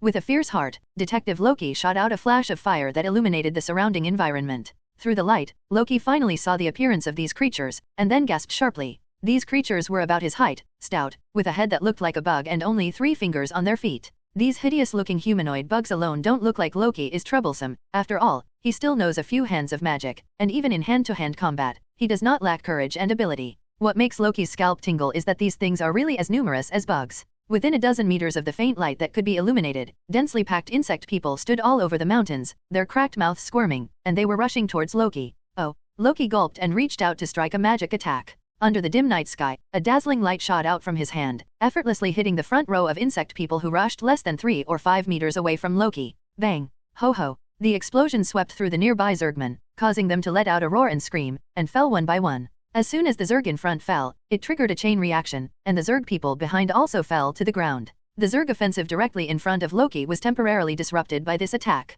But that didn't stop the Zergs from the other directions from continuing to rush in, and Loki could even see their sharp and dirty teeth. Damn it! A cold sweat broke out on Loki's face, and he did not dare to stop activating his magic, constantly firing attacks to delay the encirclement of the Zergmen. If you let these ugly and fierce bugs pounce on your body, even if Loki will be tricked to death, the flashing of all kinds of bells and whistles skills will be useless. Because these worms will definitely tear everything that appears in their field of vision to pieces. Bang bang. Explosions rang out one after another, but the bugs got closer to Loki. Luoji has always belonged to the mage who plays tricks and is good at ambushes, and if he is given a period of arrangement, he can definitely make these stupid guys turn into flying ash before they touch him. But now this kind of sudden encounter, short-to-door battle is not a scene he likes to encounter. Just like the Hulk rushed over and grabbed him, Loki didn't have a good way to face these Zerg minions rushing up by Aurora. If only that idiot of Thor was there. Loki thought of Thor with some depression. That guy can directly chop these weak ants with a single thunder. Even if Thor is not there, my staff is there. At that time, the staff that Loki was carrying with him happened to be the thing that Thor grabbed and hung Loki. As Loki let go and fell into the abyss, the staff naturally remained in Thor's hands. As a mage, Loki does not have a staff in his hand, and his casting speed and power are greatly reduced. After casting a round of spells, the Zerg had already taken advantage of Loki's brief break to pounce. Facing the fierce insect man with his teeth and claws, Loki did not have a trace of panic in his heart. In his long life as Prince of Asgard and son of Odin, he has faced more enemies that are much stronger and more vicious than the Zergmen. How could the little Zerg alien make him feel scared and flustered? Under the cold snort, his hands stretched out, and 2 daggers flashing with cold glow appeared in his hands. When his ambush fails, it is often when he is caught in hand-to-hand combat. At this time, he will naturally draw out 2 daggers he carries with him and become a melee mage, or a mage assassin. Many times, there is no magic staff in Loki's hand, but he can definitely feel the dagger at any time and launch a sneak attack on the enemy. Some people, you think he's a mage, but he's actually an assassin? A cold light flashed in Loki's eyes, and 2 daggers slashed fiercely through a bugman behind his back. The sharp dagger cut through the neck of the insect man like a piece of tofu, and a fishy and turbid liquid instantly spewed out. Ho! The insect man touched his neck blankly, and then fell down heavily. Without even looking at the fallen Zergman, Loki's figure was already shuttling through the dense Zerg like a ghost. These strong, fast-moving Zergs are as clumsy and ridiculous as children in front of Loki, whose physical fitness is much higher than theirs, and they can't hurt Loki at all between screams. Loki, as the royal bloodline of the Frost Giant, was cultivated as the Prince of Asgard, and his real strength is actually very strong. Although Loki is frequently deflated and embarrassed when facing Thor, Iron Man, Hulk, and even Team America. But in fact, Loki himself is not good at close combat. Hand-to-hand hammer is normal, but people are very normal. People are serious mages. Besides, are these Avengers normal people? It's either perverted or open hanging. Loki, a crispy mage, can withstand the beating in turns, then it is already a good proof of strength. After dancing wildly on the tip of the knife, Loki gradually rushed out of the center surrounded by the Zergmen. Killing a few Zerg people casually, Loki exhaled a long breath and sat down on his butt. How long has it been since you fought like this? He gasped and wandered the world. Loki remembers that when he was younger, Thor would take him with him to fight enemies. Later, Loki's heart changed, and he slowly stopped liking the laborious way of fighting. That kind of exhilarating feeling, he hadn't felt for a long time. I don't know if that fool cried for his death. Loki's heart was mixed. He does hate Thor very much, hates him for being naive and stupid, hates him for taking away his father's favor, hates him for getting what he wants easily every time. But Loki also loves Thor very much, those times spent together, those Thor's favor for him. Can Loki forget? He couldn't, but he wanted more. He wants to prove that he can become king of Asgard, that he is qualified to be the son of Odin. Buzz. A deafening chirp pulled Loki's attention back, and he cast a spell and looked up his head with wide eyes. I saw a huge and well-defined scale, and a pair of insect beasts dancing with limbs opened their blood basins and swooped towards Loki from high in the air. What the is this? Loki's face turned white with a brush, and his body sitting on the ground instantly moved. However, he did not intend to fight hard, but to escape. If the flying insect beast was not much different from the insect body size just now, Loki would have the confidence to fight it. But big guys like this? Loki feels like he's not the size of the smallest leg yet. This does not run away, and is it worthy of the title of the god of his tricks and mischiefs? Boom. The insect beast moved quickly, and in an instant it caught up with Loki who was fleeing, and covered Loki's small back with his entire huge head. Whoosh. It seemed that the wise insect beast saw that Loki had been killed by himself, and let out a long cry of joy. Then, the insect beast swung its body and gradually moved away. And next to the big pit that the insect beast pounced, Loki's figure suddenly appeared from the night, and then fell heavily to the ground. Ahem. Loki's 2 eyes were blood red, and he looked at the distant figure of the insect beast with a happy face. What the hell is this place? Loki frantically searches his memory, trying to find a way out of it. Otherwise, he feels like he'll definitely become food for bugs. Just thinking about it, Loki's eyes narrowed slightly, a blinding thin light. His heart sank, and he looked at the source of the light. It was a different kind of Zerg. He wore high-tech clothing, helmets, shoes. Damningly, it had a gun in his hand, and the laser from the sight was now hitting Loki in the face. This is not the end. As Loki turned his head, one aiming laser after another quickly hit Loki's body. In an instant, Loki's body was densely covered with blue light representing death. It's over. Loki was a little desperate, because his flashing skill had just been used and could not be used now. Targeted by hundreds of such energy weapons, it was almost impossible for him to escape. And just as he wanted to try to communicate, a low and gloomy voice came from afar. Loki, I've been waiting for you for a long time. Loki, I've been waiting for you for a long time. Hearing this, Loki was stunned, and then suddenly rejoiced. It seems that he does not have to die. But soon, he realized that the man who spoke was the one who had brought him here. What exactly is his purpose? Who are you? Loki asked warily. I saved you. The voice was still gloomy, and it sounded very uncomfortable. Loki felt this way because he didn't feel like a fool. If you save me, then you must have asked for yourself? In that case, then you still emphasize a farda? Thinking of this, Loki rightfully replied. I didn't let you save me. Really? The voice sneered, and his tone immediately became fierce. Then you will die. Saying that, there was a sound of crackling over there. It seemed that the guy had ordered something, and then turned and left. And the Zerg soldiers who surrounded Loki took their guns as if they had received some order, and the blue light of the muzzle instantly became larger. Seeing that the guy who spoke seemed to really want to kill himself, Loki was anxious. Can't you talk well? Why do you have to run while talking? Wait, I thank you very much for your rescue. If there is any place that can use me, please do not hesitate to order. Loki smiled flatteringly, with a sincere attitude, and bowed very gracefully. Loki, the god of trickery and mischief, a little rhetoric, clever rhetoric, of course. Oh, the voice paused, and in their language gave an order to stop the bugs. You're smart, he said appreciatively. My little wit is far less than 1,000th of your great wisdom. Loki entered the role, and for a while the flattery was like a gushing river. As if impressed by Loki's good attitude, the voice gradually approached him. Loki squinted at the figure coming from the soldier's side. It was an alien clad shrouded in gold and silver armor, wearing mask armor and a black cloak on the back. The mask covered his eyes, revealing only an ugly mouth, and at this moment he was opening up and down and saying, I know you, the god of trickery and mischief of Asgard, the son of Odin, the bloodline of the Frost Giants' royal family. Hearing this guy tell his details like a few treasures, Loki was slightly uneasy. But that's all, since the other party brought him here, it must know something about him. Not to mention that his life is still in the hands of this guy at this time. It's a real honor for you to hear about it. Loki quietly continued to compliment. I know more about you. The alien took a step closer, suppressed his voice and said mysteriously, You want to be the king of Asgard, don't you? Loki mused. He was guessing what bad idea this ugly guy in front of him was fighting. Do you have an idea for Asgard? But Loki has never heard of such a guy in the 9 domains. A guy from outside the 9 domains? Nope. Loki smiled slightly. I don't have any idea about the throne, I just like to hang out with my brother. The alien was silent for a moment, and then suddenly tilted his head, and a face that only showed a hideous mouth scolded Loki. You are lying. It's not necessary. I'm here to help you. His voice rose sharply, causing Loki to look at him with disdain. He can't watch it anyway, Loki secretly said. What do you want me to do? Go back to Asgard to kill my brother and father and become king yourself? Feeling like he had figured out this guy's IQ, Loki asked somewhat unceremoniously. It's up to you. The alien voice softened. We Zitari will send troops to help you. Zitorai. Loki searched his memory carefully and determined that this race was not from the 9 domains. Send troops to help yourself? So what is the purpose of this Zitari? It can't be that I look good, right? But Loki didn't rush to ask this, because the condition proposed by the Zitari didn't make any sense. Are you sure you can help me? Loki's face turned slightly cold, and a certain ubiquitous figure began to appear in his mind again. What do you mean by that? The leader of the Zitari was furious, and Loki's words were really arrogant? When did the notorious, oh no, famous Chitauri in the universe have no ability to conquer a planet?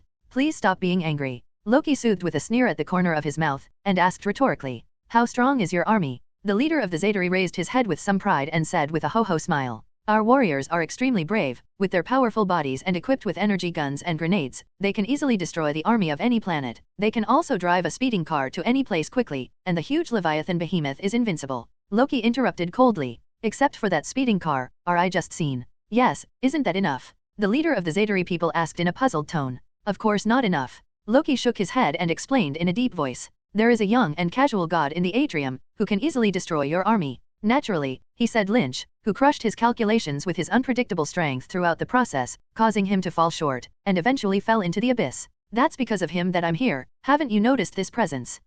Chief Zitari was just about to speak, when suddenly his body froze and he couldn't move. After a while, Chief Zitari looked at Loki and said in an emotionless tone, Follow me? After that, he turned his head and left. And Loki stared at the back of the leader of the Zitari people, his brows furrowed slightly. This guy, it seems to be controlled. Is it the person behind him? The one who really pulled himself from the 9 domains to this world? Loki had long suspected that this Zitari might be a puppet or a subordinate. After all, he seemed to be a small character who was not strong and did not have a deep city. The characters who can peek at themselves and bring themselves here from the 9 domains abyss are definitely powerful and very big guys. Pondering, Loki followed the leader of Zitari in front. Let's go and see what that person's purpose is. The two moved quickly, and after a while, they came to a building. The leader of Zitari stopped, turned to face Loki and said, What you will meet later is the invincible, prestigious, and greatest emperor in the entire universe, Thanos. Thanos. Loki narrowed his eyes, he hadn't heard of this man. I will show my respect. Despite not being impressed, Loki was willing to show his respect. At the very least, these well-powered Chitauri people seen in front of them seemed to be the subordinates of this cosmic emperor Thanos.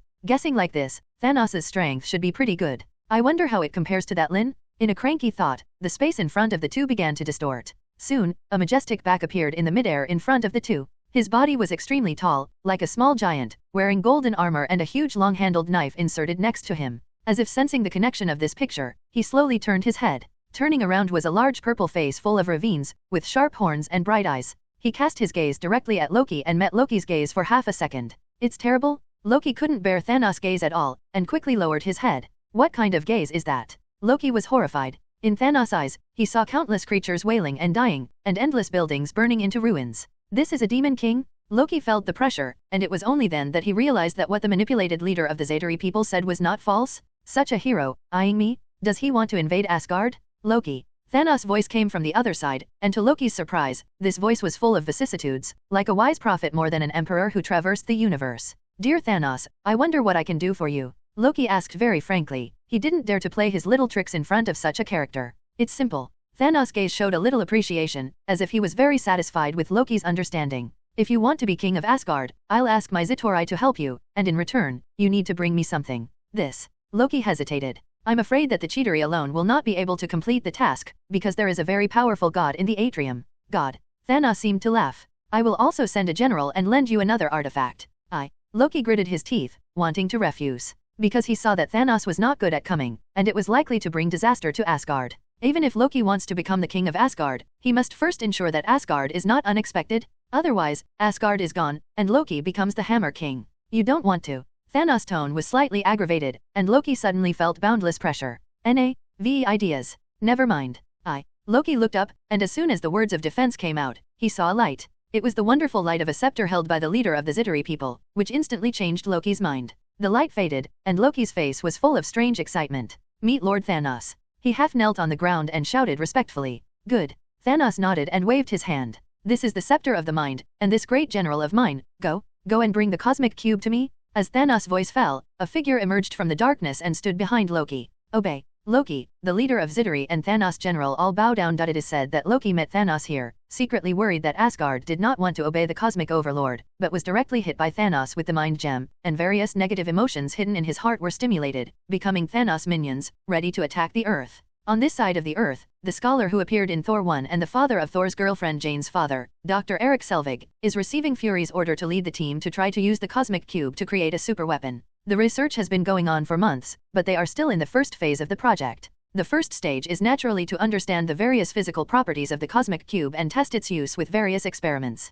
Embarrassingly, no matter how they tried their various attempts, the door of the cosmic cube was closed to them. But Dr. Selvig, an old scholar, is not discouraged, understanding that scientific exploration requires luck. With bad luck, it is not uncommon for decades of research to yield nothing. If you're lucky. For example, some time ago, a thunder god directly fell from the sky, directly helping him completely improve a set of astrophysical theory systems. Who is right about this kind of thing? In this way, Professor Servig's day of work in the Buddhist department was coming to an end. Finally, check that the equipment is turned off. Dr. Selvig greeted his researchers, shutting down all equipment and closing off the research site before the end of the day. Hurry up, ladies, he urged, and finally raised his head and looked at the ceiling. Finding Hawkeye from the ceiling, Dr. Selvig nodded at him and signaled that he was leaving work safely today. Watching everyone busy cleaning up, Hawkeye slowly withdrew his sharp gaze. Staring like this all day, his eyes couldn't stand it. After all, his eyes are not really Hawkeye. As the researchers finished their examination, they were checked by SHIELD security personnel and left one by one.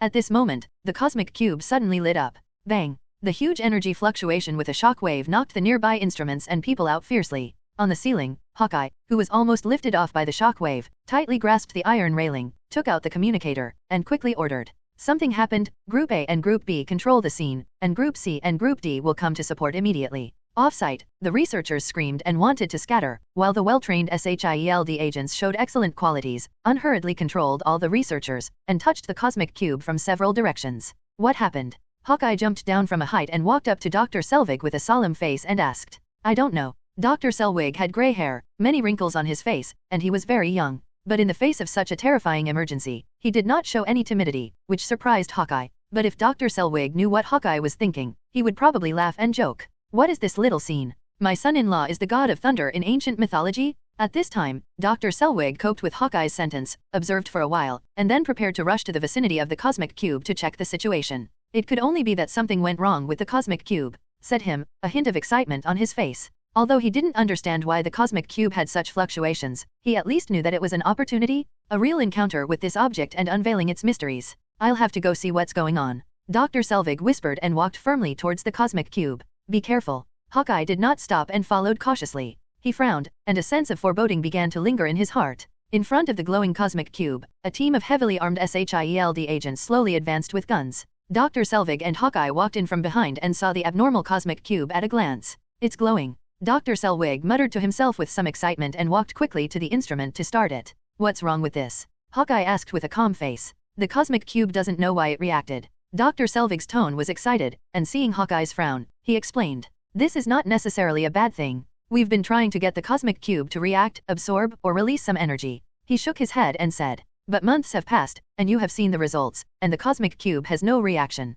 But now the cosmic cube is available. Hawkeye was not impressed by Dr. Selvig's surprise. He did not understand the breakthrough of research, and only cared about the safety of the cosmic cube and the people present. Because of what? Have you done any tests before? Or has something changed on its own? This. Dr. Selvig was stunned for a moment, and he wondered. I'm looking for a reason? It will take a little time? As if in response to his words, the instrument finally clicked. Dr. Selvig quickly commissioned the various instruments, and the surprise on his face grew. What's not going well? Sensing that Dr. Selvig's expression was wrong, the uneasiness in Hawkeye's heart became even stronger.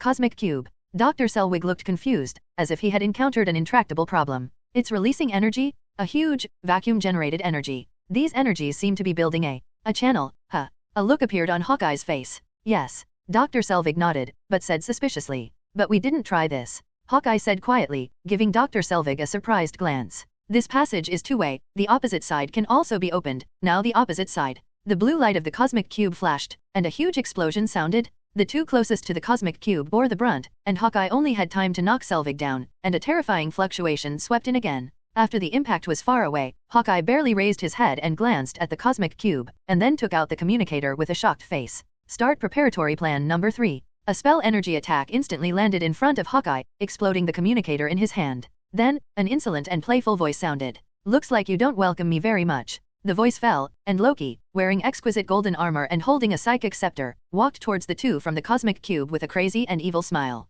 With steps that the 6 relatives did not recognize, Loki came to Hawkeye's side. Hawkeye, who was blown up by Loki's sneak attack, gritted his teeth and pulled out his gun, aiming it at Loki in front of him and about to pull the trigger. Loki reacted quickly and used his psychic scepter to sweep Hawkeye's pistol out. Loki crouched down with a mocking look on his face and reached out to touch Hawkeye's face. Hawkeye glared at Loki hatefully, reaching out to bite him. And Loki laughed and dodged, and then slapped Hawkeye down fiercely. In front of Loki, the other SHIELD agents who got up opened fire. Stupid guys. Loki's smiling face twisted, and his body flickered. Bang bang. One spell after another landed on SHIELD agents, blowing them upside down. The ghostly Loki walks past the remaining agents, raising his hand to knock them down. In less than 3 minutes, all the combatants in the field were incapacitated and lying on the ground.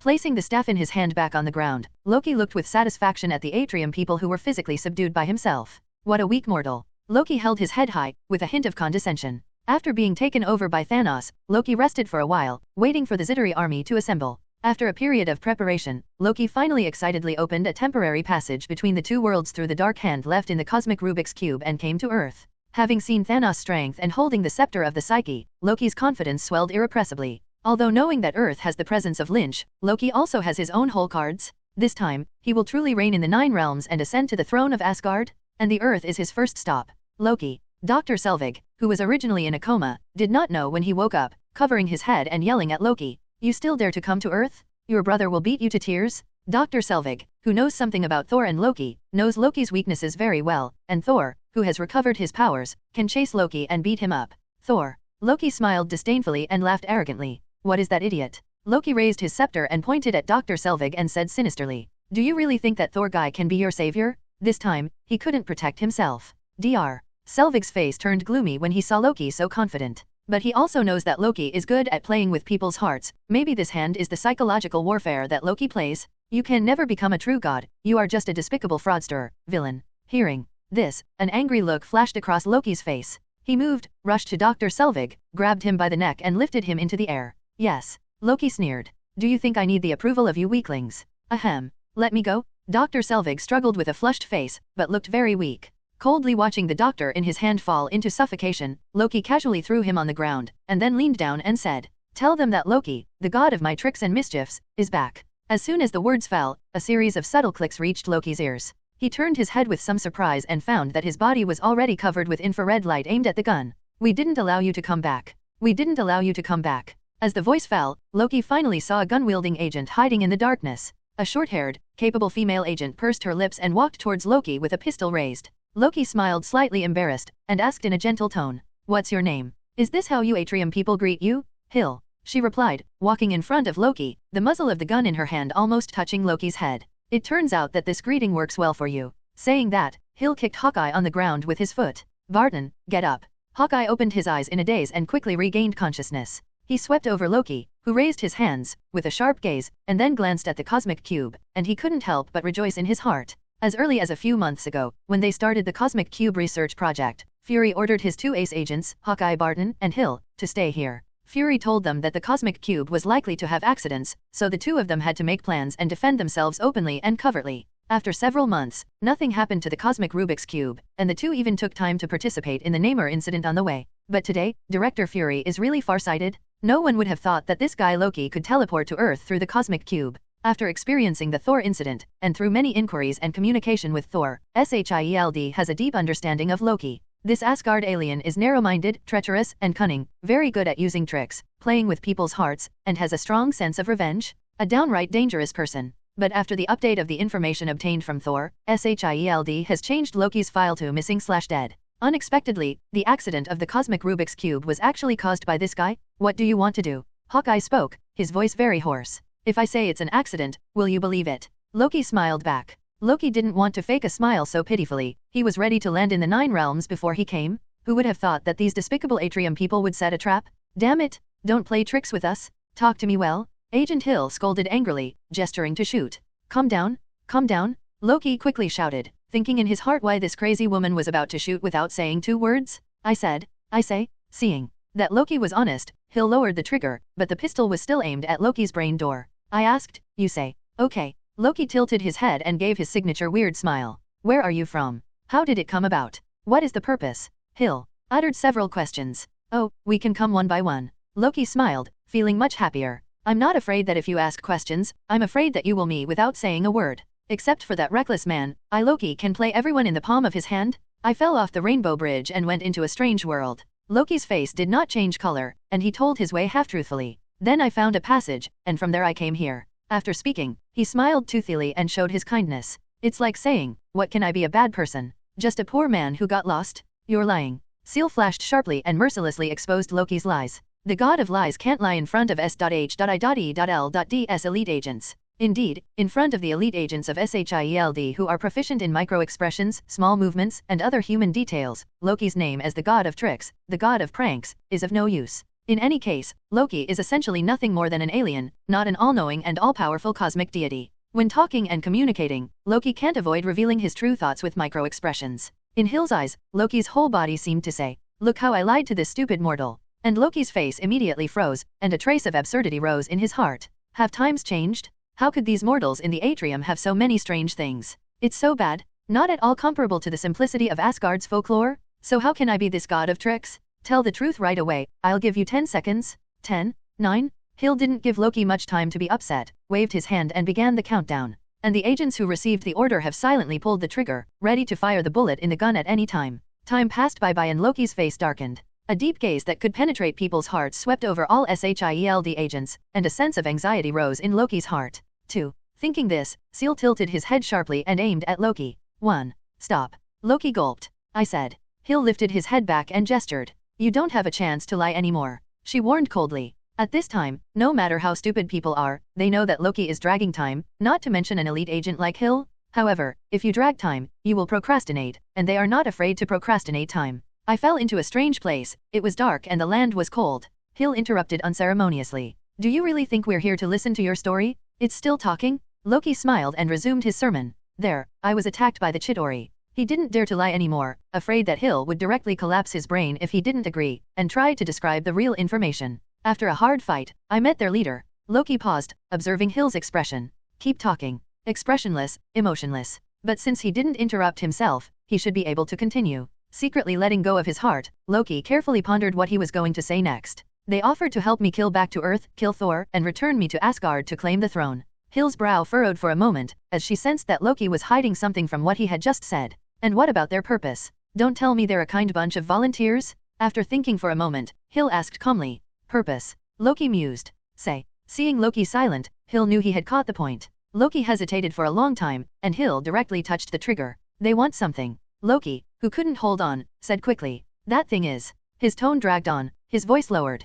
In the next second, Loki suddenly turned his head to look in the direction of the cosmic cube. He's coming? It's finally here? I'm going to be dead ball later? Loki's heart is surging. Don't move. Hill snorted and prepared to shoot without hesitation. A dangerous person like Loki must not let him make any moves. One carelessness is likely to let him run out of here and cause a huge disaster. But before she finished shooting, there was something more in her mind. A mysterious force instantly invaded Agent Hill's consciousness, ignoring her tenacious will, and forcibly controlling her mind. Snap. The gun in Hill's hand fell to the ground, followed by the sound of the guns of the agents behind him. The SHIELD agents who were originally about to shoot Loki all stood up straight at this time, and looked in unison in the direction of the cosmic cube. Loki also narrowed his eyes and looked expectantly at the cosmic cube that lit up again. Bang! A shock wave and bright light swept across the research base, but no one dodged. Soon, the storm dissipated, the light disappeared, and in front of the cosmic Rubik's Cube, a silver-gray figure appeared. Her figure is not tall, her blue skin is strange, she is draped in a silver robe on the top of her head, a silver-black armor that cannot hide her bumpy figure, and there are bright golden-yellow arms on both sides of her arms. Superstar Sama. Loki smiled and stepped forward to greet him, but the superstar didn't even look at him. Loki, you can't handle this kind of weak enemy. She spoke up dissatisfied, criticizing Loki for his humiliating performance. These people were guarded, I was just ambushed by them. A hint of anger flashed in Loki's eyes, but his mouth only weakly refuted for himself. This superstar is not small, and he is one of Thanos' 5 generals. Thanos has traversed the universe over the years, killing countless creatures and destroying endless planets, and his Obsidian 5 will make a great contribution. After learning that there is a superpower on Earth, Thanos sent Supergiant and Loki to Earth to help him destroy strong enemies. The strength of this superstar is beyond doubt. She has mind control, telepathy, and other abilities, and can control enemies with a single face. Even if Lynch's strength left a deep impression on Loki's heart, it was naturally far inferior to Thanos, the famous overlord of the universe. As a result, Loki also has strong confidence in Supergiant that he can eliminate Lynch. You don't have to explain it for yourself. Supergiant waved his hand, not caring about Loki's reaction. I'm here to help you solve that big trouble. Find him. With that, her body fluttered and came to Loki. You can control these people to find him, they should be able to contact. Really? Supergiant stretched out his hand, wiggled his nimble fingers, and pointed at Hill. Hill immediately shook his body, took out the communicator from his body, and pressed a few buttons. After a while, the communicator was connected, but the sound that came out made Loki and Supergiant stunned. Hello? Is it Loki and the Smurfs? Loki and Supergiant looked at each other, both a little confused. I'm a superstar. Okay, whatever you call it. Just remember what my name is. What's your name? I'm Iron Man. As you can see, the Stark Tower is not connected to any power supply, but it can still operate independently, so let's cheer. The era of renewable clean energy has arrived. At a press conference on the successful operation of Stark Industries' renewable clean energy building, Tony Stark was talking a little reservedly. In the audience, countless reporters raised their hands and discussed and exchanged words. Suddenly, a message popped up on the presentation screen at the press conference. Sir, you have an important message to see. Obviously, this is a reminder from Jarvis in a hurry. Seeing this, Tony grabbed a tablet on the stage and quickly looked at the message. On the tablet, Jarvis had hacked into the system and revealed the urgent message. SHIELD emergency help, coordinates. Note, Loki. Loki. Tony muttered suspiciously, put away the tablet, and glanced at the reporter below. Why is this alien coming to Earth again? After a deep groan, Tony quickly instructed Jarvis to summon the steel suit and invade the network where the coordinates were located. While looking at the reporter in the audience, he smiled and said, Next, the project manager of Stark Industries will answer the details of this project for you. Seeing that Tony seemed to have something urgent to leave, the reporters present got up and surrounded them, chasing after them and asking, I just saw that you have an urgent message. Can you easily reveal what the content is? Iron Man, are you going to save the world? Tony didn't answer, telling the bodyguards to separate the reporters and walk outside the venue. In the sky, the steel suit swooped down and pounced on Tony. A few seconds later, Iron Man burst into the sky. In the steel suit, the surveillance footage of the Cosmic Cube research base has appeared in front of Tony's face. In the picture, Loki is killing all sides in a group of agents. It's really this guy. Tony frowned. What did he come to Earth to do? At this time, a Fury's avatar suddenly lit up in the picture. Tony, did you get a message? Yes, I'm rushing over there. What the hell is going on? Fury's expression was serious, and Tony still didn't understand the situation. Isn't that alien missing? You got him to Earth. Hearing this, Fury was silent for a moment, bypassing the topic and saying, He's dangerous, don't let him run. I will let him know that the Earth is not a place to come when you want. For a long time, Iron Man arrived over the base. Tony stared at the surveillance inside the base, which showed that Loki and a blue-skinned alien were in complete control. Brought a helper. Looking at the strangely shaped aliens in the picture, Tony blinked his eyes twice. Looking at the situation in the base, this alien seems to have some strange abilities. Sir, they are communicating. At this time, Jarvis Tone reported. Tony raised an eyebrow and ordered. Oh, help me connect to the call. Okay. The next second, the call was connected. Hey, is it Loki and that Mr. Smurf? Tony was the first to speak. I'm a superstar. The other side seemed a little angry, but Iron Man just pursed his mouth and didn't care. Okay, whatever you call it. Just remember what my name is. What's your name? Hearing this, Tony controlled Iron Man to accelerate sharply and rushed to the base below him. Looking at the thermal image in front of him, Iron Man stretched out his hands to aim at Loki and Supergiant, and 2 white lights suddenly lit up in his palm. I'm Iron Man. Bang bang. As soon as the words fell, 2 energy cannons instantly penetrated the building of the base and hit the defenseless 2. The 2 exclaimed, and were blown out of the distance by the hand cannon sent by Tony. And Tony took advantage of this opportunity to rush in from the top of the exploded base and flew towards Loki without stopping. Loki, as the bloodline of the frost giant, the son of Odin, although he claims to be a mage, but in fact, his physical fitness is several times higher than that of ordinary humans, and he can carry ordinary small-caliber guns unscathed. And Superstar, as one of Thanos' 5 generals, although his ability is biased towards warlocks, his physical strength is far beyond that of ordinary humans. Therefore, although Iron Man's hand cannon is powerful, the 2 are not seriously injured. Tony Stark. Loki got up from the ground in embarrassment, his face full of unconcealed anger. These days on the territory of the Zittery, Loki is certainly not idle. By some means, he investigated the intelligence of the Earth in detail. Including some confidential information of SHIELD, Loki has carefully looked through it, and thus learned about the existence of the Avengers. After analyzing and observing, Loki basically grasped the information of the Avengers. For the Steel Man in front of him, Loki is naturally no stranger. Iron Man, Tony Stark, an arrogant, proud, and selfish genius, playboy, rich man. Loki didn't take Iron Man seriously, because he thought that characters like Iron Man seemed to be high, but they were actually easy to deal with. The stronger, more outstanding, and more proud the character, the greater the hole in his heart. And what Loki is good at is to seize this loophole to play with and control them. Now, Loki, who holds the scepter of the mind and has greatly enhanced his ability, does not put Iron Man in his eyes. I didn't expect that I wouldn't go to you, but you sent it to the door. Loki felt the pain in his body and thought hatefully, I must make you kneel at my feet and become my servant. In this way, facing the speeding Iron Man, Loki raised the mental scepter.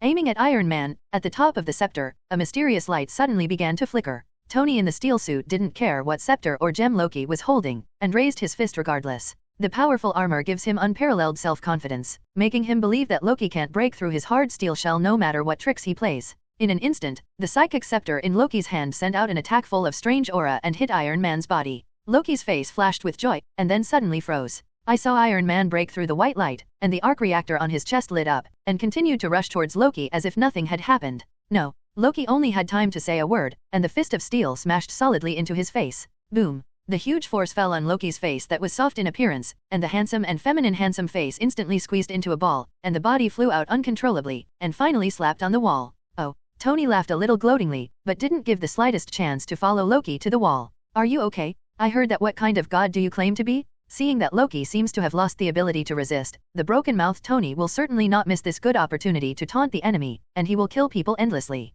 Loki's eyes on the wall wandered for a long time before he woke up in Tony's nagging. Loki was a little dizzy, and a question kept rising in his mind. The psychic scepter is useless to him? What the hell is going on with this man of steel? Sensing that Tony didn't seem to be defensive, Loki unwillingly raised his psychic scepter and poked it at Iron Man's chest. Loki activated the power on the psychic scepter, and a mind-changing force poured out from the gem on the scepter and swept towards the steel suit. The arc reactor on Tony's chest lit up slightly, quickly neutralizing and absorbing this force.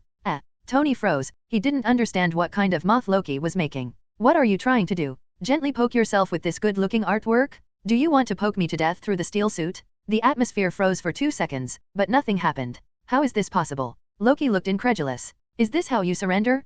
Poke the opponent? Nope. I will control your mind and turn you into my slave? You idiot. In the face of Tony's constant humiliation, Loki finally couldn't help but erupt. Oh, I'm sorry. Tony pouted, thinking that he still called himself a god for this psychological quality, but then Tony was also relieved in fear, because he believed what Loki said. When he came, he discovered that the SHIELD agent's presence seemed to be controlled by something. However, after hearing Loki admit that his control failed, Tony was very glad that he did not understand the reason. In fact, Loki's failure to use the psychic scepter to control Tony is due to the fact that the new elements in the arc reactor in Tony's chest have a strong connection with the psychic gem. That new element was originally discovered by Tony's father when he was studying the cosmic cube, that is, the space gem. Therefore, the new element and the cosmic cube are isotopic in nature. Therefore, the new element is also related to the mind gem, which is also an infinity stone, and the ability of the mind gem is completely offset by Tony's arc reactor. It seems that you have failed, don't be discouraged, I am hard-hearted. With that, Tony tapped the arc reactor on his chest. Go and die. Loki roared and directly used the scepter to send out a spell to hit Iron Man's head. Take it easy. The spell exploded, and Tony, who was forced to retreat, had a snicker in his tone. In a hurry? Loki is close to losing his mind? Secretly laughing at Loki, Tony showed no mercy and struck hard again. The steel suit sprayed flames, and in an instant the speed soared, rushing towards Loki. Damn it! Loki looked at the psychic scepter in his hand, and his heart was full of anger. Who would have thought that the legendary powerful Infinity Stones would be ineffective against this little Iron Man? See you next time. Tony clenched his fists, not wanting to talk nonsense with Loki anymore. Iron Man instantly rushed to Loki, his fist was just about to fall, and suddenly he heard a buzz. A powerful spiritual force eroded Tony's consciousness in an instant, and his body suddenly stopped in the air. I'm going to tear this annoying guy apart. The supergiant flew out from behind Tony with a grim face. I want to, too, but I don't recommend it. Loki took 2 steps backwards and shook his head to persuade. Why? Because he has several companions, we still have to deal with them. What do you mean?